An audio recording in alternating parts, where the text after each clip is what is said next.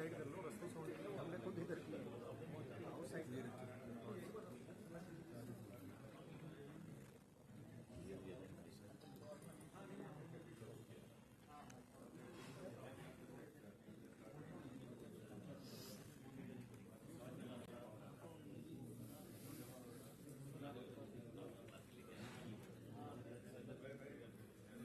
Comfortable है cushions. Right? Thank you.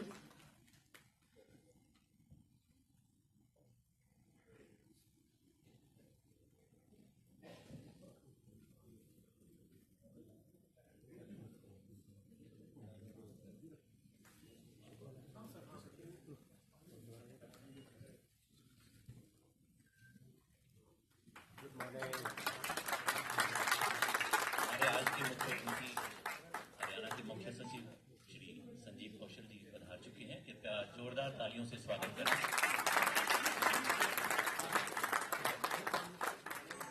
तालियों की गड़गड़ाहट कम नहीं होनी चाहिए जब तक हमारे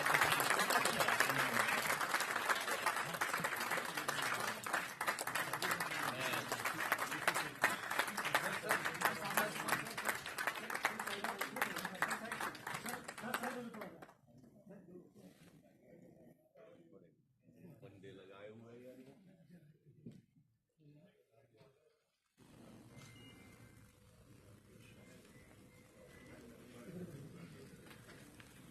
कृपया बैठ जाएं। नमस्कार दोस्तों, आप सभी का यहाँ चंडीगढ़ में अर्बन प्लानिंग विषय पर चलने वाली एचएलसी हरियाणा कॉन्क्लेव में बहुत बहुत स्वागत है। जैसा कि आप देख रहे हैं, हमारे आज के मुख्य अतिथि हरियाणा के मुख्य सचिव श्री संजीव कौशल जी हमारे बीच पधार चुके हैं।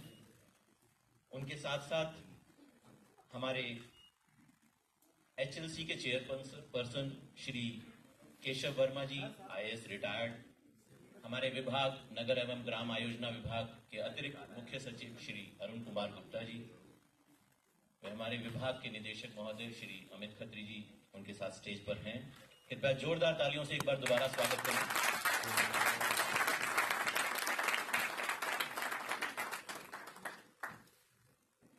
Distinguished guests, esteemed colleagues, and respected attendees.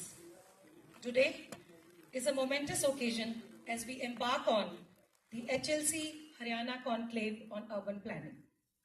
As we all are aware that to implement the vision of sustainable urban development, the high-level committee was constituted by Ministry of Housing and Urban Affairs. This committee is mandated to work with states and union territories to identify gaps in urban planning, to work out short and long-term measures, and also to come out with state or UT specific reports highlighting the way forward to strengthen urban development. On behalf of Department of Town and Country Planning, I extend my deepest gratitude to the esteemed members of High Level Committee led by Shri Keshav Verma sir, IAS retired, for their unwavering dedication that this conclave has become a reality. This conclave is envisioned to strengthen the collaboration, knowledge exchange, and shared accomplishment. In the spirit of unity and purpose, I once again welcome you all in the collective journey towards a better and sustainable urban development. So, my dear friends, may this event be a beacon of innovation, platform for dialogue, and a catalyst for transformative change. Thank you.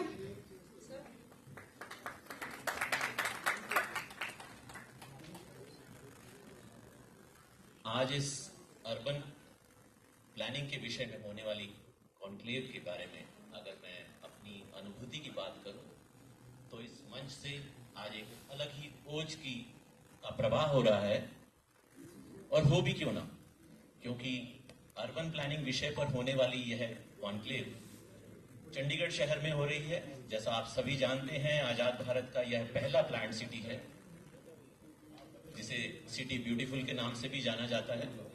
और अगर मैं happiness index की बात करूं तो यह है भारत में अग्रणी शहरों में आता। अब कार्यक्रम की शुरुआत करने से पहले मैं हमारे विभाग के निदेशक महोदय श्री अमित खत्री सर से रिक्वेस्ट करूंगा कि वे हमारे मुख्य अतिथि व अन्य अतिथियों का बुके से स्वागत करें। आशीष जी के पहले सबसे पहले मैं निदेशक महोदय से रिक्वेस्ट करूंगा कि हमारे विभाग के अतिरिक्त मुख्य सचिव श्री अरुण कुमार गुप्ता सर का बुके से स्वागत करें। तालियों की गड़गड़ाहट जोरदार होनी चाहिए क्योंकि इसकी स्पंदन जो है वो हमारे अतिथियों के सीधे दिलों तक जाती है। तो कृपया जब तक ये प्रोग्राम चले तालियों में कोई कमी नहीं आनी। अब मैं निदेशक महोदय सर से रिक्वेस्ट करूंगा कि वे एचएलसी के चेयरपर्सन श्री केशव वर्मा सर का बुके से स्वागत करें।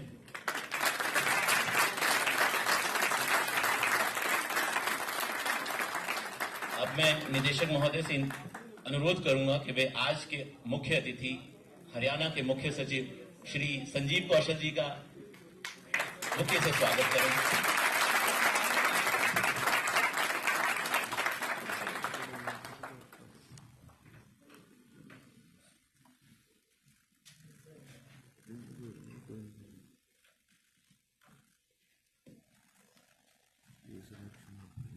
अब मैं हमारे निदेशक महोदय से अनुरोध करूंगा कि वे आज के मुख्य अतिथि व अन्य अतिथियों के साथ दीप प्रज्वलित करवाकर इस 2 दिन चलने वाली कॉन्क्लेव का शुभारंभ करवाएं।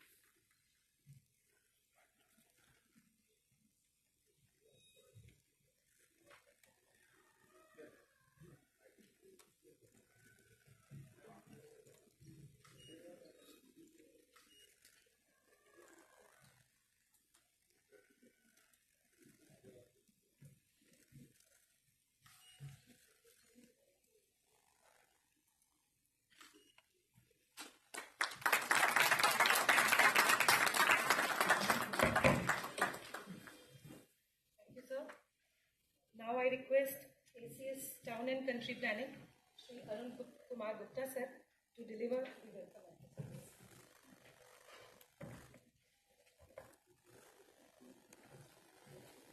It's my privilege to welcome Shri Sanjeev Koshalji, Chief Secretary Haryana, who has kindly consented to be chief guest for this inaugural session of this 2 days conference or conclave, which is being organized on urban planning in association with Higher Level Committee of Government of India by the Town and Country Planning Department. CSR has spared his valuable time because the issues of urban planning and development have been quite close to him, and he has wide experience in this field while working in various capacities in the government of Haryana. We have been beneficiaries of his pertinent suggestions and guidance while framing various policies in the department. I also welcome Shri Keshav Verma ji, Chairperson of High Level Committee. He also has wide experience in the sector. He has been Commissioner Municipal Corporation Ahmedabad, and till recently he was Chairperson of Sabarmati Riverfront Development Corporation, which is probably doing one of the most pioneering work in the field of urban planning and development.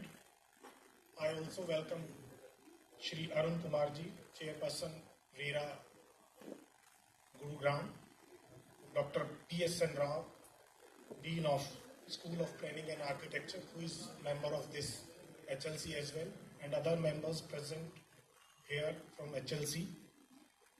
I also welcome the town planners and the various stakeholders who have taken time to be present today. I do hope that their contribution would be immense in deciding the way forward for the state in the field of urban planning. With rapid growth in urbanization, the role of urban development and hence urban planners would increase manifold in the times to come. It is also a well-recognized fact that the real estate sector is one of the most important sectors which affects many other sectors and is very vital for the economic growth of the area, state and the country. Haryana has transformed from a predominantly agricultural economy to the service economy in last few decades and hence seen a considerable growth in the urbanization. Establishment of Maruti in Gurugram and other allied activities, including industries in Gurugram, acted as a catalytic force for the rapid growth of Gurugram. Of course, the other additional factor of providing an enabling framework also helped in development of Gurugram that we see today. I would briefly dwell upon the history and the development of town planning norms in the state of Haryana. Haryana was probably the first state in the country to formally involve the corporate private sector in the urban development by enacting the Haryana Development and Regulation of Urban Areas Act way back in 1975. Immediately after that, Haryana Urban Development Authority Act came in 1977, which created and empowered the state government agency to acquire the land for the development of residential township. Similar actions were taken by HSIIDC for development of industrial areas in the state. Till now, we have granted about 2,500 licenses spread over about 45,000 acres of land to the private developers in the state of Haryana. Similarly, HSVP has acquired and developed about 70,000 acres of land in the state. The licenses being provided to the promoters include residential plotted colonies, group housing colonies, affordable plotted colonies, that is Deen Dayal Jan Awas Yojana, affordable group housing colonies, integrated commercial colonies, industrial colonies, IT parks, cyber parks and cyber cities.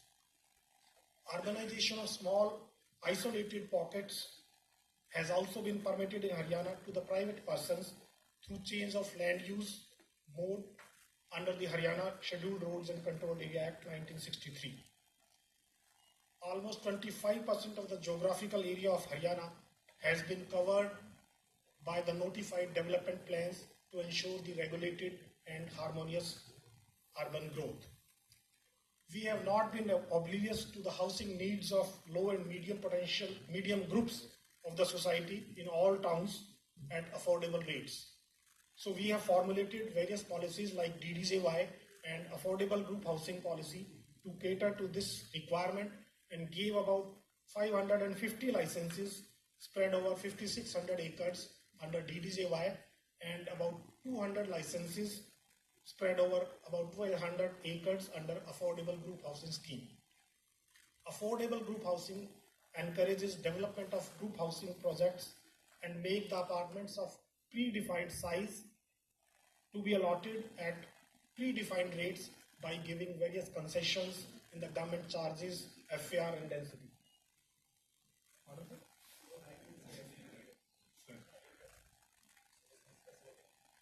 We are taking proactive steps to ensure that our urban planning policies are robust, relevant and responsive to the needs of the time.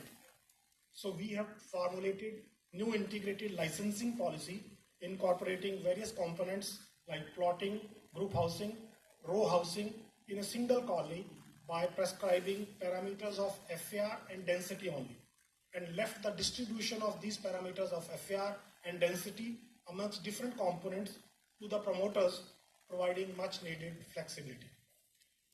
In order to ensure optimum utilization of scarce land resources, we have introduced TOD, Transit Oriented Development Policy, for re-densification of mass rapid transport corridors. This policy has yielded very positive results, particularly in Gurugram. We have also formulated the transferable development rights policy with the objective to procure and simplify the process of such landowners whose land is required for critical infrastructure needs of the development plan. Landowners are required to surrender land in favor of government in return of TDR certificates, which can be monetized by the landowner by selling it to various developers. And this is permissible only in the same development plan as of now, but we intend to extend it or allow it in different development plans also in the near future. The landowner can also sell this TDR certificate to the developers or use for himself if he wants to get some license and use this TDR. Online TDR application has been developed and introduced for receipt of online applications, scrutiny of the applications, issuance, transfer, and utilization of TDR certificates to bring transparency in the system. However, there are challenges and we need to gear up for meeting those challenges. For example, the old Land Acquisition Act is no more available and government has taken a conscious decision not to forcibly acquire land of the farmers, rather than go for purchase of land at market rates or engage with the farmers and make them partners in the urban development. Accordingly, we have made land pooling policy for which we need to equip the department with requisite skills, because this is a new concept that would be tried here in Haryana. We have even formulated a land partnership policy to develop the land through joint venture mode, making the farmers partners in the development of the land and get the fruits of the land, because the general perception was that the land was being acquired and used for public gains or private gains by the developers and the government also, and the farmer were deprived of the real market value of the land that used to be acquired under the earlier acts. With this, I hope that the HLC will take of the challenges that we have, our concerns, and suggest the way forward for the state of Haryana. Thank you. Thank you very much.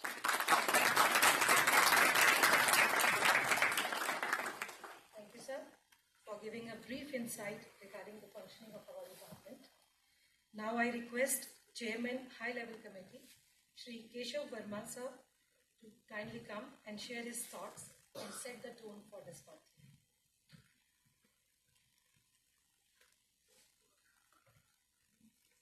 Good morning, Chief Secretary Kaushal, Mr. Khatri, Dr. Rao, and other professional urban planners who are all here. Actually, I'm delighted to be in Chandigarh. I've come here. I was posted as in the State Bank in Kasauli in 1973. A lot of you must not have been born at that time. And I used to come to Sector 17 because there was a friend who used to live in the Air Force colony. Uske baad, accepting for visiting the Secretariat, मैं अब आया हूँ, and it is truly an honor and a privilege to walk on the streets and everything, actually planned by such a great urban planner as Corbusier. We have symptoms of Corbusier in our 32 buildings in Ahmedabad also. So it's truly an honor and a privilege. I went for a walk today in the Rose Garden, and I was a little worried that I might get lost there. But the sheer upkeep of it, the beauty of and the cleanliness of the air. आजकल तो हम लोग भाग रहे हैं. I've rented a place in Gurgaon और हम लोग भाग रहे हैं. 6 महीने से 1 हफ्ता रहे हैं वहाँ पर. किसी तरीके से सांस लेना मुश्किल हो गया है. And that is a terrible thing for NCR, but a potential for cities which surround NCR. whether it is Dehradun, whether it is, Chandigarh or other cities. सब जगह जितने भी मेट्रोज हैं सबका AQI डिटोरिएट कर रहा है. तो सेकेंडरी सिटीज का पोटेंशियल जो दूर हैं, if they are well connected, can be extremely. I find it to be what the Japanese did and what we could perhaps think about it here. But anyway, I am in the midst of planners, and having been a practitioner myself, as the chairman of the high-level committee, for the last 1.5 years been a big education for me. ये लोग सब या SPA के हैं या SEPT के हैं या कहीं के हैं, मुझे पढ़ाते रहते हैं बहुत ज़्यादा. तो मैं थोड़ी सी हाई लेवल कमेटी के बारे में जो हम काम कर रहे हैं, उसके बारे में जो हमारी रिकमेंडेशंस हैं, उसके बारे में आपको बता दूं.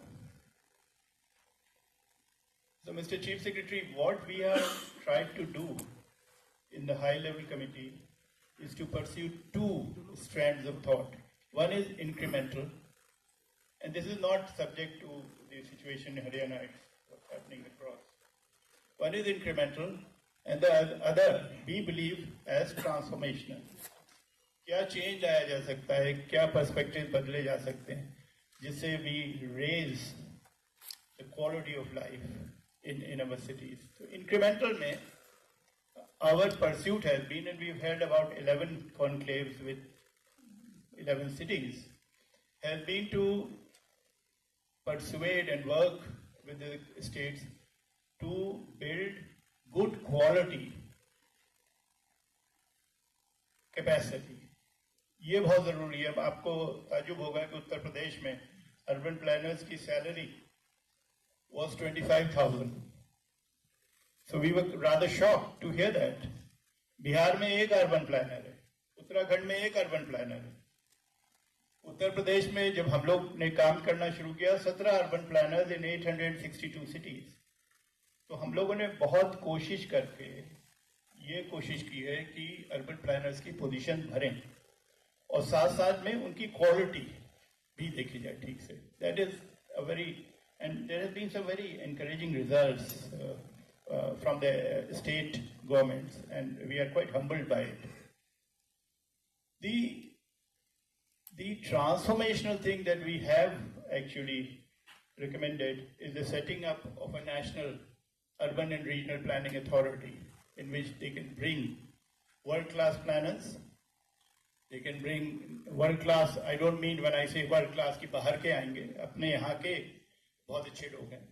We bring them up and we create a core, an authority. After all, Singapore redevelopment authority has 1,000 planners and designers. तो एक हम खास करके ये चीज कर रहे हैं कि क्वालिटी और ये समझा जाए, बिकॉज ये समझना जरूरी है कि urban planning for the sake of urban planning नहीं है, बट हमारी कमेटी ये चीज मानती है कि good urban planning is good economics. And this is what when I was posted in China, we learned it. We actually saw this happening in front of our eyes, how good urban planning was good economics, how we can catalyze that. तो एक चीज ये है कि एक national authority की बात की है. हमने ये भी बात की है कि एक all India urban planning service होनी चाहिए. आफ्टर ऑल, अगर India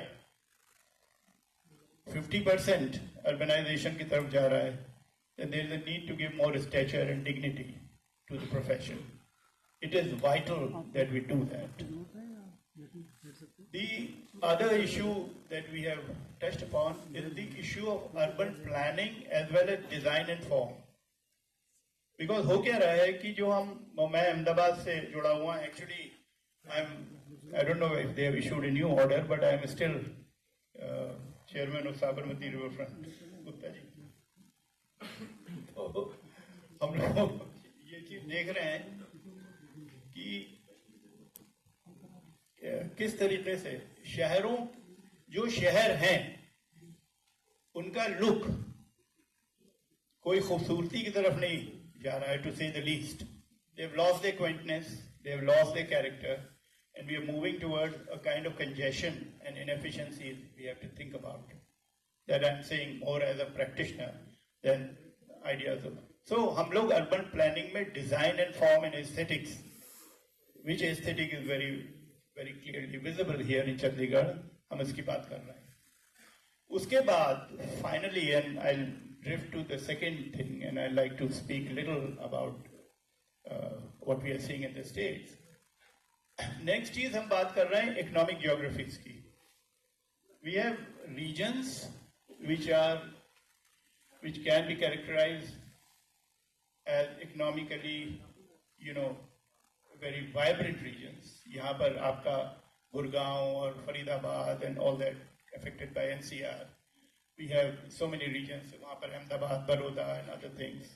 We've actually identified several regions. Anishka बैठी है यहाँ पर from NITI Aayog. So we have been working on growth centers and thinking that these regions and the cities in these regions could be gateway cities. Gujarat में हम लोग जो coastal areas में we are thinking of enhancing the quality of life in the coastal cities and the gateway cities in Gujarat, and also looking at the potential of cities which are economic nodes. How? Because वो investment तो आता जा रहा है, but quality of life उसी के साथ deteriorate होती जा रही है. We are seeing it happening in Sanand.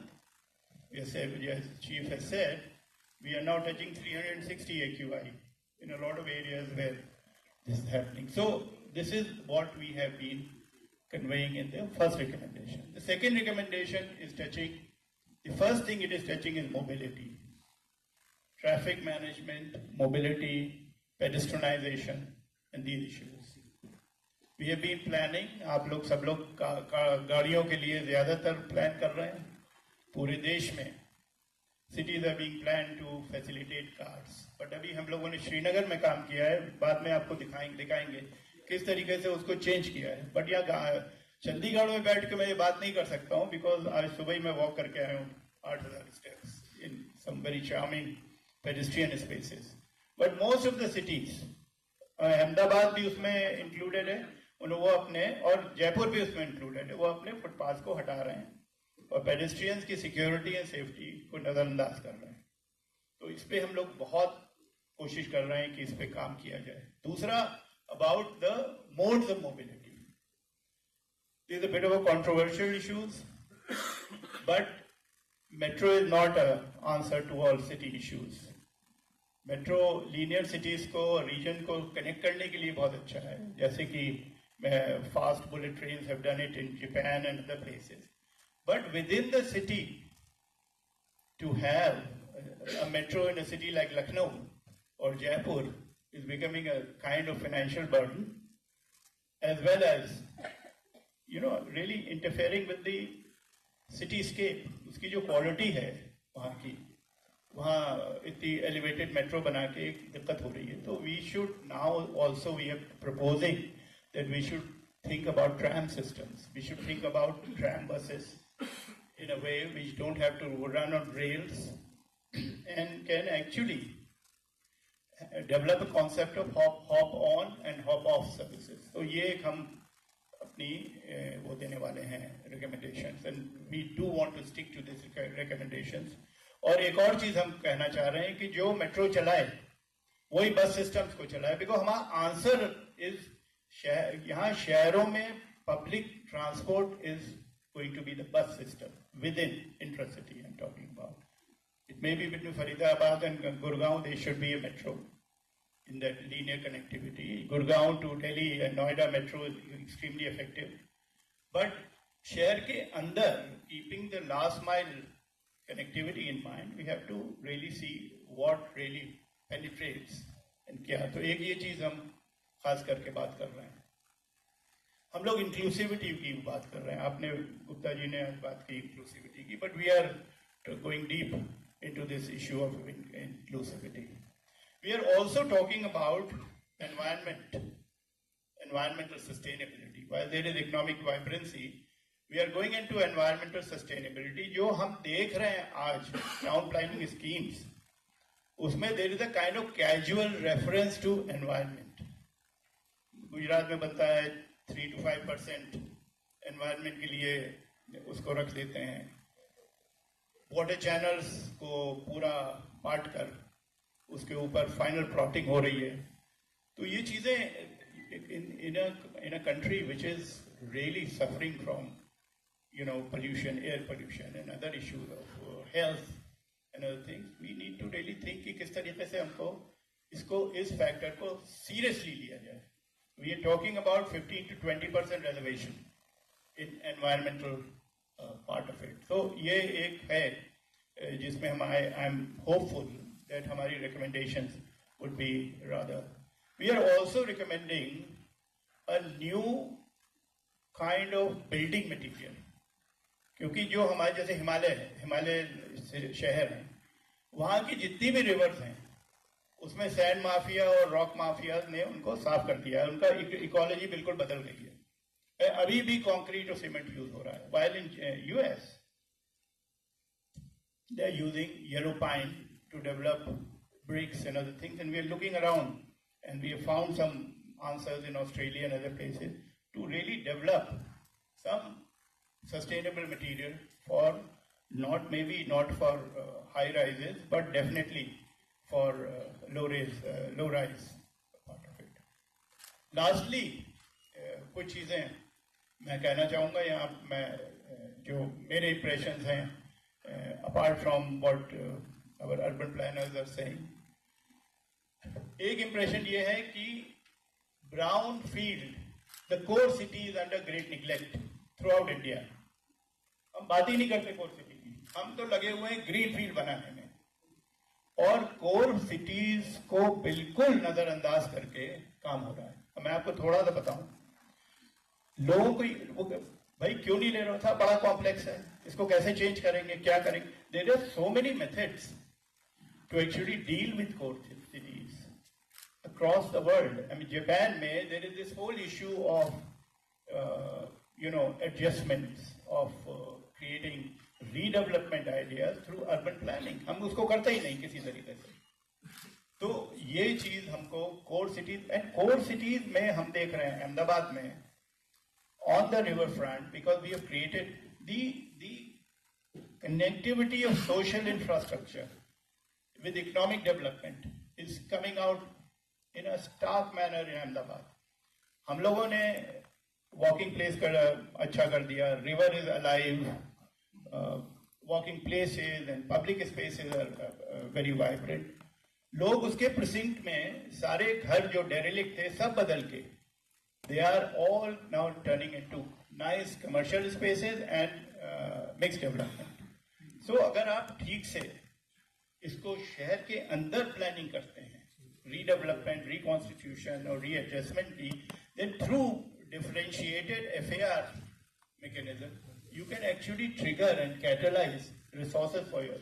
एक बिल्डिंग में अहमदाबाद म्युनिसिपल कॉर्पोरेशन को 300 करोड़ मिले हैं, अभी 12 ऐसी बिल्डिंग्स बदल रही हैं जिससे करीब 3000 करोड़ उनको और मिल सकते हैं। तो we don't have to continue to neglect brownfield development in this kind of thing, and we are all facing this issue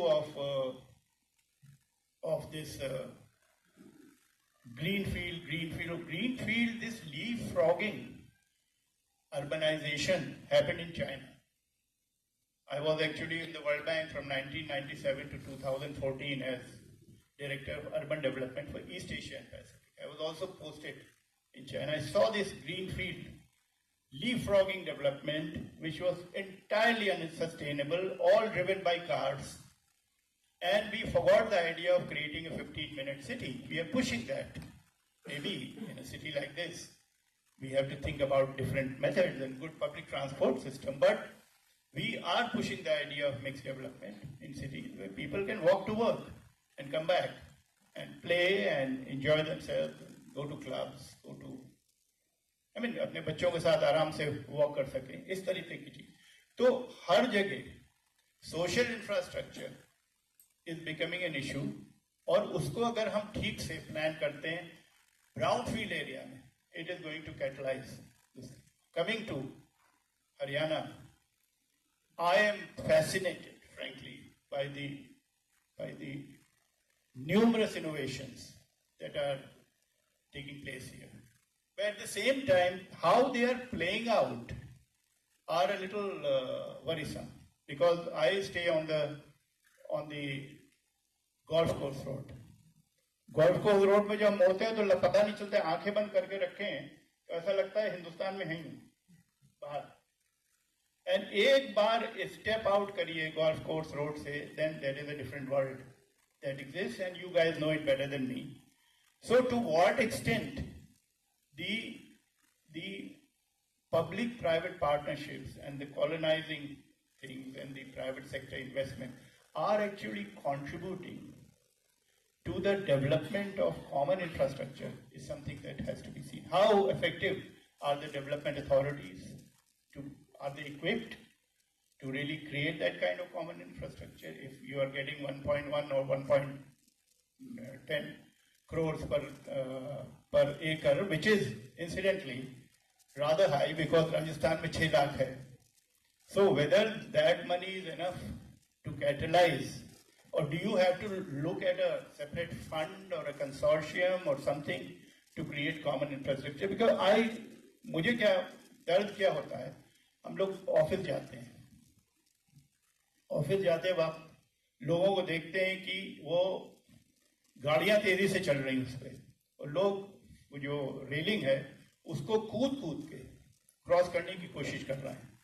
और ये ग्रेटर नोएडा में भी है, ये यहाँ पर भी है, जहाँ पर भी है कि कोई ये इस चीज को ठीक से हमको प्लान करने की जरूरत है कि कॉमन इंफ्रास्ट्रक्चर ऐसा ना हो कि सिर्फ वो कार्स और एलीट के लिए हो. It has to be. So we are also looking at laws, because there is, incidentally, under the Motor Vehicles Act and other laws, a pedestrian is not recognized as one of the elements of traffic.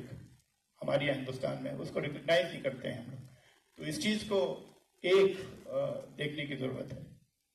Lastly, you guys have an amazing model, and you have to raise yourself, which is the Gujarat के chief minister हमेशा कहते हैं कि हम लोग यहाँ तक आ गए, मुझसे कहते रहते हैं. आपके यहाँ काफी खैर, of course there is a lot of fragmentation of institutions, which of course chief secretary must be mindful of it and thinking about it. But Gujarat mein the municipal commissioner is the sole authority under the Bombay Municipal Corporation Act. It is a converging, integrating authority. तो उसमें किस तरीके से एक चीज उभर के आए जिससे सारी चीजें कन्वर्ज करके निकले. तो these are the issues. I don't want to take too much of your time because we haven't touched upon, as the chief was mentioning, we haven't talked about urban practice, city practice. We have not talked about ULBs and other issues, which is a critical element, and we need to talk about it. I would like to learn more how these issues can be talked about, and we have kind of created an agenda which is very planning oriented, should be also practice, and how practice is, how planning is shipping out in practice is an issue that we need to do. So thank you very much. Thank you for coming here in this hall, and thank you, Mr. Chief Secretary, for your presence. It gives a certain amount of stature and meaning if the Chief Secretary himself is present in these conclaves. We have been rather fortunate in this. So thank you very much, Mr. Gupta, Mr. Khatri से तो मेरी काफी मुलाकात होती रहती थी गुड़गांव में. He knows me as a resident. Often treats me like a resident. But ठीक है. Thank you very much, guys. Thank you, Chairman sir. You have so well highlighted that good urban planning is good economics, which should also be about design, form, and aesthetics. Now, it's a privilege to extend the warm invitation to our honorable chief guest, the Chief Secretary Haryana, Shri Sanjeev Kaushal sir, to please share his valuable views and address the guests.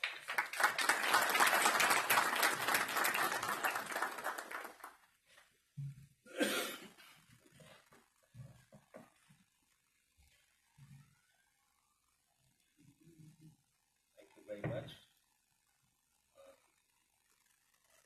Chairman of the Committee, Mr. Verma, Additional Chief Secretary, Town and Country Planning.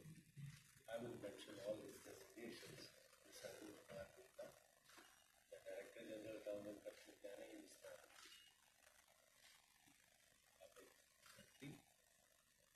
And I can recognize many faces here, very learned, very effective town planners, practitioners in the field of town planning, and also I see a commissioner also of operations sitting here, and many of you here. You see, at the beginning of any such meeting of fine brains and town planning experts, one can talk for hours about the issues that can be tackled. But the number of issues that come up and the population that rises in the urban areas in India is so awe-inspiring that many of our activities, many of our planning activities fail. Mr. Verma very rightly said, we talk more often of greenfield development. We hardly have anything to do with brownfield planning. We just tackle the problems as they come. We just try to grapple with the situation as it arises. It is absolutely awe-inspiring. And I must tell Mr. Verma, sir, the place we are sitting in Chandigarh, you were talking about it. Mr. Gupta always tells me, it has no Town Planning Act, no legislation. You cannot give any license here. You cannot grant any change of land use in Chandigarh. Do you know that? Of course, we are lucky. It is our capital, but the Department of Town and Country Planning does not handle the affairs of Chandigarh. So, Corbusier was a great planner. We all appreciate it. We all appreciate the structure, but how Chandigarh is growing is another matter. How we were tackling the issue of transportation, the urban mobility. I remember the administrator, Shri Banwari Lal Ji Purohit, who till recently has been the governor of Punjab and the administrator. He chaired a couple of meetings also. Finally, we were able to thrash it out, but there are so many issues. You rightly mentioned about the transportation methodology for metros. Should it be underground? Should it be overground? The cost implications. Even today's newspapers are full of that debate. So these are issues, the numbers are absolutely awe-inspiring.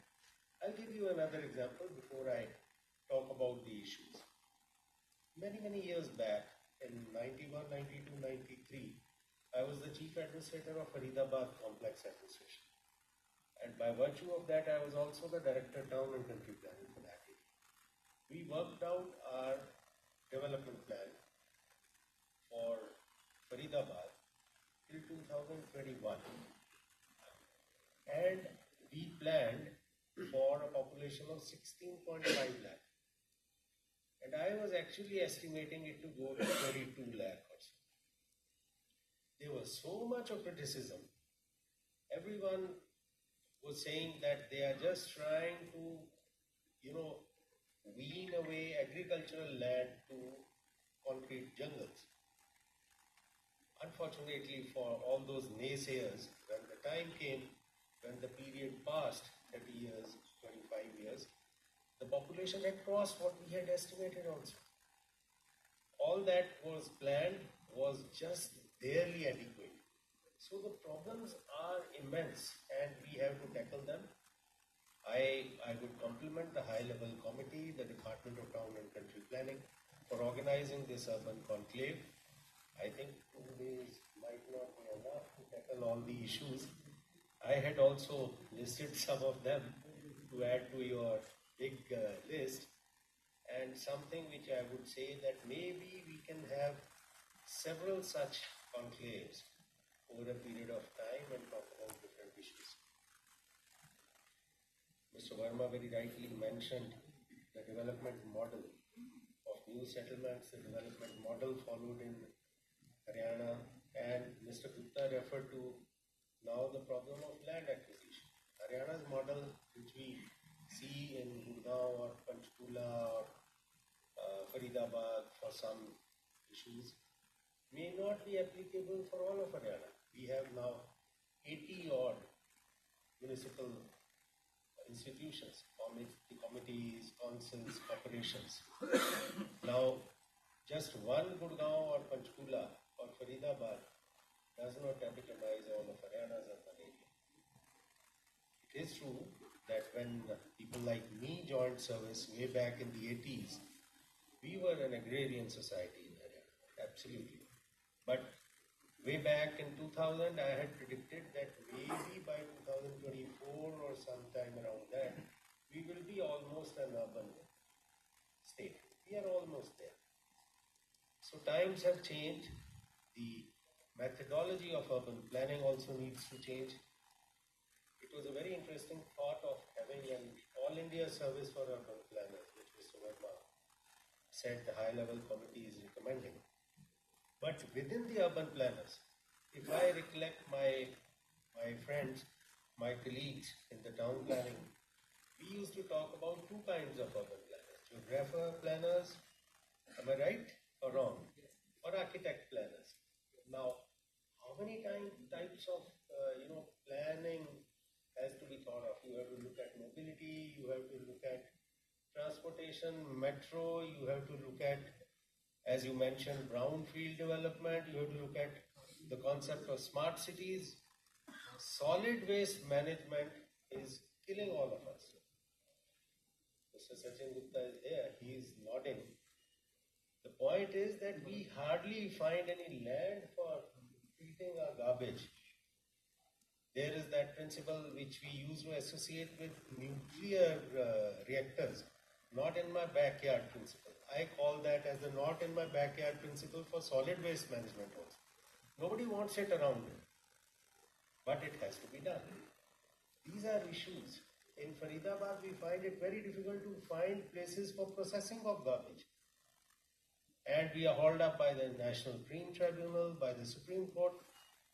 Talk of the National Human Rights Commission also sending us these summons for that kind of effective action. So issues like these have to be handled and need to be discussed very, very clearly. The multiplicity of agencies, the metropolitan development authorities, are they the solution? In a city like Faridabad or Gurugram or Sonipat for that matter, you have a metropolitan development authority, you have the Haryana Shahri Vikas Parishad, you have the corporation. Nobody knows what to do. The public representatives constantly talk about it. Have one, you mentioned a solution. The commissioner of the corporation may be having an overarching authority, but it is in a nascent stage and we have not been able to find any solution to that. What we have done is also made the municipal commissioner the chairman of the Ahmedabad Urban Development, all development board. How many Ahmedabads do we have in India, sir? Look at Ahmedabad, Surat, or maybe one or two more places. But when you deal in a state like Haryana with 80 odd municipal authorities and which don't even have metropolitan development authorities, it is a very different ballgame. So these issues need to be discussed, need to be tackled. As was mentioned, after the 2013 Act, as I fondly call it as the RFCT LARA. LARA, you would know, people who are familiar with our lingo. It's practically left land acquisition out of the eminent domain of the government because it has snatched it away in Haryana absolutely.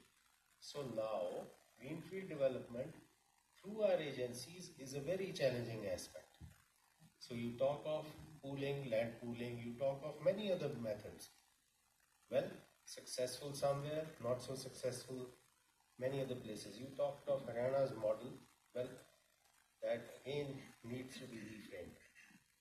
The issue of consumer satisfaction also needs to be addressed. We have the chairman of the Gurugram RERA also. The efficacy of RERAs, the functionality, the answerability of RERAs. I had requested Mr. Khatri to invite Mr. Arun Kumar and then Mr. Sachdeva, who handles the other RERA also. I'm very happy they are coming in for a session and talking about it also. The issues of residents' welfare associations, even their composition and the issues they handle, that is a very, very ticklish aspect. So when we go into town planning, all these issues need to be handled by experts, not by a general purpose, kind of a geographer planner, a kind of an architect planner. These are issues which are very, very require very different kind of specialists, and different places would be very, very handled in a very different manner. The last thing is the unauthorized colonies, which are sprawling, I won't say only in Haryana, all across India. And the challenge that is posing to all of us, enforcement and thereafter providing services. That is again a huge challenge and again needs to be discussed. Not up to the mark. So many issues. So as I mentioned, the last point, resource mobilization. We are very, very weak in this area about resource mobilization in the municipal institutions. We talk of bonds, we talk of different areas, and one or two very large corporations really move forward on that aspect, and most of the municipal authorities, not only in Haryana, in most of the states. So I'm so very happy. I'm so very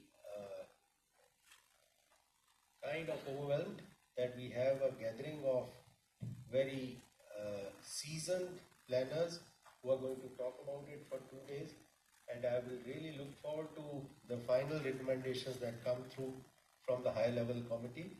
I'm grateful to the town and country planning for organizing it. Some more dignitaries were also expected, might not have been able to find time for it, but I'm sure more discussions will take place and we'll go further on. Thank you very much.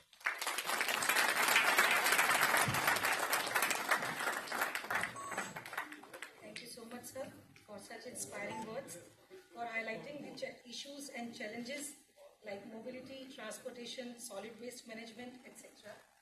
We as a planners definitely need to work more to devise planning strategies to address these issues. Thank you, sir. Thank you once again. Now I request Director Sir, Shri Amit Khatri, please come and extend your thanks.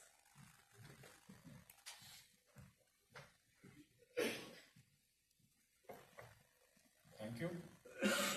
Respected Chief Secretary to Government of Haryana, Chairman of HLC Ministry of Housing and Urban Affairs, ACS Town and Country Planning, Chairman RERA, Shri PSN Rao, and other experts from various institutions, and finally a dedicated team of TCP who are organizing this conclave. I am thankful to all of you for inaugurating this 2-day conclave. We are looking forward to apprise the HLC in the coming 2 days about the current planning regime, the best practices being followed here, the other practices that are learning worthy that we can seek to emulate in our case, and also some specific state-specific recommendations from HLC that can help pave way forward for future urban growth in case of Haryana. The objectives of this 2-day conclave would be to include addressing various issues that have been highlighted by CS Sir, by Chairman of HLC, and also by ACS Sir, including issues such as a better framework, role of multiple planning authorities in case of Haryana, strengthening urban finance, institutional mechanisms, viability of better ways of land acquisition policies, and also in terms of capacity augmentation challenges that are being faced by the department. The initiatives that have been undertaken over the previous decades have been highlighted by ACS Sir, including in terms of what has been the growth growth of the state, the licenses that have been issued, various policies that have been brought in, the way in which development plans are notified, and other aspects of town and country planning. Based on the issues that have been highlighted by Vardhi CS, ACS sir, and Keshav Verma sir, in the coming 2 days, Haryana will be keen to learn from the best practices elsewhere, especially in terms of certain key pointers. Integrated urban planning and coordination is seen as a major challenge, as sir has rightly pointed out that in some metropolitan cities such as Gurugram and Faridabad, there is a multiplicity of authority which, if not timely addressed, would further increase in some terms the chaos that we at times witness on a daily basis.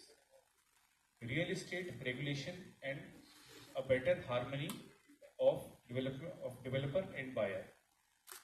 While upon the creation of a real estate regulatory authority, there has been in many ways a marked improvement in terms of consumer satisfaction. At least they do know where they can go and petition for relief. But certainly for final resolution, there is a long way to still go. There have also been challenges of improving daily quality of life for any average resident of a metropolitan city or any regular town. Should the person be just confined to the four walls of his house or the boundary of his township? As Keshav Verma sir rightly said, once you venture past Golf Course Road into the so-called old Gurugram, there is a stark contradiction and reality takes time to sink in about the variance between the so-called new and the old Gurugram. Issues that have also been highlighted, which we would be keen to deliberate in the coming 2 days, also include capacity augmentation. Are we really equipped to handle town planning effectively? Do we think that we are adequate in numbers and skills? Other issues such as NIMBY, as Chief Secretary sir highlighted, how can we overcome the issue of critical infra that needs to be set up? However, everybody wants it to happen, but nobody wants it close to their premises. That would be another challenge, and we would be keen to learn from best practices elsewhere how that can be overcome. Finally, we would also be keen to address the issue of unauthorized and unregulated urbanization, how we can tackle this a real world issue, wherein how we can go beyond a normal theory and delve into actual practice, and whether it be urban renewal or any other way of brownfield development. In the end, I convey my sincere regard and gratitude to all dignitaries on the dais and in this hall who have made it time to join us here and who would be part of our deliberations in the coming 2 days. We hope to take back some key learnings and takeaways to help our state in the coming years and decades for better nation. Thank you so much.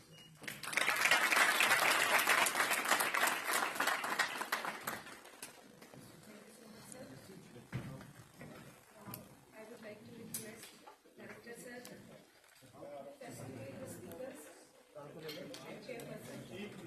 Sir, 1 minute. And present the momentum.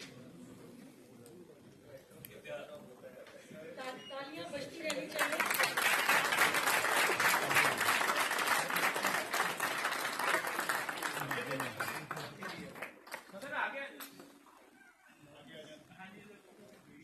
Respected Shri Keshav Verma ji.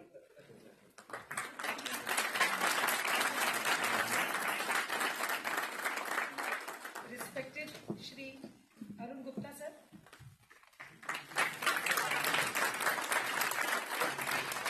Our Honorable Chief Guest, Shri Sanjeev Kaushal sir.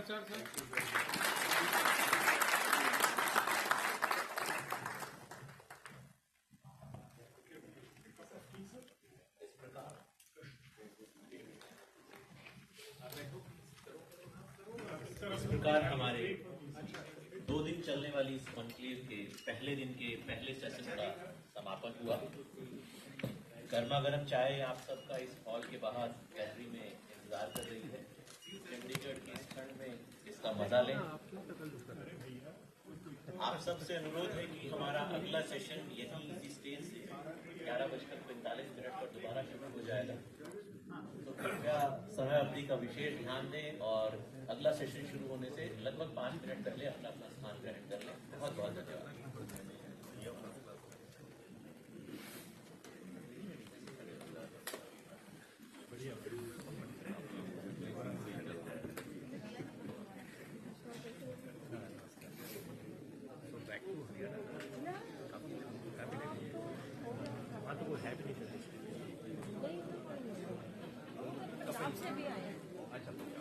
Kapil करता हूँ।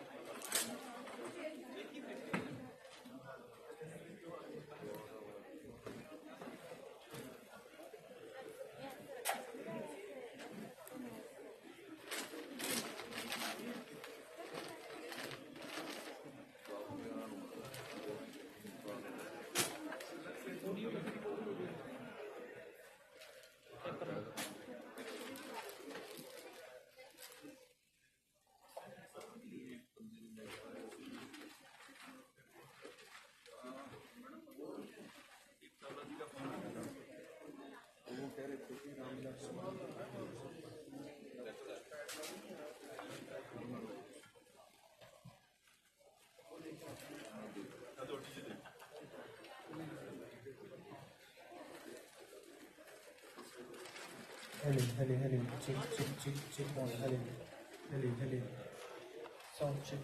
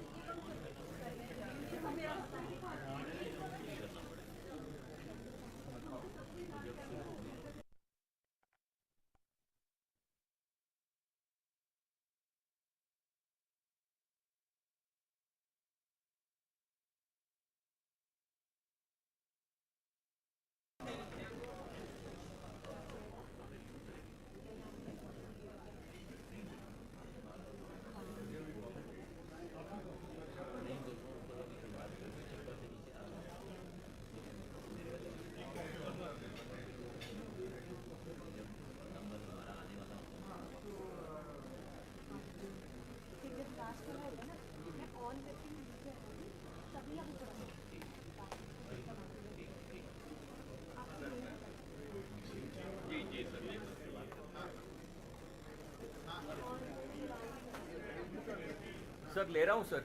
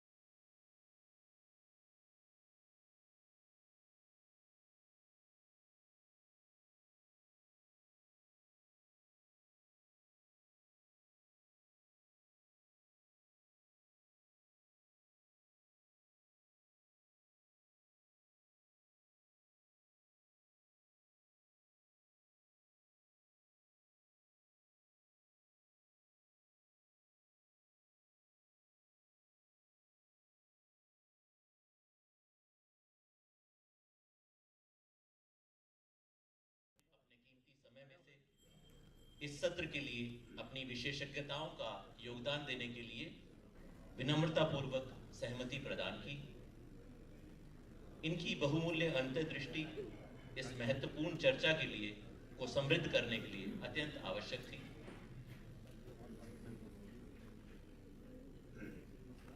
We are honored to have Shri Keshav Verma ji as the chairperson for this session. Thank you, sir.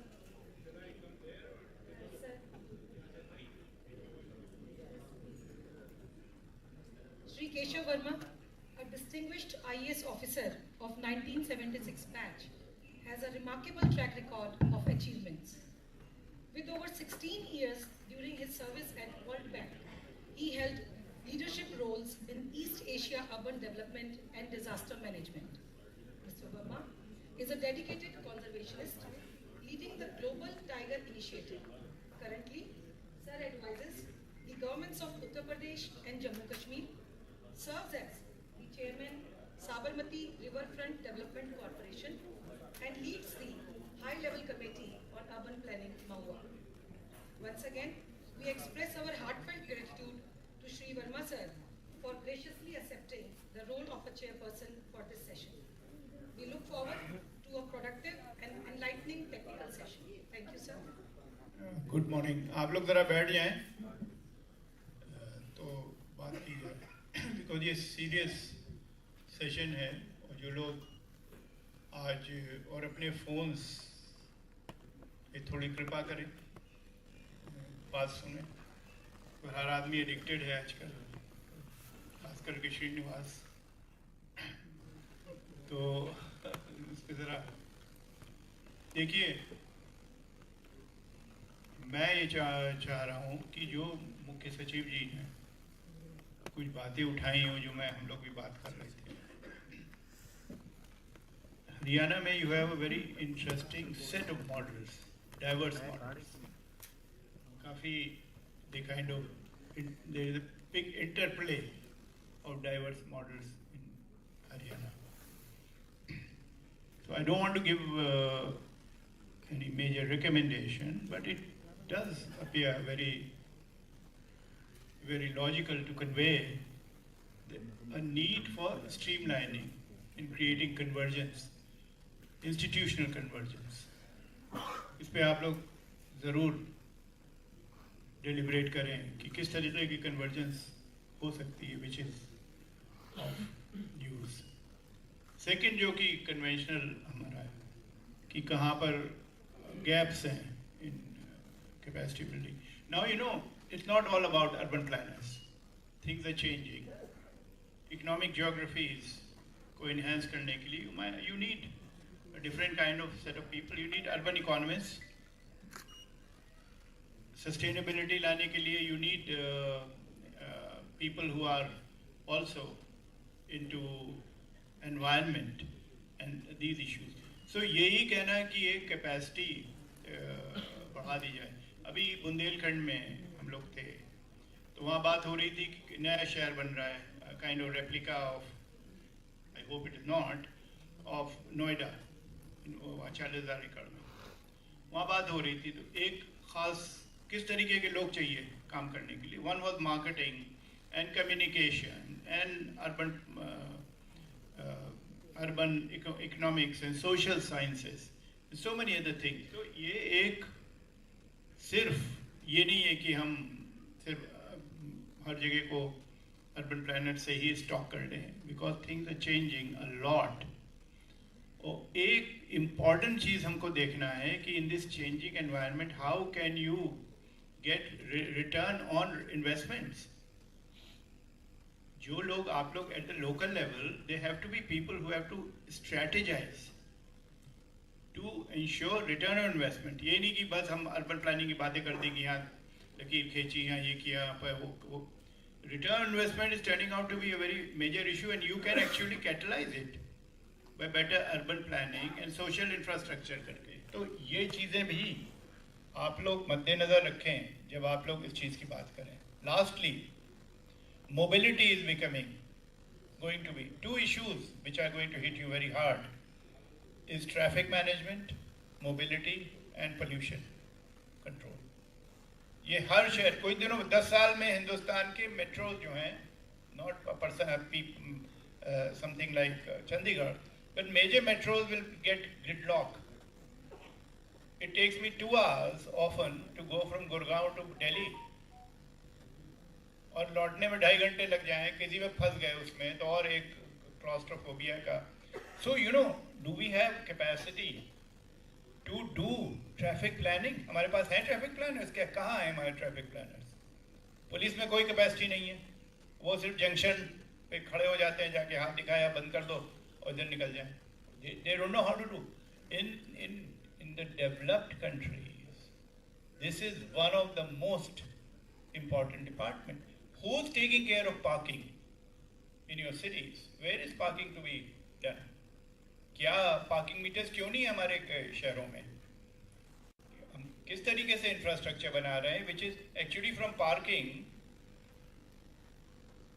I'll just give you one example. Washington DC, where I live, it earns $127 million from parking fines and parking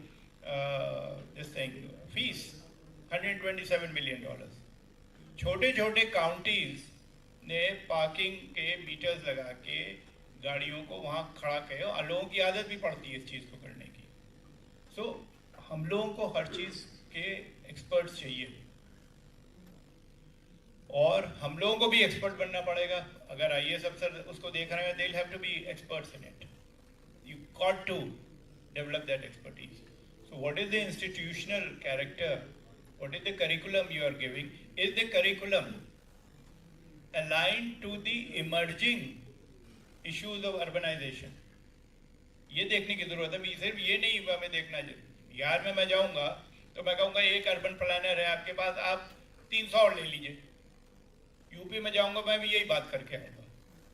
मगर गुजरात में हम ये बात नहीं कर सकते हैं ना. We are talking about it more evolved urban space. We are same here.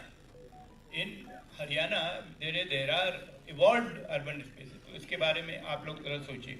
दूसरा is one chief was very clear कि ULBs की जो problem है, are they equipped to deliver to service? Has these ULBs and the administration been able to turn its face towards the people of that area, or are they vested interest in themselves? ये एक बहुत खास चीज़ है public sector की. वो अपने आप में ही एक vested interest हो जाते हैं. They don't turn their faces towards the public. I'm not trying to generalize for Haryana. Maybe the sentiments are different here, but generally ये की दिक्कत रहती है. तो आप लोग जो, there are some eminent speakers here. Amit Khatri used to be Deputy Commissioner of Gurgaon and has been Managing Director of Dakshin Haryana Bijli Nigam. Got great depth of diverse experience. I am very impressed by him being the Archaeology and Museum Secretary of Archaeology and Museum. ये मुझे नहीं पता था आपका interest in built heritage and culture and living heritage. It's really special.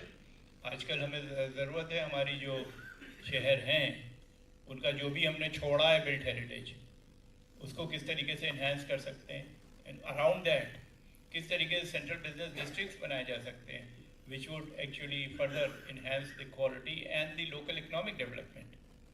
We need people who think culture, heritage, and economy. We need those kind of people. So I would really like to welcome Amit. He's had a very impactful and interesting journey as an administrator, as an IAS officer.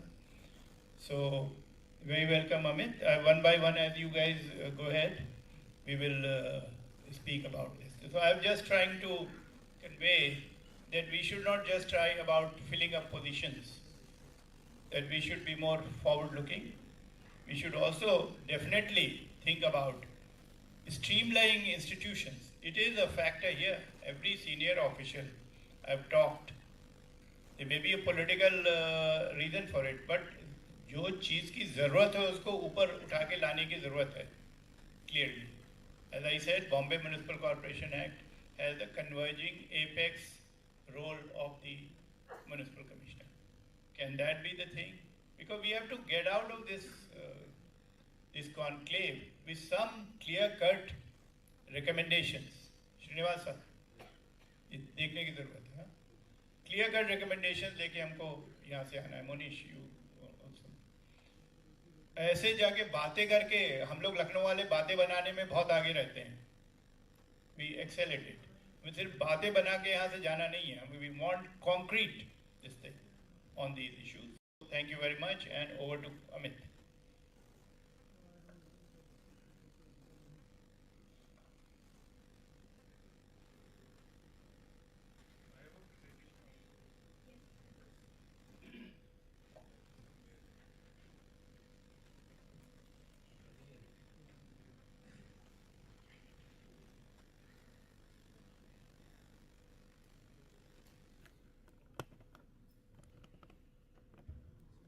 Thank you very much. So I'll just run through some slides, and then definitely we can take perspectives and we'll have this joint panel discussion. So we can just skip this broad perspective of urban planning. So we are guided by our raw land, and then we place on top of it what all are our requirements, वहाँ पे क्या geography है, what are our interlinkages, and what is the direction that we want the broad planning to be. And उससे फिर एक development plan जो एक basic notion है, thereafter local linkages, transportation, etc. all of this, but the root is our raw land. Certainly, speaking for Haryana, there is this contradiction of just about 3% of our land, our urban centers contributing to almost 60% of our GDP. In this image, we can very well see this is for 2011 census, but कितना उसमें urbanize हो चुका है first map में, and the second shows the rate of urbanization. So we can very well imagine कि जो 11 में first image है, all of it would have upgraded one further notch of red color in the 2021 census. So we have these challenges. Urban population is booming, certainly, and the quality of urban life we cannot really vouch for कि हम जैसा expectation रहती है किसी resident की क्या हम उस पे satisfy कर पा रहे हैं या नहीं कर. We all very well know कि we are failing in many terms, and there is a lot that we can improve upon. Some hindrances for sure, uneven urbanization, the aspect of often talked about कि NH पे development है या गुरुग्राम फरीदाबाद में concentrate हो रही है, कहीं दूर जाके भी गुरुग्राम की along NPR access हो या बड़ा weak access हो, कच्ची रोडों पे जाके जो on paper हमारी अगर access qualify करनी है तो वहाँ पे ज़रूर urbanization हो रहा है, but are we really able to balance it out with say urbanization in Hisar or in areas away from the NH?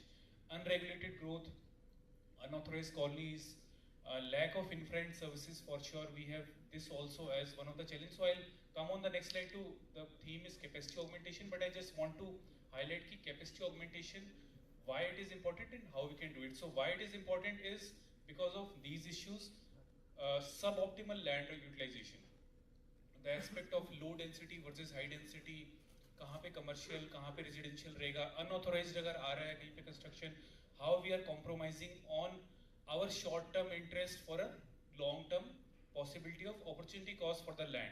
So are we really capturing the economic value of land? Then certainly insufficient affordable housing. So this and unregulated growth is linked. While we can always say कि unauthorized हो रहा है, go and demolish या क्यों कॉलोनियाँ बन रही हैं, but we all acknowledge कि it is because land has become as such a expensive commodity. कोई भी घर उस पे छोटे से छोटा भी अगर कोई प्लॉट या फ्लैट बनेगा तो उसका बेस प्राइस इतना हाई है कि often it goes beyond being affordable. So and finally leading to natural resource scarcity. We all see and witness right now it's better weather, better air quality, but often it goes very bad, and seasonal flooding and then seasonal drought both are some things that we all face. So this would be a key slide.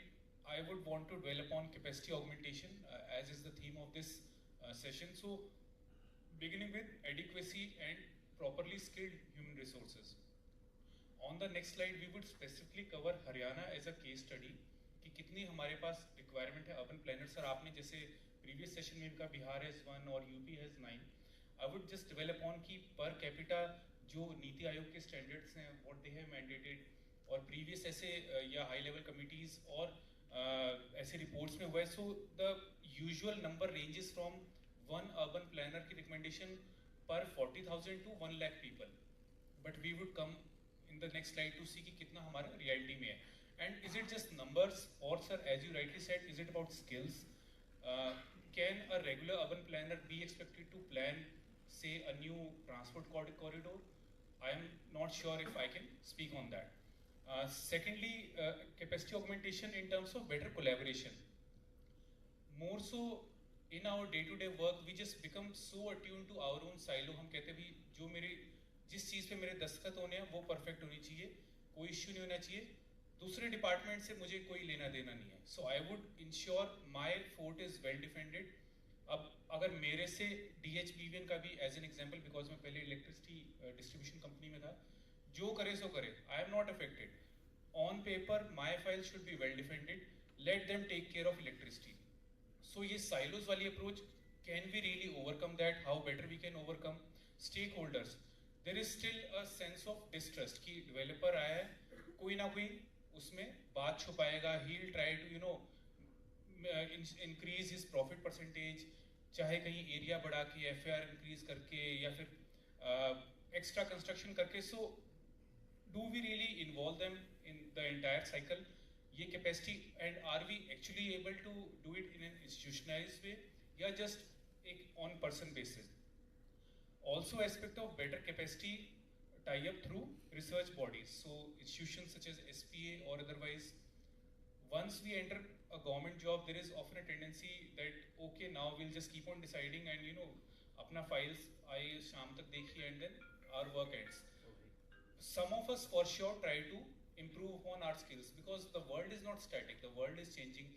जो development planning रही होगी 10 साल पहले, suppose many of us when we would have joined the service or even 15 years back, are we able to say, क्या हम कह सकते हैं कि जी आज के दिन जो modern planning principles हैं, we are attuned to them? Can we vouch कि जो एक solution हमारे mind में वही best है या is there anything else also that we can refer? Finally, also policy feedback and evaluation. We do make policies, but we all know again it's a dynamic space. There are lacunae, कमी होती हैं, projects get stalled, it's a reality. But is our policy able to overcome that? Because failures will happen. In our case, there are projects being stalled is sort of a failure. But how do we overcome that? Better data availability. I am really in favor of this. When we sit down to plan, is it actually based on objective assessment? Certainly, real world contextual issues रहते हैं. It's a multi-stakeholder environment. There are various push and pulls. But do we have accurate data to predict it? Can we, if we are saying कि इस X region में 100 एकड़ का एक park होना चाहिए जहाँ पे very well we can earn out say 2,000 crores if we lease it out to a commercial space. Do we have data to back it up कि जो उसका adjacent area रहेगा उतनी ही वो economic value capture कर लेगा जो आपका target है, plus आपकी green space भी रह जाएगी. So such sort of data availability and in terms of enforcement, should we just continue कि हमारी टीम गई कुछ कॉलोनीज तोड़ आई एंड देन हम पेपर पढ़ लेते हैं, रिपोर्ट आ गई, चलो भी डिमोलिशन हो गया, very good. Is it the only way? या जैसे Haryana has started, in fact my predecessor did this good work in tie up with हारसेट. So can we use satellite imagery for such enforcement and as a data tool? And also capacity in terms of technology integration. Certainly basic tools, but at times they are lacking. We have this basic GIS which is being certainly काफी अब उसे strengthen up हो गया, it is being improved a lot, but is it the end or is it being continued? And finally, use of AI and machine learning, a very nascent area, but we would be very keen to learn from other best practices. कहीं पे अगर relevance है उसकी, कहीं पे उसको हम better use कर सकते हैं, why not? Coming to a specific, I just wanted to develop on another 5-7 minutes on case study for Haryana. So, in a way, जितना हमारा workload है, जितने भी town planning का, be it at headquarter or in the field, so a rough calculation has been made to calculate कि एक unit workload कितना रहेगा, और वो unit workload can comprise if somebody is handling से CLU केसेस 200 यूनिट्स, और if somebody is looking at controlled area, और somebody is कोई इन्फोर्समेंट में तो कितनी अनऑथराइज्ड कॉलोनीज का परव्यू रहेगा. तो this is a matrix which helps us standardise work in a way, and this is useful in terms of what are the number of workman requirements, कितना हमारा human resource वहाँ पे रहना चाहिए. So based on this previous slide of workload, this slide depicts कि कितना एक तरह से वर्कलोड रहता है in a typical field office. So we can see greens are जहाँ पे lighter workload है, and then red and dark red are intense work areas. So while the manpower may be more or less same in say Kurukshetra and in case of Sonipat, but you can see work में कितना variance है. तो कोई अगर पूछेगा तो we can always say जी एक DTP वहाँ पे है कुरुक्षेत्र में, एक हमारे सोनीपत में है, और पूरे competent है, सारा कर लेंगे, control कर लेंगे. But if we see in terms of workload, there is a stark difference. So this slide helps in capture, and with this slide we come to the next slide. This lays down कि कितनी हमारी requirement है. If we see the third column, requirement as per the workload norms. So this is the key slide. So total if we see 232 are town planning requirements, and then support की जो technical post है about 612 more. So all in all it is about 1000 posts. And if we do a basic maths, if we just divide Haryana's population 2.5 crores divided by, okay, if we take just 232, so comes to about 1 lakh. We have about one planner. If we see just this slide per lakh population, this, while it would be much better than I am assuming in many other states, but certainly Haryana being a leading state, a progressive state, a state which has seen so much urbanization, I am sure this needs to be augmented, because as of now we have about 161. We have this plan, this team has done a wonderful analysis. So with this basic requirement, even now it may look from 160, so 120 field posts and about 232 is the requirement. Can look like just about 100 posts, but it is about doubling the number of town planners that we have. So with this slide, I would just come to a close, and this is what we wanted to I wanted to flag to all of us कि एक तो capacity in terms of core number of हमारी जितनी manpower available है, and then in other aspects of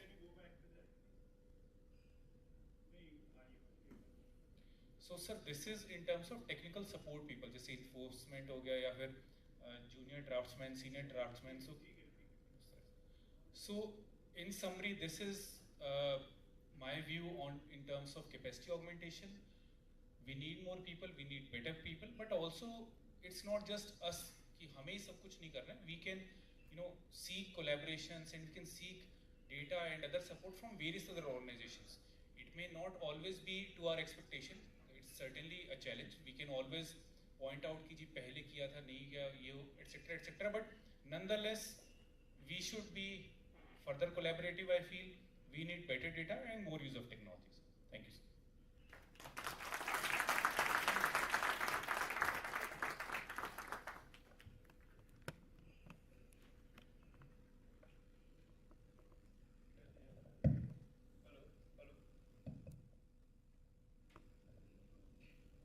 Amit, thank you very much.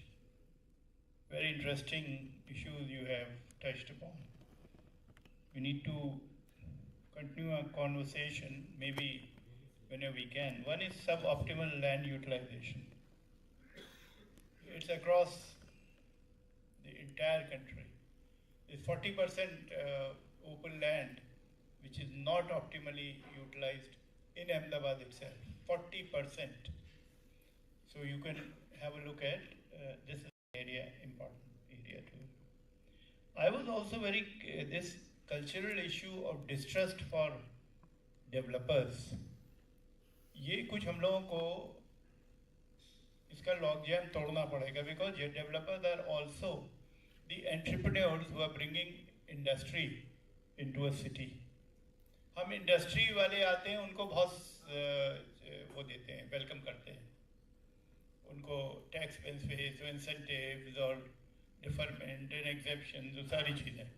मगर developer आता है तो उसको हम लोग हमेशा ये समझते हैं कि बहुत ज़्यादा प्रॉफिट बनाएगा, इसको कोई इंसेंटिव देने की ज़रूरत नहीं है, just but to develop a partnership with a developer in which they also realize that there are issues which go beyond just development of that land parcel is something important. वो तभी होगा जब मैं आपको एक किस्सा बता दूं. हजीरा में जो ये सोचिएगा अगर शायद यहाँ हो सके, हजीरा में I had gone as industries commissioner. Hajira has got some now about billions of dollars of investment.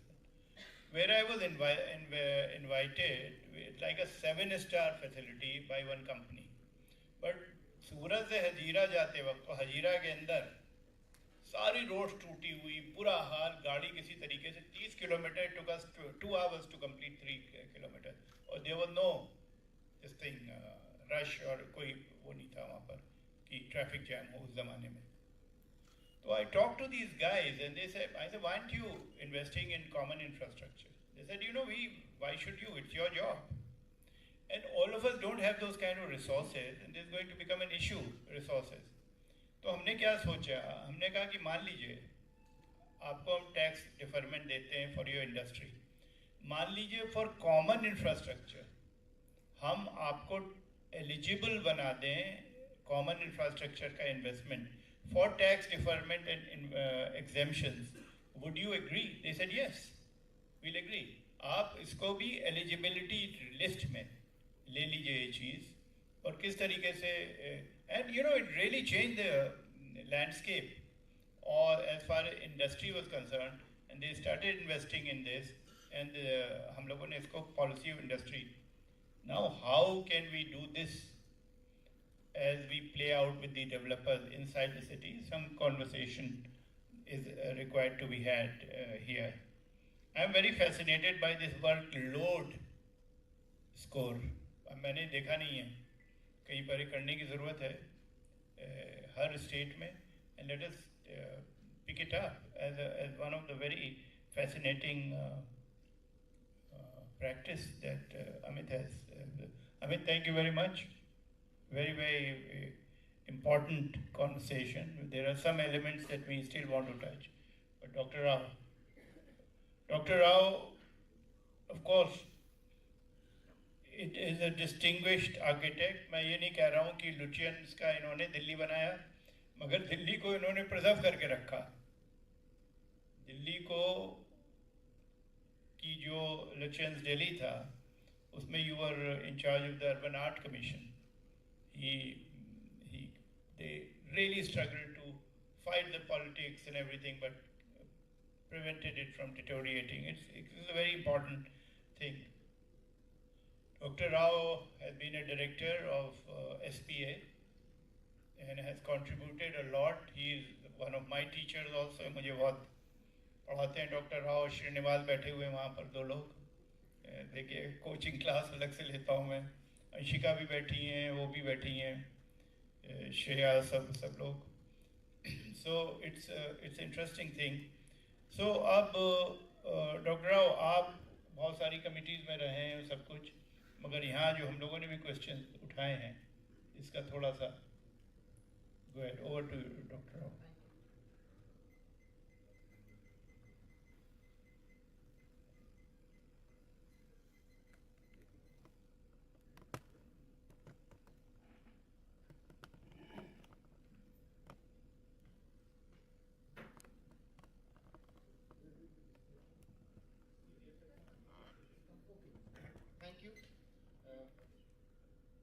Thank you, Chairman sir. Good morning once again to all of you. I'll be talking about capacity building as this session is titled to be capacity augmentation for urban planning, particularly in the context of Haryana. But at the same time, there are some issues that have been raised by Keshavji related to the institutional mechanisms, and also in the inaugural session we had this discussion on the role of the town planning department, the role of the municipal corporation, the role of the Gurugram Municipal Metropolitan Development Authority, GMDA. So there are different institutions which have different roles to play. So let's see.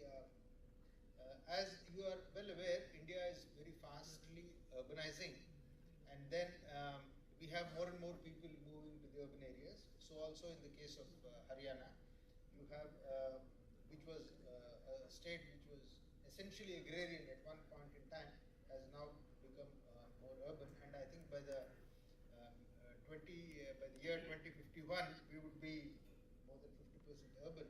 So the challenges would be more in the urban areas than in the rural areas. So what are the challenges? I'm sure all of you are familiar with organic development. Indian cities have been known or to be characterized by very organic kind of development. Of course, we had the British and the French bringing in this whole concept of a planned development. We had planned city of Chandigarh, the planned city of Bhubaneswar, the planned city of Gandhinagar. So there have been attempts, and of course New Delhi, Senator Lutyens had come here.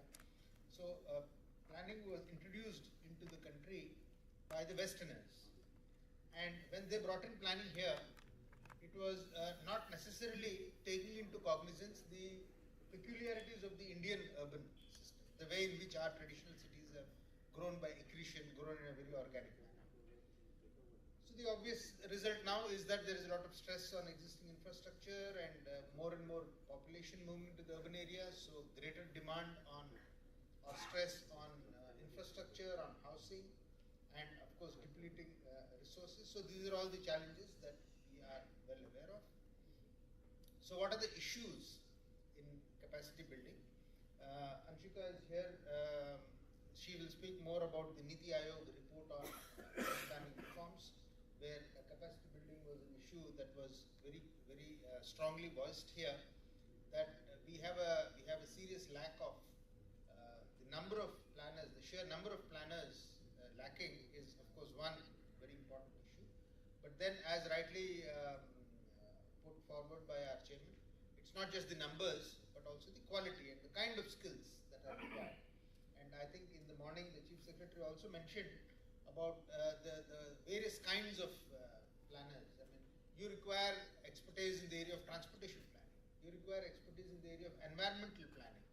You require expertise in a wide variety of areas, and therefore a very generalistic kind of a view may not really arise.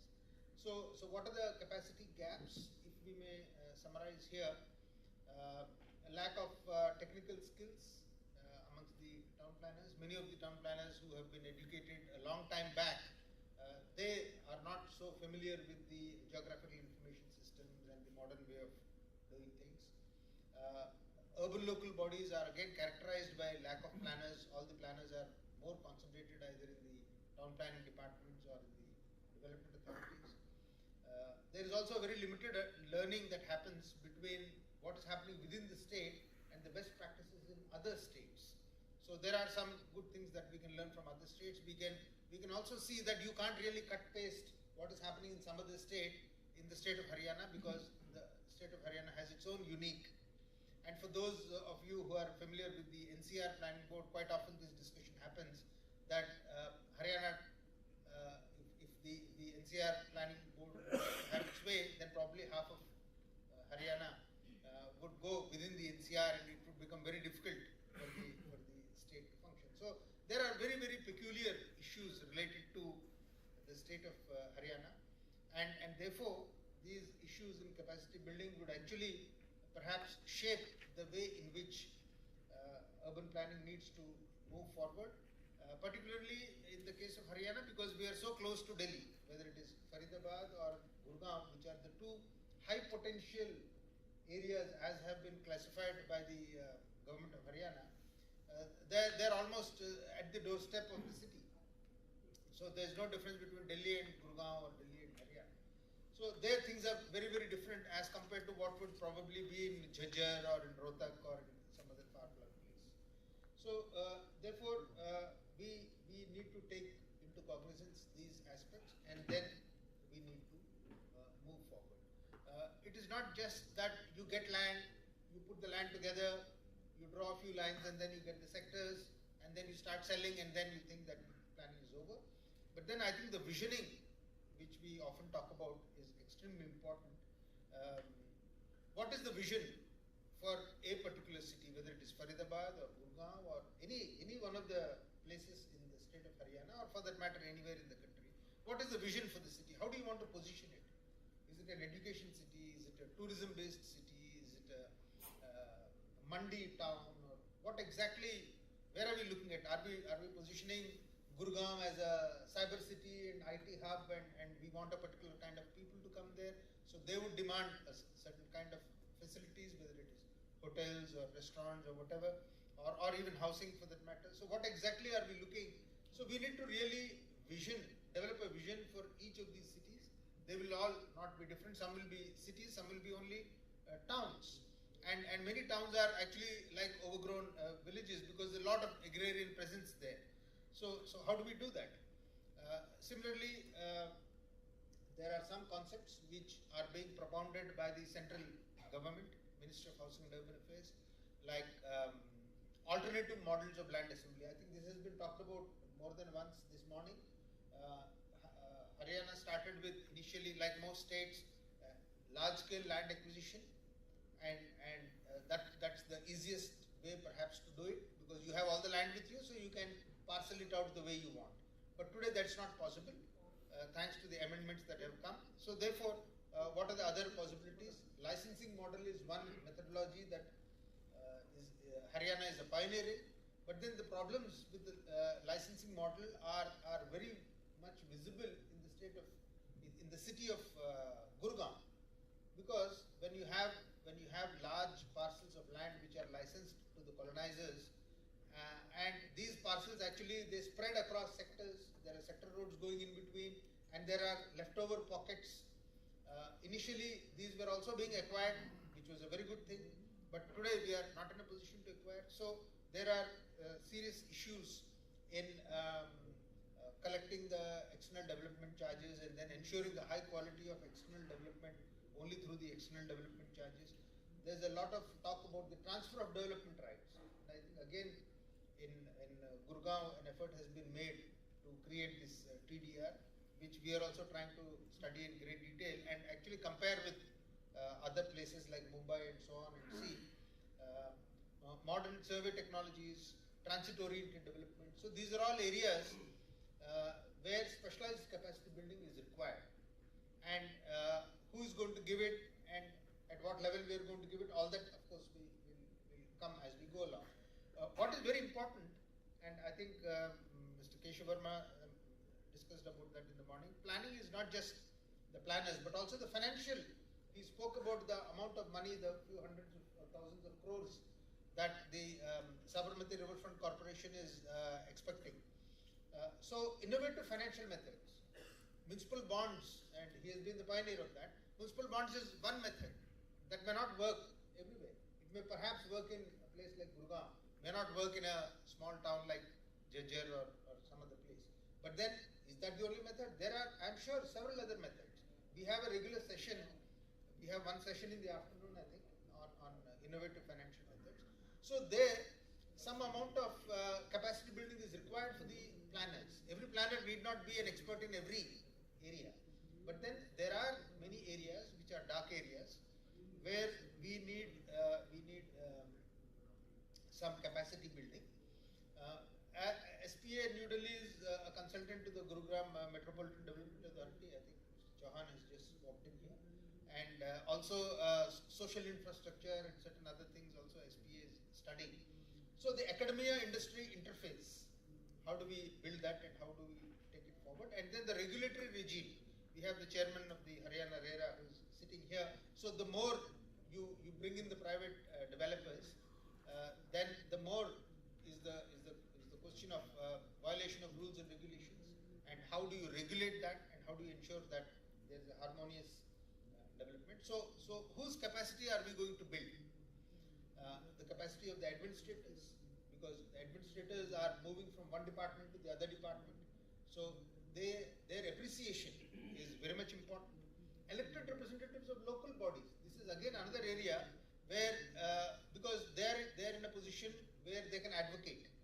And unless we don't rope in the urban local bodies, particularly the elected representatives, the the parshad, and municipal councillors and the mayors, and we don't take them on board, then we will not be able to travel very far. And of course, the town planners themselves. So I think we need to look at urban planning capacity building in a much larger context of all the players who are associated one way or the other, and even the resident welfare associations and various other people as well, because we all together, we make or mar the city. And therefore, we need to, some people require only awareness. Like an IAS officer or a mayor or a elected councillor may not need a detailed skill in GIS, for example. But then maybe a bench level worker at the entry level in the town planning perhaps requires that kind of a skill. So who requires what kind of a skill? Who requires awareness? Who requires the administrative and procedural methodologies? And who requires the detailed technical inputs? That also we need to work out very carefully. There is a capacity building commission of the Government of India. And the Government of India has set up this capacity building commission with the whole idea of building the capacities of various organizations which come under various ministries, and we need to rope in the capacity building commission. SPA Delhi has an MOU with the capacity building commission, but there are several agencies which are already there. I was told the other day that in the state of Haryana there is a proposal to set up a center of excellence by the Haryana government itself, which would perhaps, I presume, be a center which would provide for all this kind of a training, which would have all the data related to the state of Haryana at one place, and would have full-time personnel who are continuously looking at this aspect of capacity building. I think that's a great idea. The stakeholders, as I said, are several, and the capacity building steps is, the first step is the capacity building needs assessment. I think we are in a great hurry to do the capacity building, and we often forget what are the actual requirements. And I'm very happy to see Mr. Khatri has presented just now a very detailed needs assessment, in a sense, that how many people are there, what kind of work they are doing, their workload and all that kind of stuff, and how many people are there, how many people are yet to be there. Some are cadre posts, some are ex-cadre posts. So there could be many people who are also working temporary, they are not full-time. So that is again another issue, because it's very important that you have full-time people there who own up their activities. So then that training of trainers is also important, because it is the more the local people get involved hands-on on this, so you also have to, it can't be a one-size-fit-all training program that we cut and paste across the country for all states. It has to be highly specific. What is it that the people in Haryana want? So we need to design the programs as per the requirements of the local. It has to be an engagement where the training institutions and the officials, they need to look at each other very closely, and rolling out the program is something that would come much later. The first thing that we tend to do here is that let's have a training program next month. Without going through all these processes, we are in a great hurry to roll out the training programs. So I think that is something that we need to be very careful about. And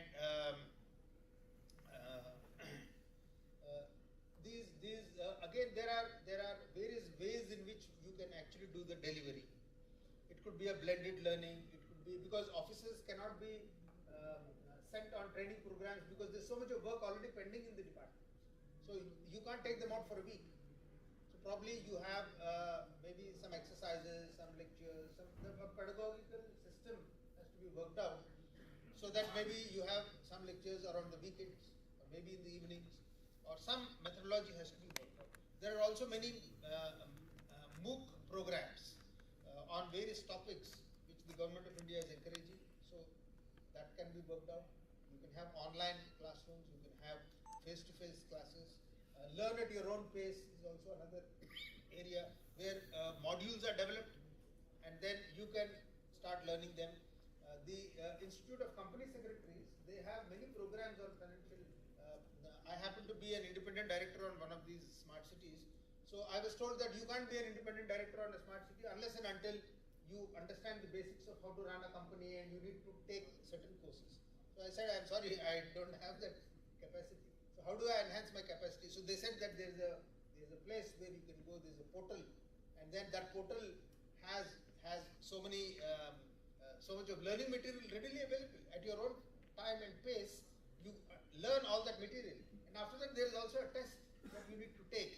So I took the test after a month of learning at my own pace, and then I cleared the test, and then the printout came that here is the certificate, and then I submitted it to them, and they said that okay, now you are qualified to be an independent director of the board. So I think that is the mechanism we need to follow and use technology to our benefit. We have given certain recommendations to the Ministry of Housing and Urban Affairs. Haryana being a progressive state, you don't always have to look at the parent department saying that you tell us what to do. You are in charge of your state, so you should know what you want in your state, and you can do it. And of course, the central government is very pleased to provide support. I think a lot of incentives in the reform package have already been given.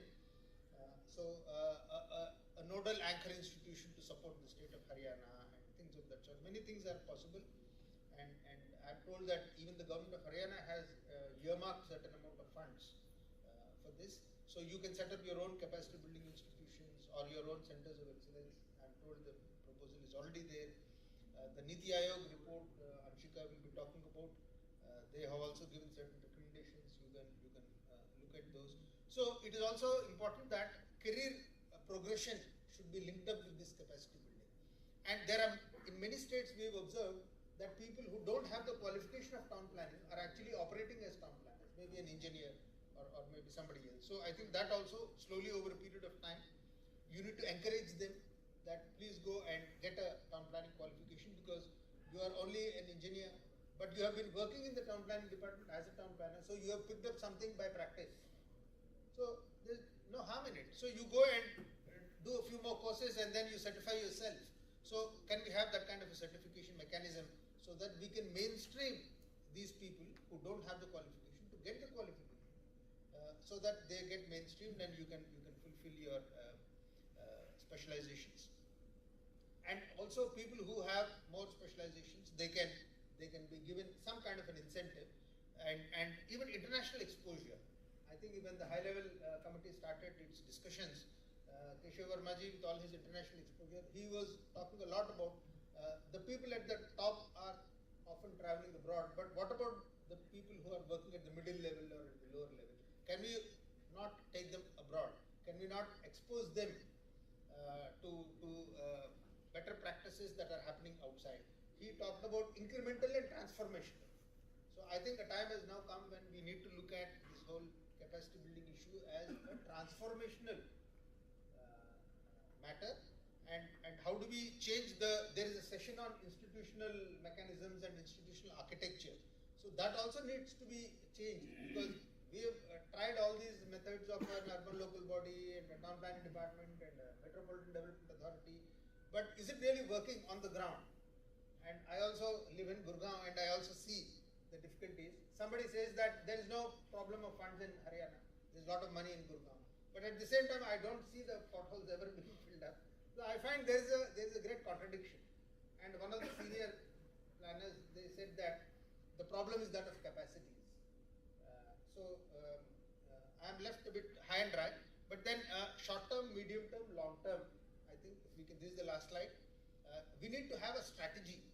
We need to have a strategy for strengthening urban planning capacities. And we should not look at urban planning capacities in isolation, but along with the institutional architecture and the financing mechanisms. So if we can tie up all of these, then please believe me, there are so many of us who have love for the state of Haryana and who are willing to help. So it is the people who need to come forward, and we are there to provide whatever support is required. So thank you so much for giving me this opportunity.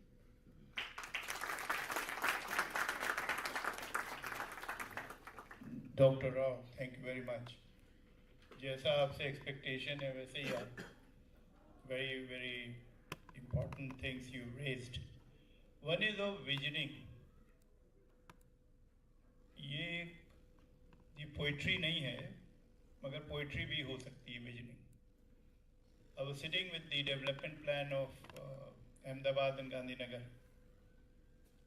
और उसमें बड़ा presentation हुए, सारी चीज़ें हुई, मगर उसमें कभी ये बात नहीं हुई कि भाई आपका विजन क्या है, क्या करना क्या चाह रहे हैं, किस तरीके के लोग आए. Just to tell you, I lived in a county known as Montgomery County in the US for 17 years. And they were having a competition with Fairfax, the next door county, and with the city of, Washington DC. The important issue was about what is it that Montgomery County is offering to the residents. क्या लेके आ रहे हैं, क्यों, किस तरीके के resident चाहिए. $1 lakh per year उनकी तनख्वाह हो, इस क्वालिटी के लोग चाहिए, ये उनका, how are these people going to raise value inside that ecosystem, how are these people going to create this city into a city of talent, a city of skills. So ये एक important चीज़ है कि vision क्या है भाई, किस तरीके की चीज़. Chandrababu Naidu came out with a vision for that cyber city, and people gravitated towards it and triggered a different kind of a. So क्या विजन है, ये पहले तो ये तो क्लियर करिए, उसके बाद लकीरें खींचना शुरू करें. It's not a simple thing. So it's a very important issue, Dr. Rao, you've raised, and I'm happy it has been so. Second issue is social infrastructure. Capacity to create social infrastructure which goes across education, it goes towards medical facilities, about public spaces. What is the culture, what is the social values of all these things? ये भी समझने की ज़रूरत है. And lastly, India is the only country where city governments do not deal with local economic development. It's the only country, it's an exception in the world.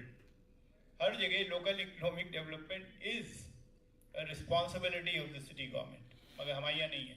मैं पूरे country की बात कर रहा हूँ, हो सकता है आप कोई इसमें दखल रखते हों. तो हम लोगों ने अपनी इसमें कमेटी में ये भी रिकमेंडेशन दी है कि एक city economic development advisory council होनी चाहिए, जिसमें जितने भी यहाँ के फिकी है, CII है, SOCHM है, PhD चेंबर ऑफ कॉमर्स है, ये लोग सब लोग और यहाँ के प्रोफेशनल उस पर भी आए. They should be actually giving advice to the city, because in the US we had a presentation, Srinivas moderated the presentation of this professor who's doing regional development. The entire urban policy of city of Greenville is determined by the anchor investor, not by planners. When BMW came there and opened up their shop there, that industry triggered a new trend. What do they need? What is the kind of specialists? What is the kind of skill they require? What is the kind of housing they require? आज हमारे साथ यही हो रहा है with this in this place सानंद. सानंद में जब ये कंपनी का नाम मैं भूल जाता हूँ, जो चिप की company,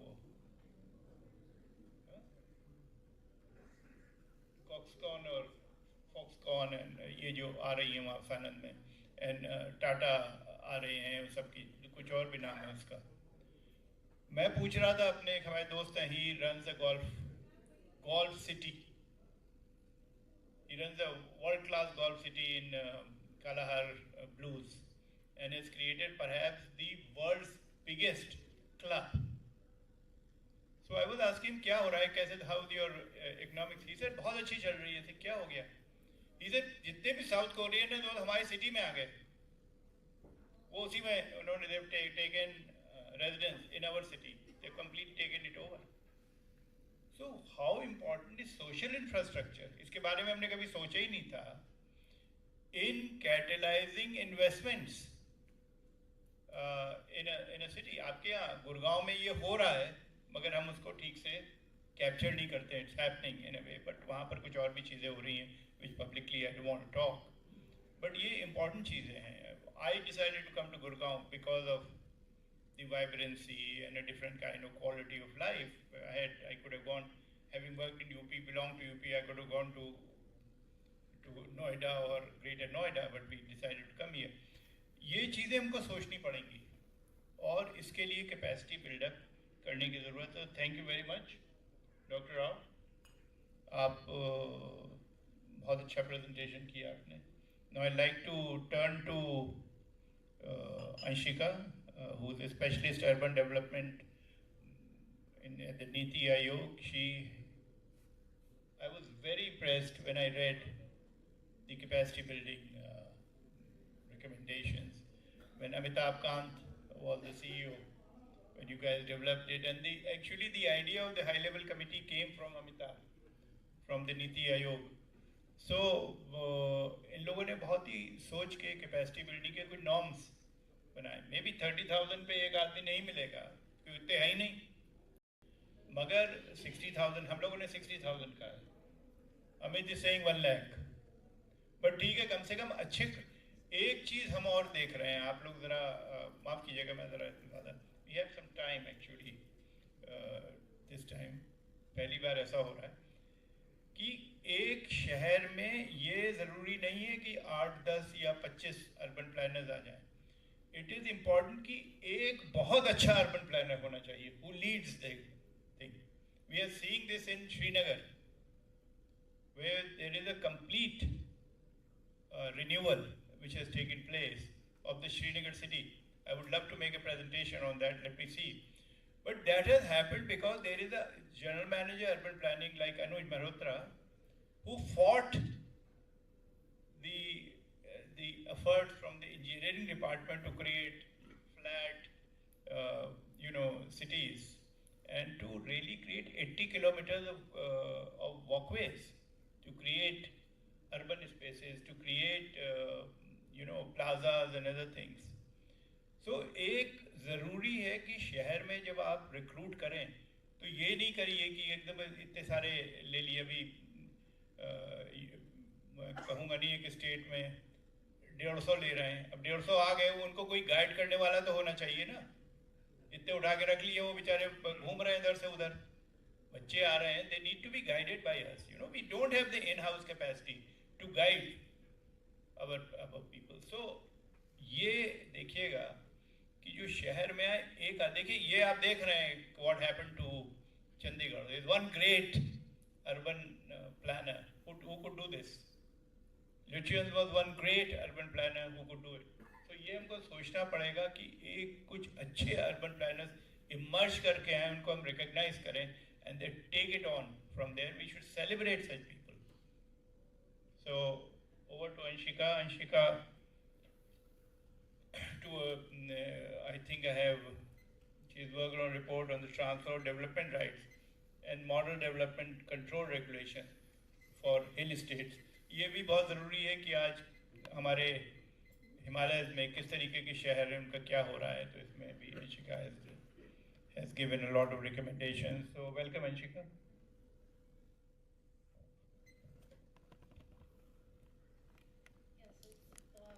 A great privilege and honor, sir, to share the stage with you and the director, sir. And obviously, it's the third presentation. Eyes must already be tired, and the same topic will be repeated. The only good thing about this session is you won't have to read 100-page report after this. I've just tried to concise the whole theory of change that we were proposing in NITI Aayog's report in 21 slides. So just be patient. I'll be quick, I'll be precise. And I'll try not to overlap what the things that have already been said. So first of all, sir, Khatri sir, I'm really, really glad. And it is so encouraging that government of Haryana has taken NITI Aayog's report so seriously and worked upon this issue. And definitely, I think the kind of work that has gone under you and done by your team in terms of assessing the requirement of planners will be a game changer in times to come. So, just one line here. By 2050, we all know that India might be half urbanized. It'll be a generational shift. And That's why urban planning will also need a generational shift. It will not be able to, make cities, our cities competitive globally if the same kind of ecosystem and the same kind of institutional mechanisms continue. We'll just be, running behind time if we do so. So this is the committee which Keshav Verma sir was referring to. In 2020, Amitabh Kant sir and the then Vice Chairperson NITI Aayog, Rajiv Kumar sir, they were really enthused with this idea that if India is going to urbanize so much in the coming decades, what should be our next plan of action? What should be the future policy? And very rightly so, they constituted an interministerial committee because they thought the idea is not just about the limitations of boundaries of cities and ULBs, it is multi-sectoral and it needs multiple types of interventions. These were the terms of references. Demand-supply gap has been the most famous, leaf that has been discussed out of this report, but there were many more things which the report had recommended. It was a journey of like 9 to 10 months, and it was not generally, it is debated that policies are formed sitting in AC chambers in central government, but it was not so. There were a lot of consultative exercises done. And here I would also like to thank Dr. B.S.N. Rao and Srinivas sir. They have been the pillars that this report was formed and the recommendations came out. So the committee first asked very two broad questions to me because I used to serve the committee as the technical person along with B.S.N. Rao sir. Why urban planning is necessary? And is the supply of planners really short of demand? So the first question, when it was deliberated, everybody agreed, yes, planning is necessary because that's basically how the land is being used. There are spatial aspects and there are non-spatial aspects, which Keshav Verma sir was highlighting upon. The economic geography angle of it, the industrialization part of it. But sadly, the kind of urban planning ecosystem and the mandates we have as of now, we end up focusing on land use and DCRs. This is where, sir, we are losing upon the returns on investments and we are losing upon the effectiveness of convergence of multiple departments. Where I think Haryana has a very good opportunity to intervene and to bring about that return on investment. Second question, is the supply really short of demand? Well, when we started looking at all the data from AICTE and from all the various institutions across India, it did actually turn out that the present demand was actually lagging behind, or the supply was lagging behind, pardon me. There are about 50 institutions, there are 1,300 PG seats, many of which go empty. They're not really, it's not a field which is really looked up to by many people who are just passing out their 12th class. So why is it so? But at the same time, we keep saying that our cities are losing behind. There are multiple issues which Dr. Rao has also covered. So what is really hampering, the growth? We have courses, but people are not taking it up. We have cities which need planners, but planning is not happening. So why is the need not translating into demand? That actually needed a very much paradigm and mindset shift, which we wanted to focus on. So credit to Dr. Bimal Patel for this graphic. So he defined that capacity of urban planning in any state or any country depends on three pillars, which makes up, which makes it strong: public sector, private sector, and academia. We have mostly been focusing on public sector so far, and that too only on the town and country planning departments. Whereas there are many things which need to be interconnected, and this whole cycle needs to run together. So these were the certain fallouts which the committee then thought of, because there are multiple challenges. Not all the challenges can be quickly resolved. Some needs long-term shifts, some can be immediately, resorted upon. So the first issue was the weak parameter to define urban in India itself, Because the moment you don't call a place urban and it's still urbanizing, you lose the time to plan it. And by the time it comes within your urban boundary, the child has already grown. You can't really, put it into any kind of order. The second is lack of planning in cities and regions. This is what Keshav Verma sir was also mentioning about, that a regional scale vision is something which is really required, especially for the states like Haryana, which have geographical advantage of economics of the region. Third, lack of institutional clarity. Many of the states reported to us that there are overlapping functions, there is lack of coordination amongst various departments. I would not name the state, but one of the states actually said that they had to appoint same ACS who's handling urban department as well as industries, so that all that planning could actually be implemented on ground.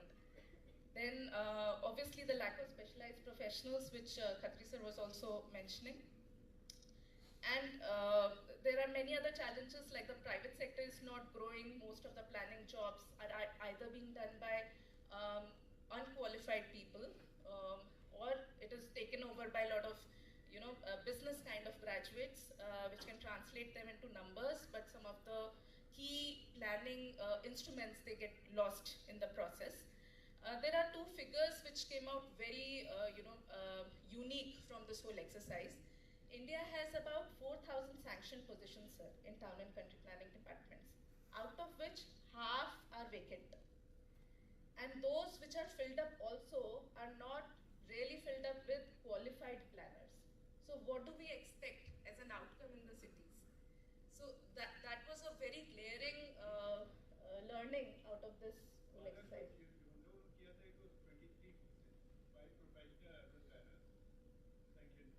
Yes. So, and by the standards that NITI Aayog came up with, around 12,000 planners are required. So we are 1/3 of the requirement, and that 1/3 is also not being catered by qualified personnel. So what do we expect out of cities? And yes, one important point, urban planning as a profession, therefore, is neither growing nor in so much demand by professionals. So it's a very negative feedback loop, sir. You don't get good people, you don't have demand, and again, you don't get very good people. So that's what keeps happening. And therefore, we need urban planning ecosystem to translate this demand, this need into demand. So there are 3 pillars. I'll just quickly run through the audience with the recommendations on all these 3 pillars, and then I'll conclude. So the first one was how to strengthen the capacities in public sector. Understaffing is something which has been discussed since morning, so I won't dwell too much into that. But also shortage of qualified human resources. That needs a lot of revision in the recruitment rules. And I'm glad to inform, sir, Tamil Nadu actually reformed their recruitment rules. And they actually took a lot of qualified planners. The third master plan of Chennai is being developed by a team of more than 30 qualified planners, which has not so much been a history in India. Then the third issue is lack of continuous capacity building. Rao sir has covered this, so I won't dwell more on that. Fourth one, lack of plan implementation capacities. Not only, so there was another estimate, Srinivas sir was really kind enough to, do all that number crunching. So hardly 65% of the cities in 2021 did not have any master plan, sir, whatsoever. Now, due to Amrut, the number would be lesser, but 65% was when this report came out. Even those who have were facing challenges in implementing it on the ground, because as Chief Secretary sir was also saying about land and such kind of issues, they also hampered, implementation on ground. And not only that, the citizens are also not really keen to abide by such kind of plans. These are the benchmarks, sir. Everybody, I think, in the town planning department already must have referred to this. I just need to give 2 disclaimers on these standards, sir. First disclaimer, we only calculated.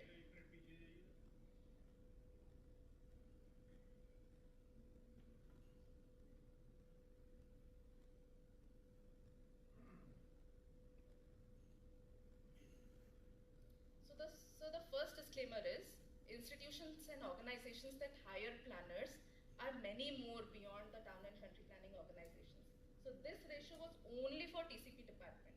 If we come to estimate the overall demand, it will need much more intensive exercise across the institutions. And second disclaimer, this was only to assess the requirement of planners in TCP. Having said that, TCPs also need multi-sectoral teams, multidisciplinary teams. Like you need people who can do a very good urban design. You need people who can projectize the ideas out of the development plans. You need people who can talk about environment, heritage. So AICTE, by the way, has 25 kinds of masters in urban planning. We generally only dwell upon urban planning, and we also recommended that unless we normalize the degree nomenclatures, it will be difficulty for TCP departments also to hire the exact kind of candidates and skill sets. So another set of recommendations for public sector was lack of capacity building institutions. Again, huge congratulations to Government of Haryana that they have already started thinking about Center of Excellence. Other point which Keshav sir has been insisting upon, the multiplicity of organizations, lack of coordination and fragmented urban governance. So high-powered committee was therefore one of the recommendations of Amitabh Kant at that time, to take this forward, to really go to the states, talk to various departments, re-engineer wherever the plugins are required, wherever overlaps are happening, what can be done better about the urban governance structures. Then seventh and very important is the disconnect with the beneficiaries. Citizens, the common citizens for whom we are planning, are seldom aware of what we are doing and why we are doing within the town and country planning departments. They mostly see us as impediments to their growth. Another example from Tamil Nadu, they have very recently created very interactive comic books to make people understand, to make even children understand what is planning, why it is done, what is the public purpose, why the land gets acquired, etc. Just to build that notion that planned development is good for us, it's not really against us. And the last point was lack of understanding about utility of planning. Rao sir has covered that, about the short-term training programs, the orientations of the leadership into urban planning aspects. So these were the two committees, and I'm glad that high-level committee has already been constituted. But another kind of committee which was recommended was Apex committee at the state level, which can identify the issues in plan preparation and implementation, which can enable and push the idea of regional planning, which can become a melting pot of various different departments. Otherwise, urbanization, economic growth, social harmony, these all remain in silos. And then revision of DCRs, form-based codes, such kind of things can be thought upon. The second pillar, academia, I think Rao sir has ably covered it, that we rely too much on Western literature, Western theories in urban planning.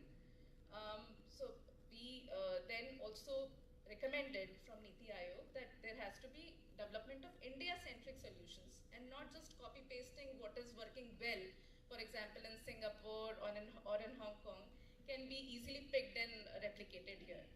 And we also need to study our Indian literature, our huge history of Indian civilizations in planning, to bring about those ideas.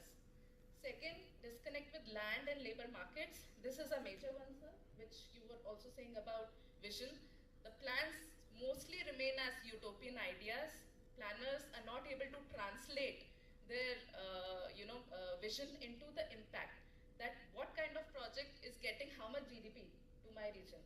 What kind of project is getting how much jobs in my region? So all those aspects which cities like London, New York, Singapore, they are doing are really completely missing in India. That's why we generally, planners are blamed to create, some fancy, colorful maps and drawings which do not make sense to many people. Because we are not able to translate, we are not able to communicate the impact of our planning to the normal citizens or the businesses as well. Another point was, and therefore, the study of economics, which is still, emphasized on increasing that scope to equip the future planners more in the studies of economics. The third, too many degrees and too little awareness. This I've already covered. More than 25 specializations, all with very different degree titles. So for obvious reasons, every town and country planning department will face a challenge in assessing which skill set from where do I get. And the last, the fourth one, eventually, obviously the supply will also fall short of demand once, the things come into running, come into picture. So central universities may also establish departments of planning and public policy for postgraduate degree. We categorically had this recommendation, sir, not only for architectural colleges, but central universities, because they are multidisciplinary institutions. The next three are obviously the lack of faculty, which Dr. Rao has covered. Even the planning institutions, sir, they get ranked in NIRF along with architectural institutions, which is also an anomaly. So this is also what we recommended to Department of Higher Education, to have a separate ranking of the educational institutions which are imparting the degree courses in planning. And last but not the least, there is very limited orientation of specific geographies. The same kind of planning that we learn for Delhi, we go and replicate in Shimla. And obviously the results will be suboptimal that we all see. So we need dedicated courses for hill area planning, for coastal cities, and even for rapidly urbanizing rural areas, so that their specific issues can be catered. The third leg is how to strengthen the private sector. As I said earlier, ecosystem is very immature. There is a lot of difficulty for any new planning startup to come and serve the public sector. So we need to adopt fair processes for procuring. Maybe not a good space to talk about L1 right now, but maybe we can think about FIDIC and QCBS. Empanel the private sector consultancies, so they also grow along with the sector. The second was, there's no system of estimating how many planners and what kind of planners we have, so NITI Aayog also recommended a national digital platform for town and country planners, wherein the skills and the length of experience, they can be authenticated and earmarked, and it can become a marketplace for those who are seeking employment and those who are seeking to hire. And the last but not the least, since the profession is also not really growing and misinterpreted as an extension of many other fields, it was also, sir, recommended that a national council, statutory council of town and country planners should be formed. So this is my last slide. And these were all the recommendations just after the release of this report in September 2021. The next urban budget had a very strong urban agenda. 1,250 crore budget was allocated for establishment of 5 Center of Excellences. Rao sir is sitting here, so STA Delhi has also won that challenge and endowment of 250 crores as a Center of Excellence for the North India. And a high-level committee of reputed urban planners and urban economists. So Keshav Verma sir, he is himself the epitome for such kind of committee. Not only that, Mahua also came about with lot of reform-linked incentives to the state governments. Sir would be more aware about those reforms, the TOD reform, the modernization of bylaws reform, TP schemes reform. So all that under 7,000 crore scheme have been happening. And yes, so urban planning capacity support is all intertwined in all of these urban agendas, which since then the central government has been pushing. So that's from me. Thank you very much. Hello. Ashika, thank you very much. So precise and crisp. One issue which is coming to mind, of course, is the issue of urban planning governance. And what is it that we are looking for? I mean, I do feel now, when I was in China, when we used to, mayor would come from any city of China, for first 10 minutes, he would give a description of how the investments are going to come into their city, how the GDP is going to go up, how many jobs are going to be created, what is the kind of skills they are creating, what is the पहले 10 minute सिर्फ यही बात करते हैं. हमारे यहाँ आए तो वो कहते हैं हमारा ये प्रॉब्लम हो रहा है, हमारी झाड़ू नहीं लग रही, हमारी लग रही, यू नो. पूरा एक चीज़ बहुत ज़रूरी हमको करनी पड़ेगी कि all town planning schemes and master plans and development plans and whatever, we have to make them fundamentally also an economic development plan.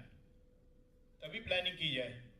नहीं तो कोई फायदा नहीं कि प्लानिंग एक तरफ हो रही है, दूसरा आदमी वहाँ पर प्राइवेट सेक्टर सब एक किनारे बैठे हुए देख रहे हैं उसका तमाशा, उसको कोई सीरियसली नहीं.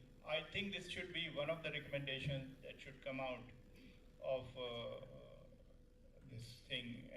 So I would very much like now, because there are few issues definitely which are touching also from these very, very erudite presentations and very nice presentations. हम लोगों को अब थोड़ा इस पर रिफ्लेक्ट करने की ज़रूरत है. हमारे पास टाइम है पूरे, we just finished at the right time. आपके पास 15-20 मिनट हैं. खाने कितने दे रहे हैं? 1:30. तो आपके पास एक्चुअली आधा घंटा है. आप लोग ज़रा एक एक करके, एक तो इंस्टीट्यूशनल स्ट्रीमलाइनिंग की बात करें, दूसरा किस तरीके से प्लानिंग में लोकल इकोनॉमिक डेवलपमेंट, वैसी किस तरीके से इसको इन्फ्यूज़ किया जा सकता है. बिकॉज इंडिया में jobs are in the cities, और उसके बारे में प्लानिंग करना is completely important. We have to do it. Migration क्या हो रहा है, किसका इफेक्ट आ रहा है, क्या स्किल्स क्रिएट हो रही, किस तरीके की इंडस्ट्री आ रही है, उस इंडस्ट्री के लिए क्या लोकल स्किल चाहिए, सारी चीज़ें. तो planner will have to think about it. एक यही नहीं कि सिर्फ it's not a matter any more land use planning. It is going beyond it, and for the future this is how planning has to play out as it is playing out in various countries. So I'm opening up first on the issue of institutional streamlining. Kya convergence honi chahiye, what do you guys feel should be done and what could be done, and then we can take it forward as a recommendation of the high level committee. Thank you. एक करके आप लोग बात करें. आप लोग बैठेंगे 1:30 बजे तक, आप चुप बैठे हैं या बात करें, ये समझ लीजिए. बेटर कि आप लोग बात करें. सोने के लिए नहीं आए लोग. जी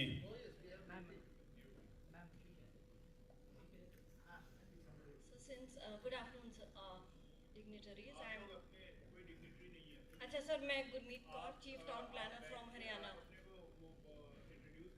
जी sir. Sir, I am Gurmeet Kaur, Chief Town Planner from Haryana. So, since you've opened up specific topics, so I'll just speak about that. You said और जो भी टॉपिक आपको ठीक लगे, मगर ये खास करके. Sir, if we want to streamline the institutions, we know you have seen here, and there is a lot of multiplicity in organizations that we have here, and it's likely to increase over the next few years because I don't think, even if we are forming development authorities, the distribution of power centers and what work is to be done by whom is not very clearly mentioned. I feel so I could be wrong.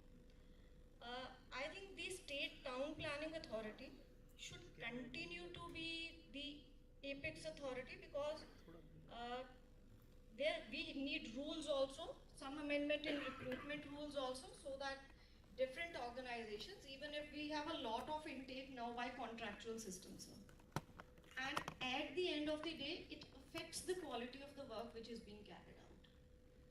There has to be some kind of mechanism whereby whatever recruitment whichever agency is to be done is doing should be vetted by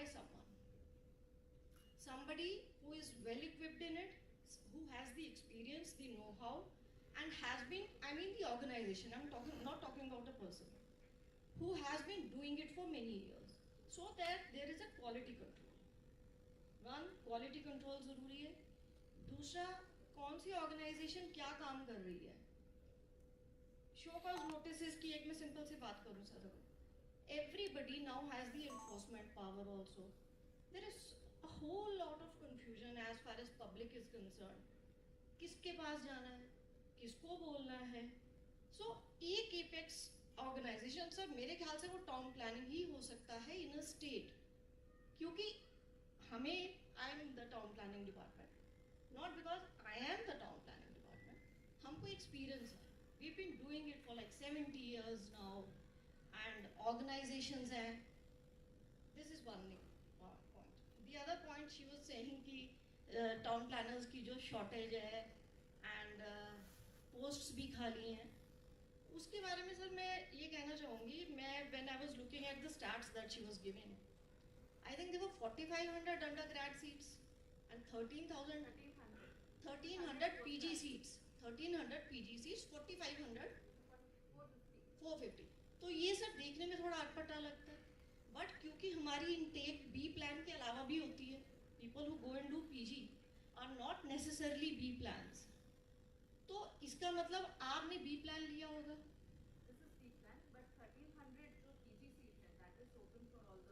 तो फिर वो देखने में थोड़ा सा अटपटा लग रहा है ना. स्पेशलाइज्ड प्लानिंग तो कम होगी ना आपकी. हाँ, स्पेशलाइज्ड प्लानिंग कम होगी. तो undergrad seats in B plan पे ध्यान देना चाहिए, नंबर 1. एंड सेकेंडली, उन why they are not attractive, why people are not willing.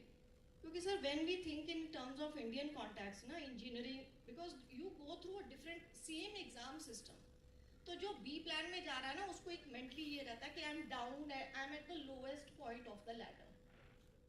तो वो there is a mental block there. इसको अलग करो sir. This should be segregated from what we used to have AIEEE. इसका कोई अलग system होना चाहिए. वो जिसको कुछ नहीं मिलता फिर वो सोचता चलो मैं ये कर लेता हूँ, और फिर वो करता नहीं है सर उसको. And then you take PG intake. PG intake आप ले रहे हो हर तरह से, सिविल इंजीनियर भी आ रहा है, जोग्राफर भी आ रहा है, इकोनॉमिस्ट भी आ रहा है. सो बी प्लान को जब तक आप प्रमोट नहीं करोगे ना सर, तो स्पेशलाइज्ड प्लानर्स नहीं क्रिएट होंगे. Definitely we need all streams of planners. We need a geographer also, we need an economist also. All that said and done. वो देखने में अटपटा इसीलिए है क्योंकि आपने बी प्लान की फिगर्स ली है. तो बी प्लान, और इसको जैसे आपने कहा आर्किटेक्चर से अलग करना चाहिए. इसको जितनी देर हम आर्किटेक्चर के पॉइंट ऑफ व्यू से देखते रहेंगे sir, we will get specialized people. Definitely it helps also because we get people from different walks of streams of education in it. But I think we need to pay attention to B plan की promotion पे. And वो because उसमें I think the only mental block यही है. सुनिए, एक तो आप लोगों को में जो ये हैंडीकैप डेवलप किया है ऑफ दिस परसेप्शन, ये आप ही लोगों ने कंट्रीब्यूट किया है. आप लोग जब स्टेट में तनख्वाहें फिक्स करते हैं तो 25,000 रुपये एक अर्बन प्लानर को जब ऑफर करते हैं तो उसको कोई हम लोग नहीं ऑफर कर रहे हैं, तो आप बना के दे रहे हैं. मैंने उसके कहा रही थी 25,000. सर, मैं उस चीज़ पे I wanted to come तो to आप that लोगों also. को अपनी वक़्त खुद समझनी चाहिए. जो ये 50% अर्बनाइज हो रहा है कंट्री, उसमें role of urban planner is going to be fundamental. उसमें तो कोई सवाल ही नहीं उठता है कि कोई कॉम्प्रोमाइज हो. और अच्छे लोगों को बुलाने के लिए अच्छी सैलरीज दीजिए जिससे लोग आए इस प्रोफेशन में, डिमांड हो इस चीज़ की. ये एक और चीज़ मैं कहना चाहूँ, जो आप ये कह रही ना CTPO का ऑफिस एक स्टेट लेवल का ऑफिस होना चाहिए. क्या वो ऑफिस केवल प्लानर्स का ऑफिस हो कि उसके बारे में आगे सोचा जा सकता है, उसमें और भी वो आ सके? हाँ बताइए. When she was telling us कि government sector में there are 4,000 posts, sanctioned posts, but 2,000 are vacant. तो and then we say there is a deficit of planners. So कहीं ना कहीं तो mismatch है ना सर इस चीज़ का. So as far as I see, this is one thing that which is very close to my heart and I must point it out. Without prejudice to the private sector, as far as planners are concerned, I think the promotion of private sector is being done in a big way as far as planning is concerned. most of the planners who are coming out of institutes also, एक तो government sector की openings कम है sir, plus the private sector has become much more attractive. So once it becomes much more attractive, it will be at the cost of the public sector only. So public sector, why public sector as far as planning, I think क्या दिक्कत आ रही है उसमें sir? I think हमारी जो as public sector planners है, हमारी skill upgradation में stagnation आ गई है. जैसे इन्होंने चेन्नई कहा कि चेन्नई में master plan बन रहा है. Now, sir, these are all my personal observations. Director sir को नहीं, हम तो मान रहे हैं ये official. Oh sir, आपने देख लिया sir. So sir, let's say a person who has put in 25-26 years of service. Sir, please, I have a point here, sir. An officer who is a PG, who is a qualified town planner, has put in 25-26 years of service. Instead of utilizing in-house capacities, we, ठीक है, private को भी करना. I'm a little hesitant when I'm saying it. Too much of outsourcing is happening, sir. If we keep outsourcing in such a big way, nobody will feel the need to upgrade their own skills. Public sector में किसको ज़रूरत ही नहीं महसूस होगी. उसके बाद क्या होता है कि सर प्राइवेट सेक्टर में भी तो सेम ही क्वालिफिकेशन के प्लानर्स हैं. It's only that their exposure is a little more. But like she was saying कि जो दिल्ली में प्लानिंग करी वही शिमला में चेप हुई sir. Sorry about the language. The private sector, I'm not taking any company का, किसी का नाम नहीं ले रही हूँ सर. उनका एक्सपोजर और जो लोकल प्लानर्स हैं, स्पेसिफिक प्लानिंग नीड्स का एक्सपोजर डिफरेंट होता है sir. They will come up with recommendations. One, the reports take so long, 2 साल 3 साल, फिर उनकी payments, I have seen it all, that's why I am saying it sir. उनकी payments में फंस जाता है. Ultimately how many of the outsourced projects get to see the daylight sir? I need to ask that. We have planners जो हैं sir, हम उन्हीं को यूटिलाइज नहीं कर रहे हैं. Then we talk about the shortage. Make public sector attractive, sir. Unless skill upgradation नहीं होगी. Even I'm a chief town planner. I still have a hunger for skill upgradation. How many of us have hunger for skill upgradation? Because there is no need for skill upgradation, sir. Need create करनी होगी. Need create होगी जब आप in-house काम करवाओगे. Then UDPFI guidelines के बारे में मैं कुछ कहना चाह रही थी. They are too standardized, sir. They are too standardized. थोड़ा वेरिएशन होना चाहिए, थोड़ा उनमें प्ले होना चाहिए, but there should be somebody to check what kind of master plans are being made in different states. There is no uniformity, no parity as far as I've seen. I worked in Chandigarh administration also, sir, so I know how, like you were talking so highly about Chandigarh, so she is principal CCA. So we all know Chandigarh की planning और क्यों Chandigarh ऐसा है जैसा है. Because of the institutional mechanism है sir. It's because of that. A state is different, this is a UT. This is one thing. And sir, this is another suggestion for my state or for other states also, sir. My colleagues are going to kill me for this, sir. The promotions, the upgradations that we go through, the ladders that we rise need a check as far as our skills are concerned. In-house capacity building होनी चाहिए. Then there should be some kind of, I'm not saying an exam per se, a written exam I'm not saying, but कुछ ना कुछ department के अंदर कोई ऐसा mechanism होना चाहिए कि there is a quality check. There is a quality check. The intake इतना कुछ करेंगे ना सर, वैसे तो बहुत futuristic है सर ये. Then this sector will become attractive. And हमारा ध्यान जो है वो like she was saying वो रंग बिरंगे मैप बनाने से कहीं और भी जाएगा. So that's all. Thank you. बिल्कुल बहुत अच्छी बात है की आपने. सबसे एग्री कर रहा हूँ, खास करके इन हाउस कैपेसिटी के लिए. एक हिंदुस्तान में एक ट्रेंड चला है कि प्रोक्योरमेंट बांट रहे हैं और प्रोक्योरमेंट में L1 आ रहा है. किसी की वो नहीं होता है कि किसी को ऊपर का लेंगे किसी को लें. तो we are getting poor quality और quality is getting compromised. And if you are getting that kind of quality, your planning is getting compromised by the same people. So I completely agree. आपके director साहब बैठे हैं यहाँ पर, वो सब चीज़ें उन्होंने नोट की हैं, उनसे भी इस चीज़ पे, बिकॉज वो आपने उनके जॉब को काफ़ी ठीक से डिफाइन कर दिया, तो अब I would very much like him to respond to it. Surely, sir. In fact, I also wanted to respond to two specific issues जो पहले presentation से भी highlight हुई हैं and then during part of the discussion. So, one was about the quality of human resource that we are getting, जैसा कि अंशिका जी ने highlight किया था, and also she dwelled upon the aspect कि we are not in a way, we are not looking attractive enough for people to aspire to join. I personally would differ from both of these aspects, especially in the last few years. Recruitment has not really been, a typical assumption hota tha ki it would not always be objective. There would be push and pulls, bhartiyan kaise hoengi.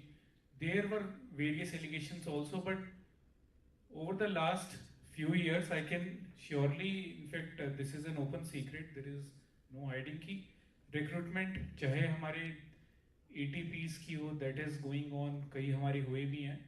So more or less we are going to fill up at this critical juncture, जो एक तरह से feeder positions होती हैं for later promotions, and not just in TCP but in other key departments, चाहे ULP हो, Metropolitan Authority, शहरी विकास प्राधिकरण, HSIDC, they are as a feeder services to all these other organizations also. So the recruitment has been more or less timely, has been of quality people, and also augmentation of quality skilled people has also been through various planning officers and assistants. I think many of them are present also here today. So Government of India has come out with very good reforms package. They are incentivizing states per planning assistant officer, I am just missing the designation, 1 crore per recruitment they would be giving us. Up to 25 people they are incentivizing. And now coming to the good part, as per decision by my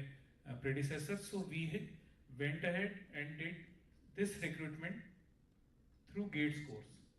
So we have many of those people who joined us present here also, and for sure there can be issues कि उनको proper उनकी nurturing guidance सीखे. Even I feel I've also not been able to devote adequate time for that, but nonetheless that is certainly important. But the root thing of adequate availability and deployment, that is certainly going on, and even उनका कितना attractiveness रहेगा नहीं रहेगा, that is maybe we can ask some of them also to dwell upon. The aspect of private and public की private को attractive banana, for sure, जैसा गुरमीत जी ने कई core aspects पे highlight किए कि these are specific doables that we can do that can increase the attractiveness. I personally feel you cannot always intervene in a market economy. The market would play its role. अगर आपका 50% India urbanise हो रहा है तो in a way it's a very good opportunity. I feel it's a wonderful opportunity. Somebody who's entering B plan or architecture or planning today, they have a wonderful career option in the coming decades, because purely the boom is there. From 35 to 50% urbanization, and in actual quantum maybe doubling. So these things I think would make it for sure attractive, and in our state, again, I can vouch that the quality has been there and timely recruitments have also been ongoing.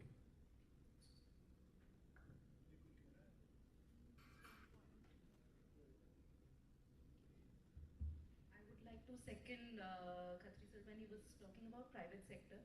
So just from personal understanding, I think it's not private versus public sector. The size and scale of urbanization that needs to be catered to needs both.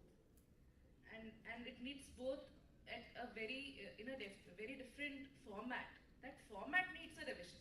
That I agree. I wasn't talking about a variance between the private and public. All I was trying to tell you was that what the private sector is getting more exposure. That's what I'm pointing out. So their skill upgradation is more. हमारी comparatively कम है क्योंकि हमें exposure उसी state के अंदर वही 4 काम करने हैं। मेरा मतलब वो था, ये नहीं था कि प्राइवेट नहीं होना चाहिए, that's not what I am saying. I am just saying कि equal attention to public sector skill upgradation. I personally think the exposure would be greater in public sector. कोई प्राइवेट में कर रहा है, certainly they are developing a colony, 10 एकड़ की होगी, 20-50, यहाँ पे there is such a wide variety of experiences. आप across districts you are handling multiple other areas. It may not be in depth if you are saying that. नहीं sir है, but then utilize our services. Surely we are. Utilize our services in the way. No, that's what I mean to say is, I will be now specific. When master plans are outsourced, it pains me. We should have some other speakers also. आपके अच्छे से utilize हो गए services.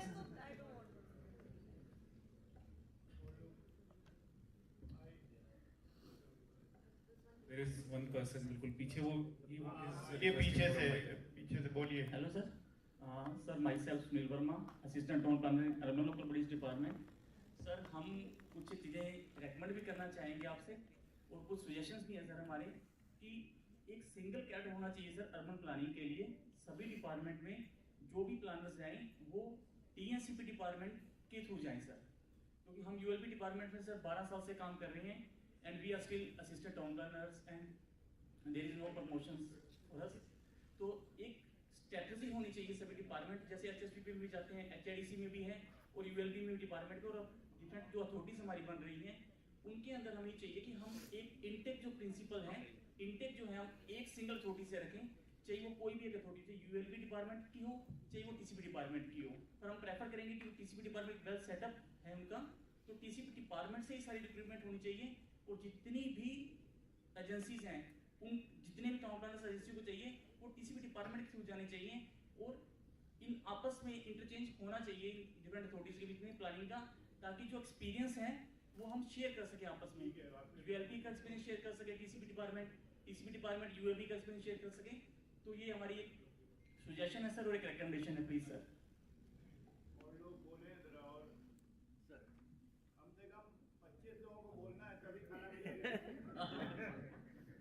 Sir, myself Dinesh Chauhan from HSIDC.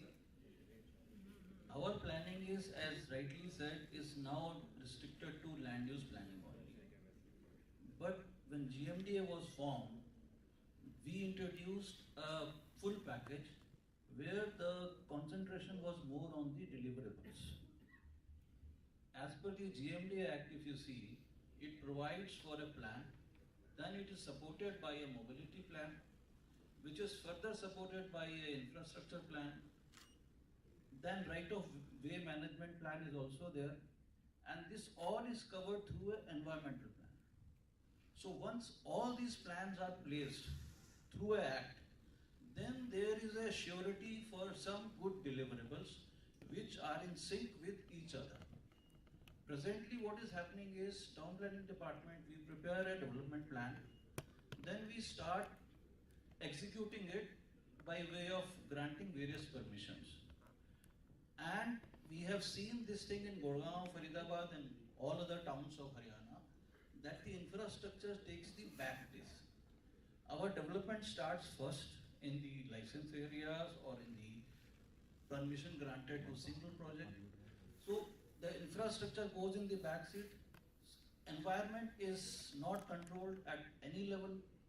So now the Department of Town Planning needs to make this process complex as per the GMD Act has been done, so that after a development plan, we have the infrastructure plan, mobility plan, and other plans, and thereafter we give execution of that plan to the various agencies who are supposed to work in. So as said, that town planning should not be done by the town planners only. We should engage a team of engineers, architects within a town planning office who can look after this work simultaneously in their respective fields. And once the plan is made, that should be freezed for all the times to come, until unless there is some variation or something is required to amend it, but that should also be done after we find it truth on the ground. So this is my suggestion, that we should take the planning in such a way that it gives a deliverables. आप बिल्कुल ठीक कह रहे हैं।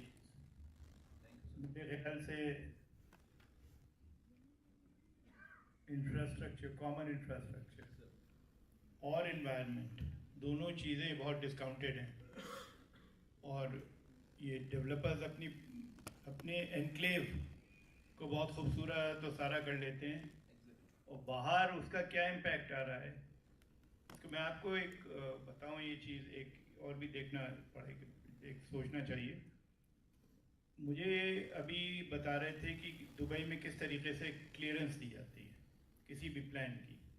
तो अगर वो आते हैं, कोई मान लीजिए उनको 200 या 500 एकर्स का बनाना है, तो वो पूरा प्लान बना के लेके आते हैं टू द अथॉरिटी, एंड एक चीज़ खास, दो चीज़ें खास देखे आते हैं। एनवायरमेंटल इम्पैक्ट, दिस थिंग अंदर क्या हो रहा है, क्या इम्पैक्ट आ रहा है, दूसरा उसका ट्रैफिक पे क्या इम्पैक्ट आ रहा है। तो आप इतने सारे लोग आ गए एक जगह पे और क्लस्टरिंग हो गई, तो क्या उसका इम्पैक्ट आ रहा है ट्रैफिक के ऊपर। Now at the Sabarmati riverfront हम लोग डेवलप कर रहे हैं, we are developing 30 hectares for commercial development. I have started looking at through AI traffic flows, and they are extremely disturbing. कि अगर इतने लोग, जो हम सोच रहे हैं करीब 25,000 लोग आ गए रहने के लिए वहाँ पर और काम करने के लिए, तो 1 लाख गाड़ियाँ आ जाएंगी, उनका एक फ्लो, उनकी पार्किंग, उनका फ्लो जो कि अभी एकदम स्ट्रीमलाइन ट्रैफिक है, जब वो बाहर निकलेंगी एट पीक टाइम और उस वक्त क्या होगा। अभी हमारे यहाँ फ्लावर शो हुआ तो पूरा ट्रैफिक बंद हो गया था।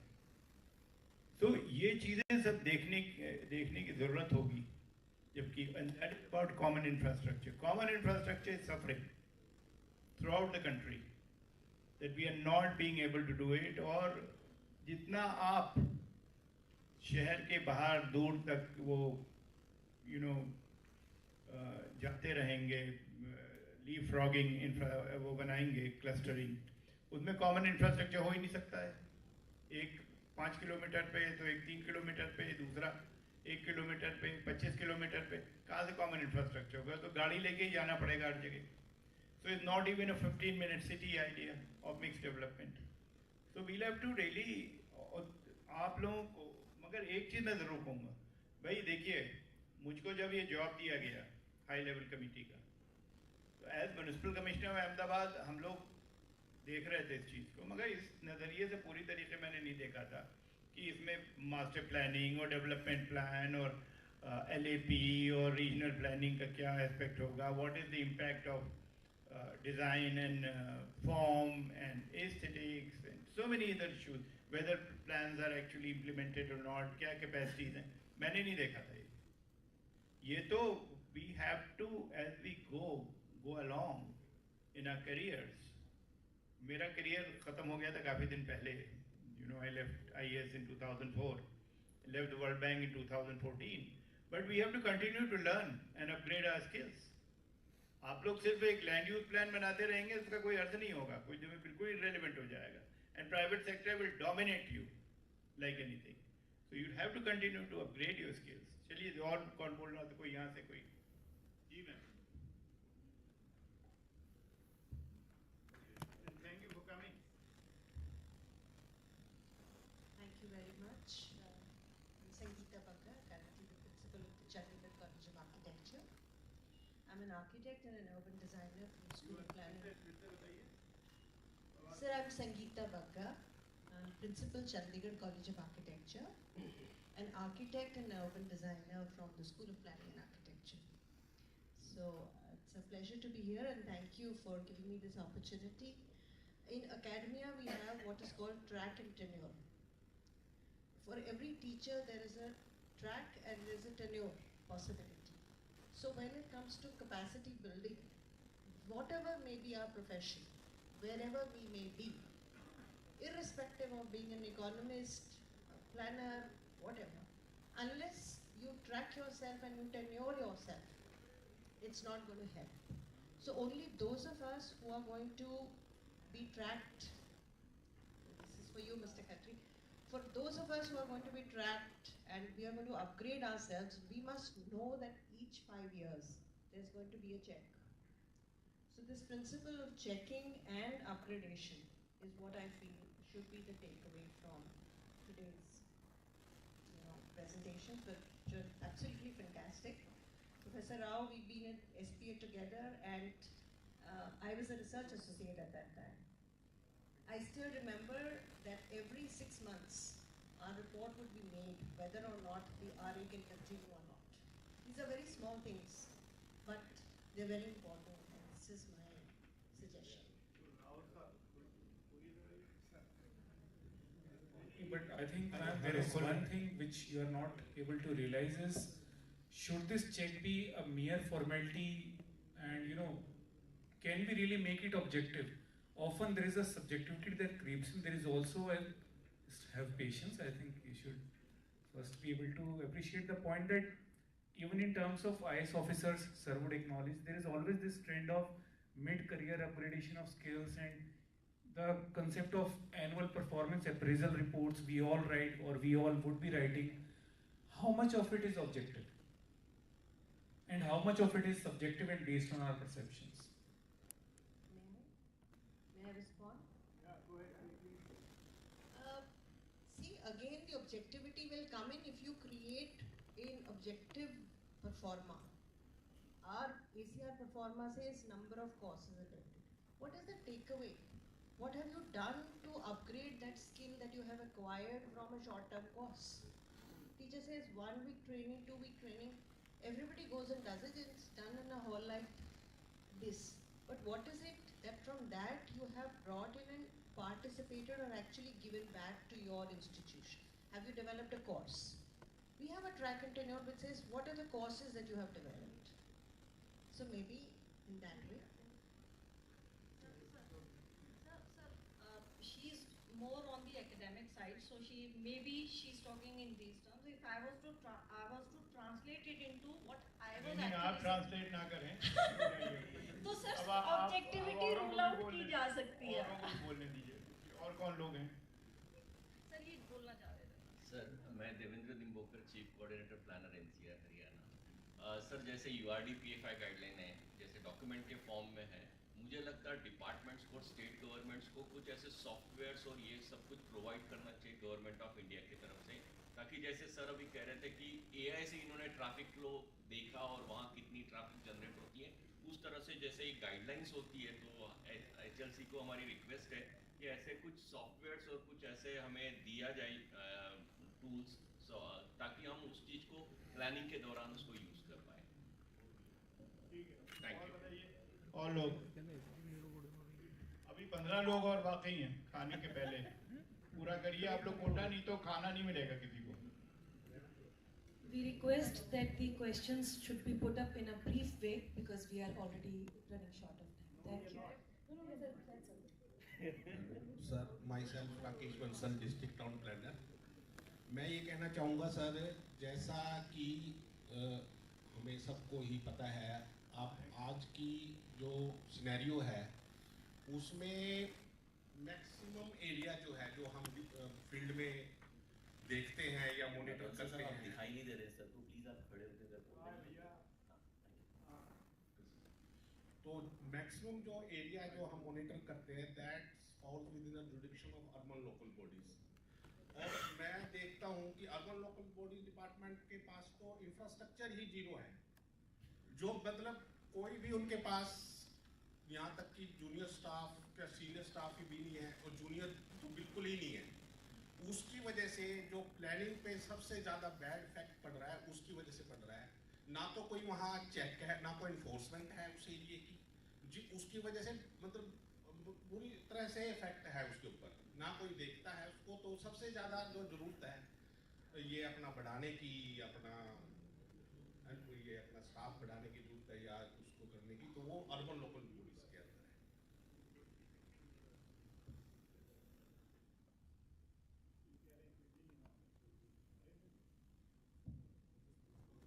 फिर से रिपीट कीजिए.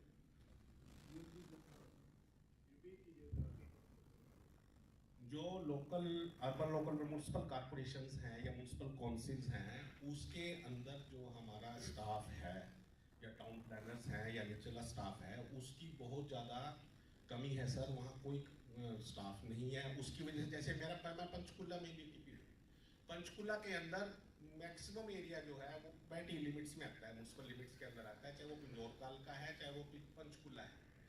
अब उस एरिया के अंदर कोई भी, मेरा ख्याल आज हम हर मीटिंग में हमारे एक टास्क फोर्स बनाई हुई है, वो मीटिंग होती है, कोई भी ऑफिसर उनकी तरफ से मीटिंग में ही नहीं आता। आज तक उसने कोई प्रोग्रेस नहीं दी। क्यों? तो पूछते हैं जी हमारे पास तो स्टाफ ही नहीं है, हम नोटिस कैसे दें, हम मॉनिटर कैसे करें। Illegal constructions are mushrooming, so but no check is there, no monitoring is there. तो सबसे ज्यादा जरूरत है वो urban local bodies, municipal corporation को स्ट्रेंथन करने की जरूरत है। जब तक वो नहीं होंगी तो कोई, मेरा ख्याल है, इम्प्लीमेंटेशन पॉसिबल नहीं है। सर ये विषय यूएलबी डिपार्टमेंट को बुलवाइए जरा। सर कौन है वहाँ से? Chief town planner. आप पीछे माइक आ रहा है प्लीज। नहीं, इसमें वो डिबेट नहीं करनी है। नहीं, राइट सर, राइट। पॉजिटिवली बताइए कैसे किया जाए। जो इन्होंने जो इशू रेज किया है sir, I think he is right, because जो एनफोर्समेंट है सर ऑल ओवर स्टेट कह लीजिए, वो चाहे कोई भी डिपार्टमेंट हो, स्पेसिफिकली अर्बन लोकल बॉडीज, उनकी मॉनिटरिंग जो है सर वो डिस्ट्रिक्ट वाइज मॉनिटरिंग है। वहीं कमिश्नर कंसर्न म्यूनिसिपल कॉर्पोरेशन या फिर डिस्ट्रिक्ट म्यूनिसिपल कमीशन कंसर्न जो है, he is the final authority. तो दैट्स वाई आई थिंक जो मेरा इसमें ओपिनियन है सर कि वो क्यों लैगिंग बिहाइंड है इसमें, कि आई जस्ट, क्योंकि वहाँ पर पॉलिटिकल इंटरफेरेंस थोड़ा सा, आई थिंक जो मुझे लगता है सर, दैट्स वाई वो जो एनफोर्समेंट है सर उस पर लोकल बॉडीज़ जो है वो थोड़ा सा लैगिंग बिहाइंड है। बट जो दूसरा इशू जो है उसको जरा और डिफाइन कीजिए। थोड़ा सा क्या मतलब? सर उसमें बेसिकली थोड़ा सा जो इशू है वो ये है कि जो चाहे आप उसको, जो अनऑथराइज्ड कंस्ट्रक्शन जो हो रहा है उसको टाइमली नोटिस जाना, उसको टाइमली रेस्टोरेशन ऑर्डर्स इशू करके उसको, उसके अगेंस्ट डेमोलिशन कार्रवाई करना सर, वो उन इश्यूज़ पे थोड़ा सा लैगिंग बिहाइंड है सर। और जो सेकंड इशू उन्होंने रेज किया कि वहाँ पर स्ट्रेंथनिंग की, मीन्स वहाँ प्लानर्स की रिक्वायरमेंट सर, उसके लिए जो अर्बन लोकल बॉडीज़ डिपार्टमेंट है, जो अथॉरिटीज़ हैं अभी, वो उस स्ट्रेंथनिंग को इंक्रीज़ कर रहे हैं सर। अभी डिमांड सब जगह से रेज करके और प्रोवाइड किए जा रहे हैं सर। हम लोगों ने भी, right sir, thank you. Gupta ji आपके अंडर में ही है? नहीं, यूएलबी आपके अंडर में नहीं। तो ये बेसिक चीज़ उठ के आ रही है कि जहाँ पर इतना डेवलपमेंट, वहाँ पर professional capacity does not exist and unregulated, and this is what Chief Secretary asked me particularly कि सर आप ULB का ज़रूर देख लें। तो इसमें क्या आप क्या सजेस्ट करते हैं, किस तरीके से इस चीज़ को टेकअप किया जाए? We can take it up, we can have lunch now and take it up after this, but I would very much like that this issue of deficiency of capacity, professional capacity, has to be taken up today or whenever that. इस particular point में मैं थोड़ा सा can I just add to what CTP ULB said right now?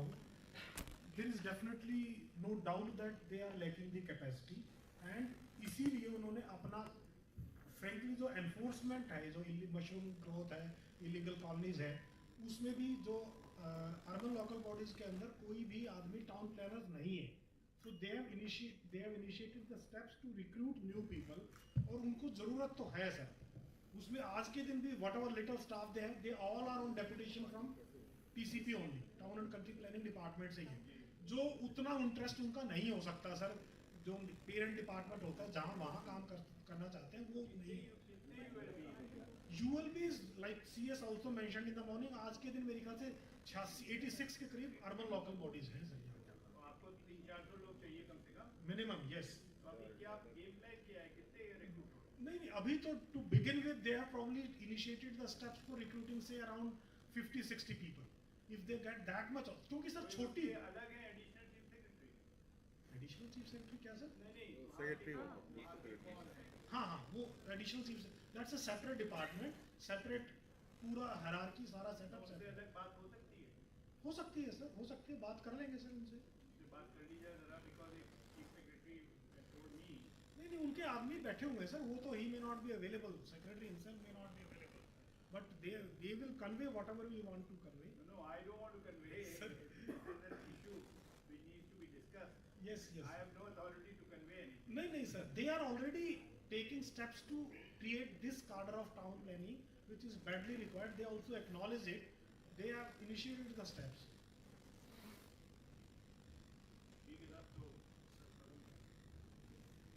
So, thank you very much for all the interesting ideas, and I think concession is given to you. 6-7 लोगों ने ही खड़े हुए, मगर concession is granted and you guys can now join lunch. मगर time से, हाँ? कोई और बाकी रह गए? But we now should meet at, what time shall we meet? 2:15? 2 o'clock. 2:15 बजे, because we are now about 15 minutes late. आप पूछ लीजिएगा, we'll find some time. Okay?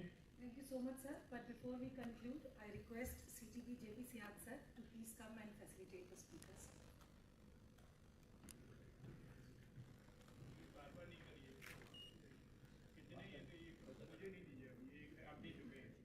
Madam Anshika Gupta. हाँ जी मैम, इधर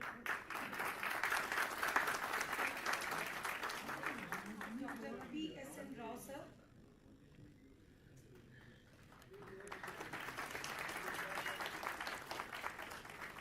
Shri Amit Khatri sir.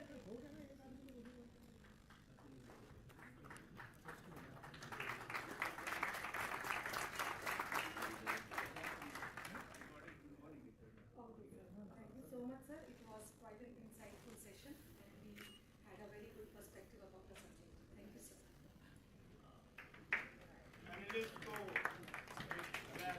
जैसा कि आप सभी जानते हैं कि इस प्रकार हमारे पहले दिन के पहले टेक्निकल सेशन का समापन हुआ। मैं हमारे वॉटरनगर योजना का श्री JP सियात सर से अनुरोध करूंगा कि हमारे अतिथियों को लंच गैलरी तक प्लीज एस्कॉर्ट कर दें।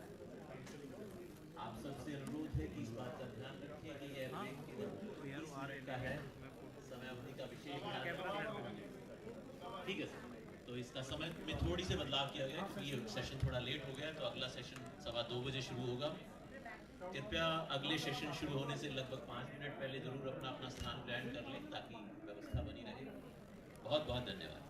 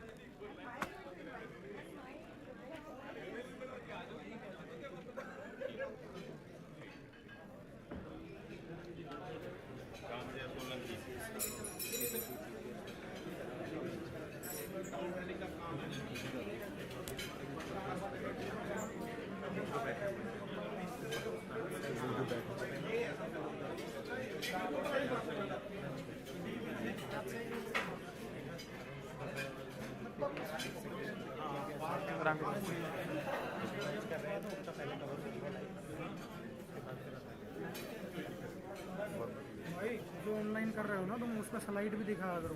मेरे पास 1-2 बंदे का मैसेज आया कि भाई उसकी शक्ल ही दिखाते रहोगे, जो बोल रहा है स्लाइड भी दिखाओगे। ऑनलाइन वाले नहीं हैं, कोई और है। रोटी खाते में वैसे मत दिखाओ किसी को, कोई जरूरत नहीं है। बंद करो इसको, मत करो। एजुकेशन वाला प्रोग्राम है, वही दिखाना।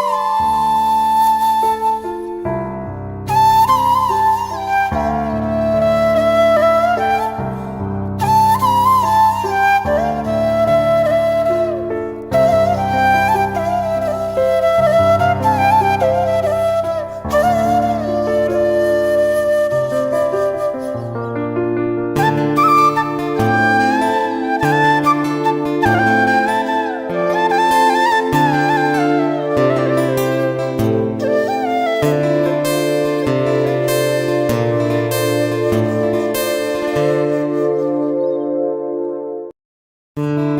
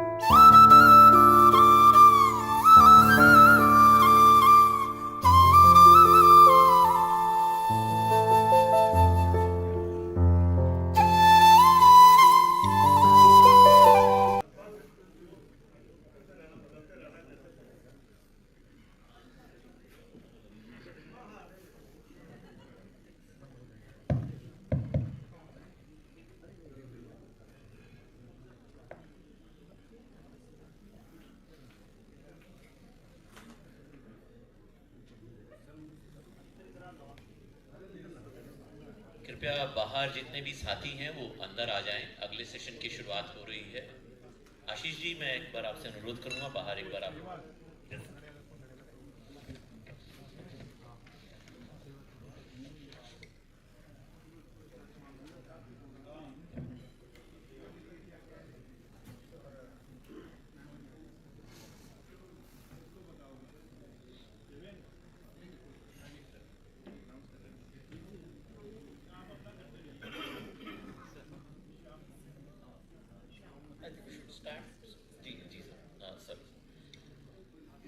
आप सभी का यहाँ चंडीगढ़ में अर्बन प्लानिंग विषय पर चलने वाली 2 दिवसीय HLC हरियाणा कॉन्क्लेव में पहले दिन के दूसरे सत्र टेक्निकल सेशन में बहुत बहुत स्वागत है। इस सत्र का विषय है statutory framework and role of authorities Haryana contest. इस सत्र का उद्देश्य हरियाणा शहरी नियोजन के लिए वैधानिक तंत्र को आकार देने में हरियाणा के विभिन्न प्राधिकरणों द्वारा निभाई गई महत्वपूर्ण भूमिकाओं पर प्रकाश डालते हुए वैधानिक ढांचे की जटिलताओं को उजागर करना है। यह हरियाणा की इस संदर्भ में विशिष्टताओं पर एक व्यापक चर्चा होगी।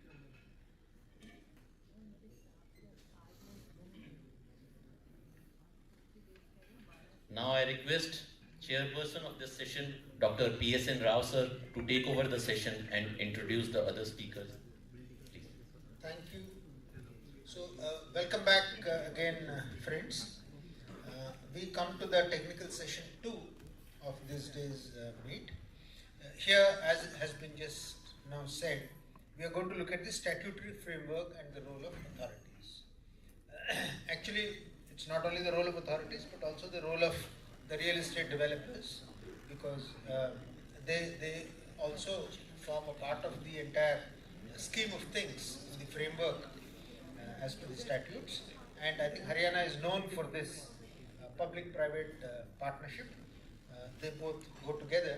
So we have with us this afternoon 4 speakers.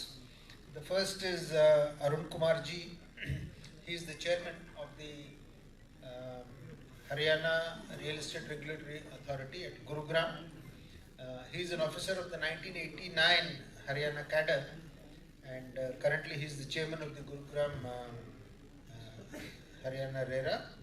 And he has been with the Department of Directorate of Civil Aviation for a good number of years. He was the Director General of the Civil Aviation, and he also served as an Additional Secretary in the Ministry of Civil Aviation, Government of India. And in addition to that, he has also been the Chief Commissioner of the Chandigarh Right to Service Commission, and he was also the Deputy Commissioner in Chandigarh. So over to you, Arun Kumar ji. I think it's working. Is it audible? Good afternoon to everyone, and thank you, sir. So the topic is very vast. It's statutory framework and role of authority. So everything is statutory. Real estate regulation, even the town country planning and their multiple acts, they are all statutory, and the authorities under those acts perform separate functions. And so I am not going to dwell upon them. Today, since I am from RERA and I have been tasked with the responsibility of talking about RERA, so I will focus on the RERA Act 2016.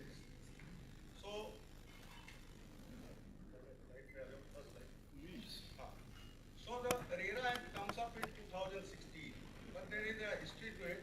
It all started in 2013, and there was a parliamentary standing committee, MOUD. They deliberated on that, and then they made certain changes. And thereafter, there was a parliamentary select committee, Rajya Sabha. They had more than 20 meetings, deliberations, and after 2 years of brainstorming and all, this shape of the act came up, and 2016 it was passed by the parliament.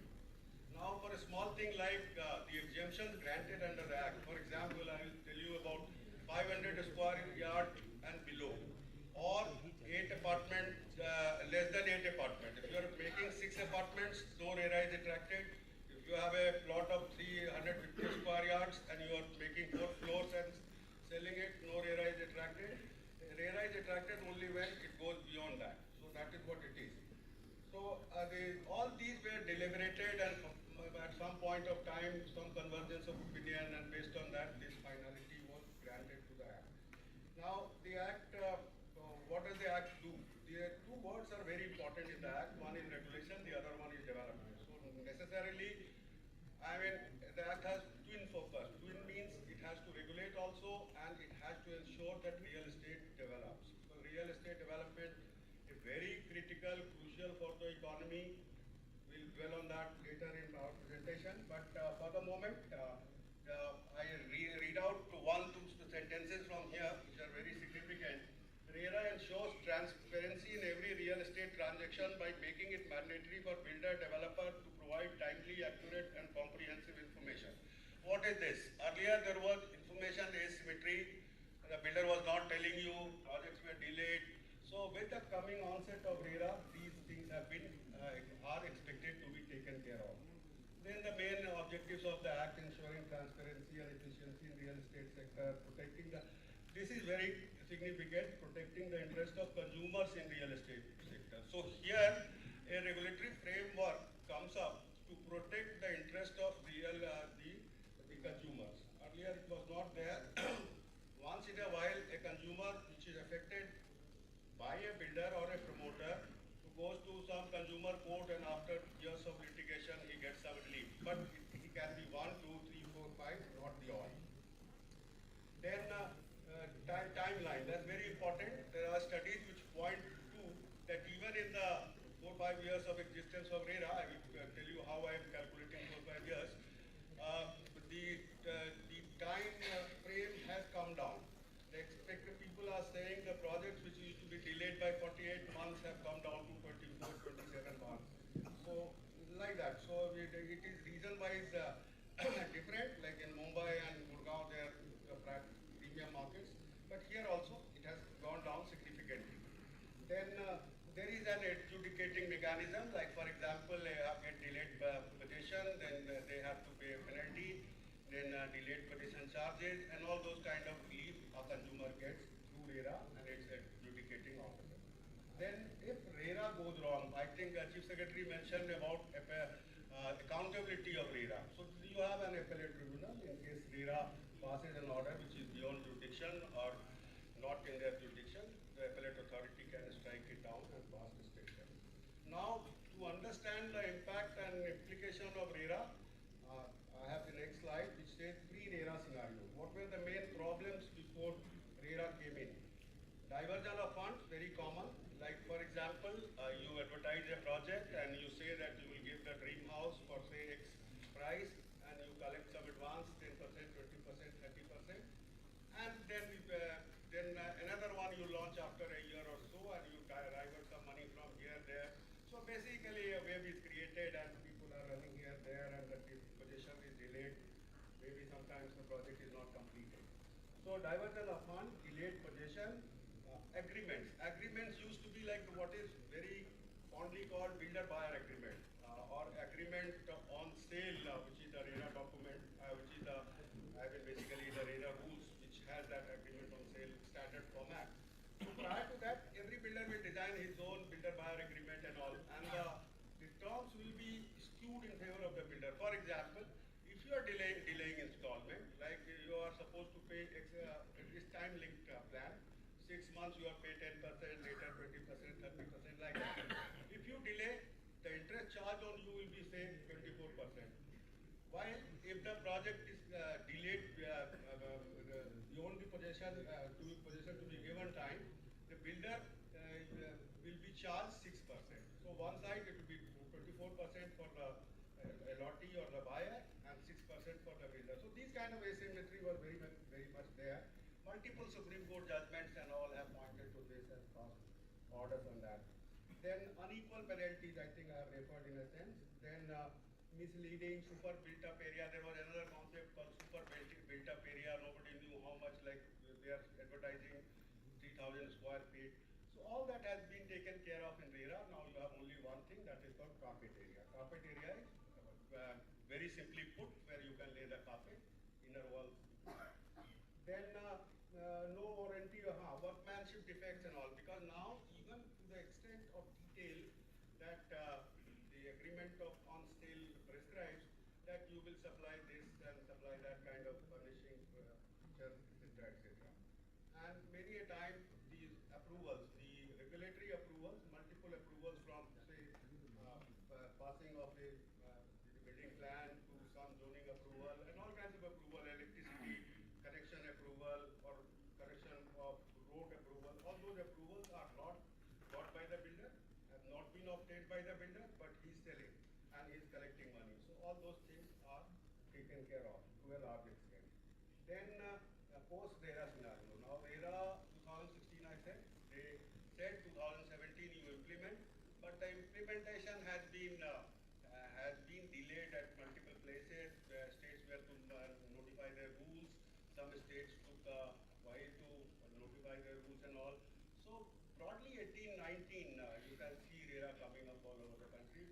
Now largely the whole of India is covered, except one two state, I think Bengal and also Illinois. So then post RERA scenario, what are you getting now? Your basket, accurate and authentic information about the promoter, because you have to declare, and that is to be put on the website. You can go and check whether it is correct or not. More transparency in the real estate transaction. Super built up area is given a go by.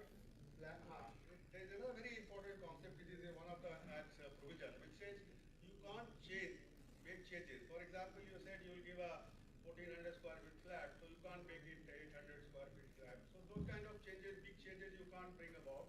And in case some structural issue and other regions you have to change it, then you need consent of two-third allottees and all. This all inbuilt in the Act itself. Then no diversion of funds from one project to another, no inordinate delay in handing over the possession, because if you delay, you have to pay delayed possession charges, and therefore it has put a curb on that. Now, real estate sector, I think I have a study to back what I told you so far. Boston Consultancy Group has done a study, very thorough study on 5 years of RERA. 5 years they are counting from 2018 and 23. It is available on web net. So you can just Google and you will get it. BCG's report 202. Now, sir, many good things have come out. Real estate, obviously, second largest employment generation after agriculture. I think real estate is the biggest employment generator. I think around 15%. Then India, there's a very interesting finding. 77% of total assets of Indian household. So there are multiple assets in somebody's basket. You put money in gold, you put in bank, etc. But 77% put their money in real estate. So that is a very significant finding they have brought out. And real estate contributes around 7% of the Indian GDP. I think $200 billion to $300 billion is a rough estimate. This much real estate is there. Then civil cases not so relevant, because people are generally happy with the implementation of RERA. And a couple of international rankings have improved. Like upward shift in India's global real estate transparency ranking, it has gone up. Then note that 90% of the states have been covered with the RERA setup by now. Noteworthy progress has been made in 5 years. Then confidence, high positive sentiment for RERA. 76% of consumers who are aware of RERA will buy only RERA properties in future. 64% of developers are highly satisfied with RERA. Consumer awareness, all these numbers are there, right? So they will give you some clue. But some of things which I think I have not put it here, 2-3 flaws that they have found out, and which BCG is very categorical for all RERA. Two things, their IT, their backup, their websites are not very friendly, not easy to navigate. So IT is a big link in all RERA. All RERA websites you go, they will typically Sarkari done by NIC, not very exciting. And many a time you will feel what I have come to this website. So that kind of one IT, and then the consumer awareness. One of the provisions in the Act, I think section 32, says that you will propagate about RERA awareness, you will launch awareness campaign. So that awareness also is an ongoing process. For example, recently we we have started a jingle on Radio Mirchi in Delhi, Gurgaon. If you are traveling, you will hear about RERA. RERA hai to bharosa hai, this kind of stuff and all. Why should I buy a RERA property? So because the builder will be a registered builder, and so certain things will be checked about him, so he will not fake and he will not dupe you. So all those kind of stuff we have pumped into that ad that we are publishing. So now we go to the next slide. These are the compliances. The builder, some of them we have captured. The act has multiple things. The most important thing in the entire journey of RERA is registration of a project. So the act very categorically says you will not advertise, you will not sell unless you have done A, B, C, D, E, F, G, H, that kind of thing. So a builder, promoter is the word by the act. He comes to us, with the RERA authority for registration of his project under section 3. Then we check the basics. There are, in fact, as per PCG, there are 110 items which are checked by RERAs. 5, 6, 10 of important of them, I said that's the land ownership, land title, whether the person has a land, all the building plan approval, the zoning plan approval, or the promoters, the capacity of the promoter. So like that, multiple things we have to check before we register that project, and we give lend the project our brand name, so that people can rely and we can also be held responsible if anything goes wrong.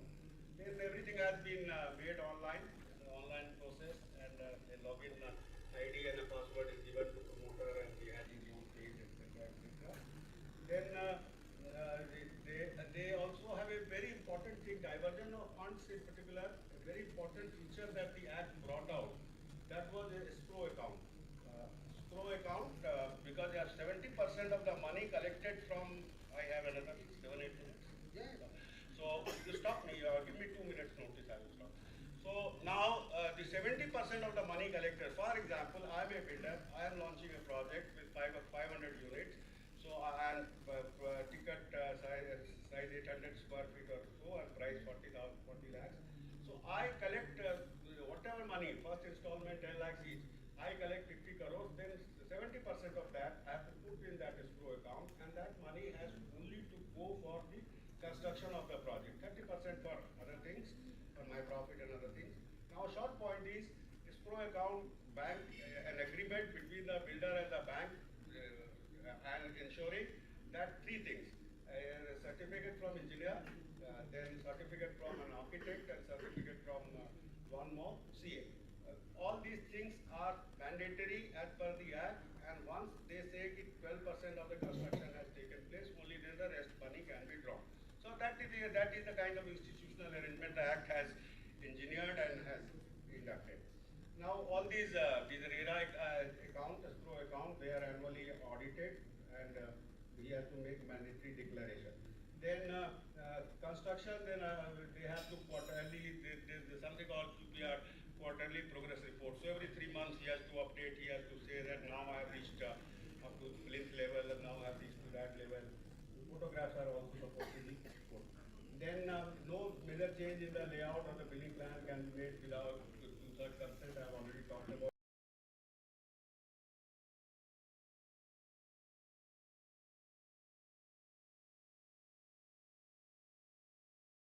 So these are the compliances that a builder has to do, and if there is any deviation, then penalties kick in and the punishments kick in. What are the functions and powers of the authority? The RERA authority we are talking. Obviously, there is another character called real estate agent. So earlier it was the informal sector, but now it has been formalized, and real estate agent also gets a number from RERA. He also has to register. So basically, what are we ensuring? Ensuring some sort of character verification, some sort of identity the person has, some premise the person has, and the person is bound by the conduct of, by the regulations of real estate agent to sell RERA registered property. So if you sell something which is not RERA registered, it can be harmed. Then database for public now. The another thing, the RERA Act, which is very significant, is basically opening up everything. They want data sharing, they want everything to be public viewing. So people should know. So the information symmetry should be established. So the thrust is on public disclosure. The important point I'm making is transparency, public disclosure as much as you can. Then lotteries under Act, rules, regulation, then RERA has the powers to a motto. For example, we hear that some vendor has done this or he is not completed, and there are allegations of diversion of funds. I will talk of some specific ones also later in my presentation. So then RERA can take suo moto cognizance of that. They can issue interim orders. Section 37, they can issue direction to the promoter, lottery, etc. The power to impose penalty, interest, contravention of obligation, and recovery of interest and credit. So for a limited purpose, RERA has some powers of civil court, that is, and collecting areas of land revenue and all. So they are very limited, but very limited powers. Then Gurugram, here, Paneet ji will talk about particular details, but I have given you just a number that we have almost 800 projects registered with us. 800 projects in the district of Gurugram, and around 2,300 real estates who are registered with us. So now complaints, the major work that we have, like we have courts, every day we hold courts, and I have 3 members, we also have 3 members. So everybody holds court and all. There is a concept of full bench, I also sit in that. We have 60, 70, 80 cases are listed in a day. So in a week, I think around 400 cases are listed. And obviously, it's a principle of natural justice and the lawyers are involved. So the process becomes a bit lengthy. It doesn't happen the way probably it was envisaged. The reason is very simple. When natural justice kicks in and the council appears and says, or the council has COVID. So what do? You have to give an adjournment. If you don't give, next time again natural justice will kick in and the superior court will say you are heartless. So therefore, so with all that, there are delays do occur. 3, 4, 5 sittings take place before a conclusion can be drawn up. So these are some inherent limitations of the system that we operate. Then regulation, etc. Total complaint, Haryana RERA have done phenomenal work in complaint. This is MOUD website also acknowledges this. So our disposal is one of the best in the country. It's acknowledged by. Then some of the issues that are there which needs to be mulled over.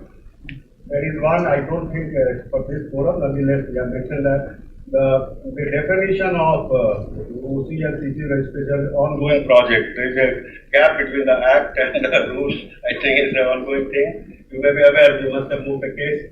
So now our rules needs to be harmonized with the Act, because the Act talks of completion certificate, you talk of certificate.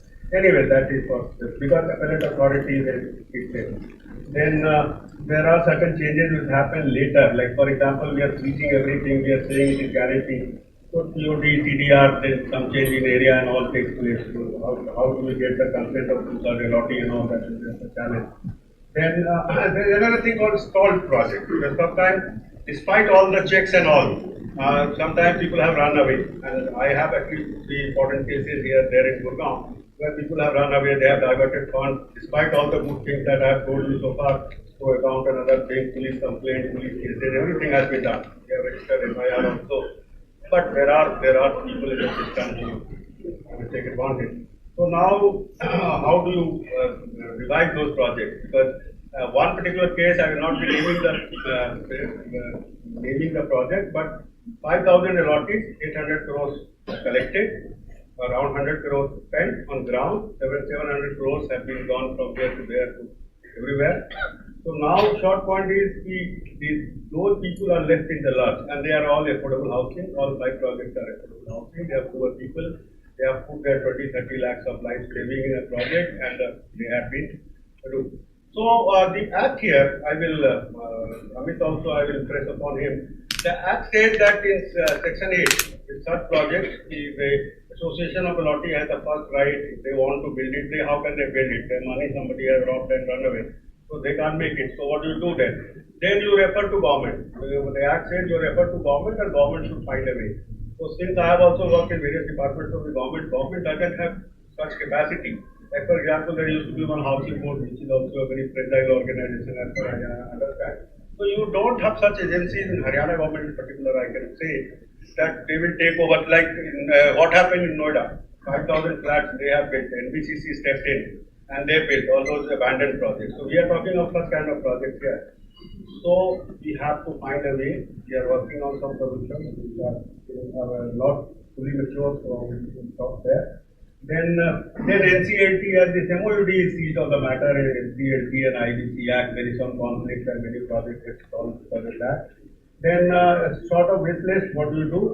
See, real estate project delays are because approvals are very long drawn. Like for example, we were discussing on the lunch table, 6 months takes in the service plan approval. Service plan is basically your water plan, your drainage plan, your plan, etc., road plan, etc., etc. So 6 months it takes.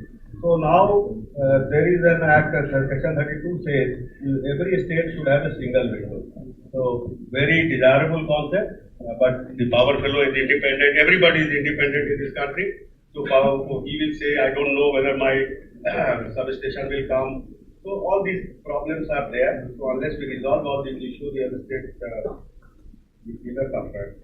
And then also a transparent and robust grievance redressal mechanism against acts of commission and omission of officials like me and others, or the town country planning agents who are sitting here. So if we do some misdemeanor, we should also be down. This is the Act 32, Section 32. So all these institutions should be built up by the state government, and I think we can make the functioning of RERA much better. So any question, anything, any thoughts, I am there. Thank you, Mr. Arun Kumar. I think you gave a very detailed account of the manner in which the RERA has evolved and how it has been functioning in the city of Gurgaon. I will only say one thing is that essentially the Real Estate Regulatory Act is looking at the primary real estate market. When you talk about real estate markets, you have a primary real estate market and you have a secondary real estate market. So secondary sales are not covered here. So therefore the real estate agents who are, for example, registered here are essentially those real estate agents who are associated with dealing with the primary projects. But if you look at the size of the secondary market and the size of the primary market, there is a world of difference. So what happens to that segment of the market is a big question. But let's move on. One small submission I have to make. Sure. That this point taken is a very valid point, and this at some point of time, if it is being amended, they can even think about that. That important thing, because I deal with cases and you must be hearing cases, we are still struggling mostly with the pre-RERA. 99% of the cases we are dealing in which we are ordering compensation, etc., etc. Remember, those are pre-RERA. So the real impact of RERA will come after some time. And so post-RERA, things are looking. Absolutely. So I think we have started a new regime, and that regime will take some time to really give the effects. We now have another speaker, Parnit Singh Yadavji, who is the chairman Haryana RERA at Panchkula. He has held several important positions as the Commissioner of Income Tax, the Principal Director of Investigation in Punjab, Jammu and Kashmir, and so on. So over to Shri Parnit Singh Sachdevji for an account on RERA in Panchkula. It will take about 10 to 15 minutes maybe.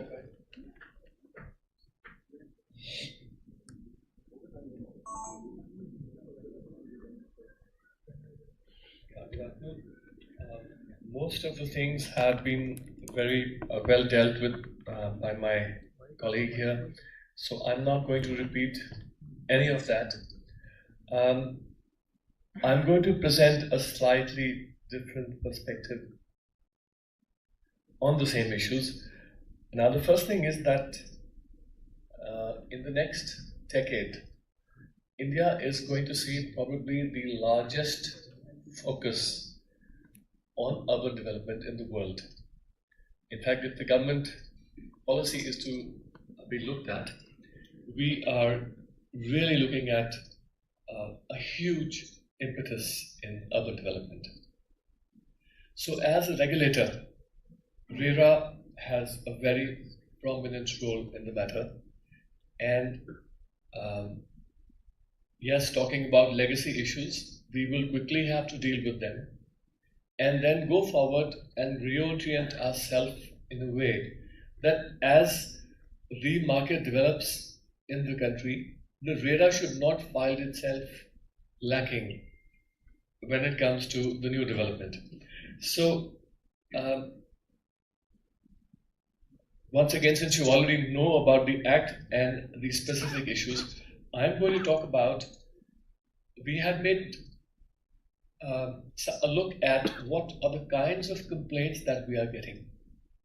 So a lot of stuff is on the maintenance issues. Then a lot of stuff is on the delay in projects. Then the delay in execution. Then the execution of our orders. RERA has passed an order, has asked for a compensation. Does it get done immediately or does it not get done immediately? Then we will look at other things as I go in my presentation. So first, this is just a recap of what my colleague had said.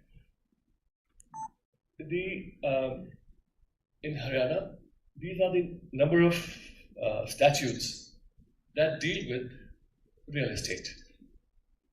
And why there are a large number of statutes? Because it has evolved over a period of time.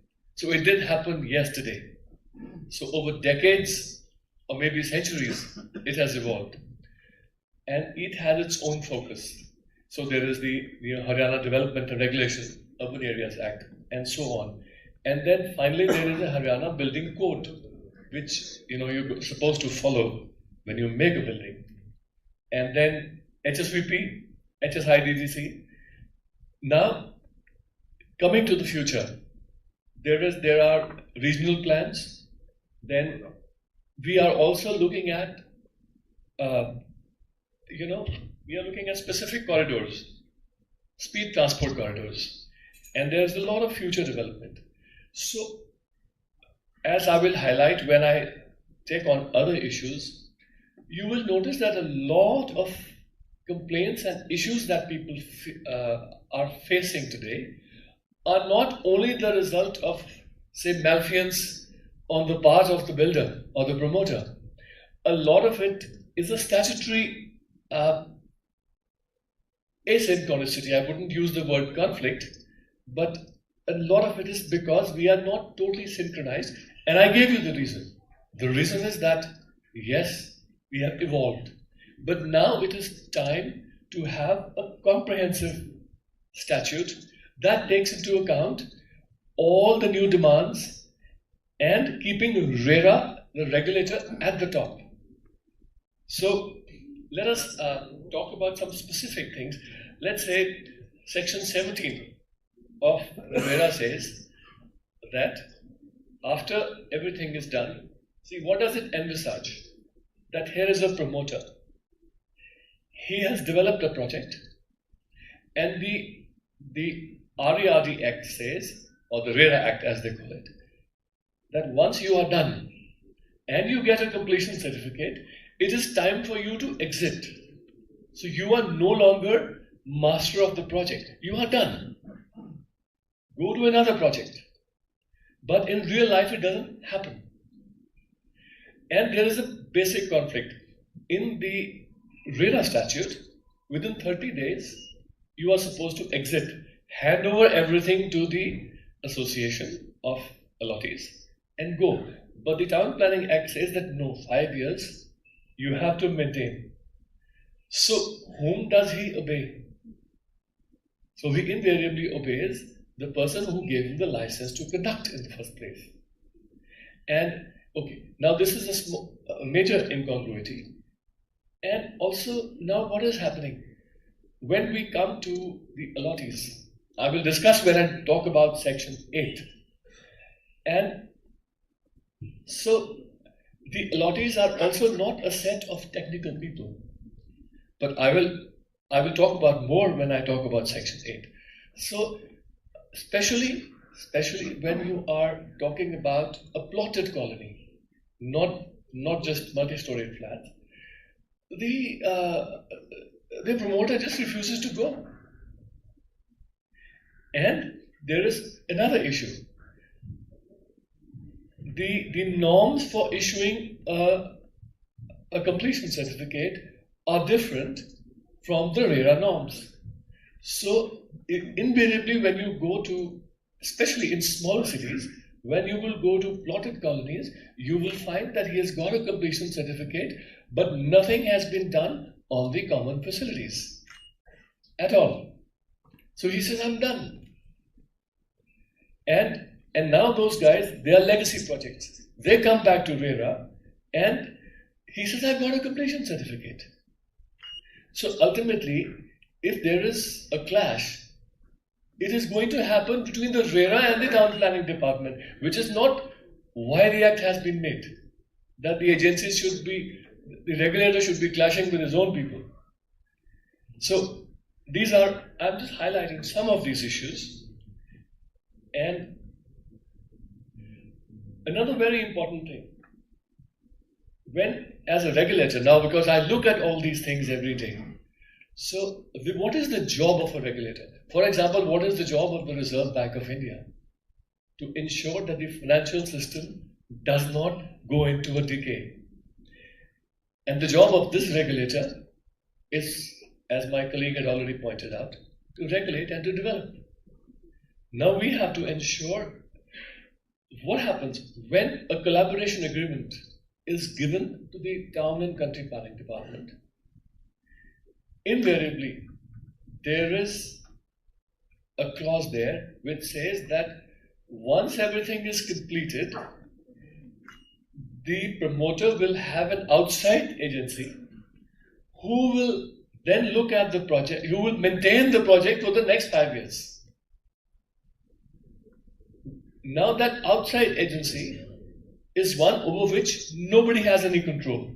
And 9 times out of 10, the outside agency is closely related to the promoter. So through the back door, he has control, and that outside agency charges the moon to the allottees for maintenance. Now that is huge. And now when that guy comes for a RERA registration, we look at this collaboration agreement and we tell them that, look, this clause is not correct. Now he says, look, I've got a license. So these are issues that come up in our statutory framework. Like, because it has developed over time, these things have to rhyme with each other. So we are already looking at a comprehensive statute in Haryana, and these are issues that need to be pointed out because they cause a lot of problems with the allottees, for which we really don't have a ready-made solution.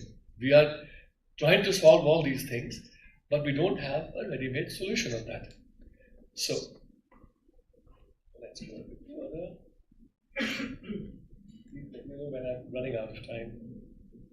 I still have time. Okay. Now, this I'll take only a minute. Section 16 says that the promoter has to get the project through a licensed insurance agency. Now, proper rules have not been made for this. What happened recently, as you have seen, some of the buildings that were made were declared unsafe. Isme banai nahi. I mean, it happened in Gurgaon, it's happening other places. Now look at an allottee. What has happened to the interest of the allottee for whom we exist?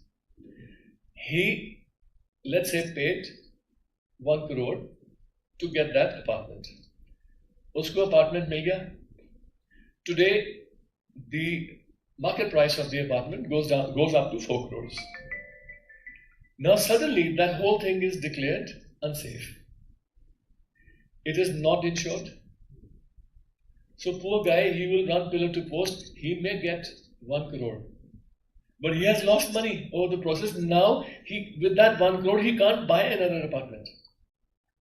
So this part of the statute is now, we need to have proper rules for that. And it is not incorporated in the other statutes.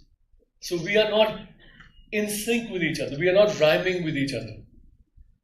So I'm not here to point out the defects. A lot has been done after RERA has come in, a lot, which my colleague has already pointed out. But until and unless we keep removing asynchronicities along the path, we will not be ready for the next onslaught of urban development that is around the corner. It's not going to wait for RERA. It's going to happen. And then, of course, small things that, of course, this my colleague has already pointed out from the Supreme Court. Now, the government of India has very amazingly done good work, what we call as the Swami funds. Now, but these funds are for only affordable housing. So there are some norms, but detailed policy and norms are yet to be formulated for this. But the issue is, it is not just about affordable housing. There are people who are middle class. Their housing doesn't come in the definition of affordable housing. They are slightly above, but they also fall prey to stalled projects and to projects which have been abandoned. And they have lost a lifetime of their savings. We have seen here in Panchkula itself, there were a whole lot of people belonging to the armed services, and maybe it's been more than a decade they have been running around. So nothing can be done about those projects. So a policy has to be formulated. Under what conditions will NBCC come in? Under what conditions certain Swami or similar funds will come in? And that will go a long way in creating faith in the real estate system. I for one, I happen to study the real estate regulatory system in Australia, because my education is from Australia. The interesting part there is that you are not allowed to, show people a pamphlet and collect a lot of money. You have to develop a part of the project, and then you are allowed some pre-sales, and after that, once you've taken a small amount, once you are done, you show him the place and take the money. So, stuff like that, it helps us not to depend on have a large number of stalled projects. I will talk about this a little in detail. Then section 8 that we were talking about. See, the interesting thing is that the RERA does not envisage that a project will be delayed on and on and on. RERA says, okay, if the DTCP has given you a license for 5 years, we expect that at the end of 5 years, the project will be complete. Then section 6 says, okay, if there is an act of God, there is a war, there is COVID, and it was not in your control. You could do nothing about it. Okay, we'll give you an extension of maximum 1 year.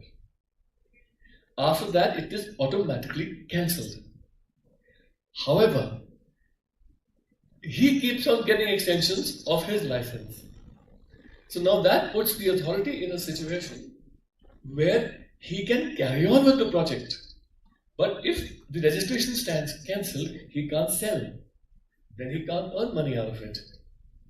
So under section 7, although it is very stringent, per force, we say, okay, in the interest of allottees, we will let the registration be. So we don't cancel it. So it becomes a de facto extension. So these things need to be rhymed. All these different statutes need to be rhymed so that we are very clear that a project starts 9 times out of 10, it finishes at that point of time. And then, of course, last slide. So this is the last. When I go to a banker to ask for a loan, what is it that the banker will see? First, of course, he has some SOP, aapko license mil gaya, blah, blah, blah, all those things he will see. Second thing, there is a concept in finance of net present value. He will look at your project, not about you, he will look at your project. He will look at your future estimation of cash flows. see if the estimation of cash flows is correct, then bring it back to the current, that is what he calls the NPV, net present value of the cash flows. If it is positive, it is viable. If it is zero or negative, the project is not viable. So that's what happens in the monetary policy. As we raise the interest rates, a lot of projects which were viable today don't remain viable tomorrow. That's the second thing. The third thing, which is most important, that the banker will see how much is your financial involvement in the project. If you're buying a share in a company where the promoters hold only 2% of the shareholding, I'll be very shaky with that company. But when I look at so we are not really looking deeply at the time of granting RERA registration at the financial issues. Basically, we are in sync with the DDCP. License aa gaya, theme ho gaya, ye ho gaya, shabash. Now I have looked at projects, and because of my training in finance, I saw that here is a company. It is going to start a project of 50 crores. It says I have already purchased the land. Its paid up capital is 1 lakh. If it was such an amazing life out there, I didn't have to take this job. मैं भी 1 लाख निकालता, 50 crore का budget लगा लेता. No bank has given him anything. I'm not going further, but this is nothing but money laundering. My training tells me that some kind of different money has come. So I'm not saying everywhere it happens, but in some of the projects, the financial involvement of the promoters is just not there, or it is not adequate, which means that when things turn sour for him, if there is boom, all is well, he'll be there. But if smallest thing comes, you will not find him tomorrow. He's done and he's gone. So do we want people, as a regulator, do I need people like that who are non-serious promoters? So we need to incorporate something in the statute. Okay, we are not going to go deep into, PMLA or, enforcement to do that, but some basic fundamentals of the SOP that we need to do. So these are things which will go a long way. Before I conclude, sir, if I say numbers, being an engineer, I always talk of numbers. RERA has taken the real estate market and the confidence that people have, allottees have in the system, from let's say 0 to 80 in the short few years. But to go further, these are some of the suggestions. Thank you very much. Thank you so much, Mr. Sachdev. I think that was an excellent exposition on the way in which RERA is functioning in Panchkula, and also some of the very fine points that are there. I think it's a very detailed analysis. By the way, I must also inform you before I call the next speaker that Mr. Parnit Singh Sachdev has written a book called 6 Secrets of Life. And I think some secrets you just now revealed on the real estate side. But if you want to know the 6 secrets of life, then you must read his best-selling book. I don't think we have time for you to reveal the secrets now, but I think you should buy his book. Let's move on to the next speaker, Mr. Devendra Narayan Nimborkar ji. All of you are well aware about him. He is from the state of Haryana itself. He is the chief coordinator planner in the NCR planning board, and he has also been in the forefront for implementing the geographical information systems here in Haryana. So over to Nimborkar ji. For 10 minutes. Yeah. Please go. Good afternoon all. I will be giving you actual statutory framework that we are working in Town and Country Planning Department. I will be covering Town and Country Planning Department strategy only, not of urban local bodies and other GMDA Act and FMDA or SMDA Act. So overall, my presentation will cover statutory framework, then how we prepare a development plan, and then how we implement it, and which are the various departments involved in urban development, that is implementation of development plan only. So these are the major four issues that I will be covering. I will be explaining the present working of the department. I am not raising any issue on the aspect of preparation of development plan and statutory framework.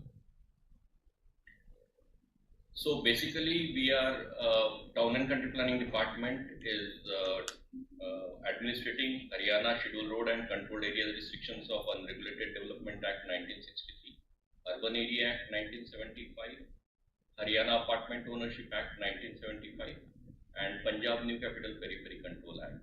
So basically, Haryana Scheduled Road and Controlled Area Restrictions of Unregulated Development Act. Under this act, we will be preparing.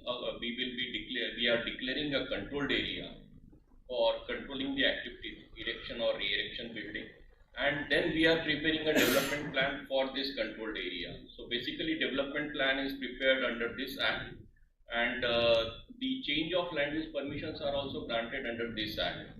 Basic difference between change of land use permissions and grant of license is that if suppose some individual wants to set up a project and he doesn't want to sell his or subdivide his land, so he will be taking permission under the provisions of Scheduled Road Act, whereas the license the colonizer have authority to subdivide the land and to further that area is covered under Apartment Ownership Act.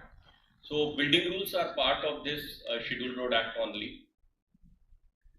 Next is Urban Areas Act. This Urban Areas Act, what we are actually, government is identifying a potential area for building activities. We are notifying urban area, and in this urban area we are granting licenses, and we are also developing infrastructure. We have a provision of State Infrastructure Development Board, and that board is collecting charges, and that charges are sort of a funding to a major infrastructure projects in Haryana. So we are granting licenses under this provision of this act, and TDR. Basically, we are also granting NOC under Section 7A. What we are envisaging that if suppose the land is sold, so there should not be any bifurcation of a land for developing a colony, unauthorized colony. So there is a check and balance in this act that under Section 7A we are granting NOC. So we ensure that the vacant land is not subdivided and the unauthorized colony is not developed. Haryana Apartment Ownership Act, actually this act is applicable to apartments, integrated colonies, cyber parks, cyber cities, and the colonizer has to file a deed of declaration within 90 days from the date of getting the occupation certificate. Punjab New Capital Periphery Control Act, basically it envisages a control over a Chandigarh periphery area, and it is applicable in Panchkula. So part of this Panchkula and Punjab, it is part of this Punjab New Capital Periphery Control Act. We have metropolitan development authorities. These development authorities are recently set up. That is Gurugram Metropolitan Development Authority, Faridabad Metropolitan Development Authority, and Panchkula Metropolitan Development Authority. Now the job of preparation of development plan, preparation of infrastructure plan, preparation of mobility plan, all things are now handed over to this GMDA, FMDA and PMDA. Now government is also thinking of, means they have already passed a cabinet approval for Sonipat and Hisar. Sonipat Metropolitan Development Authority is already established, and Hisar is in pipeline, because in Hisar we are envisaging a huge international airport of around 1,000 hectares, and so therefore government wanted to control it by sort of a planning. So Metropolitan Development Authorities. RERA, I think Sir has also covered. RERA Panchkula Chairman, he has covered. So I will give you brief background regarding preparation of development plan. So controlled area is declared under Section 4 of Scheduled Road Act, and this controlled area, earlier it was in and around the town, but thereafter the amendment in the act is done, and the controlled area is now declared anywhere where the government thinks that it may prone to unauthorized construction and unauthorized re-erection of buildings. So this is the picture of the controlled area in Haryana. Around 29% of the Haryana is covered under controlled area. And you can see the area just adjacent to Delhi and Chandigarh, that is Farida, Gurugram, and here Sonipat, Rohtak, and Ambala. So major controlled areas are declared, that means we are controlling the area where the agriculture sort of a nature, that is Kaithal, Fatehabad, Charki Dadri, Bhiwani, Sirsa. So controlled area is very less. So there is an impression among the general public that everywhere controlled area is there and Town and Country Planning Department is just restricting development. This is not the case. We are also part of National Capital Region. Around 14 districts of Haryana are part of National Capital Region Planning Board, and 57 of this 57% of the state is part of regional plan. So basically what we are doing in development plan, preparation of development plan, first we declare a controlled area.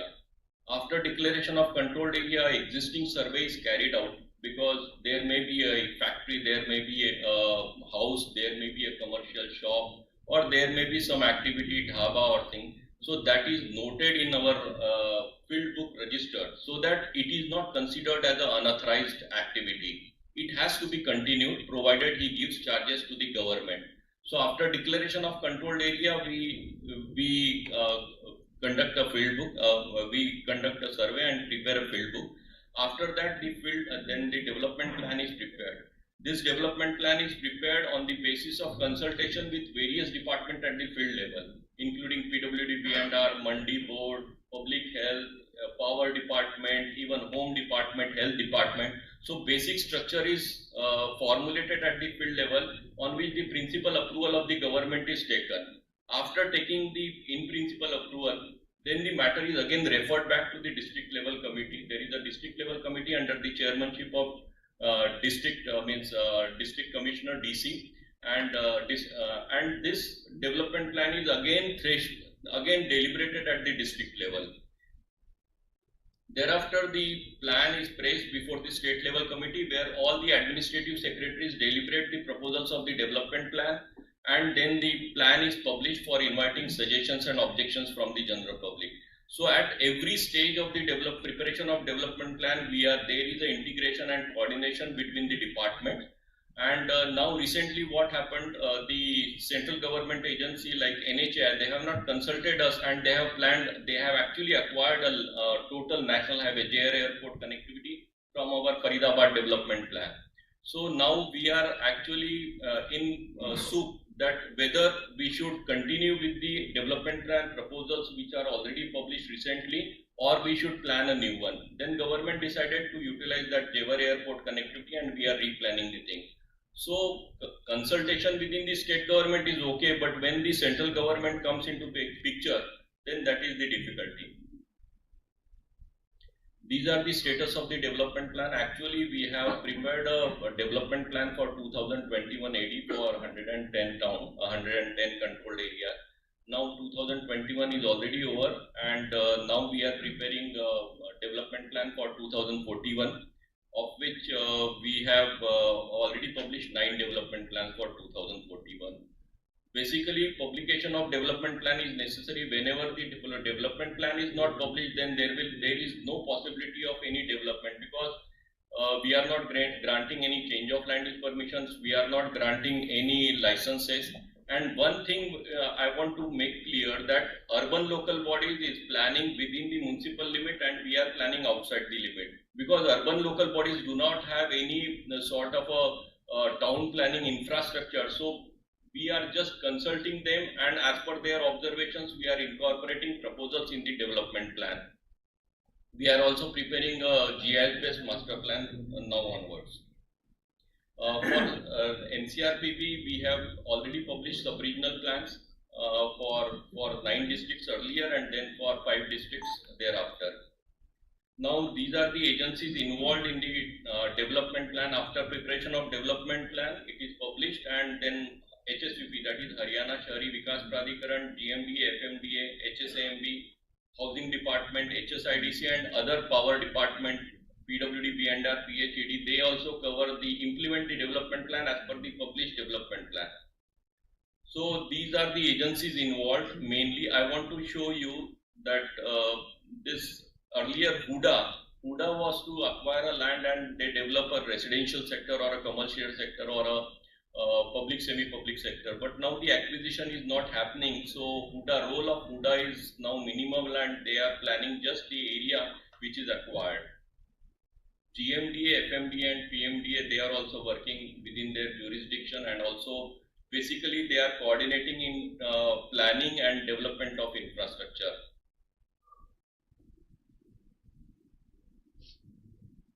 Even the development of the controlled area and development plan is also through financing of NCRPB, wherein multiple agencies are involved in development.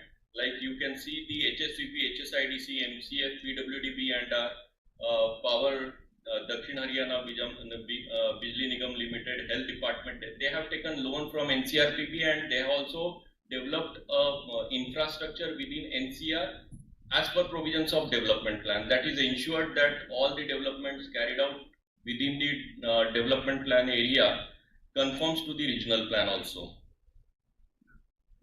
This is the shot, you can say Gurgaon, actually it is not properly visible. You can see the pink area, which is the old Gurgaon area. It is developed by mainly by HUDA and the old area is there.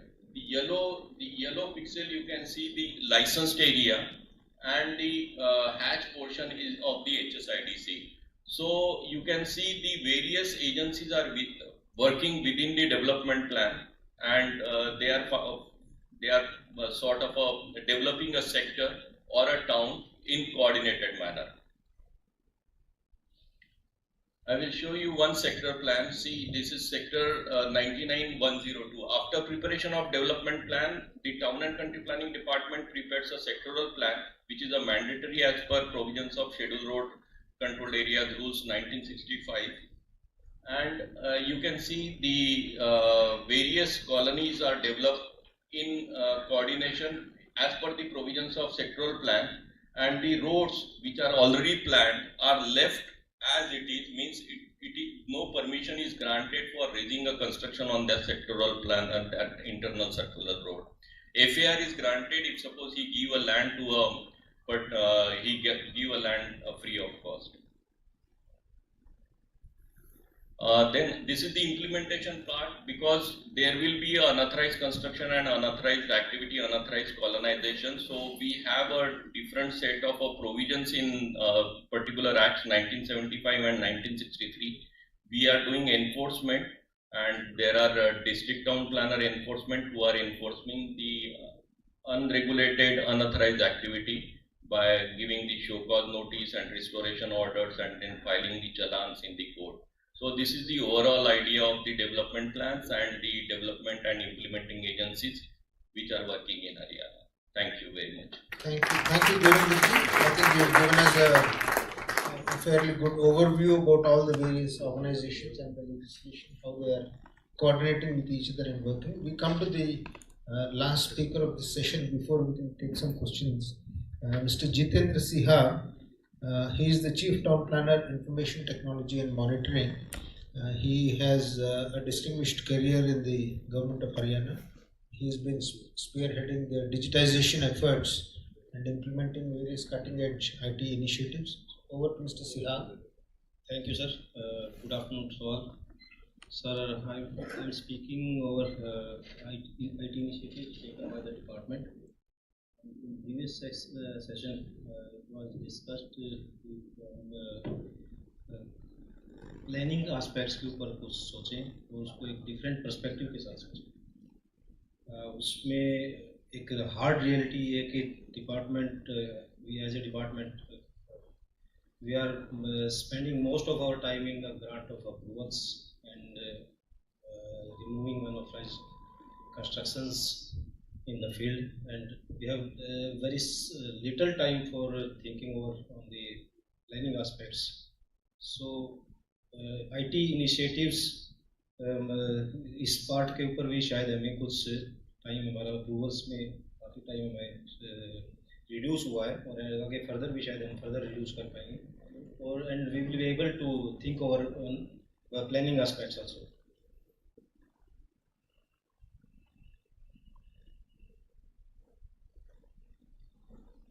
Sir, IT initiatives basically it enables transparent internal processing system, fast delivery of services, strong monitoring system, and time-bound certain statutory compliances of our acts, ease action and confidence we gain through fast approvals. I will talk about from where we started this journey. In fact, in 2006, we initiated this digitization process when we awarded a study to an outside agency, Volta. It was basically for internal processing of the certain application within the department. कुछ software applications तैयार करने के लिए उनको काम दिया था, कुछ GIS एप्लीकेशंस पोर्टल डेवलप करने के लिए एक अभी प्रोजेक्ट अवार्ड किया, बट उसमें बहुत सारा टाइम लिया उन्होंने. 6 साल के बाद ये 3-4 सर्विसेज डिलीवर की. That was of little use. But we started running on these services. In 2016, department ने फिर ये विचार बनाया कि हमें अपना एक IT सेल create करना चाहिए, and we came up with that cell in 2016. And presently, the cell consists of around 24 people. Professionals, 18 professionals, software engineers and GIS experts, and 6 our network engineers. The cell is headed by a project manager and is supervised by me under the able guidance of the director. So this is our infrastructure we established in our IT cell. Basically, sir, we department around 36 type of services provide कर रहा है, जिसमें internal services processing included है और users के साथ जो हमारे direct interface रहता है, जिसमें license से related around 24 services है, CLU की 5 services, NOCs, TDR, BRICL and कुछ some other services. इसमें से 17 services as on date we are providing online. उसका एक ब्रीफ मैं हर सर्विस के लिए आपके सामने दे रहा हूँ. Sir, change of land use is a very prominent service जहाँ पे डिपार्टमेंट काफ़ी सारी इंडिविजुअल्स के स्टेक्स इन्वॉल्व होते हैं और डिपार्टमेंट ऑनलाइन सर्विसेज जब से स्टार्ट किया उसके बाद आप ये देखें सर, ये बार्स दिए, number of approvals every year बढ़ते जा रहे हैं, बट एवरेज डेज घटते जा रहे हैं. In 2020, it was the average days for grant of approval in a single CLU was 127 days, and now it has reduced to 47 days. This has happened only due to our strong monitoring system and placing the service through on this digital framework. This service is basically notified under RTS Act, Right to Service Act, and is further integrated with the auto approval auto appeal system and HEPC geoportal. This geoportal has been developed by our in-house team, and this is for internal working of the department. Other services, NOCs. एक time sir इस service को हमने online करने से पहले ये था, किसी एंटरप्रेन्योर को अगर अपनी लैंड के बारे में पता करना है तो ये to roam about our field offices. उसको शायद कई दिन लग जाते थे उसको ये पता करने के लिए मेरी लैंड कंट्रोल एरिया में पड़ती है बाहर उस लैंड का क्या. Now we have established a system, reports auto generate produce होती है. He enters his land details on the portal and he immediately gets report. Report में इसकी लैंड कंट्रोल एरिया के अंदर है, report clearly says your land falls in control area and you now needs to apply for CLU. इसके लिए हमने हमारी in house team ने एंड फील्ड ऑफिसर्स ने काफ़ी डिटेल एक्सरसाइज की. करीब 13,000 square kilometre area is under control area sir, which constitute around 30% of the state. और इस सारे एरिया की लैंड डिटेल्स हमने इस सिस्टम में एंटर की। उस लैंड डिटेल्स को फर्दर स्टेट गवर्नमेंट का लैंड रिकॉर्ड इंफॉर्मेशन सिस्टम है एलरिस, उसके साथ इंटीग्रेट किया। तो उसके थ्रू ये सारी ऑटो जनरेशन संभव हो पाए। Second, next is the NOC for we grant NOC under section 7A. It is a mandatory NOC. Any registering authority, शायद हरियाणा में ही शायद ऐसा सिस्टम है कि कोई भी रजिस्टरिंग अथॉरिटी अगर किसी डॉक्यूमेंट को रजिस्टर करती है, that registering authority requires an NOC from Director Town and Country Plan. इस NOC के लिए भी लोगों को बहुत लंबा टाइम लगाना पड़ता था, बट अब इस सिस्टम के थ्रू सर ऑनलाइन हम इसको इशू करते हैं। दैट स्टैट्यूटरी रिक्वायरमेंट 30 डेज के अंदर हमें NOC इशू करना होता है, एंड एवरेज डेज आ रहे हैं हमारे इसमें, वो दैट 9-10 डेज में department grants NOC for. Next brick kill services, this is similar kind of CLU service, field offices issues licenses for brick kiln and renewals. TDR services, department grants TDR, transfers TDR and utilization certificates also issues for TDR on this portal. Few license services जो initially हम 2012 से use कर रहे हैं, वो कुछ certain compliances colonizers को after taking license he has to make certain compliances of rules 24 which is regarding his advertisement and forms of application. Rule 26, 27 and 28, these rules are regarding receipt of payments and the utilization of that amount. वो उसको बड़े मोटे बड़े पोथों में हमें देना होता था, जिसकी वजह से हम उसको स्क्रूटनाइज भी नहीं कर पाते थे। वो ला के डाल देते थे बंडल, वो किसी रिकॉर्ड में डाल दिया। नाउ ऑनलाइन सिस्टम से ही उसको सारी एप्लीकेशन ये अप्रूवल्स मैंडेटरी कंप्लायंसेस वो करता है, जिसकी मॉनिटरिंग एंड स्क्रूटनी भी काफ़ी ईजी होगी और डिपार्टमेंट उसको काफ़ी इफेक्टिवली चेक करता है। Online building plan system for low risk buildings के लिए ऑलरेडी हमारा सिस्टम इन प्लेस है सर। ऑल अथॉरिटीज, चाहे वो लोकल बॉडीज है, HSIDC, HSVP या टाउन प्लानिंग, सभी के बिल्डिंग प्लान्स ऑनलाइन सिस्टम से अप्रूव किए जाते हैं और सेल्फ सर्टिफिकेशन से करते हैं। आर्किटेक्ट अपने लेवल पे ही बिल्डिंग प्लान्स इशू करता है, डिपार्टमेंट की इसमें जीरो इंटरवेंशन है, एक्सेप्ट जहाँ प्रॉब्लम आती है सिस्टम के अंदर वही हम उसको इंटरवीन करते हैं। देन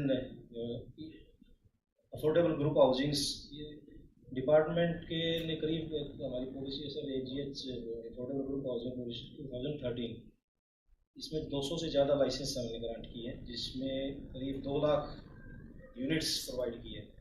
इस पॉलिसी का में अलॉटमेंट ऑफ फ्लैट्स थे, वो सारे के थ्रू ड्रॉ फ्लोट्स ही कर सकते हैं।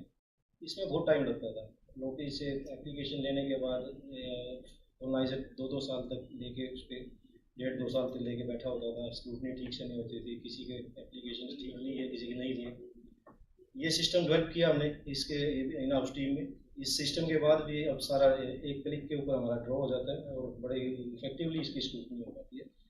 Concern STP at the circle level पे वो इसका ओवरऑल नोडल ऑफिसर बनाया हुआ है, हेडक्वार्टर के ऊपर इसकी लेवल पे कोई स्क्रूटनी या इंटरवेंशन नहीं होती। नेक्स्ट ई-ऑक्शन, सर्टेन साइट्स हैं टाउन प्लानिंग डिपार्टमेंट के पास। जब सर कुछ टाइप ऑफ लाइसेंसेस है दीनदयाल जन आवास योजना, उसमें हमें कुछ कम्युनिटी साइट्स के लिए लैंड कोलाइजर प्रोवाइड करता है, वो फ्री ऑफ कॉस्ट डिपार्टमेंट के लिए। वो साइट्स हैं, कुछ EDC एडजस्टमेंट के लिए कुछ प्रॉपर्टीज डिपार्टमेंट को कोलाइजर्स सेल करता है। उन साइट्स की ऑक्शन के लिए भी हमने एक अपना सिस्टम तैयार किया रहता है, हालांकि अभी तक हमने इस पर ऑक्शन स्टार्ट नहीं किए। नेक्स्ट एक सभी PNG CNG स्टेशंस की ऑक्शन के लिए ऑल ओवर स्टेट में जितनी भी एजेंसीज हैं उनकी जितनी साइट्स है वो के लिए हमने town and country planning department ने एक कॉमन पोर्टल तैयार किया है जिस पे ऑक्शंस की जाती है। देन फ्यू सर्विसेज हैं जहाँ पे हमारे इंटरनल यूज़ के लिए जो डिपार्टमेंट प्रोसेसिंग के लिए यूज़ करता है, e office we have developed this for running all the applications which are just talked about, and CIS compliant client information system is one of the best in internal services, जिसके ऊपर की EDC schedules, EDC की payments, receipts, all revenue receipts, land schedules, सब इस module के ऊपर ही हम तैयार करते हैं। इसी के ऊपर एंटायर डिपार्टमेंट ऑफिसर्स इसके ऊपर अपना चेक करते हैं। एनफोर्समेंट मॉड्यूल, इसमें एनफोर्समेंट से रिलेटेड ये फील्ड में ऑफिसर्स के पास इतनी प्रॉब्लम होती थी कि फील्ड ऑफिशियल साइट पर गया, उसने अनऑथराइज कंस्ट्रक्शन डिटेक्ट की, आगे नोटिस दे दिया, नोटिस देने के बाद फाइल कर दी, दोबारा से। पूरे स्टेट में आप लोग? Yes sir, this is for entire state. और किसी कोई पावर नहीं? किसी एनफोर्समेंट की सर, ये मैं I am talking about town planning area sir, controlled area outside municipal area and living GMD local authorities areas, GMD, FMD etc. DTPs of town and country planning department have jurisdiction only in areas where directed town plan is planning jurisdiction is there. इसमें तो वो जो trekking उस PUC की हमें उसकी letter की हो नहीं पाती थी, उसमें हमने सिस्टम डेवलप किया। After detecting the unauthorized construction, the concerned official enters it on this portal. इस पोर्टल के थ्रू ही DTP उसको शोकॉज नोटिस इशू करता है, उसके बाद फाइनली डिमोलिशन प्रोग्राम सेट बनाता है। वो सारा एंटायर हमारा जो सिस्टम है एनफोर्समेंट का इसी पोर्टल के थ्रू काम करता है। एक हमारा वंडरफुल एक मॉनिटरिंग सिस्टम है सर, ये कोर्ट केस मॉनिटरिंग सिस्टम। इससे सिस्टम से पहले हमारी बहुत बार कंटेम्प्ट्स होती थी, रिप्लाईज फाइल नहीं हो पाते थे, तो उस सूरत में department most of the time court cases में फंसा होता था।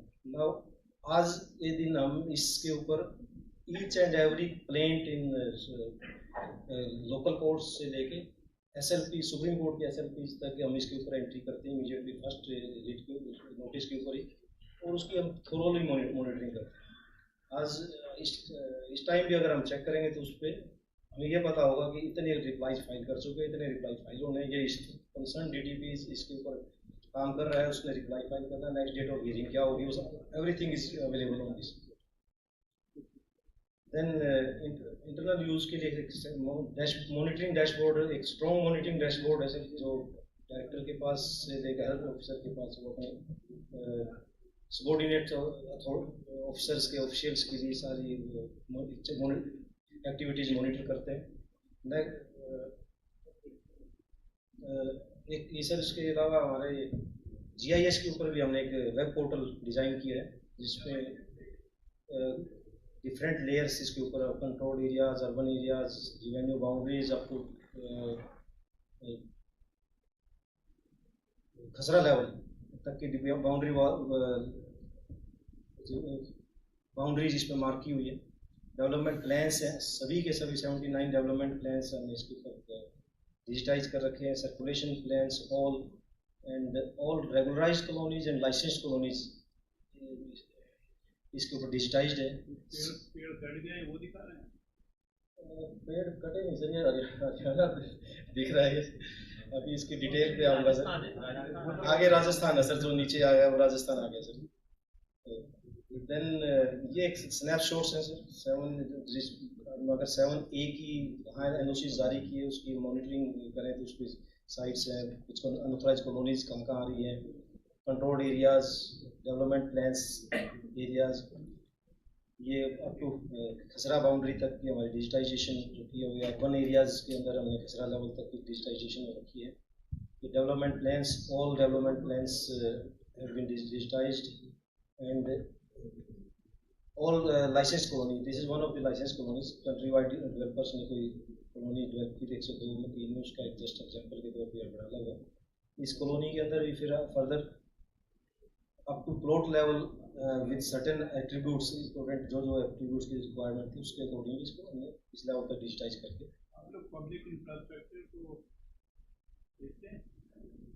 सर पब्लिक इंफ्रास्ट्रक्चर अब हम आगे नेक्स्ट स्टेज पे आ रहे हैं सर, आगे उस पर जस्ट 5 मिनट हो गए सर, उस पर गया।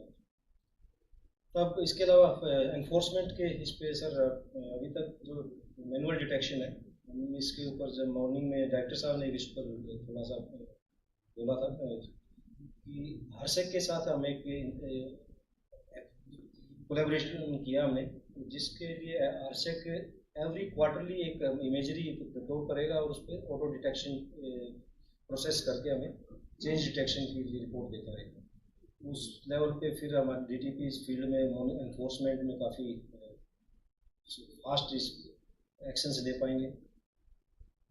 ये कुछ सर्विसेज सर हमारी लगभग 20 सर्विसेज ऐसी हैं जो कि लाइसेंस से रिलेटेड है या कोई हाई रिस्क बिल्डिंग्स से रिलेटेड है, अप्रूवल्स है, उनके लिए हमने एक आउटसाइड एजेंसी एंगेज कर रखी है जो काफ़ी एडवांस स्टेज पे उसने अपना काम कंप्लीट भी कर लिया है। By June and we will be able to launch our building plan approval system for high risk buildings, group housings वगैरह की बिल्डिंग प्लान ऑटो इस सिस्टम के थ्रू अप्रूव होंगे, पेपरलेस। और कुछ सर्विसेज हैं सर जिसमें आप अभी सर ने डिस्कस किया कि कुछ स्लो अप्रूवल्स हैं, जैसे सर्विस प्लान एस्टीमेट्स हैं, कंप्लीशन सर्टिफिकेट्स, ऑक्यूपेशन सर्टिफिकेट्स। इस चीज़ के लिए हमने ऑलरेडी ये इशू दिमाग हमारे टैग कर रखा था सर ये इशू, और इसको हमने इस पर नई जो ऑनलाइन सिस्टम से करेंगे उससे अप्रूवल्स भी फास्ट होंगी। ये दिसंबर एंड तक कंप्लीट होने की पूरी संभावना है।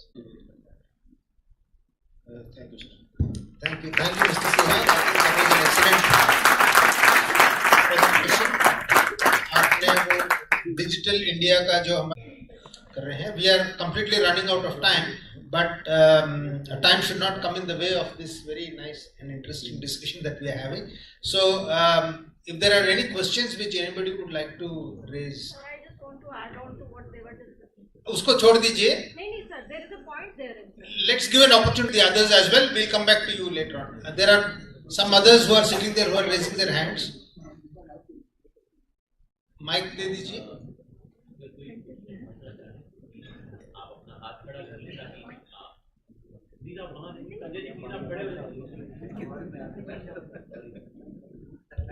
Am I audible now?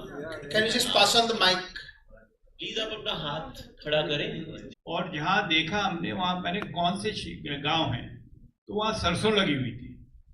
It was so beautiful. सरसों, पानी की नदी जा रही है सब जगह, और ये वहाँ पर एक्वायर होगा, उस पर इंडस्ट्री लगाएंगे हम लोग, केमिकल और सब कुछ। उसकी जो भी हिंदुस्तान की विरासत थी खूबसूरत, उसको अर्बनाइजेशन के नाम पे एकदम उसको डुबो रहे हैं हम लोग। हमको सोचना चाहिए, there is something known as Satoyama in Japan. Japanese have taken a program and a policy decision to actually protect the rural landscape and its heritage. Haryana का भी रूरल हेरिटेज लैंडस्केप बहुत ही वाइब्रेंट और बहुत ही प्रोडक्टिव है, और अब कोई आया, किसी ने वहाँ पर उनको परसुएट कर खरीदवा लिया, और खरीद के उन्होंने कहा ठोक दो इसके ऊपर, उस पर उन्होंने 300% प्रॉफिट बना दिया, उसको पकड़ाया पैसा, वो जाके उसके बच्चे इधर उधर घूम रहे हैं, वो अच्छे खासे एग्रीकल्चरिस्ट थे, वो घूम रहे हैं। तो ये अर्बनाइजेशन का बैलेंस एंड इक्विलिब्रियम हमको सोचना पड़ेगा। वहाँ पर भी हमने कहा है कि जो नॉन प्रोडक्टिव लैंड है, जहाँ इरिगेशन नहीं हो रहा है, वहाँ पर आप इंडस्ट्री लगाइए। या इरिगेशन हो रहा है, प्रोडक्टिव लैंड है, जहाँ पर नदियाँ हैं, डैम्स हैं, वहाँ से इंडस्ट्री नहीं लगाइए भाई। उसी तरीके से आपको सोचना कुछ हम आंखें बंद करके, ब्लिंकर्स ऑन करके अर्बनाइजेशन के पीछे पड़ जाएं, जिससे पूरे हिंदुस्तान की जो एक विरासत है वो कुछ अच्छा एक बार बना दिया तो आप कुछ नहीं कर सकते हैं। बन गया वो बन गया तो आप उसको अब आप वो 100 साल के लिए बना दिया, उसने ठोक दिया, पूरी बायोडाइवर्सिटी का कबाड़ा कर दिया वहाँ पर। तो ये चीज़ों को सोचने की, और ये देखिए एक और चीज़ मैं महसूस कर रहा हूँ, यहाँ कुछ इंक्रीमेंटल चेंज की बात आती जा रही है। ऑटम क्या कहते हैं, और अपने ये डिजिटल चीज़ें ला रहे हैं, कोई कुछ ला रहा है, कुछ URDP गाइडलाइंस की बातें चल रही हैं कि इसको चेंज करना चाहिए। अरे भाई, ये चेंज कब तक हम लोग बैठे रहेंगे इसको करवाने में? करके ख़त्म कीजिए, है ना? ये हमेशा के लिए केवल 60% कर दिया, 70% कर दिया, they don't take us anywhere. आप जो बात कर रहे थे chairman RERA, I mean let us think differently, because हमारी थिंकिंग में कुछ मुझे तो बहुत फलिश लग रही है। मुझे ये लग रहा है कि जिस तरीके से हम लोग सोच रहे हैं, इवन एज अर्बन प्लानर्स की भी जिम्मेदारी है कि रूरल लैंडस्केप को ठीक से देखें। ये नहीं कि अर्बन प्लानिंग करके, आप देखिए टाइगर टाउन्स हैं हिंदुस्तान के, आप लोगों को एक चीज़ मैं बता रहा हूँ, या 17-18 हैं, मान लीजिए रामनगर है, या दूसरा क्या जगह है वो, उसके रणथंभौर के पास सवाई माधोपुर है, सब जगह हैं। ये जो शहर हैं, ये नेशनल टाइगर पार्क के अंदर घुसे जा रहे हैं, समझे आप? और चारों तरफ से घेर लिया है। जैसे ये है कॉर्बेट नेशनल पार्क, उसके चारों तरफ उन लोगों ने परमिशन दे दी रिसोर्ट बनाने की। अब जानवर पानी पीने नहीं जा सकता है कहीं पर। हमने अपनी पेट भर लिया, मगर ये नहीं सोचा कि वो वहाँ की बायोडाइवर्सिटी, वहाँ की वाइल्ड लाइफ का क्या हो रहा है। तो इसको सोचिए, क्योंकि इस तरीके से इस तरीके से प्राइवेट सेक्टर का जो वो है। एक और चीज़ मैं सोच रहा हूँ, जिनको हम लोग हटाते हैं, जो खैर वो दूसरी बात है, आज जो फाइनेंस के सेशन में लेंगे इस बात को। I mean there is a limit to profit these guys are making, आज Camellia is selling for 25 crore 30 crore, जो 5,000 रुपए उसमें, और जो जिनको हटा के बाहर फेंका है वो बेचारे सड़कों पे घूम रहे होंगे। तो कुछ, आई am not talking socialist philosophy, I am talking that people should not be exploited in this way, neither should agriculture B exploited. Because मैं हरियाणा का हमेशा मेरे दिमाग क्या आती है, Haryana is productive place, agriculture productivity, good quality, बढ़िया फार्मर्स की जिंदगी ये है। जैसे वेस्टर्न यूपी में तो उसका अर्बनाइजेशन करके पूरा, या मुझे पता नहीं, मुझे तो ये इसको सुन के मजा नहीं आ रहा है। I think Mr. Joshi wants to say something. Yes. After this, we'll break for a cup of tea. Yeah. I will take only 1 minute, but I want to ask Nimborkar ji on this point only. You said that when the control area is declared, does that declaration or act provides that the day that control area is declared, the blue and greens will be protected? Is that kind of a condition is there by taking a satellite map? Yes. And it is protected?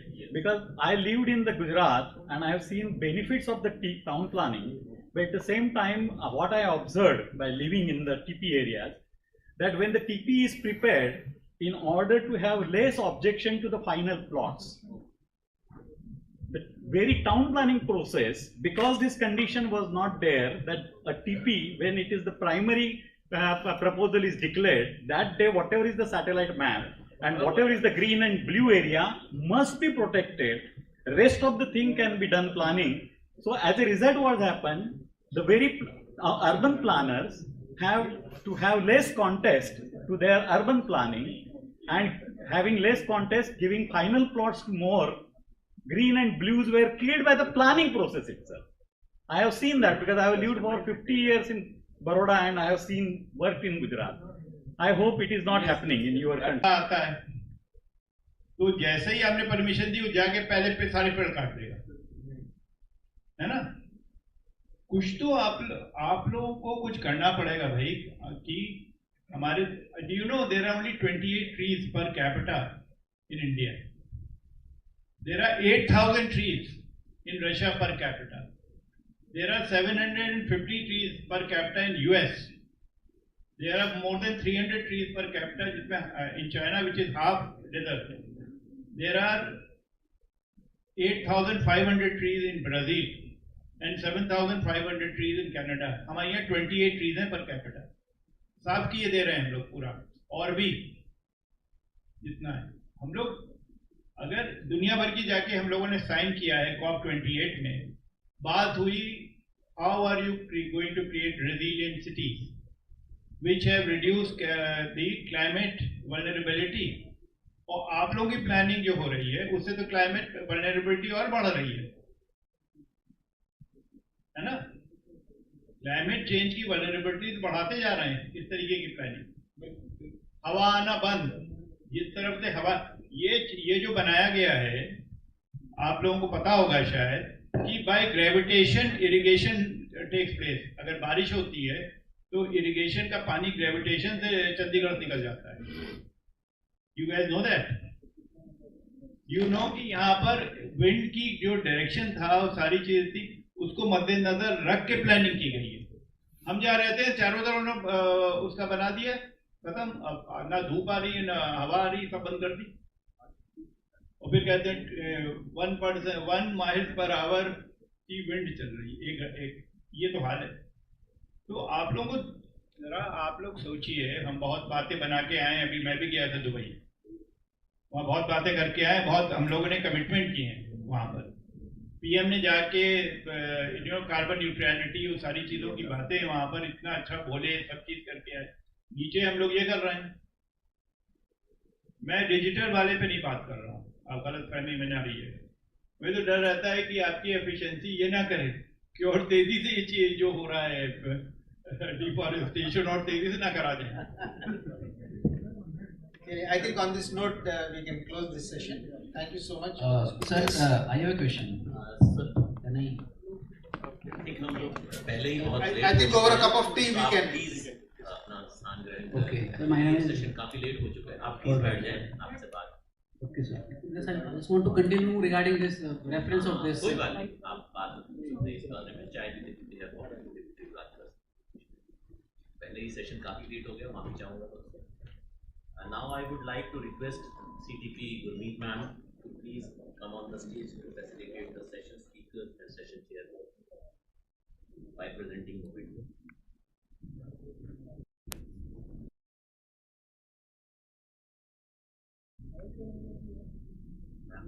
Shri Devendra ji बोलो. Sir. Shri AP Sehag ji.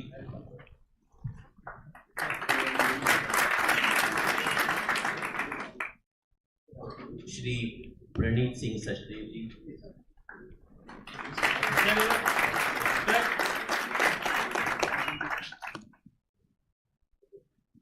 I've taken it. Thank you. Thank you, ma'am. Thank you.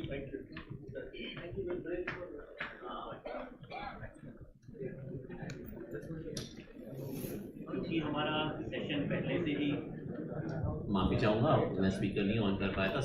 हमारा session पहले से ही थोड़ा late चल रहा है और ये टी ब्रेक भी बहुत छोटा सा है, तो कृपया 10 मिनट का ही ब्रेक है, तुरंत वापस अपनी चाय कॉफी लेकर आप अपनी अपनी जगह पे बैठ सकते हैं, ताकि हम इस कार्यक्रम को सुचारू रूप से चलाने के लिए आप सबसे उम्मीद करूंगा मैं कि प्लीज अपनी चाय कॉफी लेके वापस आ जाएं, ज्यादा डिले ना करें.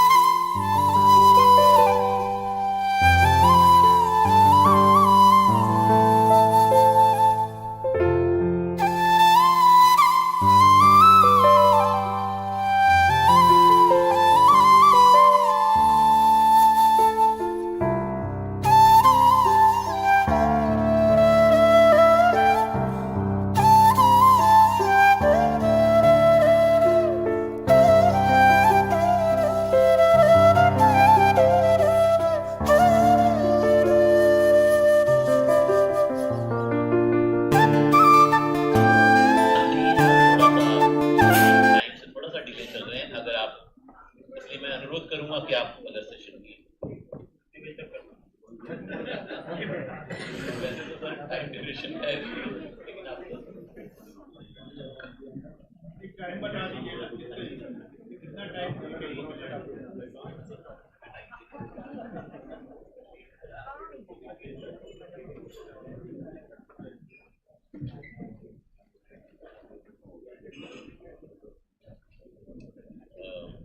मेरा अध्यक्ष महोदय से अनुरोध है कि अगर ये सेशन 5 बजे तक हो तो हम थोड़ा इस चीज को कवर अप करते हुए और अगले सेशन में। Good afternoon, everyone. This is one of the most important technical session of this conclave pertaining to public-private partnership in urban development in Haryana. As already told in the previous session that urban development in Haryana is being regulated by 3 acts, and Haryana is one of the pioneer states which started with privatization of urban development. So in this session we have 4 speakers, 3 from the department, and Mr. Sanjay Kumar, you all very well know, he is senior town planner, worked in various capacities in the state of Haryana. He remained district town planner Gurgaon, so he is very well conversant with the problems being faced by urban development in Haryana. Second is Shri Vijay Maheshwari, President JBM Group. He has over 45 years of industrial experience, and he is presently working with the JBM Group for last 30 years and heading their environment management business. Mr. Narendra Kumar, he is district town planner, as you know, headquarter. He has also worked in various capacities in the department. And Ms. Divya Dogra, district town planner, headquarter. They are also basically the management team of this conclave. So I hope that this session will be the best session of the conclave. Now I invite Sanjay Kumar ji for making his presentation. Sanjay, 10 minutes. Before Sanjay sir starts, मैं पीछे बैठे अपने दोस्तों से आग्रह करना चाहूँगी कि प्लीज़ एक डेकोरम बनाए रखें, आपस में बात ना करें, जिससे वक्ता और श्रोता दोनों इसका आनंद ले सकें। Thank you.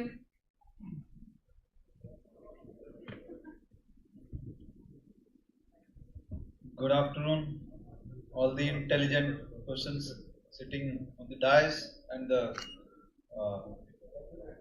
all the listeners. My topic is public-private partnership in land development Haryana through grant of licenses.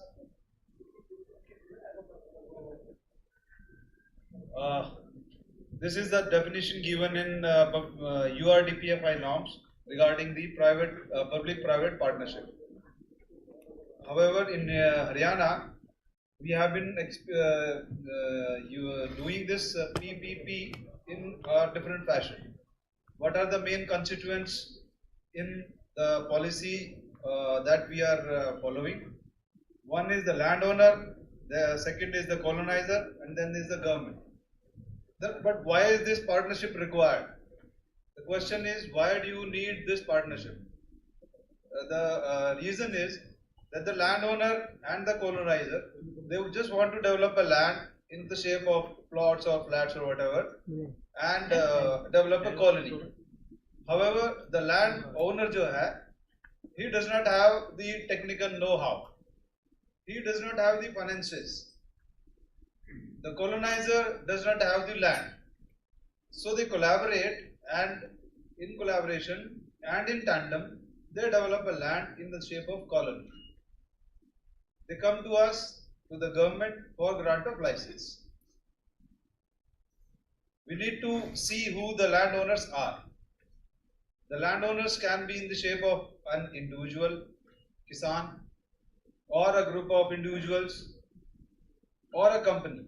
Any person who is owning a land or having a lease of 99 years, as defined in the Urban Areas Act, can be the landowner for these purposes. Then who is the colonizer? The colonizer is an individual or a company or an association or a body of individuals who has the technical expertise for development of the land, who has the financial capacity also for development of land, is the colonizer. And then the third one is the government. That is the Town and Country Planning Department acting through the Governor of India, Haryana. Sorry. We need to understand the interrelationship between the colonizer and the landowner, and the colonizer and the government, because this interrelationship is very crucial for the ultimate goal or the ultimate product, which is in the shape of a successful developed colony, in the shape of plots or flats or commercial whatever. First, we'll discuss about the colonizer and the landowner, their relationship. The colonizer and the landowner, they enter into a collaboration agreement. We need to understand what exactly this collaboration agreement is. This is a very important document which describes all the norms regarding all the conditions mutually agreed between the colonizer and the landowner. Since the landowner and the colonizer, on the basis of these terms and conditions which are mentioned in the collaboration agreement, they will develop the colony, and which will take shape. In the collaboration agreement, this is mentioned who is going to develop the colony, who is going to pay the fees and charges of the government, what will be the share of the landowners there in the shape of plots or flats or commercial space, whatever. Then a special power of attorney or a general power of attorney is also signed between the colonizer and the landowner, wherein the landowner gives all his rights to the developer for applying to the department for grant of this license. The NOC is also granted by the landowner in favor of the colonizer. Both of them combined, they will file an LC1 form for grant of license to the department. What happens between the colonizer and the government?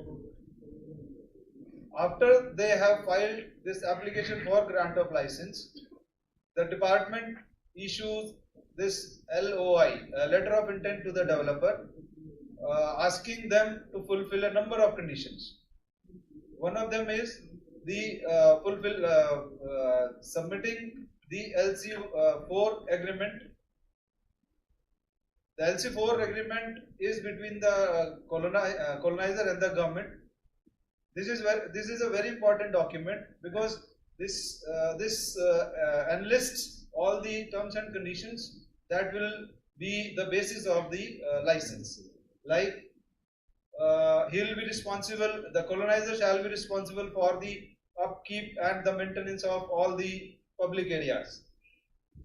He will also be responsible for the construction of community sites.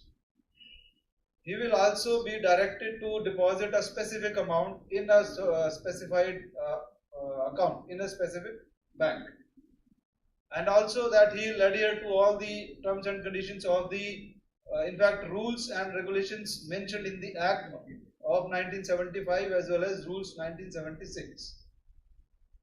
This agreement is for all the typology of colonies. The other agreement that he has to file is in the shape of LC4 A, B, C or D. That is for different typology of colonies. For example, LC4 is 4A is for group housing colony, 4B is plotted, and so on. We make specific conditions in these agreements so that he is not left, the colonizer is bound with some conditions for the development of the colony. For the group housing component, we mentioned in the this agreement that the colonizer shall adhere to all the terms and conditions of the Apartment Ownership Act. Then the EWS housing shall also be provided as per the norms prescribed by the department. A bank guarantee also is required to be deposited by the colonizer. So we incorporate all the terms and conditions in these agreements. Now, through grant of these licenses, the department has created almost, the department has granted more than 2,500 licenses till 2023. and 1.3 million dwelling units have been created as of now. Now these dwelling units are not only in Gurgaon, but they are spread throughout the state of Haryana, be it in Jeend, be it in Hisar, Faridabad, every corner. We have granted the licenses throughout the state of Haryana. Similarly, 237 million square feet, that's a huge amount of commercial space. Licenses have been granted throughout the state of Haryana. Under the residential component, we have various typologies for grant of licenses like group housing, plotted, affordable, and Deen Dayal Jan Awas Yojana. If you can, as you can see, the major component is held by the plotted housing, wherein we grant the license for development of the colony in the shape of plots. Next is the group housing component, and then we have Deen Dayal Jan Awas Yojana. Of late, this policy has been very hit in the smaller centers, like the low and medium potential towns. We have other policy interventions also for grant of licenses. We have this migration of license policy. Before coming under this policy, one typology of license can be converted into other typology. For example, residential group housing colony can be converted into a plotted, and vice versa. Other policies are like women's housing through grant of CLE. Then we have retirement housing through grant of license, affordable rental housing, medico-assisted living, student rental housing. These are a number of policies which cater to various aspects, various category of users existing in the state. I'll be explaining a bit about how a license application is made in the town planning department. Okay, so I can skip that. Okay. License applications, जैसा मैंने कहा, is filed by the colonizer in collaboration, the landowner in collaboration with the colonizer. We have a number of documents that are to be submitted. They are like the original land details, and their project report, their financial capacity, their technical capacity. The license applications are examined, and at the end, the LOI and licenses are granted. Thank you very much.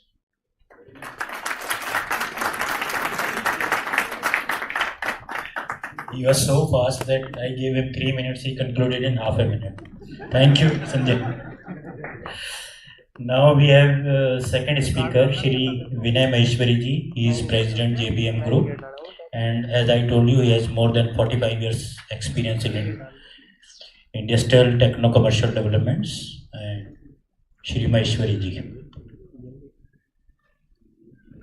Namaste. I was told that my name is Vinay Maheshwari. First time he said Vinay, nobody was telling Vijay. So I was saying his name. Any other person coming? In fact, this is a pleasant surprise that waste management has been taken as a subject into urban planning. Town country plannings always do that, but waste management as PPP is definitely a subject which is very important. And in the present context,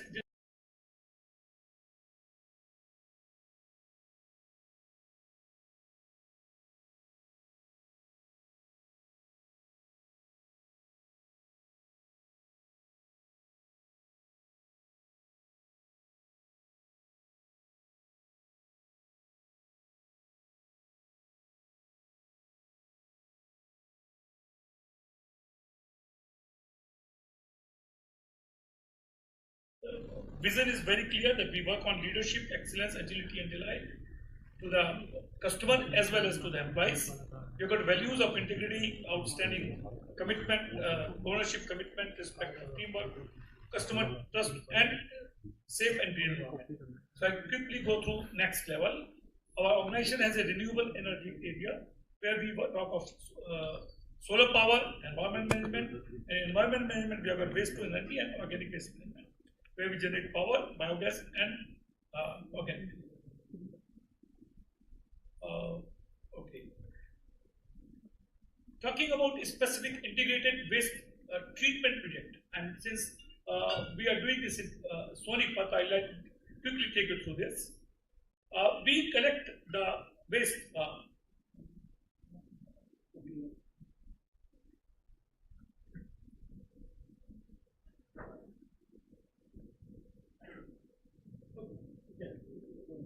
So we see that we collect the waste from door to door, from the collection points, door to door, industrial houses. Waste is collected from purchase sources, then transported to primary collection center and secondary collection center, compacted, segregated, and transported to here. The waste gets converted into five parts. Okay, yeah, sorry. The waste goes into, we take out the recyclable out of it. Some inerts gets converted into bricks. The waste which is not inert, combustible, goes and gets converted into power, and which is organic waste goes into making of biomanure and biomethane. So this is a process. Our plant is located at Tejpur Road, Murthal. Project highlights are that this is urban planning, collection, transportation, segregation, solid waste. We collect almost about 700 ton of waste per day. We generate about 8 megawatts of power. We treat the organic waste, and the collection operation started in 2018. Now, talking about the technology, in fact, it is important that we should know what are the technologies we use in this. The facilities except only solid waste, as I told, post-processing. Combustible waste is incinerated at very high temperature. There are the scrubbers, filters, and other pollution control equipment which reduce the pollutants released to the incineration process. The heat produced during this incineration is used to convert water into steam, and that steam is used to run the turbine. So actually, we are processing the waste and reducing the volume of the waste, and because we are doing incineration, the heat is produced. So incidental is power. The steam is incidental, power is incidental, but the main process is to process the waste. The organic fraction of MSW is just used for generation of biogas and organic fertilizer by biomethylation. Bottom ash, as I said earlier, and the fly ash generated in the process is managed in the sanitary landfill and also manufacturing of the bricks. I'll explain you the process because this is very important. We get the waste from the city, it goes into the waste pit, where we store the waste for almost 8 to 9 days. There we take it, and this is our boiler. It goes into the hopper. It gets preheated during this process, and then it is taken to the boiler. It runs almost at a temperature of 500 degrees centigrade. We reach a temperature above 900 degrees centigrade to ensure that no dioxins or sulfurs are available in the flue gas. We recover the heat in this system. Generator steam runs the turbine, generate power, and this is how we take it. The complete gases, they go through the cooling tower, then dust collection, and then it goes to stake, and we follow all the pollution norms specified for Euro standards as well as Indian standards. So the gas going out of this is absolutely clear of any pollutants. Now, biomethylation is important because the organic waste left out there, we separate it. We add something into it because the MSW biomethane is not possible to generate from MSW. So we add some cow dung, poultry litter, and press mud. It goes into a biomethylation process. So in this process, there is a digester. It is kept here for 45 days. We generate the gas out of it. The raw biogas is filtered or kept in the storage. It gets into, because it is a purification. The raw biogas cannot be used anywhere directly as it is. It has to go into the purification process, It compressed, then it has a process, either I can sell it through the cassettes to the industry or to the CNG stations, or I can directly inject it into the pipeline. Now what is important is the third portion left, because I have produced the power, I have produced the gas, but what is left is the unburnt or the inerts, which is created out of the complete MSW. So it is important, how do I manage that? So there is a landfill, it is essentially landfill. It has to be stored very properly in scientific way. There has to be lining below, because there's nothing, we cannot afford to have water going into the ground. The leaches are taken care of it. So water and well, we detect the leachate in case it's going. Leachate is pumped out, processed back into the organic fraction treatment. It is fully layered, and we can go 5 meters below the ground level and almost 6 meters above the ground level. But this is absolutely a scientific process of doing it to make sure the land does not get contaminated after the filling of the swamp. Brief statistics about the swamper. We signed this agreement on 26th of September 2017. Signing of power purchase agreement was done in almost a year after this September 18. Environmental list was received in May 19. Consent to establish was received on June 19. You will see, once we receive the consent to establish, we start the civil work, boiler erection, and commercial. So COD was achieved within less than 26 months of getting the consent to establish. And you will appreciate that during 19 and 20, we had 2 forms of COVID. So putting up a plant within less than 26 hours is something, 26 months is definitely a task we did, and we got a very good support from the corporation and local bodies. As on date, if you see, I have produced almost 4,34,000, I have processed 4,34,000 tons of waste. It is almost 28 months process, and I have produced 1,570 lakh units. As I said, 8 megawatt of power has been generated. So I have not only processed the waste, I have generated the power which has gone to the grid and been used in the Haryana system. Now, this is important that how do we do it for the purpose of urban planning? The state of Haryana is about, it is a figure which I got from my local body, is about 5,380 tons of waste per day in Haryana. This is a big number, huge number. And please understand how much I am processing, only 700 tons per day as a real processing of power or generating the power. Based on factors such as existing treatment plants, existing dump sites, optimal waste transport and anything. I mean, this is only a stage, idea we can think about. The whole Haryana can be divided into 4 zones.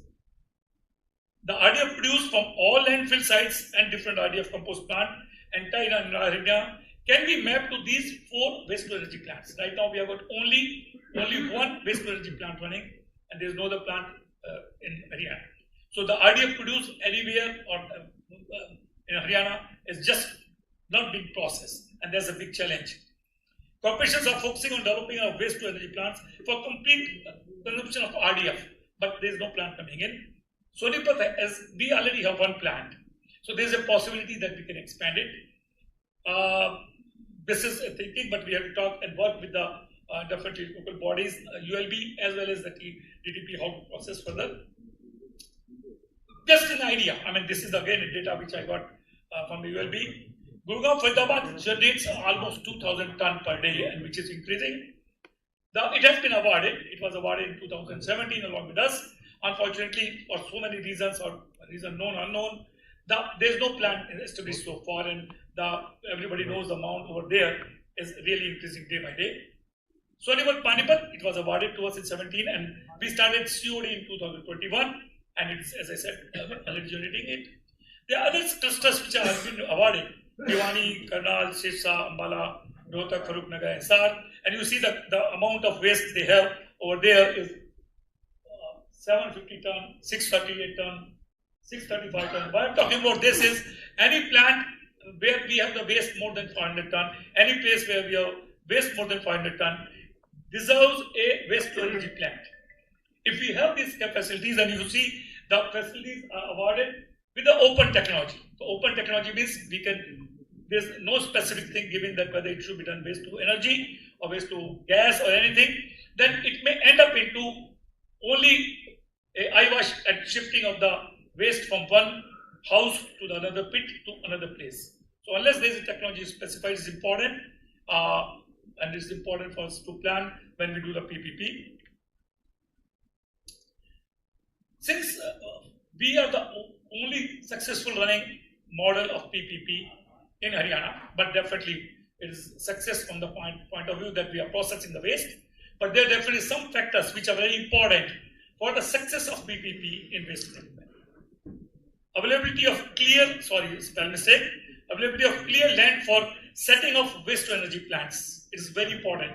I think one of the reasons in Gurugram is the clear land is not available because it is already filled with the waste. And if the land is not available, it's very difficult to have it. A policy of RDF disposal in Haryana. There's a lot of RDF has been created. There are policies available all over India in different states. Urban local bodies are already working on it. And if the policy is made, then as I said earlier, there's a possibility, there's a potential of putting 4 plants in Haryana, and that will take care of the whole waste of it. Biomining of legacy waste is definitely a challenge which is going on, but again, at the end of it, where does it go is important to be seen. Support, because this is not, as I said earlier, this is not a power producing plant. This is a waste management plant. So, in case I produce power, the cost of producing power is very high.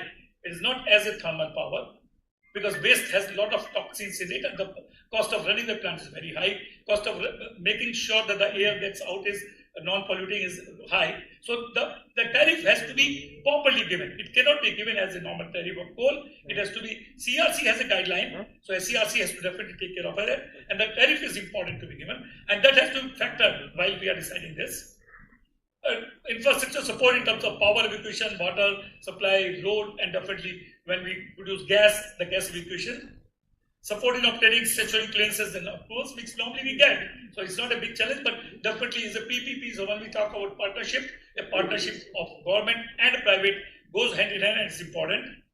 And as I said earlier, the cost of processing is very high. So tipping fee for processing and disposal of bio and bio waste. If we plan for that, and I said earlier that the policy of RDF, once we have that and we decide how to process that, it is important how we can do it. And definitely last but not the least, it's important to have a payment security mechanism, which is a lifeline for these plants. Because every day we produce power, we put money into it. So the payment security mechanism is very important. And once it is established, obviously there in the concession agreements there are clauses like having a escrow account and all that. But definitely a smooth arrangement will make sure that this sector definitely continues. As I said earlier, we are global, but definitely think global, but definitely want to act local. Put this plant, and definitely we will request all of you, anytime you should visit this plant, which is the Haryana's only running waste to energy plant, the first waste to energy plant. So request to please see the technology, please see how we are doing it, please see how it is made virtually smell free. There is no smell coming out of that. So with that, I just close my presentation here. Any questions maybe? Thank you. Thank you, Vinay. First of all, my apologies for calling you Vinay. And Vijay, sorry. Your correct name is Vinay. And it was very informative presentation, particularly in view of the fact that Haryana is experiencing a very rapid urbanization, and the problem of solid waste as well as industrial waste is going to be very large. And we need to have a number of such plants in Haryana just to recycle the waste which is being generated by these urban centers. Now we have next speaker, Shri Narendra Kumar. He will be speaking on the draft land pooling policy. Please, Narendra. As you all know that after the coming of new Land Acquisition Act, the acquisition of land has become very difficult, particularly for the provision of infrastructure facilities, town level facilities, etc. The land pooling can be one of the tools to acquire land for such purposes. Narendra. Thank you, sir, for giving me time to share my views and thoughts.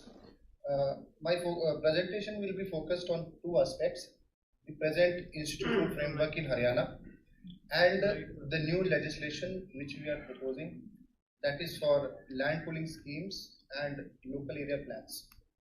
The main force for bringing this legislation is there are two aspects. First, we all are experiencing, हमारे seniors भी हैं, हम सब लोग भी हैं. We are good in public-private partnership model. We have developed a lot of colonies. Now time has come to reinvent the wheel and think something different. That is also the requirement of time, because 2013 के land acquisition act जो नया आया और जो पुराना वाला act चला गया, उसमें हमारे पास लैंड की असेंबलिंग ऑलमोस्ट नेग्लिजेंस लेवल पे आ गई है. लैंड है ही नहीं अवेलेबल किसी भी तरह से. तो जिस तरह से हमारे ये पब्लिक प्राइवेट पार्टनरशिप मॉडल में हमारे पास लैंड आती है कॉलोनी बनाने के लिए, but that comes in a very refined manner, because जो भी डेलिब्रेशंस, नेगोशिएशंस, एग्रीमेंट्स होते हैं वो कॉलोनाइजर और फार्मर्स और लैंडलॉर्ड्स के बीच में पहले ही हो जाते हैं. तो it will not be wrong if I say that that is actually kind of a corporate planning, क्योंकि हमारे लेवल पे कोई deliberations उनके साथ होते नहीं है, हमारे पास काफी refined चीज आती है. It is undoubtedly true that our regulations are very good, हमारी enforcement भी काफी अच्छी है, हमारे zoning regulations, town planning regulations बहुत अच्छे हैं, but what I think we also need to now work upon, we need to deliberate, we need to discuss with the actual landowners जिसकी हम लैंड लेंगे आगे इंफ्रास्ट्रक्चर डेवलपमेंट के लिए. अब दो तरीके हैं, एक तो लैंड फोर्सफुली ले ली जाए, लाइक जो पुराने अर्स्टवाइल लैंड एक्विजिशन एक्ट में करते थे, हम सेक्शन 4 कर दिया, अवॉर्ड कर दिया, उसके बाद नोटिफाई हो गई, बहुत दिन तक लिटिगेशन चलते रहे, कुछ टाइमली आ गई, कुछ लेटर स्टेज पे आई, लैंड आ गई. अब वो टाइम चला गया, we can't force people to give their land. So we need to have some legislation, and all we know that we have to have a legislation. बिना legislation backup के हमारी कोई भी initiatives being a public agency, they will not survive. They will be challenged before honorable courts at various forums. So with that, as all my previous speakers have also commented that urbanization in Haryana is reaching up to 40%. So this is a slide showing the temporal change of urbanization in Haryana. Majority of the districts have come from low to moderate and now in the higher range of urbanization. This is a comparative chart of the urbanization across states. Urbanization, all states are increasing, so every state is taking their own measures as per their local statutes and as per the practices. जैसे गुजरात में town planning का model है, TPC का model है, it is not possible for us to immediately adopt that, because every state, even within state, every city, every local body, every area has their own specific people characteristics which we need to address while we do planning, and that is actually called inclusive planning. So this is an institutional framework. We have different organizations working under different statutes. The oldest one is the urban local bodies. 74th Amendment Act से इनको envisages किया गया था strengthen करने के लिए. Their main role is regarding provision of basic services. We have HSVP, that is a very good model when a public agency acquired land, provided housing, a very safe housing. क्योंकि हम सबको पता है एक बार अगर हुड्डा का प्लॉट किसी को अलॉट हो गया, that is the safest. Zero litigation on part of the allotee. Even colonizer के फ्लैट से भी कम litigation होती थी, because it is so free, it has come to the process, it is freezed. Then we have a town planning department which is regulating the Controlled Areas Act, the Urban Areas Act. Licensing model is there. Recently within the Urban Areas Act we have introduced new mechanisms. जिसमें we have started giving the TDR, and by virtue of planning and by virtue of our statutory provisions, when a license is granted to a colonizer, any area forming part of the sector roads, internal roads, comes to us. They have to give the land free of cost to the government.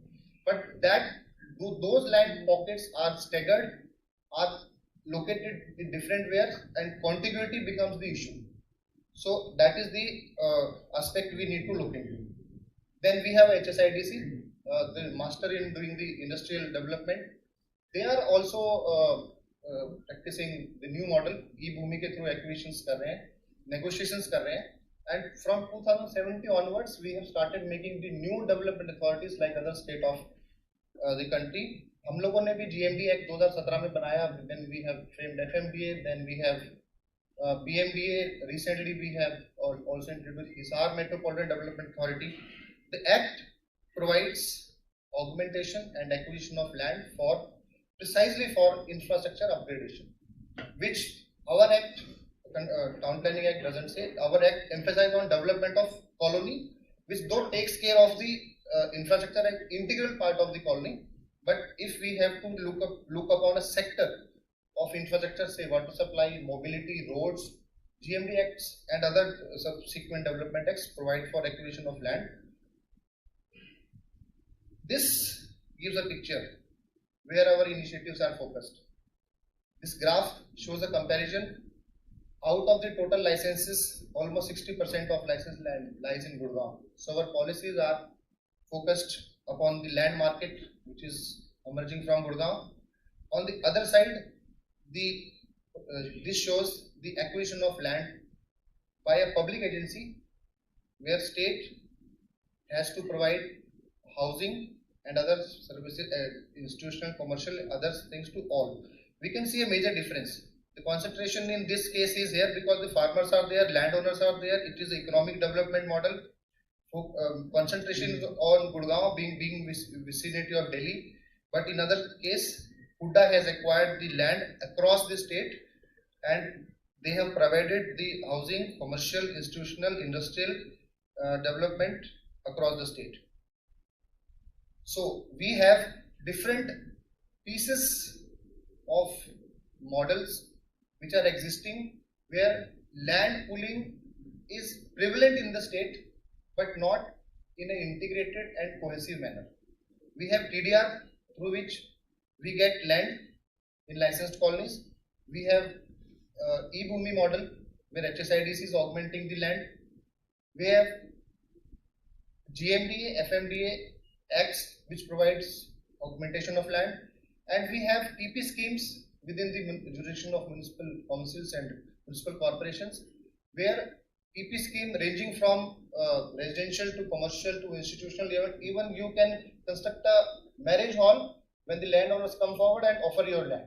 So what I am emphasizing is that now we have to do such a planning and to bring such a legislation which has to be inclusive and which provides the space to the landowners to deliberate and negotiate for their land directly with the public agencies instead of the private colonizers. So this is just a glimpse under different models how we are able to assemble the land. The TDR, we have assembled almost 65 acres of land across different licensed colonies in last 2 years. Some 34 TP schemes has been made across 42 towns. We have recently introduced the town planning new land pooling policy by HSVP and another policy we call land partnership policy, where landowners forms a company with HSIDC and they can by forming a company they take the land of the landowners, it is transferred in the name of the government, and then they float in the market for the development, and whatever the interest and money comes to them, it is as come a benefit to the landowners. So these are some models. Now, why we do need a legislation on land pooling schemes? Because the urbanization is growing. On the other hand, land assembly has become negligence. So land values are increasing. Planning and development by different agencies in their different capacities and different levels. Just say our domain, town planning domain, is to prepare the development plan. GMDA, the provision is made in the act to prepare a development plan, but they have no statutory backup to prepare such development plans. So there are contradiction in different acts, and moreover the acts has provided different scope within which they work. So different authorities like HSVP, HSIDC, town planning, urban local body, we are proposing to have one authority under the new statute. We will call it a competent authority who can make. HSIDC can also do land pooling, town planning if designated by the government can also. Okay sir. Okay sir. So what the new legislation proposes, the town planning schemes can be prepared for. It can be either made on the request, voluntary request of the landowner, or government can designate an area or a purpose for which a land pooling scheme can be made. It can be for residential, commercial, industrial, or any kind of projects. It can be redevelopment of old core areas, brownfield development, which Keshav sir has pointed out. It can also do upgradation for the existing buildings, and it also provides the land reservation for social housing and low income housing. So this is just 2 slides focusing upon the timeline and process prescribed under the new town planning legislation. First, the government, either on the request of the landowner or by its own, has to declare and delineate an area for preparation of scheme. That will be done in 21 days. Then it will be on the basis of that, the approval of the competent authority and government shall be obtained. And after obtaining the approval of the government within 9 months, having dialogues, deliberations, and discussions with the landowners and their stakes, what will they get in return, it will be finalized, and that scheme then will again be submitted to the government. The government will decide that draft scheme within 9 months. Government can also reject with some modifications. It can suggest as per the requirement of the landowners. And then once the draft scheme is sanctioned, government will appoint a land pooling officer. He will be an independent agency which will ensure that the interest of the landowners and the interest and requirement of statutory bodies are duly taken care of. That will be appointed in 30 days after sanctioning of the draft scheme. And on the basis of the draft scheme, there will be a preliminary and final land pooling scheme. The preliminary land pooling scheme will have different aspects, including the financial and physical aspects. The financial aspects will include the compensation which will go back, the benefits, how it will be penetrated to the landowners, and the physical aspect will include the town planning aspects and reconstitution of plots. Original plot क्या आया था, बाद में revert में क्या मिलेगा, it will be then before finalization of the scheme, preliminary scheme will again be shared with the landowners in the public domain so that each and everyone's participation is ensured. For that, 12-month time has been anticipated in the Act. So this is the, I'll just stop here. This is the draft Act which we have prepared, and it will be placed before the state legislature before its approval. And thereafter we will also come up with the rules. Rules will have more detailed procedures for acquisition of land. But basic intent of bringing this Act is that all the authorities which are coming together, which can work together and which are having problems in doing the work which is beyond their domain, they can do under this Act by designating themselves as competent authority. Now I stop. Thank you. The final legislation, draft legislation has been submitted to the government. Once government clears it in principal approval, it will be submitted to the cabinet. We are expecting February में जो होगी उसमें ले जाएं, but अभी. Thank you, Narendra, for a very good presentation, particularly for all the town planners, because the land is shrinking. There is no land bank with any of the authorities. So this proposed land pooling act will definitely help in Haryana in assembly of land. Now we have the last presentation of Ms. Divya Dogra. She is district town planner, town and country planning. She will speak on the need for center of urban excellence in Haryana. Divya. A very good evening to all of you. As my presentation is the last presentation for this technical session, so I'll try to wrap it up a little fast. So in the preceding presentations held during the day, we have already discuss the urbanization scenario of the state of Haryana. So I'm not going to deliberate into the details of that. So, however, to set the context of my presentation regarding need for setting up of Center of Urban Excellence in the state of Haryana, I would like to summarize that as per census 2011, the state of Haryana has urban population of 88 lakhs, which constitutes approximately 35% of the total population of Haryana. Hence, the urbanization level of Haryana state, which is 35%, is higher than the national percentage of 31% as per census 2011. Also, the decadal growth rate of Haryana urban is approximately 44.25% vis-a-vis India urban, which is 32%. Further, it is also pertinent to mention that approximately 89% of the urban population is accommodated in statutory towns, which already have 90% of which already have development plans prepared. So the graph below shows the comparison of percentage of urban population of Haryana vis-a-vis India urban from the years 1971 to the year 2011, clearly stating that the state of Haryana depicts a steeper curve for rapid urbanization in Haryana. Therefore, the need of the hour is to formulate urban development strategies to address the urbanization scenario of the state of Haryana in a planned manner. Next, coming to the urban development framework of the state of Haryana, I am not going into the detail of the same. However, I would like to summarize that there are a number of departments, authorities, corporations involved in the urban development works in the state. To name a few, Town and Country Planning Department facilitates urban development through grant of license for setting up of various types of colonies under the Act of 1975. DULB facilitates working of approximately 88 number of urban local bodies in the state of Haryana. HSVP has acquired approximately 73,000 acres of land in approximately 43 urban estates, and 350 number of sectors have been floated by HSVP, which are looked after by HSVP now. Also, HSIIDC is responsible for industrial development in the state of Haryana. Further, GMDA, FMDA, PMDA, SMDA are the development authorities for balanced growth of metropolitan areas of Gurugram, Faridabad, Sonipat, Panchkula for integrated and coordinated planning. We are also going to Hisar Metropolitan Development Authority very soon. Now zooming into the statutory framework of the TCP department, the department functions under the purview of 4 main statutes. The first statute is the Act of 1975, under which we grant licenses. The second statute is the Act of 1963, under which we grant CA.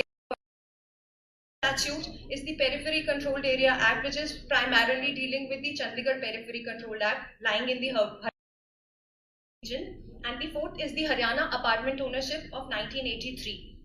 Now, under the Haryana Development and Regulation of Urban Areas Act of 1970, the department grants license for setting up of primarily 14 typologies of colonies. I'm not going to get into the details of same.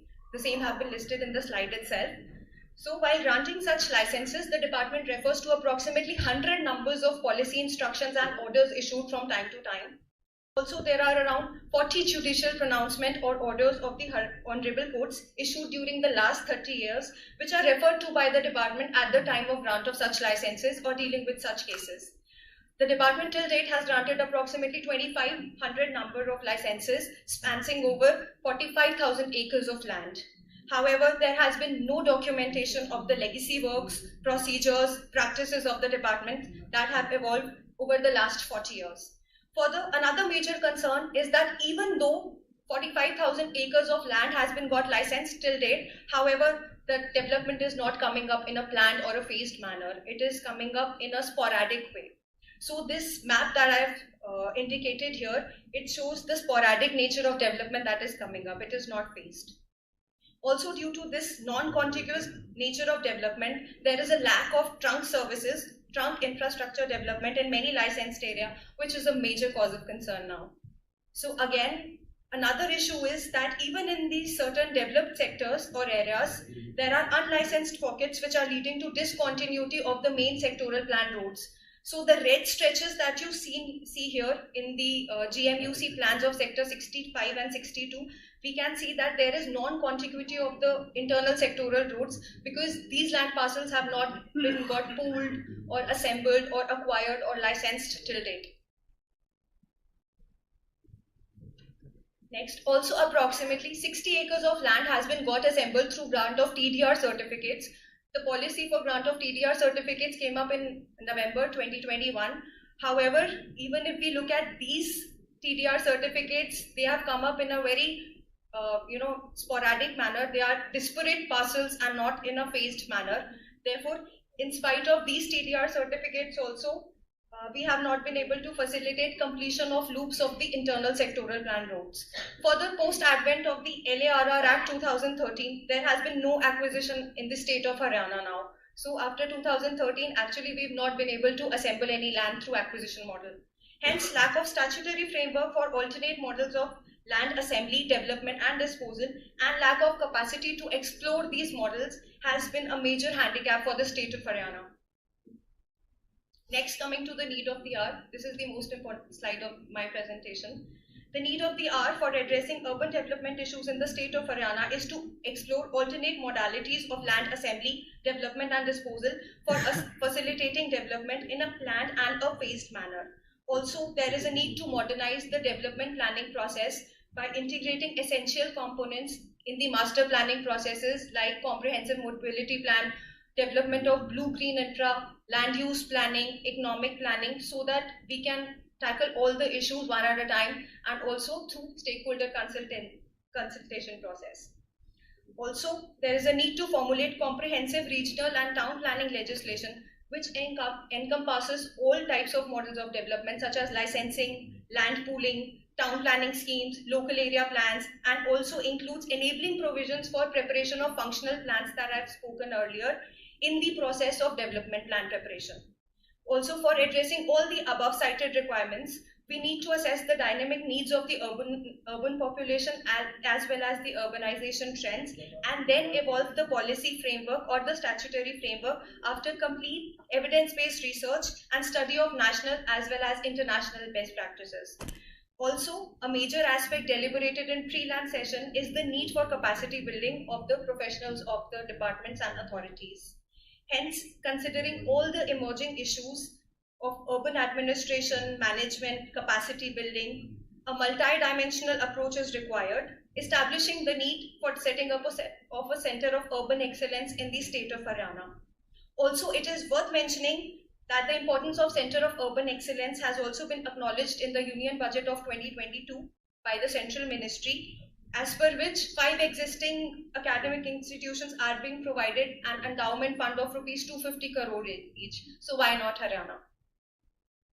So coming to the objective of the Center of Urban Excellence, which is being planned for Haryana, the objective is that the Urban Excellence Institute shall be acting as an urban think tank and a research center to deal with urban challenges and also undertake research, advisory, implementation support, training and capacity building activities to promote urban growth and development.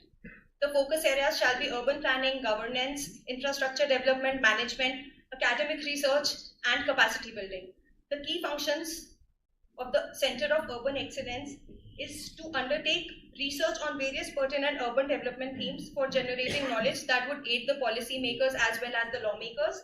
The COE shall also provide advisory support for formulation of urban policies in various sectors and aligning institutional governance and financing framework with that. The COE shall also be expected to design and train and to design and deliver training and capacity building programs, and also to have an annual calendar for the same on relevant themes for the stakeholder groups. The COE shall also be expected to engage with a range of stakeholders on various urban development matters to mainstream key issues, enable knowledge and experience sharing, and also encourage thinking on the way forward for the state of Haryana. Further, COE shall also render program design support for informing a new generation of urban programmers that will address current gaps and also address the emergent key challenges for the state. COE is also expected to provide technical and implementation support to projects with a view to demonstrating the potential for innovation as well as impact performance. The COE shall prepare and disseminate high-quality reports for improving stakeholder understanding of the issues and also share best practices and roadmap ahead. The proposed institutional mechanism is that the existing knowledge institutions with established credentials registered in India, either as charitable or not-for-profit society or trust or company under the Companies Act 2013 or university fulfilling minimum criteria specified shall be eligible through a process of RFP. We will float an RFP for engaging a knowledge institute for the same. Also, the selected applicants shall be required to build, host and manage COE as a multidisciplinary professionally run institution. It is also proposed that a full-fledged vertical for the state of Haryana working with the institutions of Government of Haryana shall also be structured within the existing knowledge institution itself. The identified selected institution shall be expected to make suitable institutional organizational setup within their own framework and ensure that the COE maintains highest levels for undertaking research, designing and delivering training and capacity building programs, providing policy and strategic framework, and also demonstrating innovative and impactful implementation of all the policies and frameworks that they propose. The proposed funding mechanism is that we have received rupees 235 crores under the previous SATC scheme of Government of India. So we have already received that funding, and that funding is parked with HSVP. And out of this, we propose that the capital expenditure of 20% shall be utilized for constructing the COE building. The balance support of 80% of rupees 235 crores shall be accessible only after 15 years of the COE shall be available only after 15 years of COE operations. Until such time, the amount shall be deposited in an escrow account. Further, the additional revenue base shall also be generated through consultancy activities and revenue generation activities of the COE Institute. The revenue is also proposed to be generated from grant and aid received in the form of external aid and foreign contribution. Further, the fees received from research commissioned by different departments of Government of Haryana shall also be utilized for this. In addition to above, the grants received under CSR, corporate social responsibility, shall also be proposed to be utilized for this. So the key outcomes of the Center of Excellence are to serve as a knowledge partner to the state of Haryana, including the TCP department, ULB department, HSIDC, HSVP and all other authorities of the state of Haryana for developing policies, regulations, institutional development strategies based on evolving urban context of Haryana, along with best practices from the other states and other countries as well as international practices. The COE will also support development of a state of Haryana policy or a strategic framework for the perspective year 2051, a strategic policy for state 2051. Also, the COE will recommend urban initiatives that the Government of India may consider for realizing improved institutional and financial arrangements, empowered local bodies, and accelerated environment, cultural, and social infrastructure for the state. COE will also render consultancy services to support design, management framework, and operationalization strategy for any new initiatives that are to be taken by the Government of Haryana, and also provide strategic oversight for implementation of the same. Further, COE shall also undertake capacity development needs assessment among key urban development institutions, develop annual capacity calendar for the same, design and deliver capacity development programs based on the same. COE shall also undertake periodic assessments of ongoing national flagship programs as well as flagship programs of the Government of Haryana, highlighting its key achievements, best practices, identifying the key challenges, gap areas, and offer policy and operational recommendations for accelerating urban development in the state of Haryana. Further, COE shall also host state and national level urban summits for the state of Haryana, and it is also expected to annually publish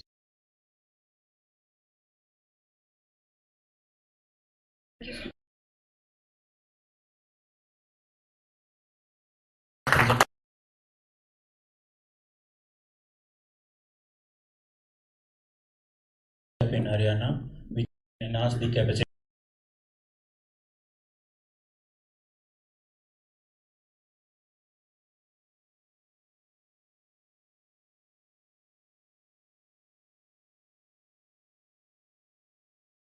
Speak on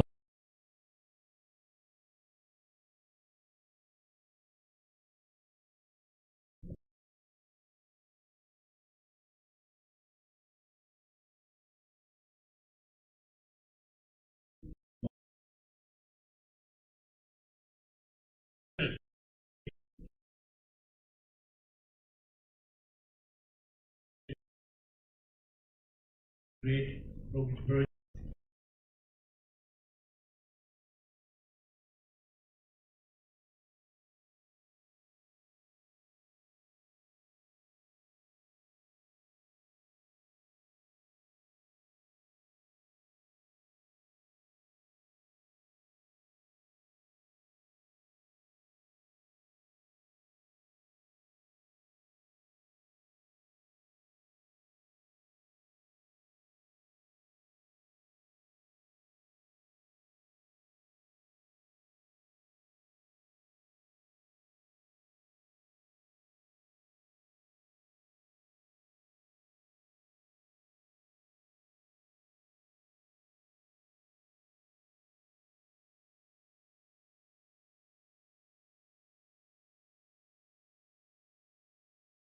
and अभी अगर उससे मुलाकात की कल भी तो वो ये कहेगी कि फरीदाबाद तो क्या कारण पास में है, वो आ रहा है क्या, जेवर आ रहा है वहीं पर, सब कुछ आ रहा है, उसका डेवलपमेंट ऐसा क्यों नहीं हो पा रहा है? आप इसको सोचिएगा, मे बी आप 5 मिनट को कहना चाहें। Quickly answer, sir. Faridabad was the top town of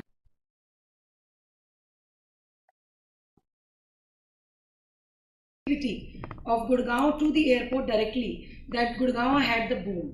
So that was the plus point, and it is very evident also. Plus, sir, initially the land cost in Gurgaon was much cheaper, and the builders augmented the land there itself, overviewing the proximity to airport. So that's how the Gurgaon developed. As coming to the Faridabad, I assure you, sir, within the 10 years, I mean, when the Zevar airport becomes totally functional, and the kind of connectivity has been given, and the development plan we are revising for it, Palwal, Faridabad, both will kind of have a big real estate time, sir. But that is for a time testing thing. Any other quick question?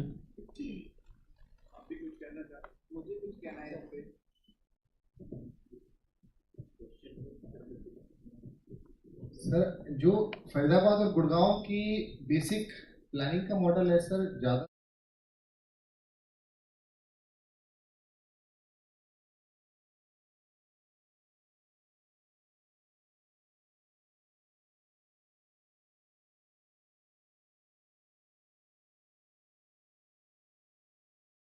और town है sir, उसको भी मैंने study किया। फरीदाबाद है, उसको भी study किया। गुड़गांव है, उसको भी स्टडी किया। गुड़गांव की जो इकोनॉमी है सर, वो यूजर एंड यूजर बेस्ड है, और सारा जो साउथ दिल्ली की जो इकोनॉमिक जेंट्री है, it prefer to move to Gurgaon rather than moving to Faridabad. तो one of the main reason तो वहां का ये है सर। दूसरा, जो कॉलोनाइजर मॉडल इवॉल्व हुआ है, उस टाइम इवॉल्व हुआ था, उस टाइम में फरीदाबाद में लैंड थी ही नहीं सर। इतने बड़े लैंड चंक्स, जितने बड़े लैंड चंक्स गुड़गांव में है, वो फरीदाबाद में थे नहीं सर। तो बिकॉज जो लैंड की अवेलेबिलिटी और जो लाइसेंसिंग हुई है, जिसकी वजह से इकोनॉमिक डेवलपमेंट में भी बहुत बड़ा रोल गुड़गांव का है, वो फरीदाबाद की तरफ से नहीं आया। बिकॉज हुड्डा ने लैंड एक्वायर करी, प्राइमरली इंडस्ट्रियल डेवलपमेंट के लिए करी, साथ में रेजिडेंशियल आया। बट जब वो इंडस्ट्रीज बाद में बनी, डेवलप हुई, वो एग्जॉस्ट हुई, लोगों ने उतना प्रेफर नहीं रहना शुरू किया। बाद में जब उसकी एक्सपेंशन हुई, मेट्रो आई, तब वहां पे हाउसिंग बढ़ी है पीछे 5-7 साल में। तो मेरे हिसाब से तो sir that is the reason. और यहाँ पे जो इवॉल्व हुआ है, वो इकोनॉमी जो है गुड़गांव की, वो उसका मेन फैक्टर दिल्ली की जो सदर्न जो है, वो उस तरह मूवमेंट है, प्लस जो सेक्टर है मार्केटिंग गुड़गांव में, वो एक वन ऑफ द रीजन है सर। सुधीर। हाँ, मैं Sudhir Singh Chauhan, CDP FMDA Faridabad. And मैं बस थोड़ा सा ही कहूँगा, क्योंकि मैं फरीदाबाद में रहता भी हूँ और ATP DTP और सब्सिडी भी वहीं पे हूँ, तो काफ़ी मेरा वास्ता रहा है। तो जो नरेंद्र ने चीज़ें बताई हैं, वो उन्होंने समाधान नहीं बताया, उन्होंने रीजन ही बता दिया कि क्यों वो पीछे है। रीजन सिंपल सा ये है कि वहाँ पे जो है लिंकेजेस जो पहले थे, बहुत अच्छे लिंकेजेस थे, वो नए जमाने के साथ में वो खत्म हो गए। क्योंकि एक तरफ में यमुना जी आ गई, उधर हम जा नहीं सकते, इधर में अरावली है, उधर हम जा नहीं सकते। सीधा सीधा लीनियर सिटी है, हरियाणा की पहली लीनियर सिटी है जो कि फरीदाबाद है, और वहाँ पे 3 मेन बैरियर्स हैं। रेलवे लाइन वहाँ से जा रही है, नेशनल हाईवे वहाँ से जा रहा है, आगरा कैनाल वहाँ से जा रही है, गुड़गांव कैनाल वहाँ से जा रही है। तो जो इंफ्रास्ट्रक्चर है, वो किसकी जो प्लानिंग है, वो टोटली ही फॉल्स है। जिनको इससे एग्री करेंगे कि जहाँ पानी पिछले 40 साल से भर रहा था, इतने डेवलपमेंट के बाद, स्मार्ट सिटी आने के बाद भी वहीं पे भर रहा है, क्योंकि उसके ऊपर ध्यान दिया ही नहीं गया। जैसे ये करेंगे जेवर एयरपोर्ट आ जाएगा, ठीक है, जेवर एयरपोर्ट आ जाएगा, एक नई रोड आएगी, वहाँ पे नया डेवलपमेंट आ जाएगा, पर पानी भरना तो बंद नहीं होगा ना उससे। Sir, no doubt Faridabad has lot of physical barriers, but that doesn't limit its scope of development, sir. तो जो यहाँ के प्लानर्स हैं उनका एक फेलियर है ना ये। सर इकोनॉमिक फोर्सेस भी जो है वो काम करती हैं, ओनली प्लानिंग नहीं काम करती। चेयरमैन साहब आप जवाब नहीं दीजिए because I am also a planner sir. नहीं ये देखिए आप लोग को सचमुच you haven't kept pace with the changing times and changing requirements. अब वही मॉडल लेके फरीदाबाद पहुंच गए है ना। आपको मॉडल्स भी जो उसके कंपैरेटिव एडवांटेज है शहरों का उसके हिसाब से चेयरमैन साहब आप बताएं। मेरा कहना ये है कि आप जिस तरीके से शहर इवॉल्व कर रहे हैं, जैसा जिसका उसकी जो जीनियस है शहर की, जो कंपैरेटिव एडवांटेज है, उसको मद्देनजर रख के प्लानिंग करिए। एक ऊपर से वो क्या एक वर्ड यूज करती है दैट लेडी, चेपना नहीं चाहिए।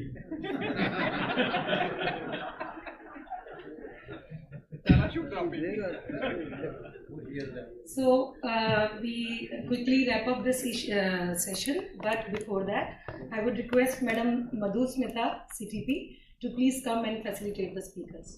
Thank you, ma'am.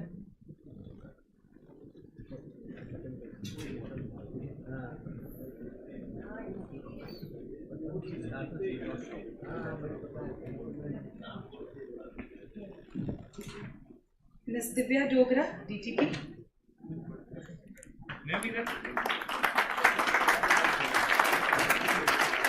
Shri Narendra Kumar, DTP Headquarters.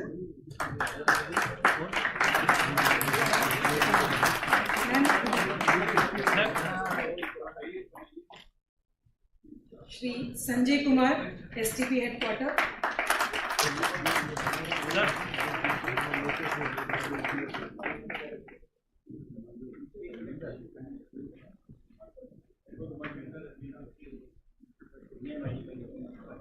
Shri Maheshwari ji.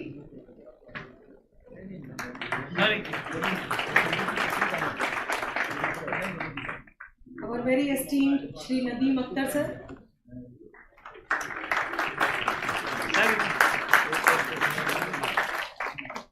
Thank you so much, sir.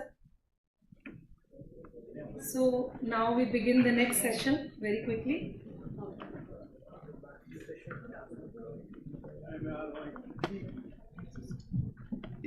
इस प्रकार हमारी 2 दिन चलने वाली इस कॉन्क्लेव के पहले दिन का तीसरा टेक्निकल सेशन का समापन हुआ। हम सभी जानते हैं कि नेक्स्ट सेशन भी इसके साथ ही है, कोई ब्रेक नहीं है, बैक टू बैक है। तो कृपया अपने अपने स्थान पे बैठे रहें ताकि व्यवस्था बनी रहे। विदाउट फर्दर डिले सिर्फ 2-3 मिनट लगेंगे हमें थोड़ा स्टेज को दोबारा से ठीक करने के लिए। तो कृपया व्यवस्था बनाने के लिए शांति से अपनी अपनी जगह पे बैठे रहें।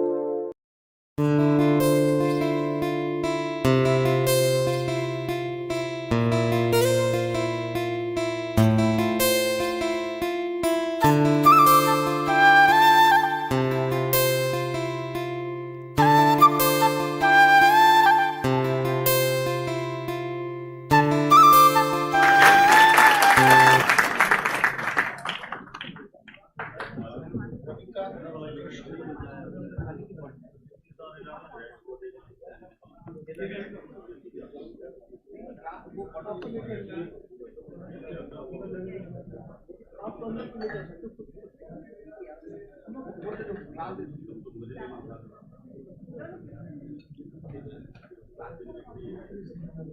के वक्ता श्री रविकांत जोशी जी, आपसे अनुरोध है कि कृपया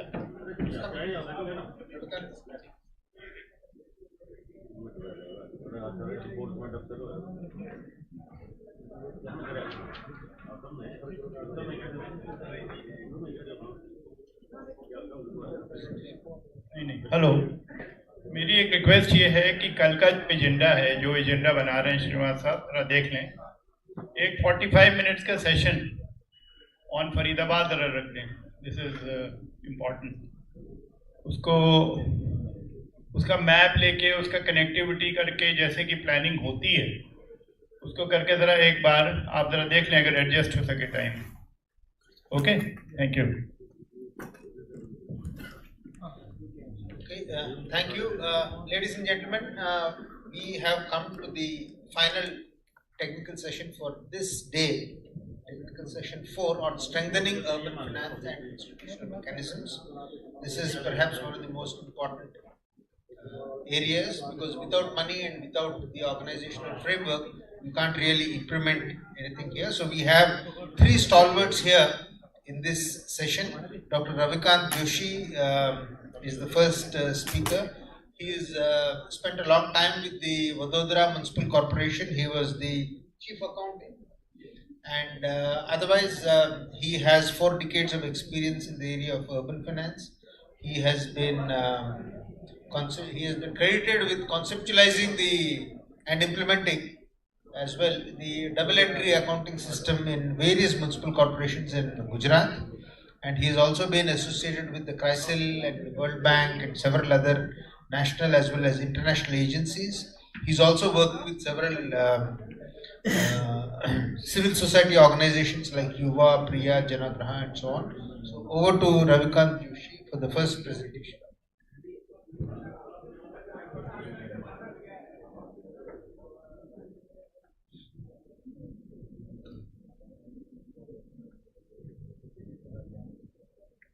Good evening. I know this is the last session, and after such a sumptuous discussion during the day, all of you must be feeling fulfilled and tired also, and that too a subject on finance. But I hope we will be able to make this session interesting.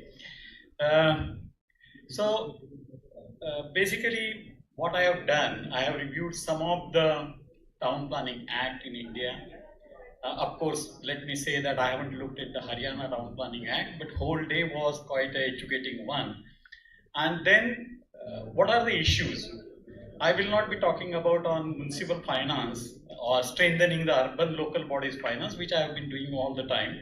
But today, for a change, I am looking at the issue of financing the DP.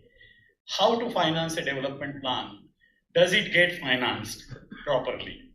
So we carried out one study of the Maharashtra 9 cities, and it shows that 35% got implemented. So you take any DP, it's only got implemented to the 35%. When I'm saying regulatory aspect, it may have got implemented 100% during that period.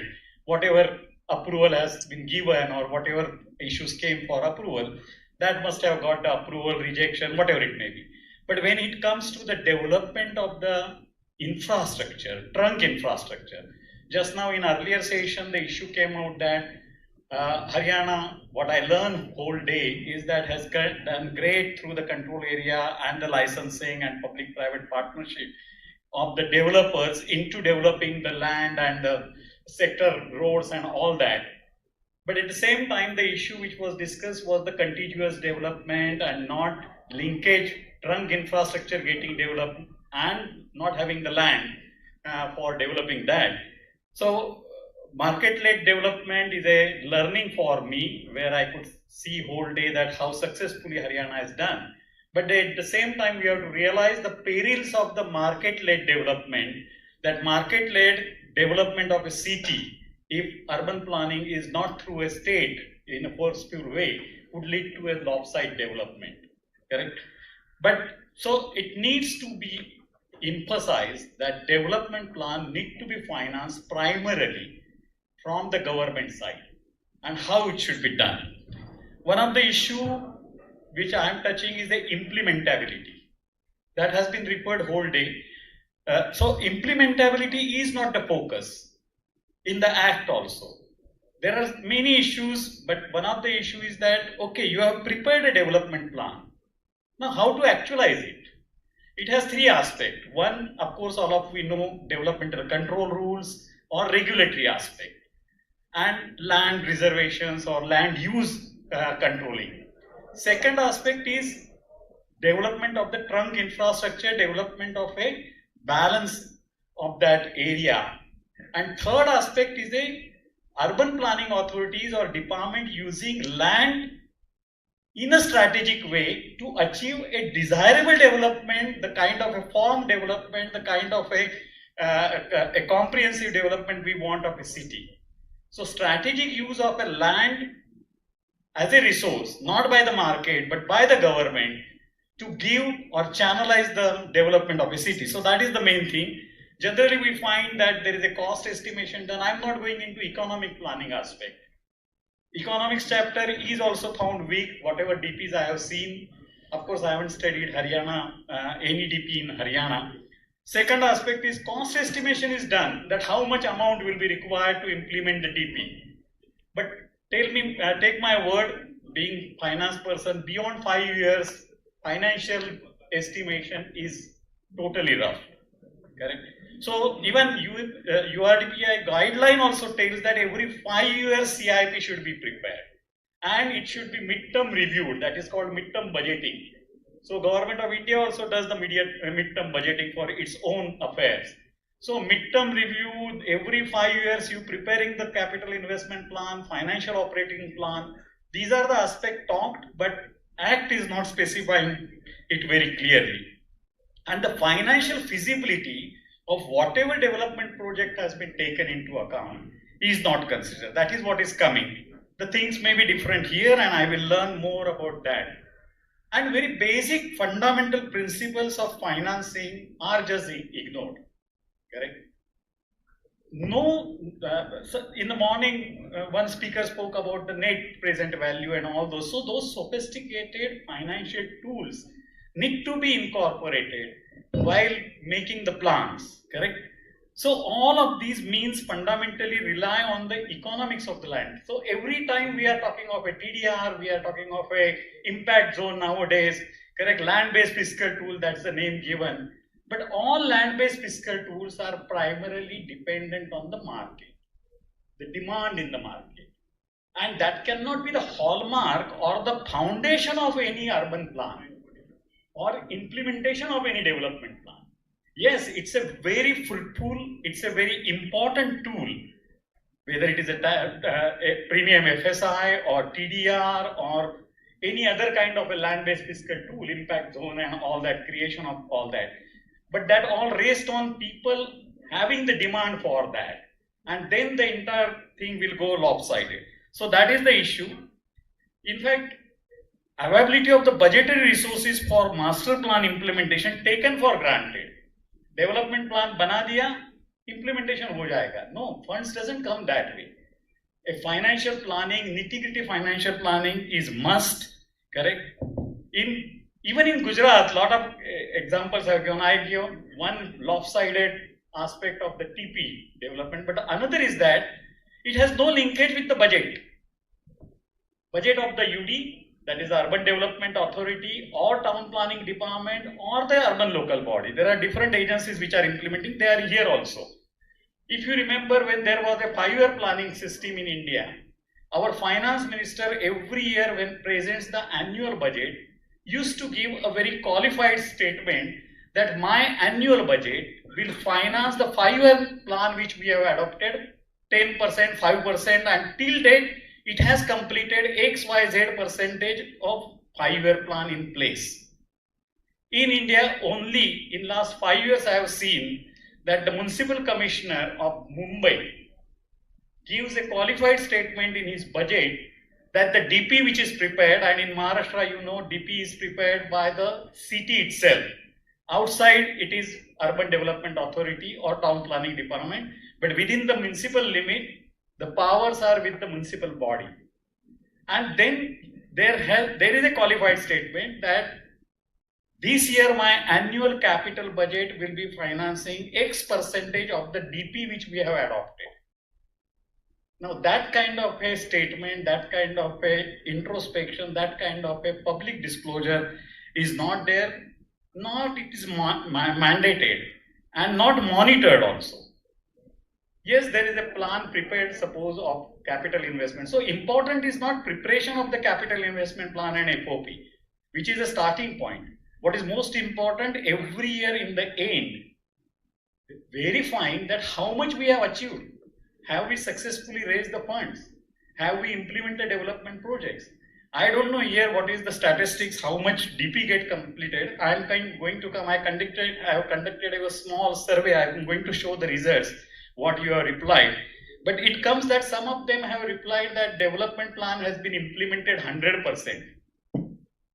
Now, if 100% DP has been implemented, then this trunk side lopsided development should not happen. All the trunk sides should have got developed. There should be a contiguous development of the infrastructure, because that is the role of a development plan. Okay. So development, this is, I won't go in this detail, but this is for your reference. URDPI guideline also provides, but not in detail. In concept, it has given that this should be done. How the implementation plan should be prepared. It clearly says that 5-year plan should be prepared, it should be reviewed and all that. Correct? So what is the way forward? Way forward is adoption of the financial and accountability systems through the legislative reforms. Acts need to very clearly say. Now question comes, where is the development accountability? It means at the end of the year, whatever TCPO department, whether it is a urban development authority or urban local body, whichever is the agency who is responsible for implementing the DP, comes out and tells that this much has been achieved, this is what we had planned, during the year this has been achieved, this is what we plan to do, and these are the corrective measures will be taken. Even Government of India does that. Government of India just now has presented a budget. You will see, many people don't know, but there is an outcome budget given along with that. There is a performance budget. There is a midterm capital budgeting framework adopted by Government of India and many state governments, where next 3 years budget is given. That in the next 3 or 4 years time span, what it looks. It's not only annual budget. Now all those processes are missing as far as my knowledge goes of other states. So we actually don't plan the implementability of the development plan. That's the real question. And the implementation naturally depends on many things, capacity of the system and governance and all that, but most important is the finance. So what we need to do, we need to amend the act where detailed implementation plan must be made compulsory and a development accountability should be made compulsory. That, for example, we ask each and every company to present their annual comprehensive financial report. Even local bodies have been asked, they are not submitting, but many urban local bodies are now forced, or people say that that municipal corporation hasn't submitted the balance sheet. What about the TCPO?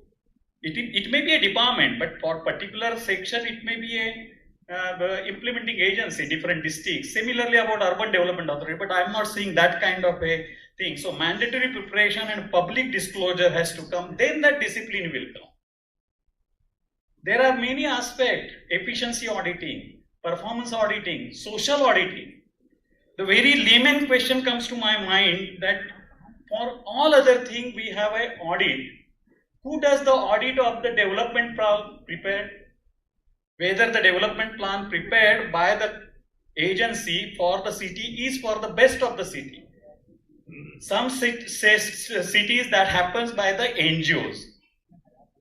But I haven't seen any academic institution, because I have been attached to the various academic institutions of urban planning for last 25 years. It is never a part of an academic institution to take a DP of a city in hand and come out critically that this is wrong or this is. In fact, I have been part of a process of the TP and DP of Baroda and Ahmedabad. All the objections which had come on that, 95% were vested interest. I am saying vested interest because I am a landowner. I want my final plot of X size. You have offered me Y. So I raise a question about ownership or other thing. But nobody raising the question about development's vitality, development's utility and correctness of it. So entire that thing is missing. If you remember 4 years back, when Bombay came out with the development plan, government has to again appoint a new person because so many such a uproar it happened.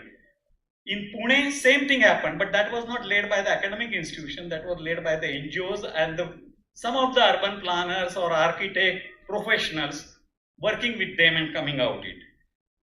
So we need to set the basic rights unless until there is a development accountability, unless until there is a efficiency auditing, unless until there is a performance audit and also social audit of development, implementation of development plan, whichever agency, urban local body, PCPO, urban development authority must be subject to the gaze of different kind of monitoring right from the higher level government and bottom up gaze.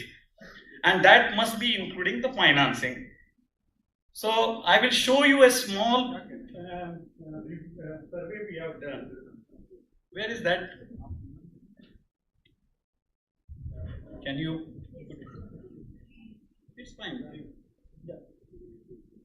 This I just prepared on Google form to get response from you on all these topics. The very first question I asked, what is the implementation rate of various master development plans prepared in Haryana? Very confused reply you can see. Some people have said 100% implementation of the development plan. And some have said less than 25%. I don't want to comment, I just want to put figures in front of you. Second is, does development plan prepared contain development projects, development control and regulatory aspects, land management and all of above. So you can see only few people have said that it has a development projects. The main thrust of the DP seems to be by the response coming from you is about it is developmental control and regulatory aspect, and 32% have said that all of the above has been done. I don't know whether my Google form was not correct and it was not understood properly, but then next question was, does Town Planning Act provides for preparation of the capital investment plan, financial operating plan for implementing development plan? The issue which I read, 84% says yes. No, it's good. If Act is providing is good, but has it been prepared and has it been subject to the audit? Public audit, any statutory audit, okay? Next is, if Town Planning Act provides for preparation, then for what period it has been prepared? Then 32% says that it is prepared for 5 years, another 48% says that 5 to 7 years, 16% said more than 10 years. I'm not sure what, I'm just putting it in front of you. 27 people have filled up this form and replied. So it is you decide about the clarity of it. What are the issues? The town and country planning departments and urban development authorities' role in development implementation confined only to regulatory. This is a good answer. 52% says it is mainly confined to the regulatory aspect. Then implementation of developmental works provided in development plan 36% and 12%. This will be also circulated to you. I don't want to take much of the time. How development plan gets funded? That's the most important question. Building permission fees, planning fees, that is 36%. Premium FSI 8%, and then 16% comes from the government, and 40% is coming from the public-private partnership. But does that public-private partnership is really funding? Yes, those sectors and those colonies which are developed may have got the roads developed on behalf of government by the developer. But so this is also a issue. Is implementation of DP part of an annual budget? 52% says yes, it is part of annual budget, 32% say no, and 16% don't know about their development plan is a part of annual budget or not. Maybe junior people have replied it. Then does the Urban Development Authority prepare and put in public domain annual progress report? If it is so, 48% are putting it a very detailed report. I am really happy. I would like to see those reports and give as a best practice where other places I talk. That yes, here is accountability. Here that is provided to the people. A detailed account how development plan has got implemented successfully, what went wrong and all that. So I will stop here. Thank you. Thank you, Ravikant. We not only made a presentation about the importance of a financial investment plan for the master plan, but also the results of a survey that you apparently conducted recently. So we now go to Mr. Prabhat Kumar, who is from the Janagraha Center for Citizenship and Democracy. Prabhat Kumar is a public finance specialist from Janagraha. I am sure you would have heard about Janagraha. It's a leading civil society organization based in Bangalore, and he has been at Janagraha for the last 4 years, and he has launched the cityfinance.in, where a lot of financial information is made available, and I think he has also been associated with the 15th Finance Commission. So over to Prabhat. He studied at the IIT Roorkee and he's also done a MBA. Prabhat. Thank you, Chairperson, sir. Thank you, Dr. Joshi, for talking about how do we take idea to implementation and how finances play a role. I will talk mostly about what are the major issues and challenges in municipal finances that we are facing as a country, and what are some of the solutions for it. So we define objective of municipal finance reforms as two major pillars. One is financial sustainability and another is financial accountability. Whether municipalities have adequate finances to deliver citizen outcomes, and the second one, if there are money available, whether there is an assurance is being provided that there is a sound financial position, and also the performance and the kind of accountability measures are also there. We divide the overall municipal finance reforms in 5 major heads. One would be fiscal decentralization. We are a federal country where different level of governments have different revenue raising abilities as well as expenditure obligations.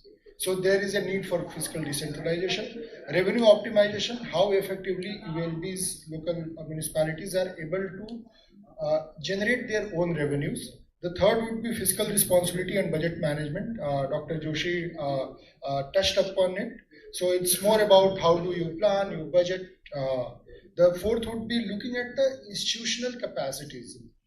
Finances are a part, but we know it's the people who drive results. So what are the institutional capabilities that are affecting municipal finances? And the fifth would be transparency and citizen participation. How do kind of citizens' role and what are the transparency provisions in different acts and rules that governs the municipal finances? So if we look at the fiscal decentralization, so fiscal decentralization is governed by the principle like what are your expenditure obligations, how much you are able to reach, and how much has been devolved from the higher level of the governments.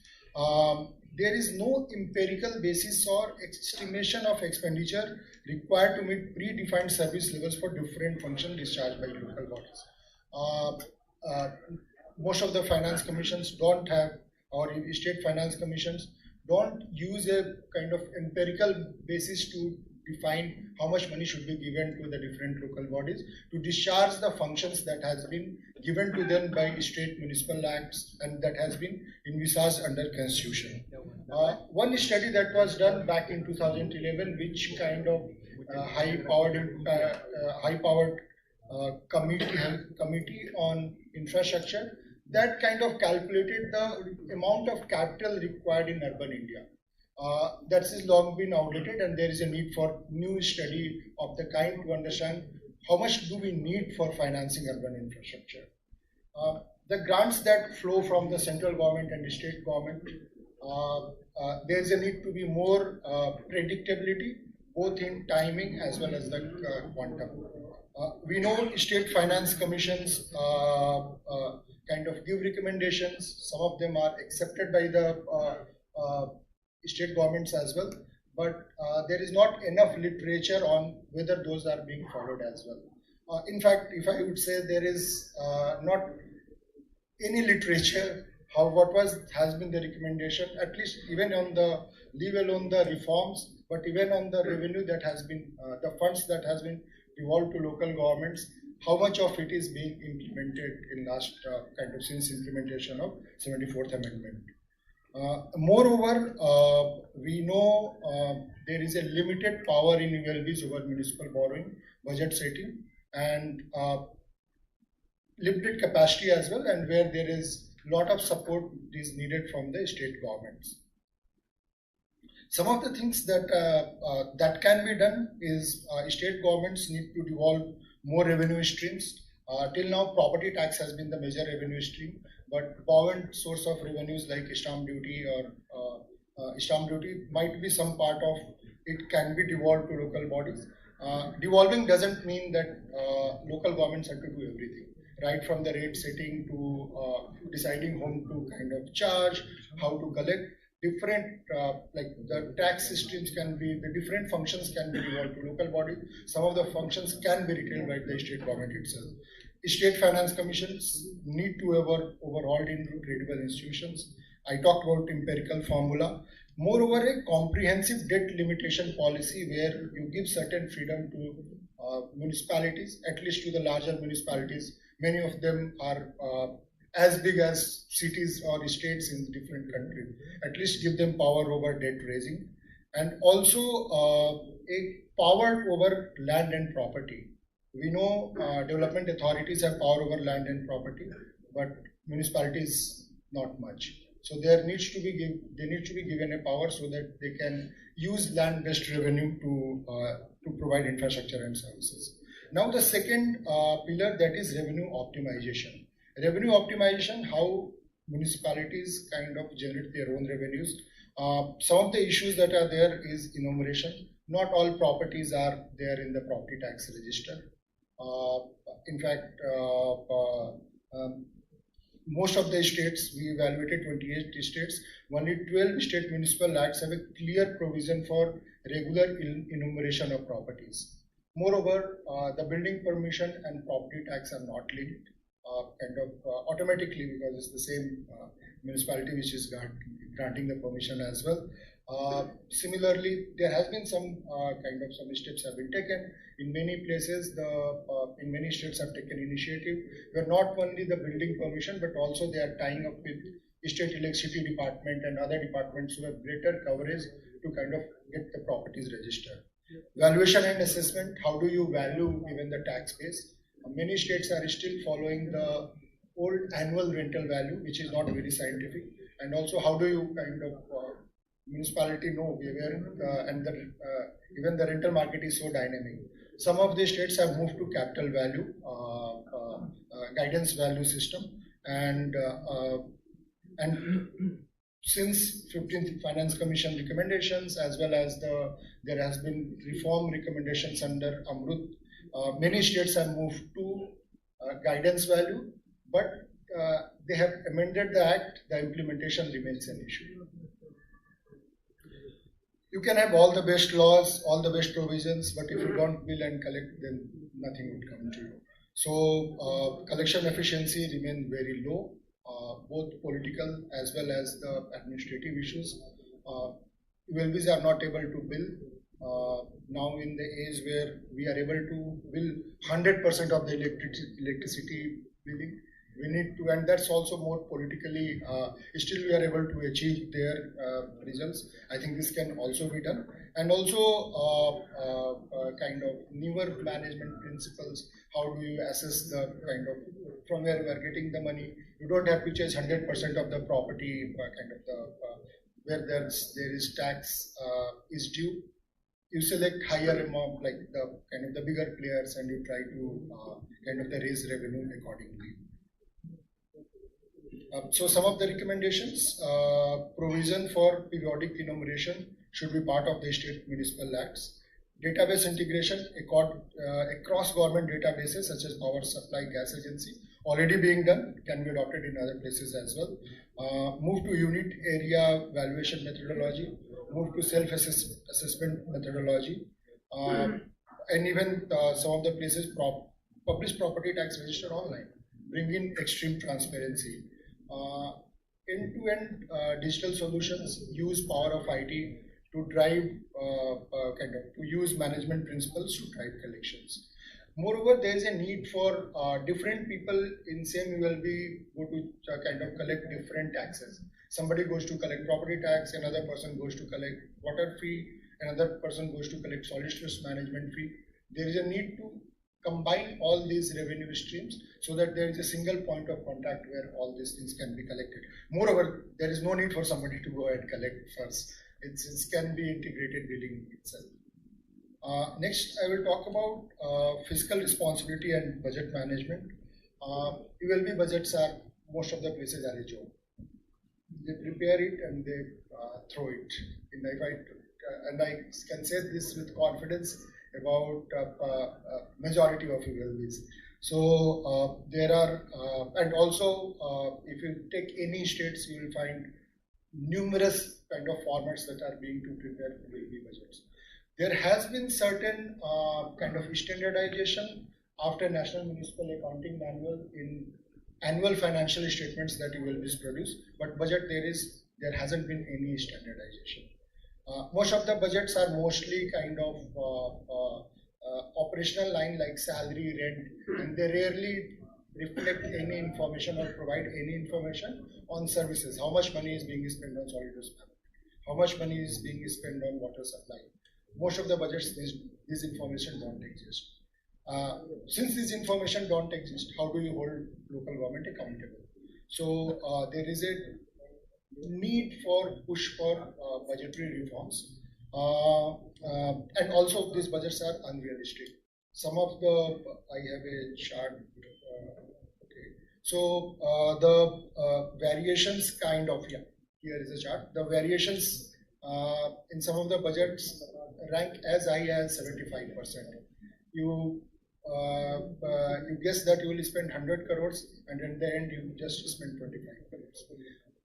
Post FRBM Act, in state government, kind of the budget variances are reduced. The states have been making credible budgets. Similar legislations can be done for the local governments as well.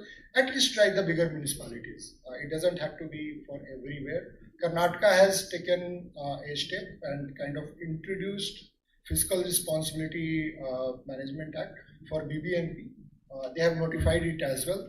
Implementation remains an issue. Outcome budgets have been introduced in many state governments, central government as well. ULBs don't produce outcome budgets anywhere. And this is where the outcome budgets are more relevant, because the services that are being provided by local government are more citizen friendly, and where you see whether water came or not. You can produce those easily actually. In fact, Dr. Joshi talked about budgets are just an annual projections, not anchored in medium-term fiscal plan. So this needs to be changed.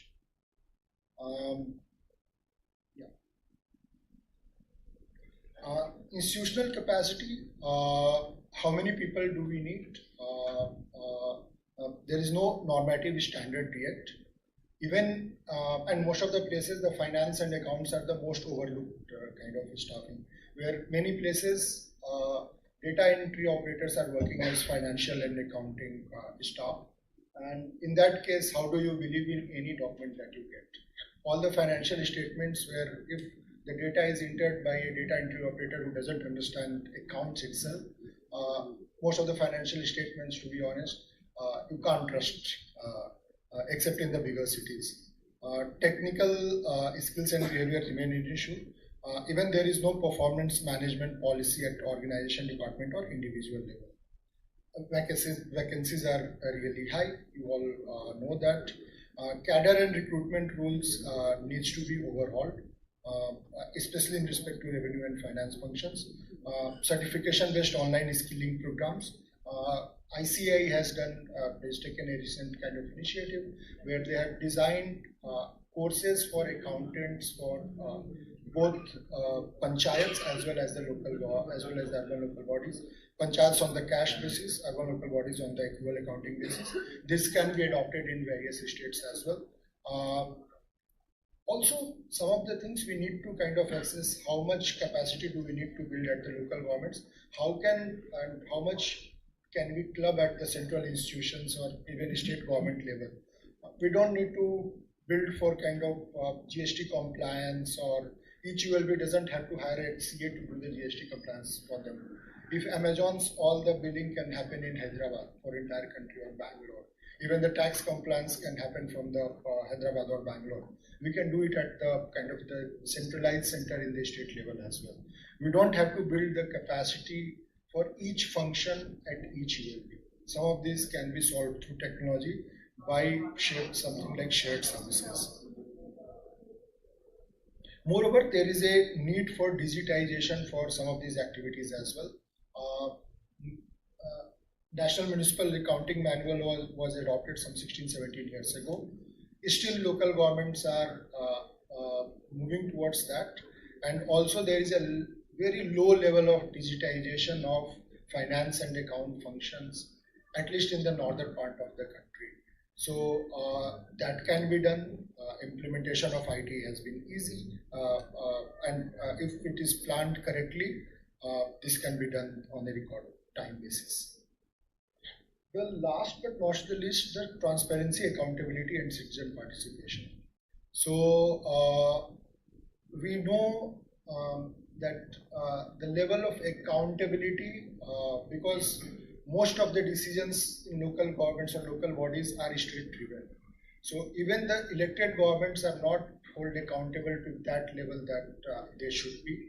Moreover, there is not much information available for even citizens to participate or kind of hold government accountable. There is not much information neither in budgets.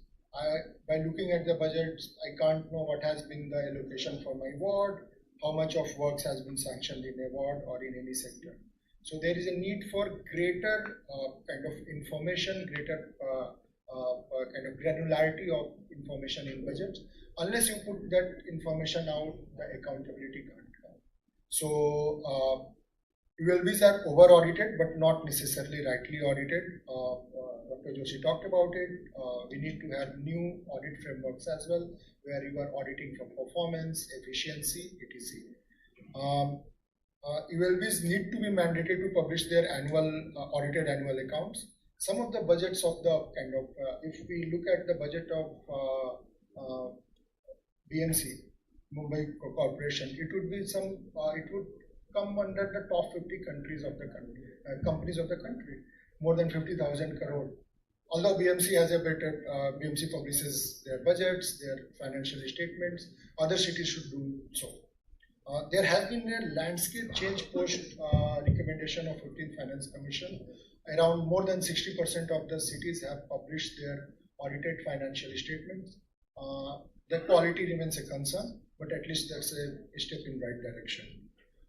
The accounting functions in ULBs is outdated in terms of accounting standards. Manual is there. Manual is now kind of 16-17 years old. It needs a overhaul as well. Does manual provide, does the accounting, the way we are accounting, provide all the information for decision maker? No. So we need to change the way we are recording information. It's a long-term task, but at least somewhere it should start. Moreover, there should be focus on accounting standards, standard operating procedures of finances as well. Yeah. So yeah, some of the things, just last one thing that I would like to talk about. Publication of any information in PDF is kind of document is not information. You can't process it at a scale. Nobody, like in 100 pages, one has to go through each pages. There can be, for larger cities, all companies use XBRL based reporting, producing data in digital format. That can be analyzed by machine itself. At least for the larger cities, larger municipalities, this might be enabled, or they might be pushed to publish their information in digital format. Thank you, everyone. Thank you, Prabhatji. I think we had 2 presentations just now. One from Mr. Joshi, who talked about financing and the master plan. Mr. Prabhat Kumar on financing and the urban local bodies.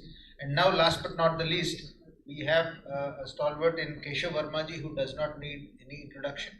But for some of you who perhaps have not got introduced to him properly, he is an Indian Administrative Service Officer of the 1976 batch Gujarat cadre, and he has a very interesting career trajectory, if I may say so. He was, of course, the Municipal Commissioner at Ahmedabad, and he spent a long time at the World Bank. He has been in China and in several other countries. South Asia, he was the Director for Urban Development at the World Bank. Currently, he is advising the government of Uttar Pradesh, the government of Uttarakhand, and the government of Gujarat, of course, on urban affairs. And he's also at Jammu and Kashmir as well.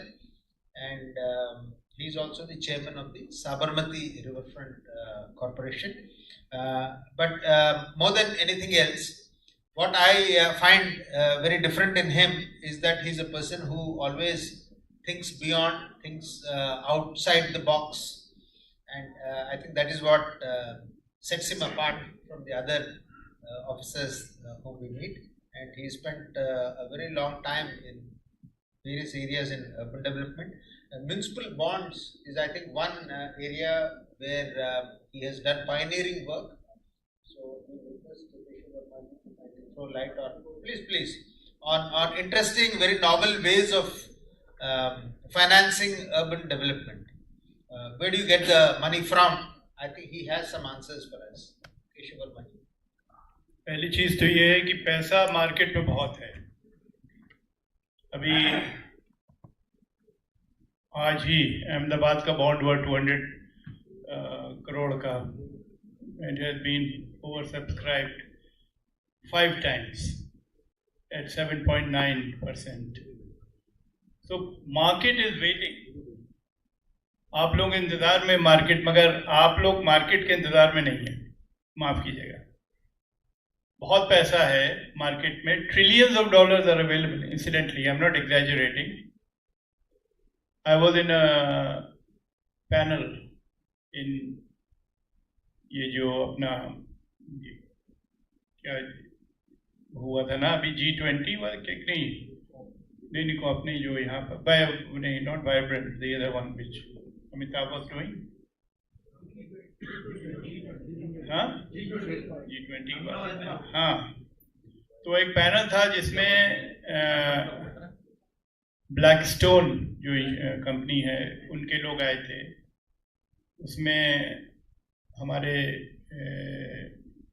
EU के banks के लोग थे.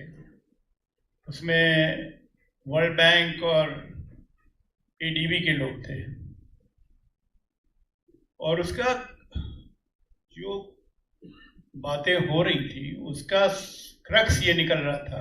And उसके भी लोग थे, global climate change fund, and GEF, Global Environment Facility.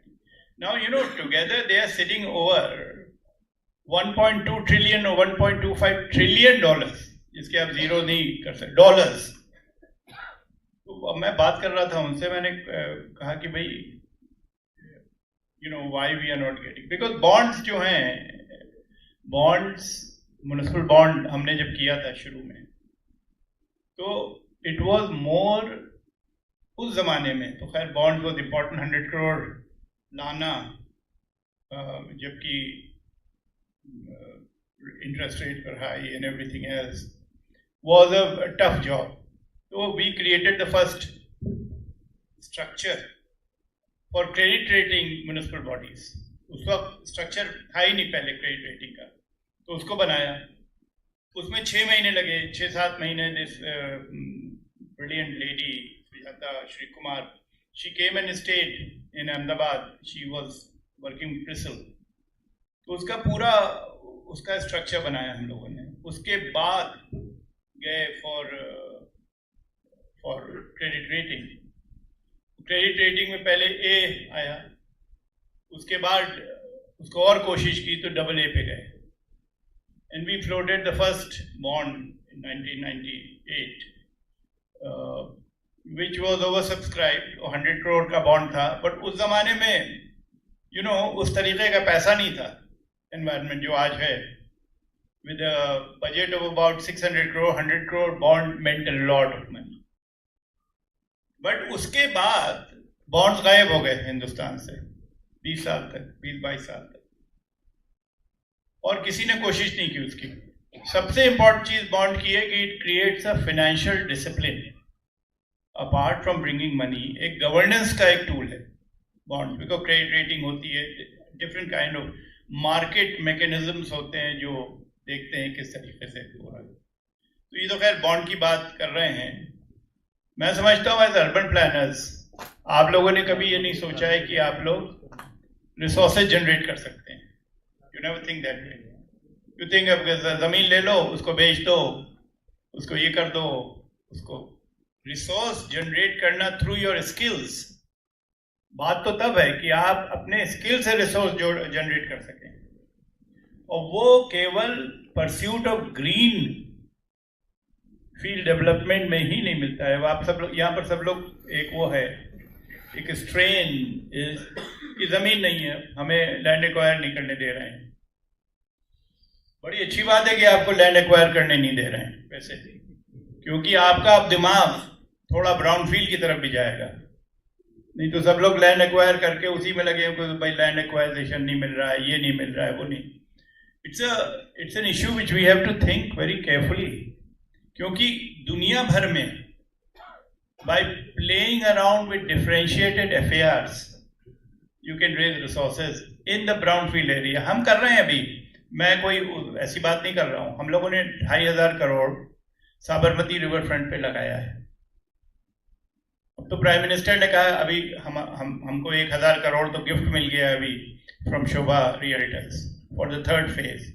4th, 5th, 6th, 7th phase तक PM ने कहा है कि जाएं 35 किलोमीटर तक दूर। Will be able to raise resources, उसको as a return on investment on infrastructure can be planned.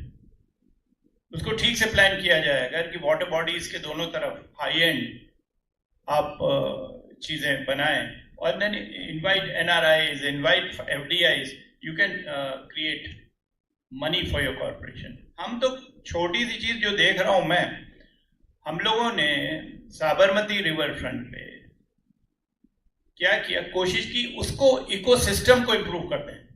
छोड़िए सबकी बेच रहे हैं ये सब छोड़िए, because selling and auctioning plots is a very tiresome job. I don't enjoy that, doing that. मगर हमने क्या किया, उस पर 1 मिलियन ट्रीज एंड श्रब्स लगा दिए साबरमती रिवर फ्रंट पे।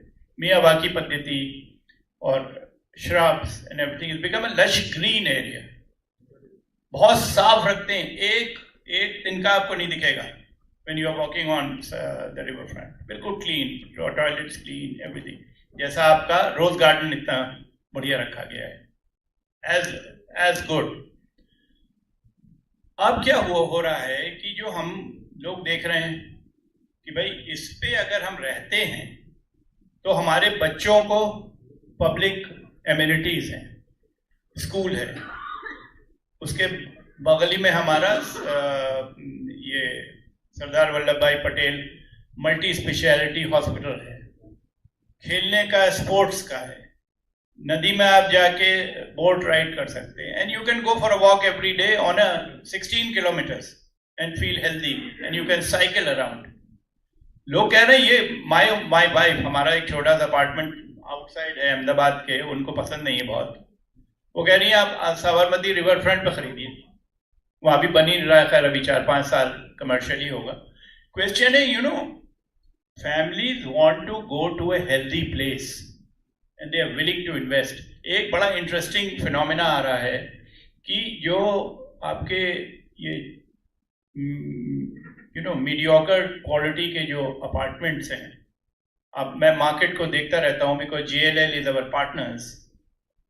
जो हमारे समझिए ये 60-70 लाख के अपार्टमेंट ही बिक नहीं रहे, मगर आप अगर अपार्टमेंट 7-8 करोड़ का लेके जा रहे very high end, they are selling off, एकदम फट से गायब हो जाते हैं। आप देख रहे हैं गुड़गांव में भी यही हो रहा है।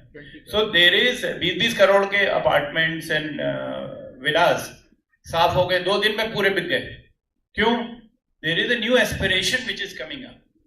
उस एस्पिरेशन को कैप्चर करने की जरूरत है आप लोगों को थ्रू योर प्लानिंग। आज फरीदाबाद की बात हो रही, फरीदाबाद डंप बन जाए next to Gurgaon is not a good idea. अब अगर जेवर के साथ जोड़ रहा है तो हाई एंड जोड़िए उसको ठीक तरीके से, create a high and quality of life and planning in that area, create social infrastructure, create a lot of courses, create world class college and hospitals and everything. Planning में लाइए ये चीजें तो पैसा आने में दिक्कत नहीं होगी। हमें देखिए, हमें जो साबरमती रिवर फ्रंट के प्रिसिंक्ट में जस्ट आउटसाइड 12 बिल्डिंग्स जो जिसमें रेजिडेंशियल बिल्डिंग थी सब बिक गई, सारे जितने थे खरीद ली गई। They are all be converted into commercial. अभी एक कमर्शियल बना है वेस्ट बैंक करके, एक यही आपके क्या नाम है, पटेल जो है, इनके पटेल, उन्होंने बनाया है। उसका एएमसी अहमदाबाद म्युनिसिपल कॉर्पोरेशन को 300 करोड़ एक बेटरमेंट चार्ज मिला, 300 करोड़ फ्रॉम वन बिल्डिंग।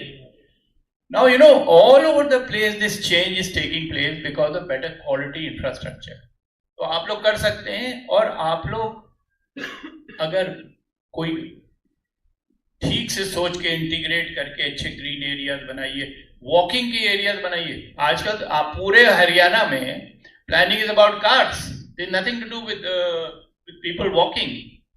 आप वॉक ही नहीं कर सकते हैं आपके यहाँ किसी तरीके से। एक जगह वॉकिंग की अभी निकल के आई है जो उसने कैमिलिया उसके चारों तरफ एक बनाया, उसके बीच में भी उसने वो पेड़ लगा दिए, तो यू कांट वॉक।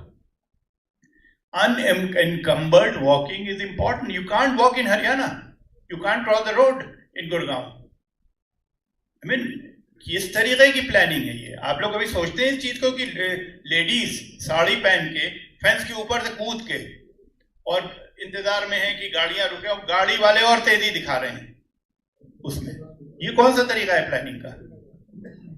तो अगर आप प्लान करेंगे अच्छी तरीके से तो वो बिकेगा and you will get resources. Now that is one thing, that redevelopment, reconstitution, readjustment through is possible. There is अभी जायका का पूरा एक टीम गई थी उसको स्टडी करने जापान, उन्होंने दिखाया है किस तरीके से किया जा सकता है। एक ये चीज करिए। दूसरा, रेलवे सिटीज का आइडियाज दिमाग में लगे। मैं छोटी छोटी बातें नहीं करना चाह रहा हूं यहाँ पर कि बॉन्ड किए, रेलवे सिटीज का आइडिया डालिए। जापान में केवल रेलवे सिटीज का idea, all connected by railways. आप ये समझ लें कि रोड से connectivity is not going to happen. आज से 10 साल में जितनी रोड हैं उस पर गाड़ी चलाना बंद हो जाएगा। You won't be able to do it.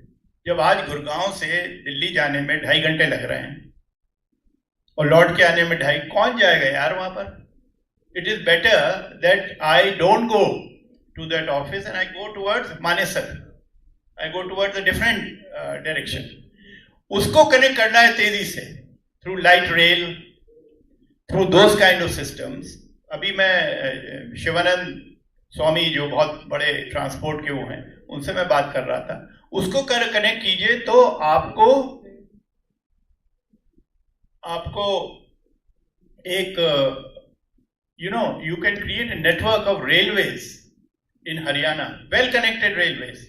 ये एनसीआर का मतलब ही क्या है? अगर अच्छी तरीके से कनेक्ट हो ठीक से, then you can live outside these congested areas. आपको यहाँ जिंदगी बिताने की जरूरत नहीं है। तो 1 मिनट माफ कीजिएगा। तो एक ये बहुत इंपॉर्टेंट चीज। तीसरी चीज बिफोर आई फिनिश, जब मैं इन लोगों से बात कर रहा था जो मैं आपको पैनल पे बता रहा था, तो उन्होंने कहा कि साहब, तो मैंने कहा इतना पैसा आप दे क्यों नहीं रहे? उन्होंने कहा आपके पास इन्वेस्टेबल ग्रेड प्रोजेक्ट्स नहीं हैं, you don't have investable grade projects. Now market में फ्रॉम ब्रिक्स एंड हटको का अगर आप एमलगमेशन करके बनाइए, you can take 6,000, 10,000 crore, 8% interest with a moratorium. Ahmedabad has raised this bond at 7.9 with 5 years tenor.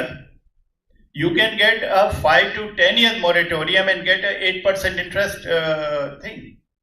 आप कब तक इंतजार करते रहेंगे? पैसा आएगा और जाएगा, जमीन आएगी, उसको बेचेंगे, क्योंकि इंफ्रास्ट्रक्चर रिक्वायरमेंट्स टुडे आपका आधा उस पे क्या है, गोल्फ कोर्स रोड पे तो डेवलप हो गया है, आधा बिल्कुल उजाड़ हालत में है।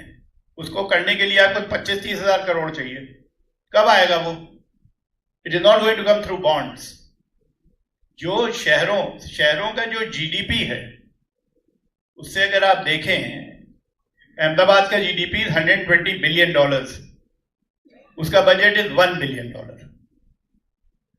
So if you look at the GDPs of cities, the budget of the city corporation is less 1% or less than 1%.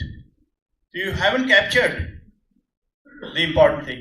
तो एक काम जरूर करें कि जो ये आज बात हो रही थी कि वो कोई सेंटर ऑफ एक्सीलेंस बनाएंगे या कुछ बनाएंगे, उससे कम 30-40 अच्छे प्रोजेक्ट्स बनाइए। ग्लोबल क्लाइमेट चेंज फैसिलिटी में $100 बिलियन रखे हुए हैं, $100 billion. If you plan disaster risk management, climate subsidence को रोकने, सब्सिडेंस तो नहीं है यहाँ पर, disaster risk management, so many things, you know, flooding and everything, सबको मिला के you can actually go as a city और as a region to global climate change funding. You can go to this global environment facility for better quality for your this thing for better environmental sustainability. तो पैसा है market में, there is no dearth of money and people are willing to give money, मगर हम लोग ले ही नहीं पा रहे। हम this is very it's a very ironical situation that we don't have either interest. मैं आपको बताऊं, लखनऊ का बॉन्ड, एक टेंडेंसी है म्युनिसिपल कॉर्पोरेशन भी, और it's nothing do with you guys, municipalities में एक टेंडेंसी है, they don't want to talk finance. जहां आपने फाइनेंस अकाउंटिंग की बात की, वो दूसरी बात करने लगेंगे, बात ही नहीं करना चाहते। लखनऊ का बॉन्ड करने में 2 साल लगे, प्राइम मिनिस्टर ने मुझसे कहा था कि इसको कराइए, 2 साल लगे, बैठ के not as advisor, as a municipal commissioner काम किया, as accountant.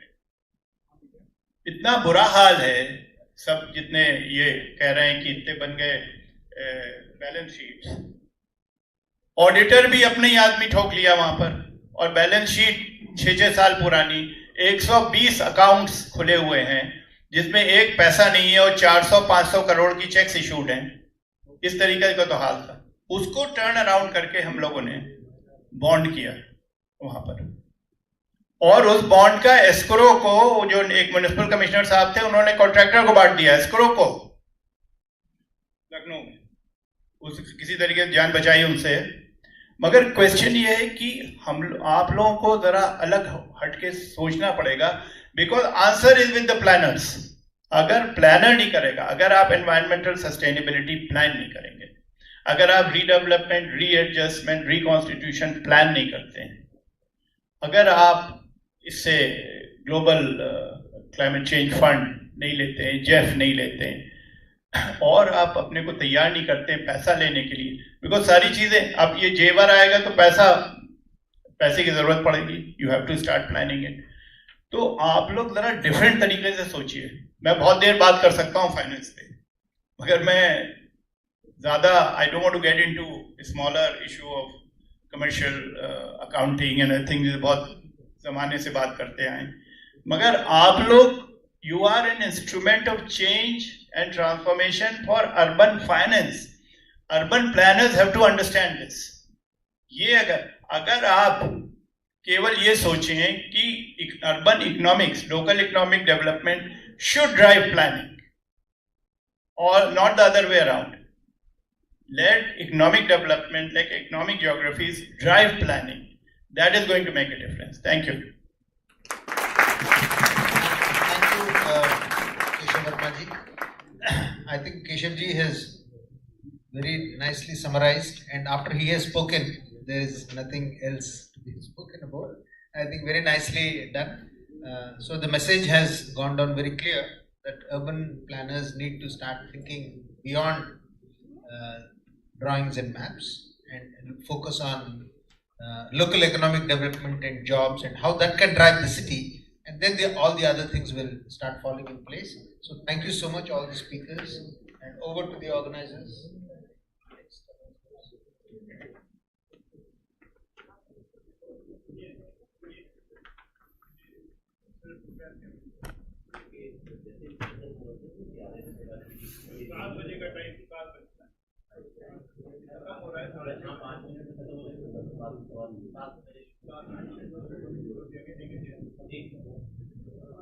So it was a very insightful session. Thank you, Chairperson, sir. And now I request Mr. Sudhir Chauhan, sir, to please come and facilitate the speakers very quickly, sir.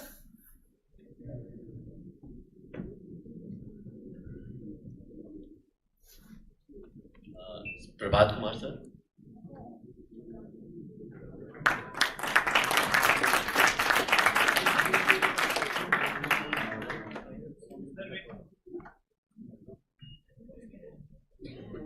Ravikant Joshi ji, कृपया तालियां बजाते रहें.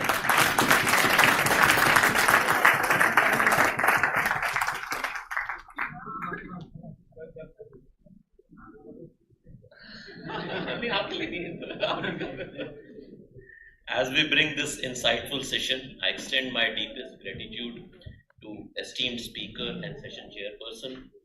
Thank you everyone. इस प्रकार हमारी 2 दिन चलने वाली इस कॉन्क्लेव के पहले दिन के चौथे व अंतिम टेक्निकल सेशन का समापन हुआ.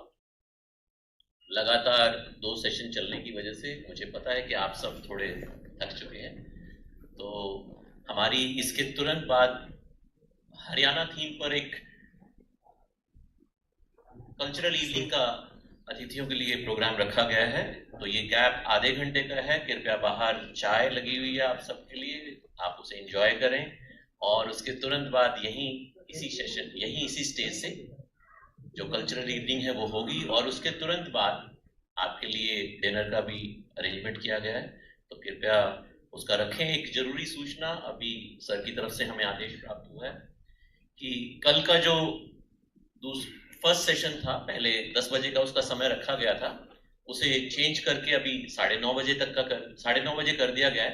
तो आप सबसे अनुरोध है कि उस शुरू होने से पहले लगभग 15 मिनट पहले आप अपने अपने स्थान प्राप्त कर लें कल. तो प्लीज नोट कर लीजिए, कल 10 बजे नहीं है, कल सुबह शुरुआत 9:30 बजे होगी. सर क्या मैं ठीक हूँ?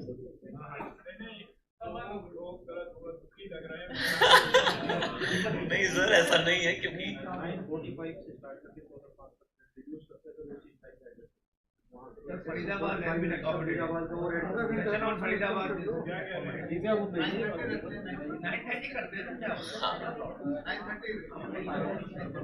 तो जैसा कि डिसाइड हो गया है सत्र के अध्यक्ष महोदय सर से भी और एचएलसी के चेयरमैन सर से भी, कि कल सुबह का जो पहला सत्र है वो सुबह 9:30 बजे शुरू हो जाएगा. आप सभी श्रोताओं का बहुत बहुत धन्यवाद कि आपने इतने शांतिपूर्वक तरीके से इस सेशन का समापन किया. मैं सीटीपी सर से अनुरोध करूंगा कि हमारे मुख्य अतिथि सर आज के सत्र के अध्यक्ष और बाकी अतिथियों को चाय की गैलरी तक एस्कॉर्ट करें सर. और यहाँ पे व्यवस्था, हमें स्टेज जो कल्चरल इवनिंग के लगाने के लिए करीब आधा घंटा लगेगा, तो कृपया उसे. मैं आप लोगों को एक चीज बताना चाह रहा था कि आज एक वैसे भी खास दिन है. एक हमारे बहुत अजीज general Nain, who was army commander of southern command. Hindustan में 5 कमांड्स हैं आर्मी की, उनमें से एक ये सदर्न कमांड के लेफ्टिनेंट जनरल 3 स्टार वाले जो होते हैं वो रिटायर होके आपके पंचकुला में ही सेटल हुए हैं. तो उनको मैंने खास बुलाया है कि आके यहाँ के अर्बन प्लानर से मिलें सबसे, तो वो भी आएंगे करीब 6:45 के बीच में. So we want to honor him and respect, give him some respect. He's one of the very famous generals of Indian Army. Thank you. जरूर सर, इस बात का विशेष ध्यान रखा जाएगा, जरूर रखा जाएगा. और आप सबसे HLC सर, चेयरमैन सर का अनुरोध है कि सैम बहादुर मूवी जरूर देखें. सर ने शायद अभी देखी है, मोस्टली हम में से अधिकतर ने देख ली होगी, लेकिन फिर भी क्योंकि आदेश है तो जिन्होंने नहीं देखी वो जरूर देखें. बहुत बहुत धन्यवाद सर.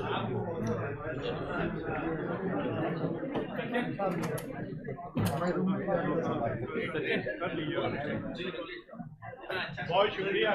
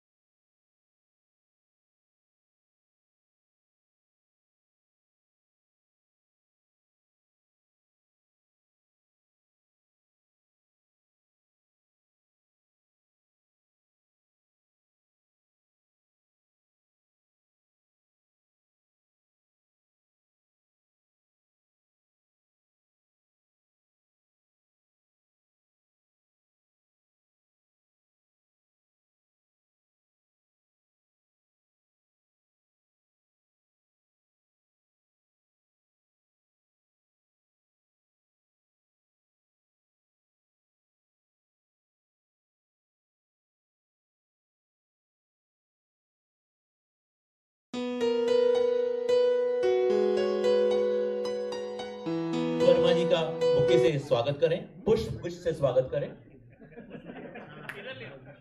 जोरदार तालियों से स्वागत करें कृपया।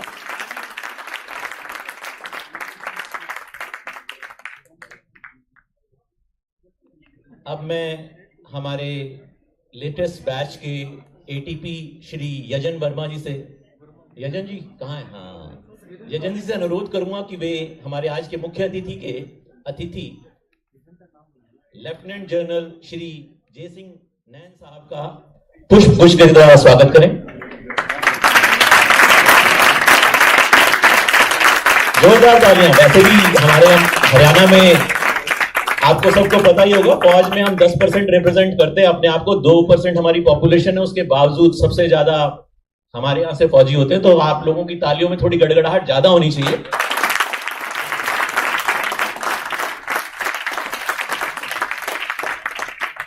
धन्यवाद। अब मैं इसके आगे इस मंच के संचालन के लिए नरेंद्र जी, कृपया आपकी टीम तैयार है? हाँ जी सर। ओके, तो कृपया एक जन आ जाए और अपने आप को इंट्रोड्यूस कीजिए और उसके बाद इस मंच का संचालन अपने हाथ में लीजिए। मेरा काम यहां समाप्त होता है। जी सर। सर मैं एक और रिक्वेस्ट करूंगा, मैंने प्लीज थोड़ी सी मेरे को से रह गया। मैं आज के मुख्य अतिथि हमारे मेजर जनरल श्री जय सिंह नैन जी से अनुरोध करूंगा, लेफ्टिनेंट जनरल जय सिंह नैन सर से अनुरोध करूंगा, कृपया स्टेज पर आके एक तो अपने आप को इंट्रोड्यूस कर दें दोबारा अच्छे से, और 2 शब्द हम सबके लिए प्लीज जोरदार तालियों से स्वागत करें।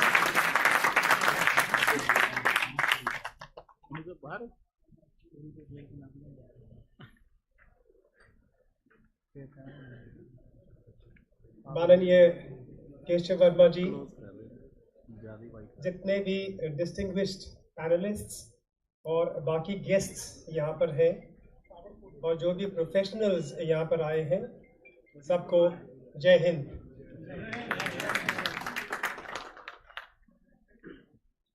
जितने लोगों से मेरा इंट्रोडक्शन उन्होंने अभी कराया है, मुझे लगता है आज पूरे दिन के दौरान इन्होंने मेरे बारे में जितना बोला है, मैं इतना ही कह सकता हूँ कि ये इनका बड़प्पन है जो इन्होंने मेरे बारे में कहा है। और यहाँ पर मेरा होना एक इत्तेफाक नहीं कहूँगा, ये एक जैसे कहते हैं ना डिवाइन इंटरवेंशन भी नहीं कहूँगा। बहुत दिन पहले मैं इनके पास था और इन्होंने तब मेरे को बताया कि इस तरीके से ये चेयरपर्सन है और एक दिन ये हरियाणा में भी जाएंगे और लोगों से बात करेंगे। तब मैंने कहा मैं पंचकुला में ही रहता हूँ और उधर जब आना होगा आप मुझे बताइएगा, मैं एक बार ज़रूर आपसे मिलना चाहूँगा। तो इस तरीके से मेरा यहाँ पे आज आना हुआ है और आप लोगों के सम्मुख मैं खड़ा हूँ। अभी 2-4 चीज़ें, मैं ज़्यादा वक्त नहीं लूँगा, मुझे मालूम है कि पूरा दिन आपका लंबा रहा है, डिस्कशन काफ़ी है। बस पहली बात अपने बारे में जो अगर कहना चाहूँ,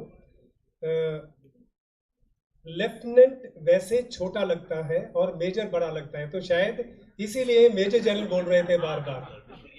अरे बिल्कुल सही है कि मेजर बड़ा है, और जब हम कमीशन होते हैं लेफ्टिनेंट, कैप्टन और मेजर, लेकिन यहाँ पर आकर ये रिवर्स हो जाता है। Major general is junior and lieutenant general is a senior rank. मैं पिछले साल नहीं, अक्टूबर 2022 में रिटायर हुआ था as army commander southern command. So दक्षिणी कमान जिसका हेडक्वार्टर पूना में, वहाँ से मैं रिटायर हुआ था। और आर्मी कमांडर सदर्न कमांड का जो ओवरऑल एरिया ऑफ जुरिसडिक्शन है वो है 41% लैंड मास ऑफ इंडिया, जिसमें 11 स्टेट्स और 4 यूनियन टेरिटरीज उसका हिस्सा है। सो और जहाँ से nearly 40% GDP of India comes from दो states. I can say it is a great honour given to me कि मुझे वहाँ पे इस रैंक पे और इस अपॉइंटमेंट में भेजा गया। लेकिन आज मैं यहाँ पर क्या कहना चाहता हूँ आप सबसे, आर्मी में 40 साल सर्विस करने के बाद जब अपने होम स्टेट में आया, अपनी इस मातृभूमि की, असल में मातृभूमि के यहीं पैदा हुए थे, उसकी खुशबू, उसकी महक तो हमेशा रहती है। और एक दिन मैं माननीय चीफ मिनिस्टर साहब से मिलने का जो मौका मिला तो बात कर रहे थे, तो उन्होंने मुझसे पूछा कुछ करना चाहोगे देश के लिए? हमने कहा देश के लिए जो वहाँ पर करना था वो मेरा हो गया, मेरी ड्यूटी वहाँ पूरी हो गई है।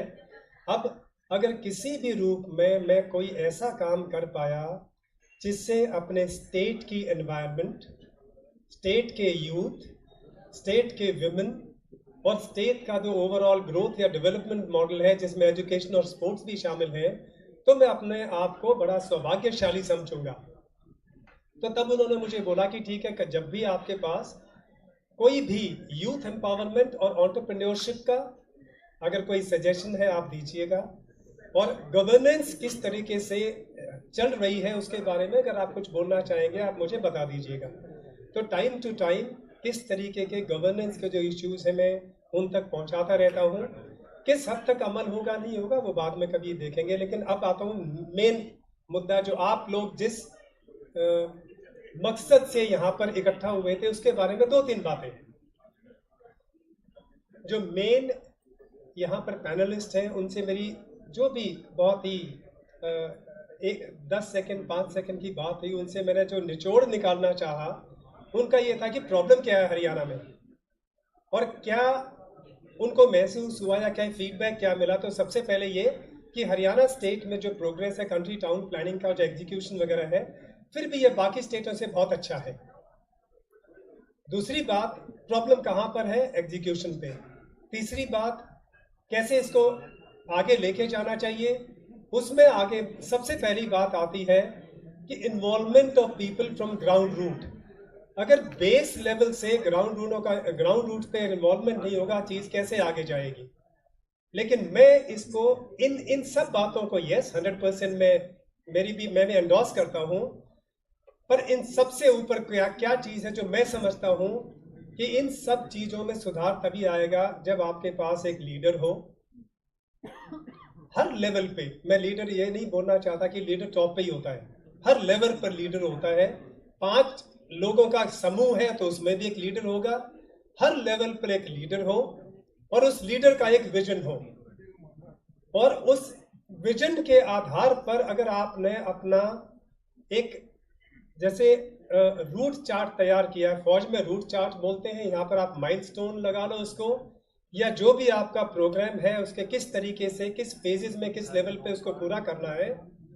अगर आपका एक लीडर, उस लीडर का विजन और उस विजन के आधार पर आपने एक प्लान बनाया और उस प्लान के रूपरेखा के आधार पर उसको एग्जीक्यूट करने के लिए एक पूरी प्लानिंग बनाई, और जो उसमें एग्जीक्यूट नहीं करता उसके लिए डंडा और जो एग्जीक्यूट करता है उसके लिए शाबाशी। अगर ये दोनों चीजें आप एक साथ लेकर चलेंगे तो मैं नहीं समझता कि हम किसी भी तरीके में इंडिया में ही क्यों हम वर्ल्ड लेवल का एक यहाँ पर कंट्री टाउन प्लानिंग का मॉडल औरों के लिए पेश कर पाए, क्यों नहीं कर पाएंगे।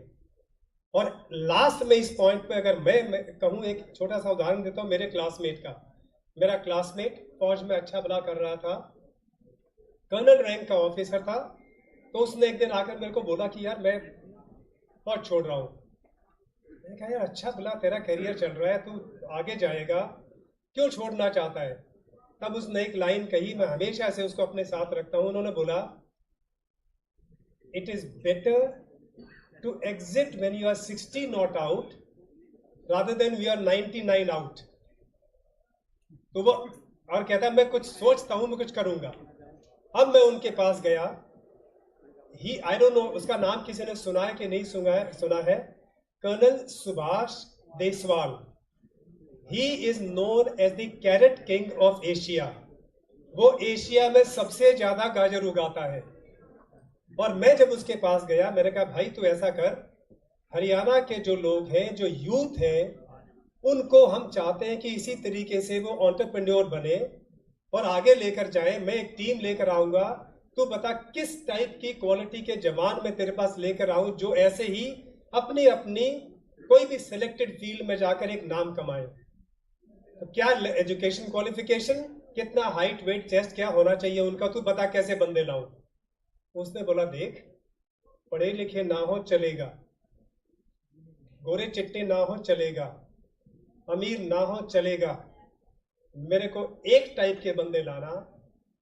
एंड मैंने कहा क्या चीज है, क्या क्वालिटी। कहता they are the people who must have fire in the belly, जिनमें आग हो कि कुछ करने का जुनून हो, कुछ पैशन हो। आप सब यहाँ पर जो बैठे हैं, you are the one who have to ignite and initiate. अगर आपके यहाँ पे जो आग लगी है ना कुछ करने की, कुछ आगे पहुँचने की, then only you can make a difference. But you can only make a difference when you are a difference. You be different, then only you make a difference.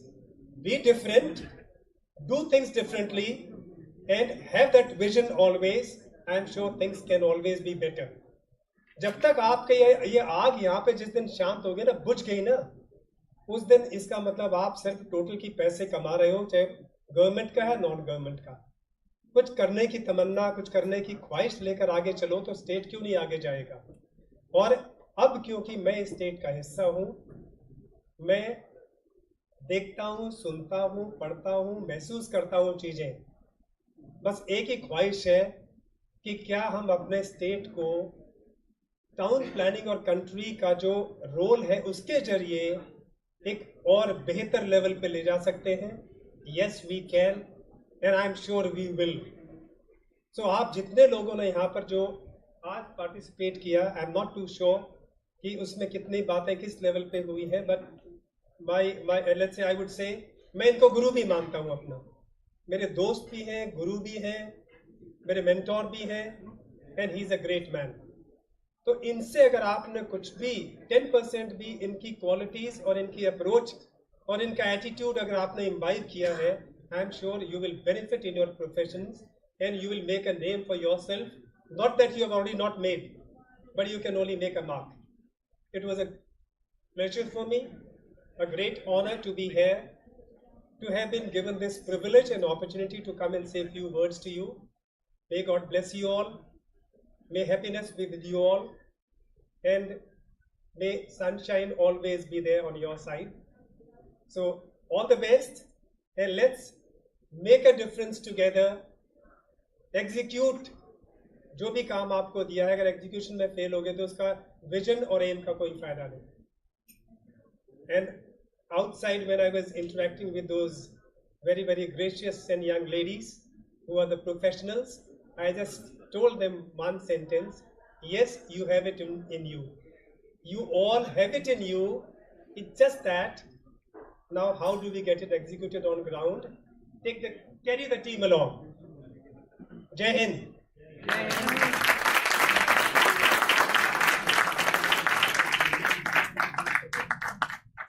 धन्यवाद सर। अब आप सब लोगों का ज़्यादा समय न लेते हुए मैं कौशिक नाट्य एकेडमी के विशाल शर्मा जी से अनुरोध करूंगा कि कृपया के इस मंच के संचालन का भार अब अपने कंधों पे लें। बहुत बहुत धन्यवाद और मेरी तरफ से शुभ रात्रि।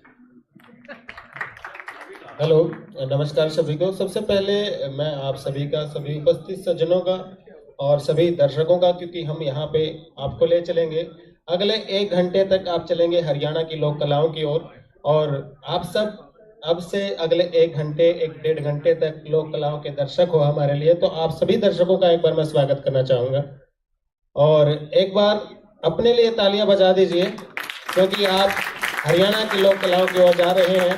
और आपको सर्वप्रथम जब भी हरियाणा में या कहीं भी कोई काम होता है तो हम अपने अपने इष्ट को, अपने अपने देवताओं को याद करते हैं, और वैसे ही आज का कार्यक्रम शुरू करने से पहले हम शिव को याद करेंगे, हरियाणा की शिव स्तुति। और सबसे पहले कौशिक नाट्य नृत्य अकेडमी भिवानी की तरफ से सभी कलाकार आए हैं, और सभी कलाकार आपके सामने प्रस्तुत होंगे शिव स्तुति के साथ। तो मैं बुलाना चाहूँगा कौशिक नाट्य नृत्य अकेडमी की टीम को कि आप आएँ, और इधर से कहना चाहूँगा कि शिव स्तुति आप तैयार रखें। और लीजिए, अब आपके सामने पहली पेशकश आगाज कर रहे हैं। आप जा रहे हैं हरियाणा की ओर, हरियाणा की लोक कलाओं की ओर। तो देखिए हरियाणा का लोक नृत्य शिव स्तुति।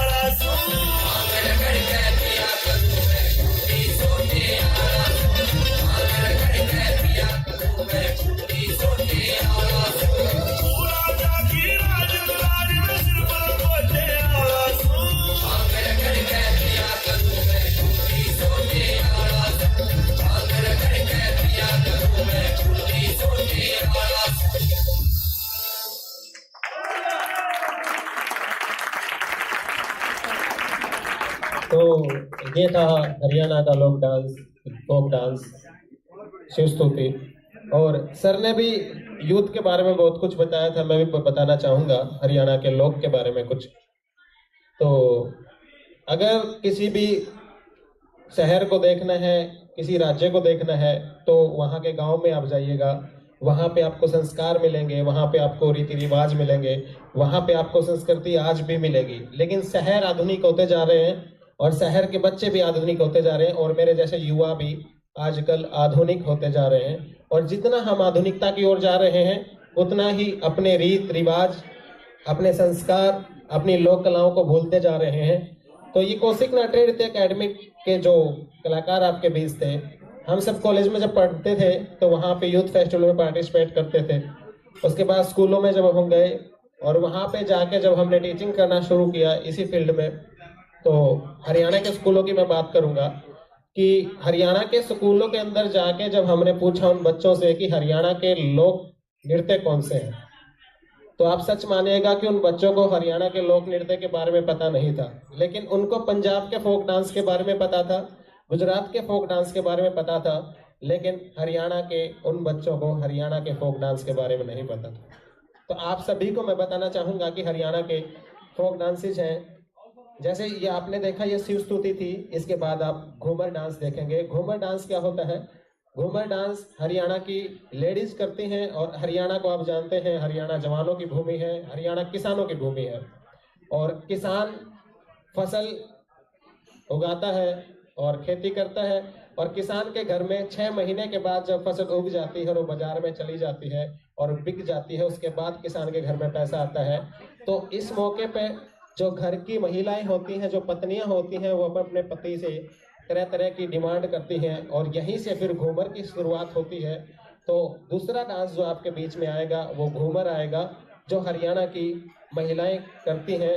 तो अभी मैं कौशिक नाट्य नृत्य अकेडमी की सभी गर्ल्स डांसर को स्टेज पे बुलाना चाहूँगा, ये आप आएँ और हमारे दर्शकों को घूमर नृत्य दिखाएं। धन्यवाद।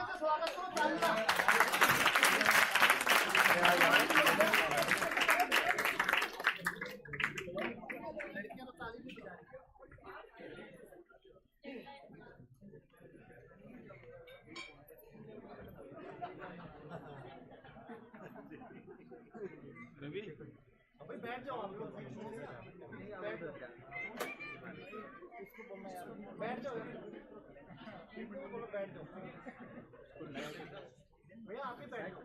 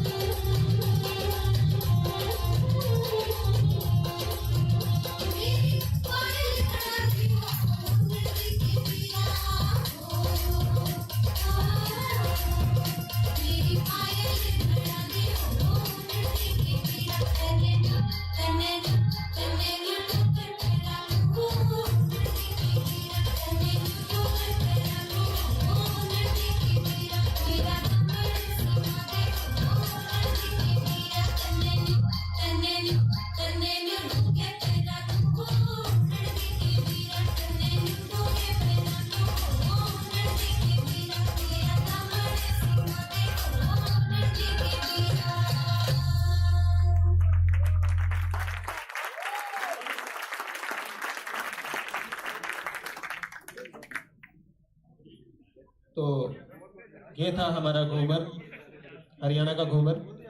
और कैसा लगा आपको घूमर? अगर डांस अच्छा लग रहा है तो तालियां बजा दीजिए, क्योंकि कलाकार के लिए तालियां हौसले का काम करती हैं और आपकी तालियां इनको हौसला देंगी, और अगर आपकी तालियां हौसला देंगी तो और अच्छा डांस करेंगे। तो अभी आगे आपने अभी लड़कियों का डांस देखा, इसको घूमर कहते हैं। घूमर मैंने बताया था कि किसान और जवान की भूमि हरियाणा को कहा जाता है, और किसान के घर 6 महीने बाद जब पैसा आता है तो घर की औरतें घर के आदमियों से डिमांड करती हैं, और यहीं से घूमर जन्म लेता है। तो आप देख चुके हैं घूमर। अभी आपको लेके चलेंगे लड़के लड़कों का डांस, जहाँ पे सिर्फ लड़के डांस करेंगे। इसको हम धमाल कहते हैं हरियाणा के अंदर। तो मैं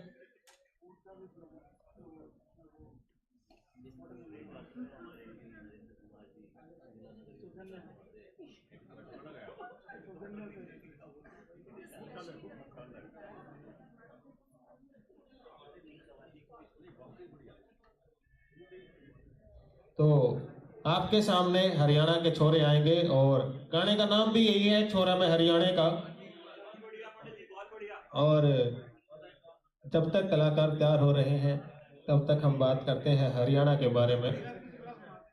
तो बहुत बार ये चीज़ खलती है, जैसे कौशिक नाट्य नृत्य अकेडमी के सभी कलाकार हैं, ये पूरे इंडिया में, पूरे भारतवर्ष में जाके अपनी लोक कलाओं का प्रदर्शन करते हैं, अपनी लोक कलाओं का विस्तार करते हैं।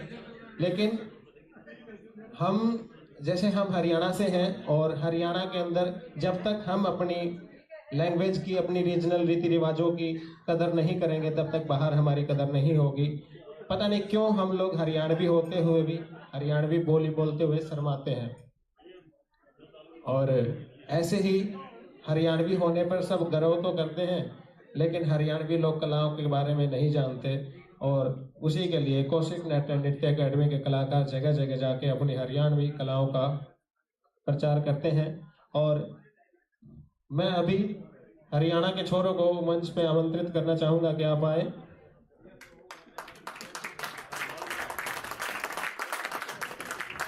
और अभी आप सबके सामने आप पहले देख चुके हैं घूमर, जो हरियाणा की महिलाओं ने किया था। अभी आप देखने वाले हैं धमाल, जो हरियाणा के लड़के करेंगे, हरियाणा के छोरे करेंगे आपके बीच में। तो लीजिए, आपके सामने है हरियाणा का धमाल, छोरा मैं हरियाणा का।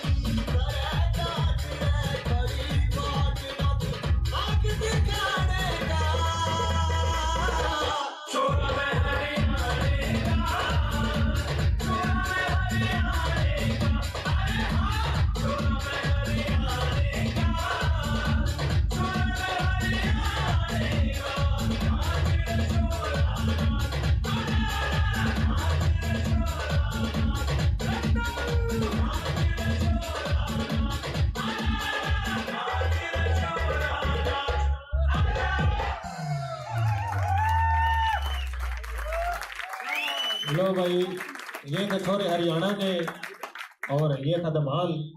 तो एक बार बता दीजिए, आपको अपनी तालियों से कलाकारों को एक बार बता दीजिए कैसा लगा डांस।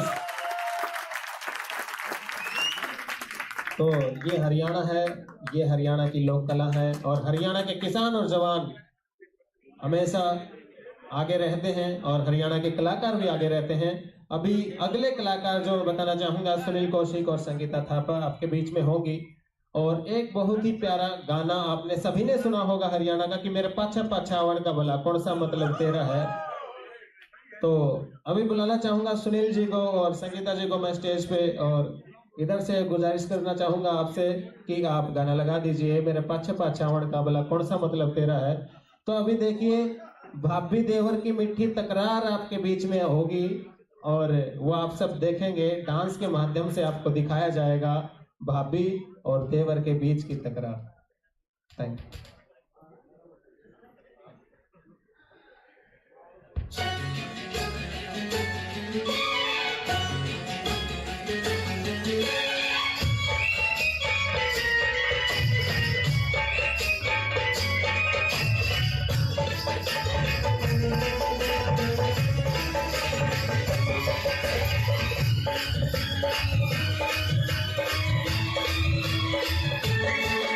मेरे पाछे पाछे आवड़ का भला कौन सा मतलब तेरा से होया फिरे बीमान से तू किशक जाने जिया से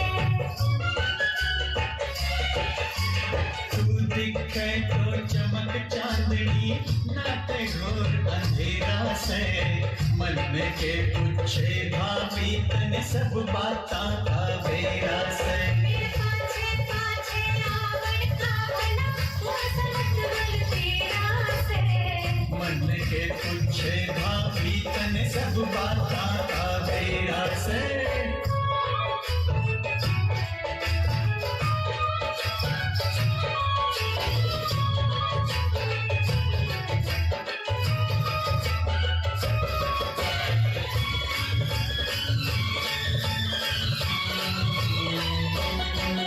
मैं तो बस इतना जानूं तू काम करे ना काम करे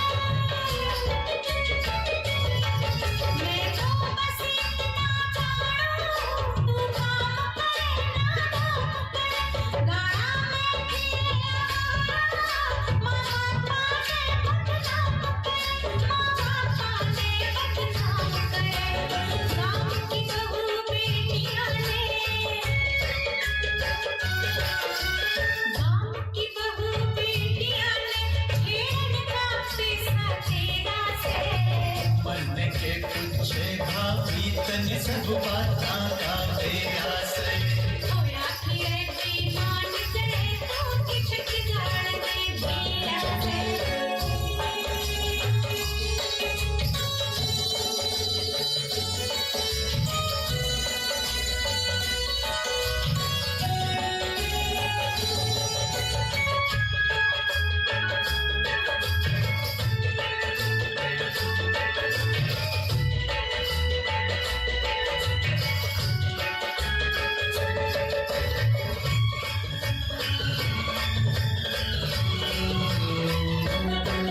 रहा भाई काम करण ने मेरी उम्र से खेलन खावन की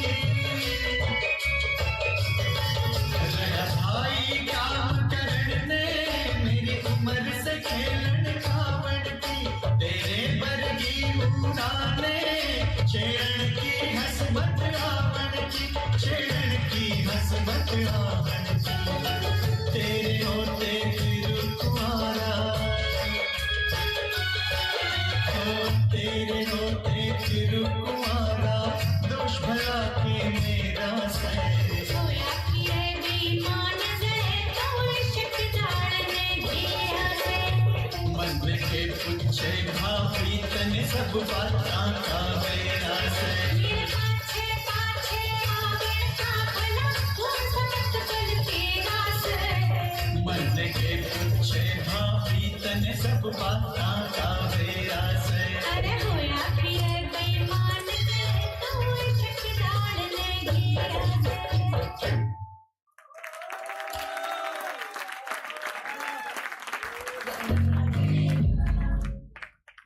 बिल्कुल बजना चाहिए गाना। और कौशिक नाट्य नृत्य एकेडमी के इन कलाकारों की प्रस्तुति से खुश होकर सीनियर टाउन प्लानर संजीव मान गुड़गांव जी ने 1000 रुपये का मान सम्मान इनका किया है, तो उनके लिए एक बार जोरदार तालियां। कि लोक कलाकारों के मान सम्मान के लिए आपने दी गई राशि हम लोग कलाकारों तक पहुंचा देंगे। और अभी आपको आगे लेके चलते हैं कार्यक्रम की ओर। आगे का कार्यक्रम आपने देखा कि पहले जो डांस हमारा हुआ था उसमें लड़के और लड़कियां दोनों थी, उसके बाद लड़के थे, उसके बाद फिर लड़कियां थी, अब एक लड़का और एक लड़की थी। तो अभी आपके समक्ष हम लेके आएंगे फीमेल सोलो, गर्ल का सोलो, और हरियाणा की बागड़ों को आपके बीच में लेके आएंगे। तो हरियाणा की बागड़ों को मैं मंच पे बुलाना चाहूंगा और आप सबसे कहना चाहूंगा एक बार अगर डांस अच्छा लग रहा हो तो तालियां जरूर बजा दीजिए, ताकि इनका हौसला अफजाई हो और जितना इनके अंदर हौसला होगा उतना प्यारा डांस आपको देखने को मिलेगा। तो हरियाणा की बागड़ों आ चुकी हैं स्टेज पे और उधर से मैं कहना चाहूंगा कि डीजे साहब म्यूजिक चला दीजिए।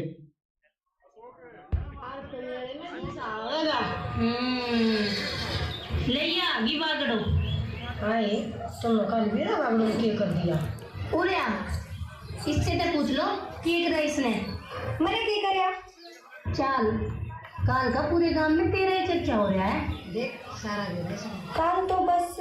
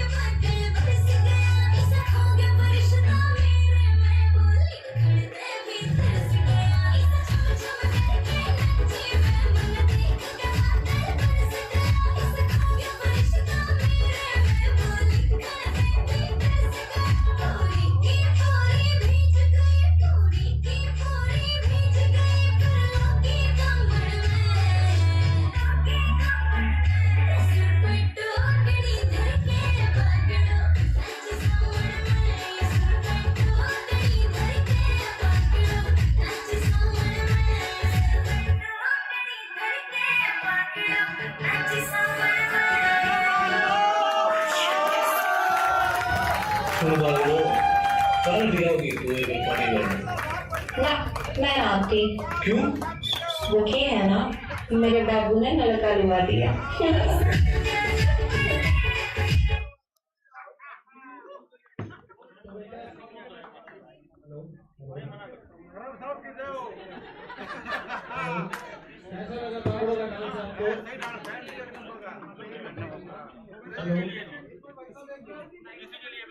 अरे सुन, ये वाला लाइव तो नहीं है ना, हमारा लाइव सेशन तो खत्म हो चुका है, लाइव तो नहीं है, बंद कर दो, लाइव नहीं चलाना है। लाइव बंद कर दे, वैसे रिकॉर्डिंग लाइव बंद कर दे। सुबह का सेशन है, शाम वाला सेशन है, ठीक है। अब ये सिर्फ रिकॉर्डिंग के लिए है, लाइव को सिर्फ उधर रखो यार, ठीक है, बता दिया ना।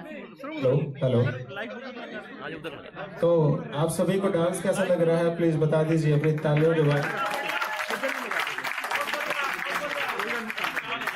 और मैं जितने लोग यहाँ पे हरियाणा से बैठे हैं उनसे गुजारिश करना चाहूंगा, एक बार हाथ उठाइए, कितने लोग हरियाणा से हैं? सारे ही हरियाणा से हैं। तो सभी हरियाणा वासियों को मैं एक बात कहना चाहूंगा कि आज जब आप अपने घर जाओ तो अपने बच्चों को जरूर बताना कि आज हम हरियाणवी लोक नृत्य देख के आए हैं, और अपने बच्चों को जरूर बताएं अपनी रीति रिवाज के बारे में, अपनी लोक कलाओं के बारे में। गांव जरूर दिखाएं अपने बच्चों का। आप जहां भी रहते हैं, शहर में रहते हैं, विदेश में रहते हैं, लेकिन अपना बच्चों को, आने वाली पीढ़ी को गांव जरूर दिखा के लाएं, अपने रीति रिवाज जरूर बताएं और अपनी लोक कलाओं के बारे में जरूर बताएं। तो मैं आपको बताना चाहूंगा हमारे हरियाणवी लोक नृत्य जो है, फोक डांसेस जो है, उनके बारे में। एक धमाल डांस होता है। धमाल डांस कब किया जाता है? धमाल डांस जब किसान फसल उगाता है और बारिश के इंतजार में किसान रहता है, और जब भगवान मेहर करते हैं और बारिश होती है, तो उस खुशी में जब किसान लोग डांस करते थे, उसको धमाल डांस हम लोग कहते थे।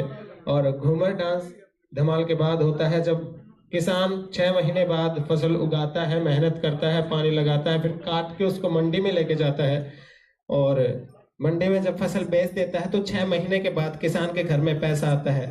तब घर की लेडीज घर के पुरुषों से तरह तरह की डिमांड करती हैं, और वो मीठी नोक झोंक होती है हस्बैंड वाइफ के बीच में, तब घूमर डांस होता है। ऐसे ही एक पनिहारी डांस होता है। पनिहारी डांस कैसे होता है कि पनिहारी जब पहले हरियाणा के या फिर कहीं भी, पहले लोग पैदल यात्रा करते थे दूर दूर तक, और पैदल यात्रा करते थे तो कुएं होते थे, पहले कुएं से पानी लेके आते थे हमारे घर की लेडीज। तो वहां पे एक राहगीर होता है, वो पानी की मांग करता है, और वो जो पनिहारी और वो जो प्यासा होता है, उसकी मीठी नोक झोंक को हम पनिहारी नृत्य का नाम देते हैं।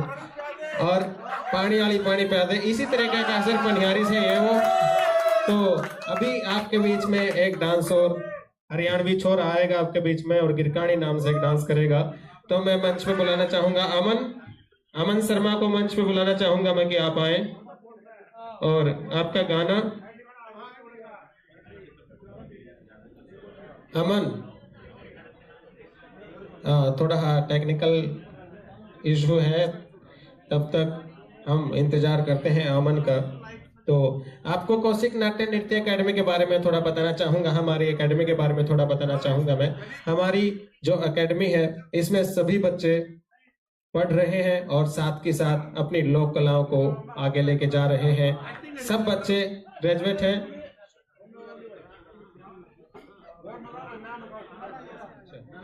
तो अभी एक और सॉन्ग, एक लड़की आ रही है, सोनिया नाम है, मैं बुलाना चाहूंगा मंच पे, आप आइए। और इन्हीं से पूछते हैं ये कौन सा डांस करेंगे। तो आप कौन सा डांस करेंगे जरा बताइए हमारे दर्शकों को।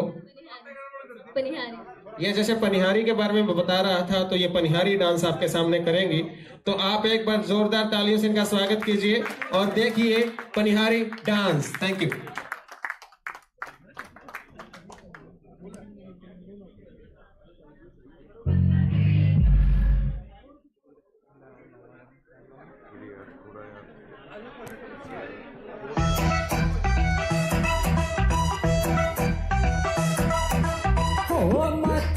टीका नाक मन थैली, माथे पे टीका नाक मन थैली, हेरी गली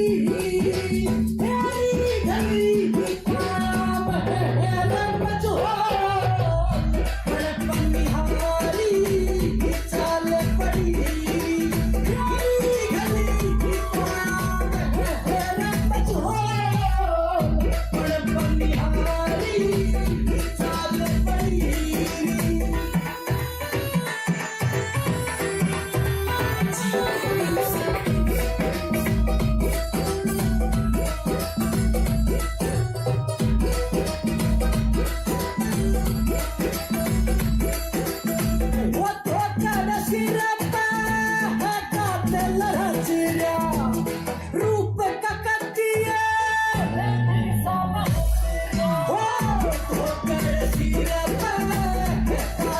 बरसेगा रूप तकदीर भीसा बरसेगा आए बोले मेरी रसीले बोल बड़पन निहारी चाल पड़ी गली बड़पन निहारी चाल अरे रोमियो ढाकले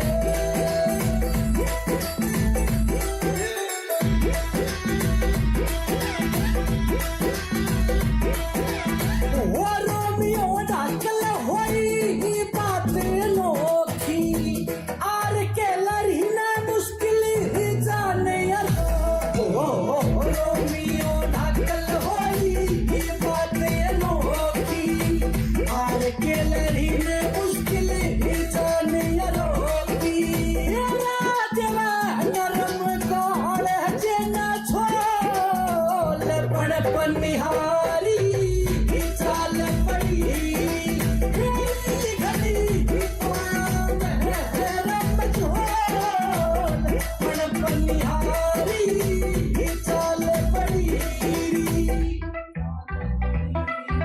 रोमियो ढाकले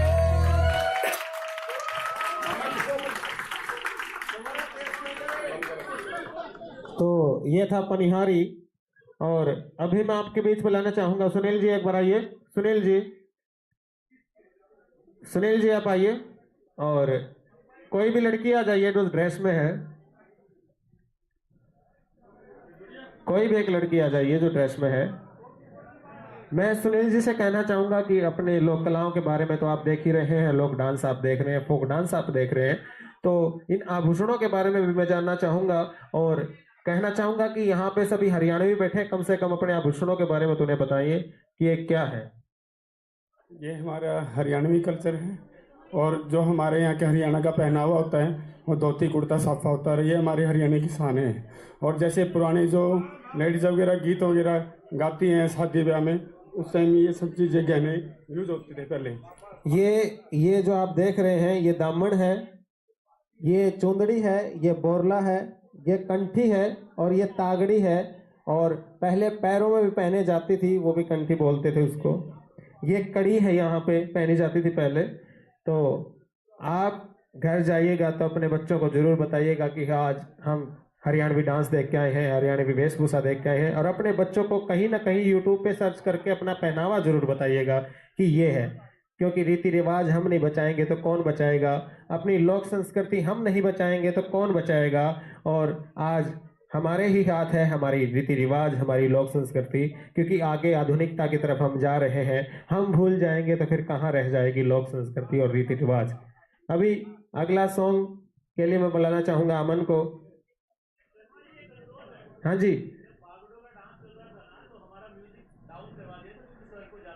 ठीक, ओके ओके ओके ओके। तो मैं अपने टेक्निकल हेड रवि से कहना चाहूंगा कि बागड़ो जो गाना था वो एक बार फिर लगा दिया जाए। हमारे दर्शकों की फरमाइश आई है कि एक बार फिर बागड़ो परफॉर्म किया जाए यहाँ पे, क्योंकि म्यूजिक जो था वो कम था और लाउड म्यूजिक के साथ एक बार फिर देखेंगे आप सब लोग बागड़ो। तो एक बार जोरदार तालियां बजा दीजिए हरियाणा की बागड़ो के लिए। और आपके सामने आ रहा है डांस बागड़ो।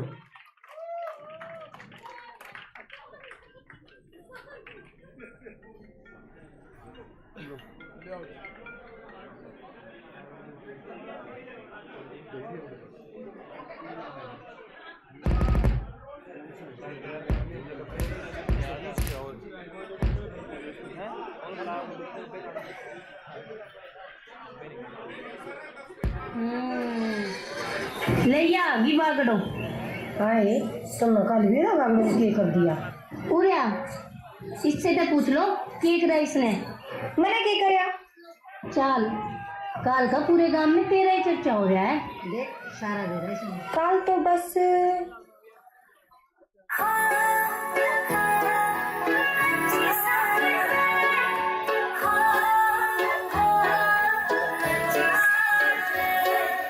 झांझरा का जोड़ा हाय शोर करने लग गया, जब काली मोरनी बढ़ के कई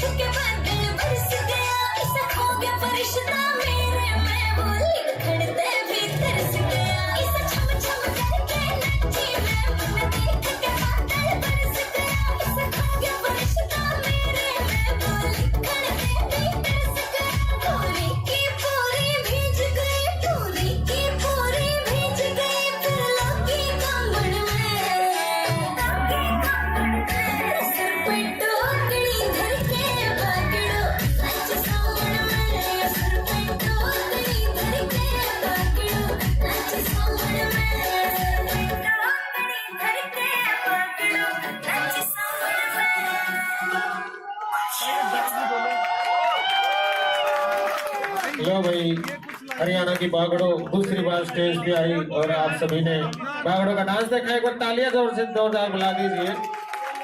और अभी बागड़ों के बाद बागड़ी के पास भी आपको ले चले, यानी लड़की के बाद लड़के के पास आपको ले चले। आपने सोलो डांस देखा है, गर्ल का लड़की का सोलो आपने 2 बार देख लिया तो लड़के नाराज हो जाएंगे, हमारे बोलेंगे कि हमारा तो एक भी नहीं करवाया आपने।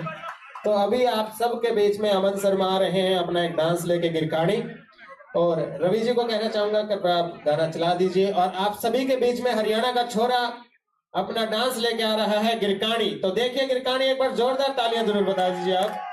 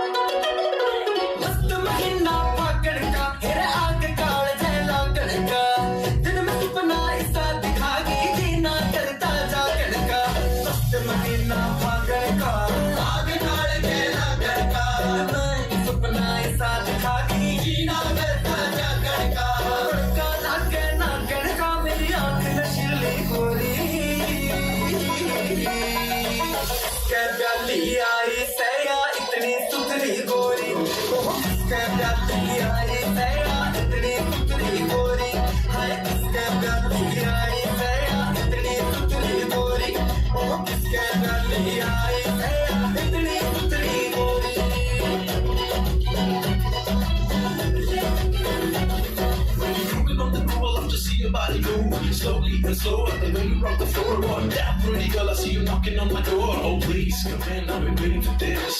You and me together, oh my God, what a bliss. I'll be now gonna kiss, oh don't dismiss. I know, say please, don't be a tease. अरे डटे, सोरा भाई, अपना चलन दे। ये करके दूर करके मेरी नाड़ भी होगी तो आते गाड़ी गाँव सारे बैंड लगे मन साथ सारे पर दिलेरी पर देखे मैं सत्ता ना बांधा पे चढ़ देखे गाँव फिर भी बेटा बनता ना बापू ने मेरा पाटिया मेरा घर दिल करना बंद हो गया सुन के मेरे गाने बोलिया अरे तू करता लग भी बंद हो गया कोई कहे ईश्वर की माया कोई कहे से ऊपर ही छाया पड़ गया सी अजब पगली भेद कोई भी जान ना पाया कोई कहे ईश्वर की माया कोई कहे से ऊपर ही छाया पड़ गई ऐसी अजब पगली भेद कोई भी जान ना पाया किने अंदाजा लाया से आजा में चकोरी इसके गली आई से इतनी सुकरी गोरी इसके गली आई से इतनी सुकरी गोरी है किसके गली आई से इतनी सुकरी गोरी किसके गली आई से इतनी सुकरी गोरी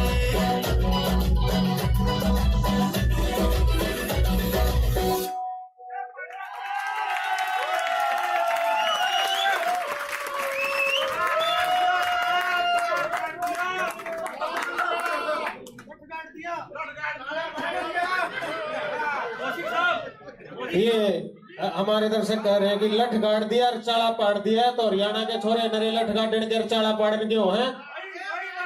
जी अपनी छोरी भी शेर अपने छोरे भी से हैं और हरियाणा लठ गाड़ने का है कति। और अभी आपके बीच में आपने गाना सुना होगा, बोल तेरे मीठे मीठे बात तेरी साची लागे और मने मत पूछ मने क्यों तू इतनी अच्छी लागे।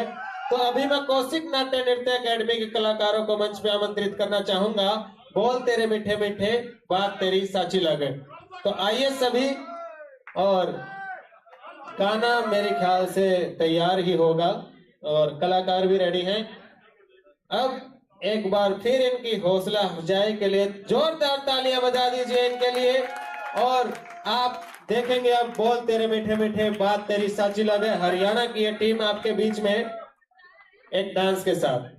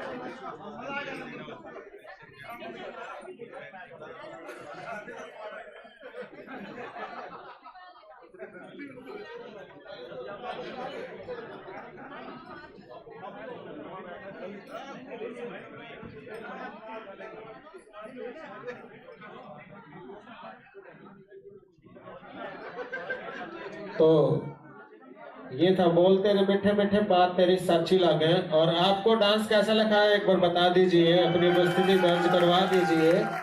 और एक गाना आपने जरूर सुना होगा हरियाणा के कि 52 गज का दामन पैर मटक के चालूंगी। तो अभी आपके समक्ष आ रही हैं धुनीसा 52 गज का दामन पहन के, और वो डांस करेंगी, लोग नृत्य करेंगी हरियाणा का। तो मैं स्टेज पे बुलाना चाहूंगा धुनीसा को कि वो आए। गजबड़ पानी न चाली, गजबड़ पानी न चाली। मैं वही देख रहा हूं कि कौन सी गजबड़ अपना बीच मारी हो, तो उसने भी एक बार बुला लिया स्टेज पे।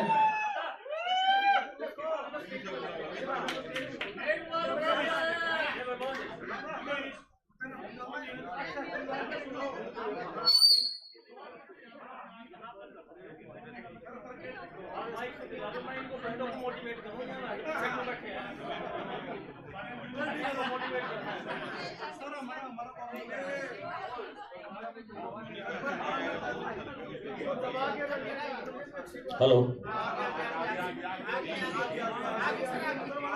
भाई, जितने मेरे दोस्त अपने डिपार्टमेंट से ही हैं ऑलमोस्ट सारे, किसी के पैर पूर में दिक्कत तो नहीं है ना कुछ?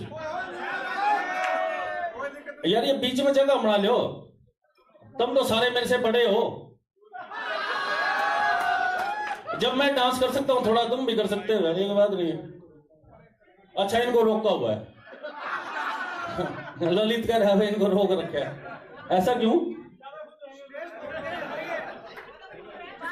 अभी सुनो अभी कौशिक साहब ने एक बात कही थी, एक गाना चला था देवर भाभी वाला, आपने सुना होगा, मेरे पाछा पाछा आवन का तेरा कौन सा मतलब तेरा है। बताना चाहूंगा, मुझे लगता है कि हरियाणा में देवर भाभी का रिश्ता खत्म। क्यों? क्योंकि भाइया को नहीं दूसरा, मौसी का रिश्ता खत्म, ताऊ ताई का रिश्ता खत्म, सारे सौदे खत्म। तो जो अपने को एंजॉय करने का टाइम मिले ना, उसको प्लीज सारे कर लिया करो, ठीक है? ओके माइक वापस दे रहा हूं मैं भाई। अगर आप लोग करना चाहो बीच में तो विजेंद्र जी कह रहे हैं अभी ये करें। ये जहां पीएमआईटी साहब हैं इनके बीच में वहां जगह बना लो प्लीज, क्योंकि डांस तो उनका भी करने का मन है, स्पेस बना लो, कर लो भाई। अब मैं वापस माइक शर्मा जी को देता हूं।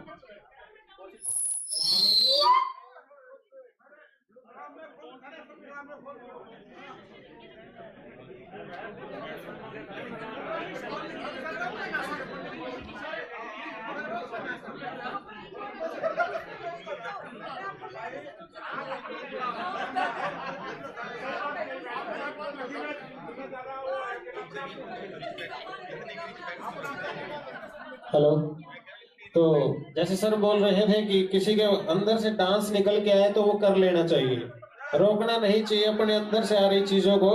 तो अगर ये डांस देख के आपके मन में भी अनुभूति हो कि हम डांस कर सकते हैं और हम डांस करने के लिए ही हैं, तो आप यहाँ पे एंजॉयमेंट अपनी जगह पे खड़े हो सकते हैं, वहां पे जगह आप बना सकते हैं और हमारे साथ आप भी एंजॉय कर सकते हैं डांस को। अपने तरीके का डांस आप कीजिएगा हमारे लोक नृत्य देख के।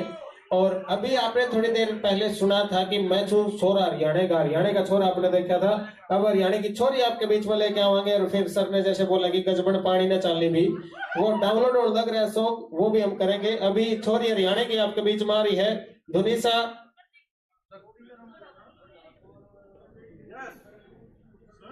चलो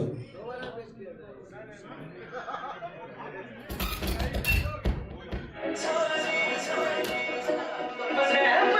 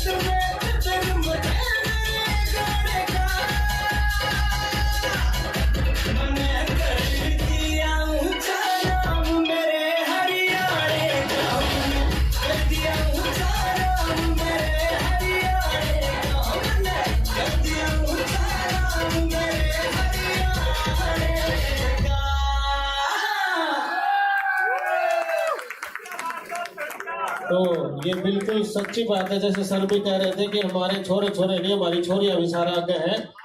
तो पीछे ओलंपिक आपको याद होगा कि हमारे हरियाणा की बेटियां ओलंपिक में मेडल लेके आई थी। सर कुछ कह रहे हैं? हाँ, ये सर कह रहे हैं कि इस बात में कोई शक नहीं है, चाहे बॉर्डर पे हो, चाहे किसानी में हो, चाहे खेल कुश्ती में हो, हमारी लड़कियां और हमारे लड़के दोनों ही आगे हैं पूरे देश में। और ओलंपिक का तो आपको पता ही है, जो रिजल्ट आता है सबसे ज्यादा मेडल जो लेके आते हैं वो हरियाणा के बच्चे, हरियाणा की बच्चियां लेके आती हैं। और अभी आपके सामने मेरे पीछे मैं देख रहा हूं कि ग्रुप आ गया है, तो लगता है कोई ग्रुप डांस होगा। है आपके पास? है आपके पास? तो एक बार ग्रुप डांस दिखा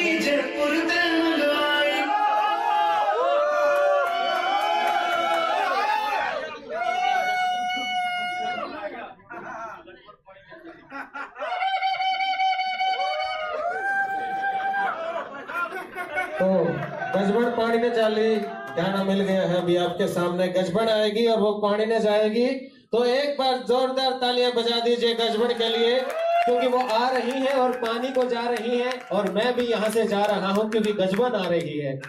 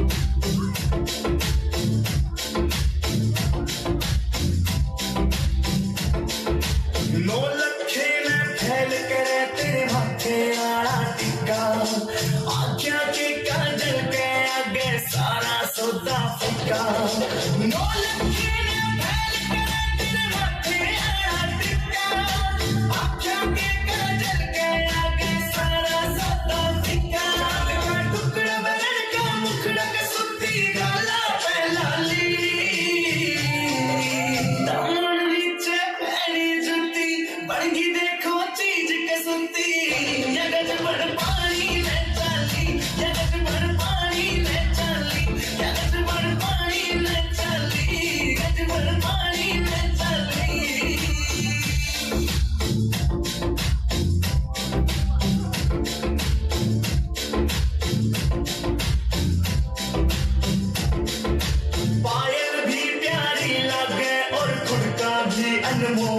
कटी झुमके भी दिखे से महंगे पट्टिया कोन्या तोल कटी पायल भी प्यारी लगे और झुमका भी अनमोल कटी झुमके भी दिखे से महंगे पट्टिया कोन्या तोल कटी ओ हंसी करे बदमाशी नाक में नकलियां डाली दामन नीचे पैरी जुती बड़गी देखो चीज कसुती यगज बड़ पानी में चली यगज बड़ पानी में चली यगज बड़ पानी में चली यगज बड़ पानी में चली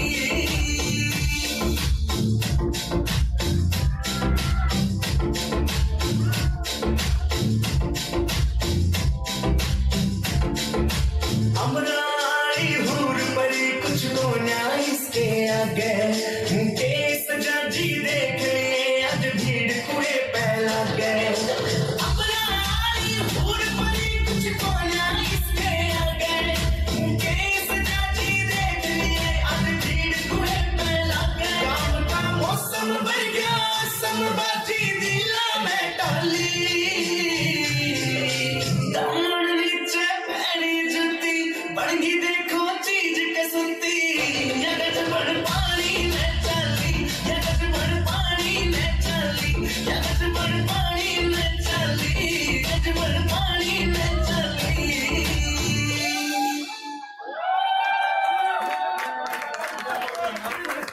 तो ये थी हमारे हरियाणा की गजबन और ये पानी न चाली।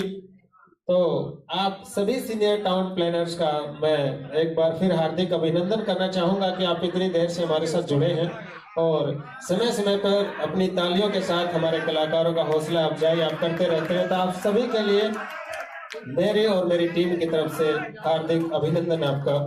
और अभी लेके चलेंगे एक आखिरी प्रस्तुति हमारे ग्रुप की तरफ से जो आपके बीच में की जाएगी, छोटी सी बंदड़ी और फेरा बजगड़ी।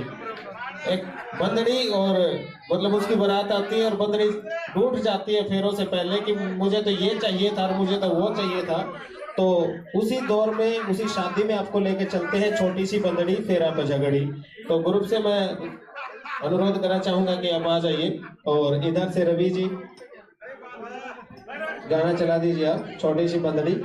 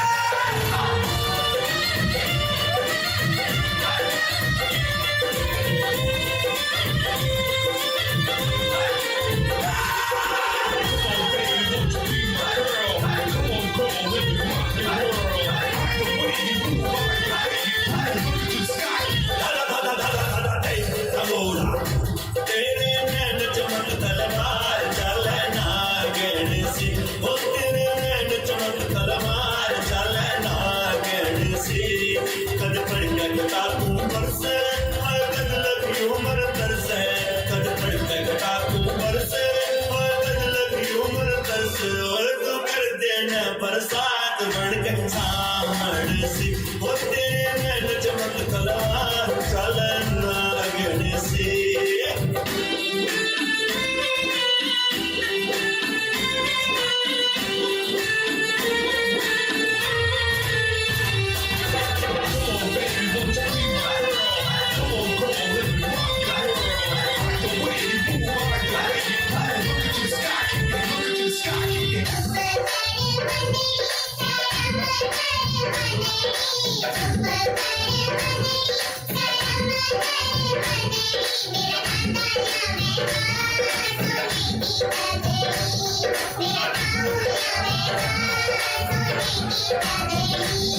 ना नजर किसे दे आवे खुद बैठ के हम बतलावे ना नजर किसे दे आवे खुद बैठ के हम बतलावे दिल की आग बुझा दे सीढ़ी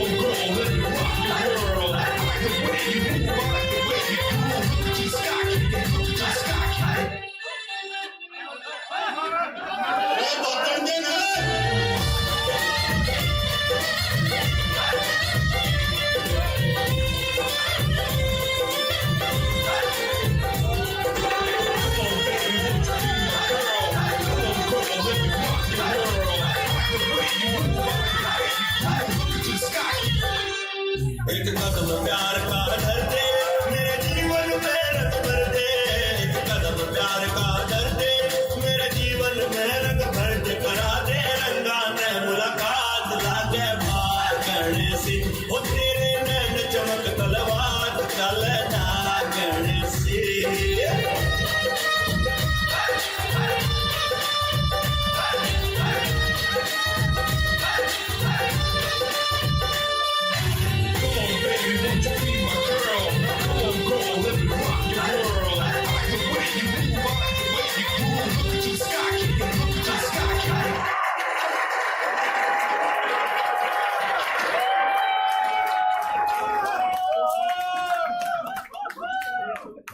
आपकी ये तालियों की गड़गड़ाहट और आपका जो खुशी है वो आपके चेहरे पे नजर आ रही है, मुझे इस हवा में नजर आ रही है, और मेरे कानों तक जो आवाज आ रही है मुझे लग रहा है कि आप सब एंजॉय कर रहे हैं। तो अभी तक आप सब हमारे साथ जुड़े रहे, सीनियर टाउन प्लानर और हमारे चीफ टाउन प्लानर सभी का मैं हार्दिक धन्यवाद अभिनंदन करता हूं। ओके, सभी टाउन प्लानर्स जितने भी हमारे सामने हमारे दर्शक बैठे हैं उन सभी का मैं धन्यवाद करना चाहूंगा। ये हमारी आखिरी प्रस्तुति थी आपके बीच, छोटी सी बंगड़ी।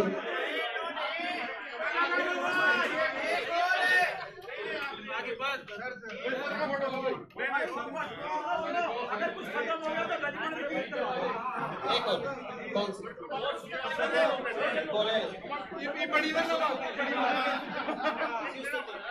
भाई सुनो सुनो, अपनी ये जो प्रोग्राम शुरू हुआ था वो शिव स्तुति से हुआ था।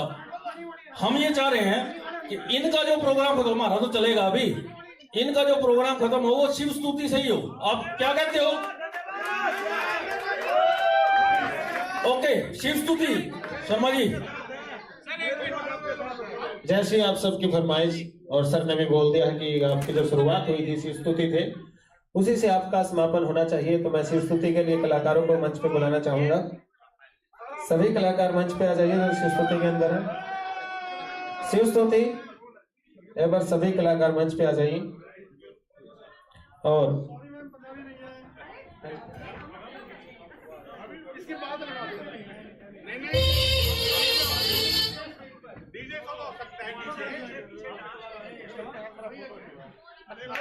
चलो शिव स्तुति चला दीजिए। और आप सबके बीच जैसे आपकी इच्छा थी कि शुरुआत जिस चीज से हुई थी इसी से समापन भी उसी से होना चाहिए, तो आप सबके बीच ये कलाकार आ रहे हैं शिव स्तुति लेकर।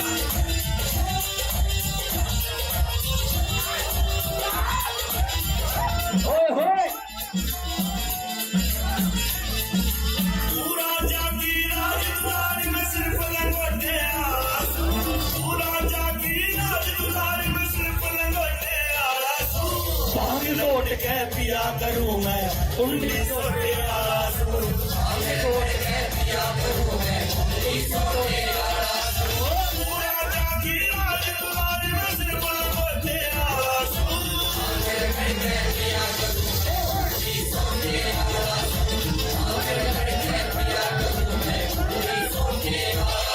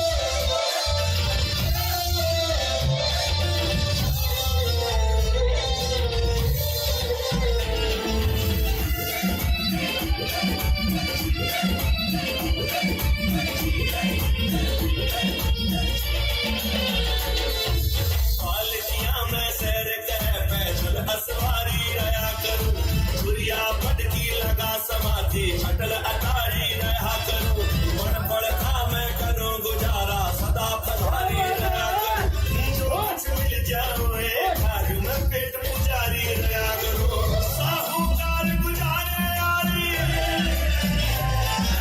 साहूकार गुजारे यारी में खुशी लौटे आराज़ू।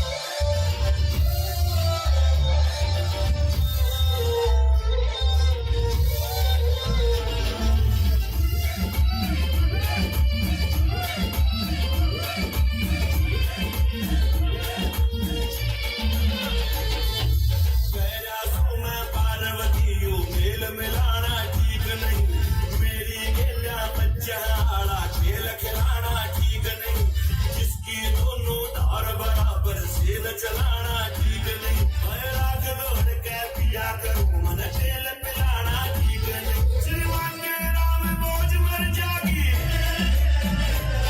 श्रीमान के राम बोझ मर जागी, मैं जबर भरोटे आराज़ू।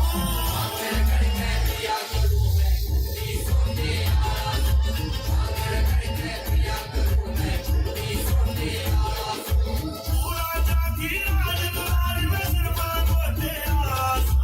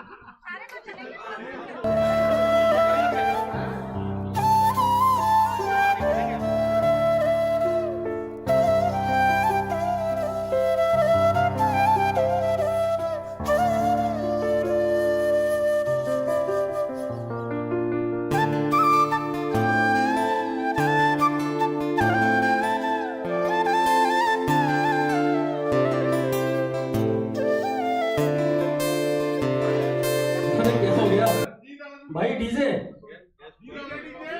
डीजे भाई, आपको पंजाबी गाना बोला था, आपको पंजाबी गाने के लिए बोला था।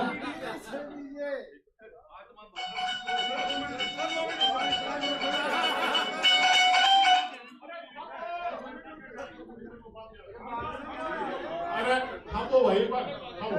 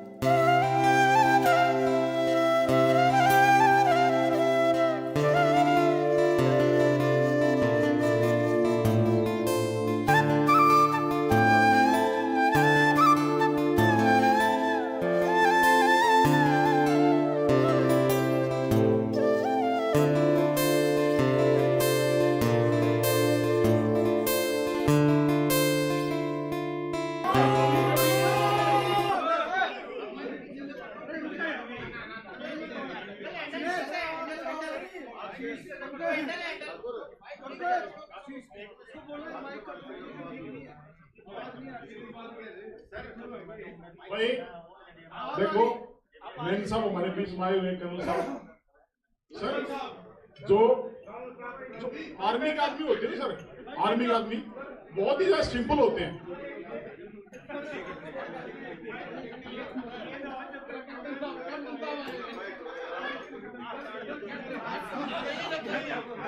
भाई एक चीज भाई सर, जो हमारे मेन साहब जनरल साहब है,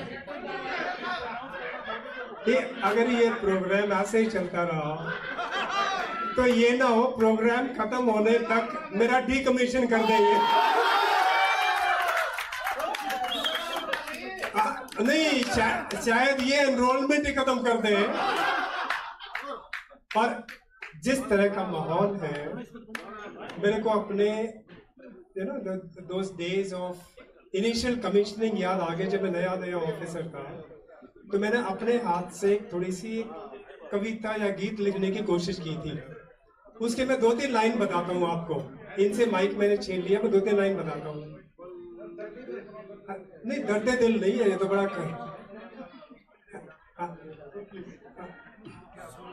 एक सेकंड। केशव जी, तो ये कुछ एक पंक्तियां मैंने लिखने की कोशिश की थी। मैं 4-5 लाइन कह के सुनाता हूँ आप सबको। तेरा छोरी साइकिल आली, तेरा छोरी साइकिल आली, तुम फिर बड़ी मतवाली, तेरी शान है कमाल की, पतले पतले होठ परी के, मखमल सायु गात तेरा,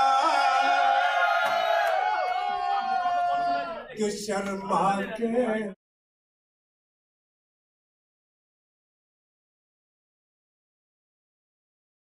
मेरे उल्टी साइकिल मोड़ के, तेरी शान है कमाल की, हंसों जैसी चाल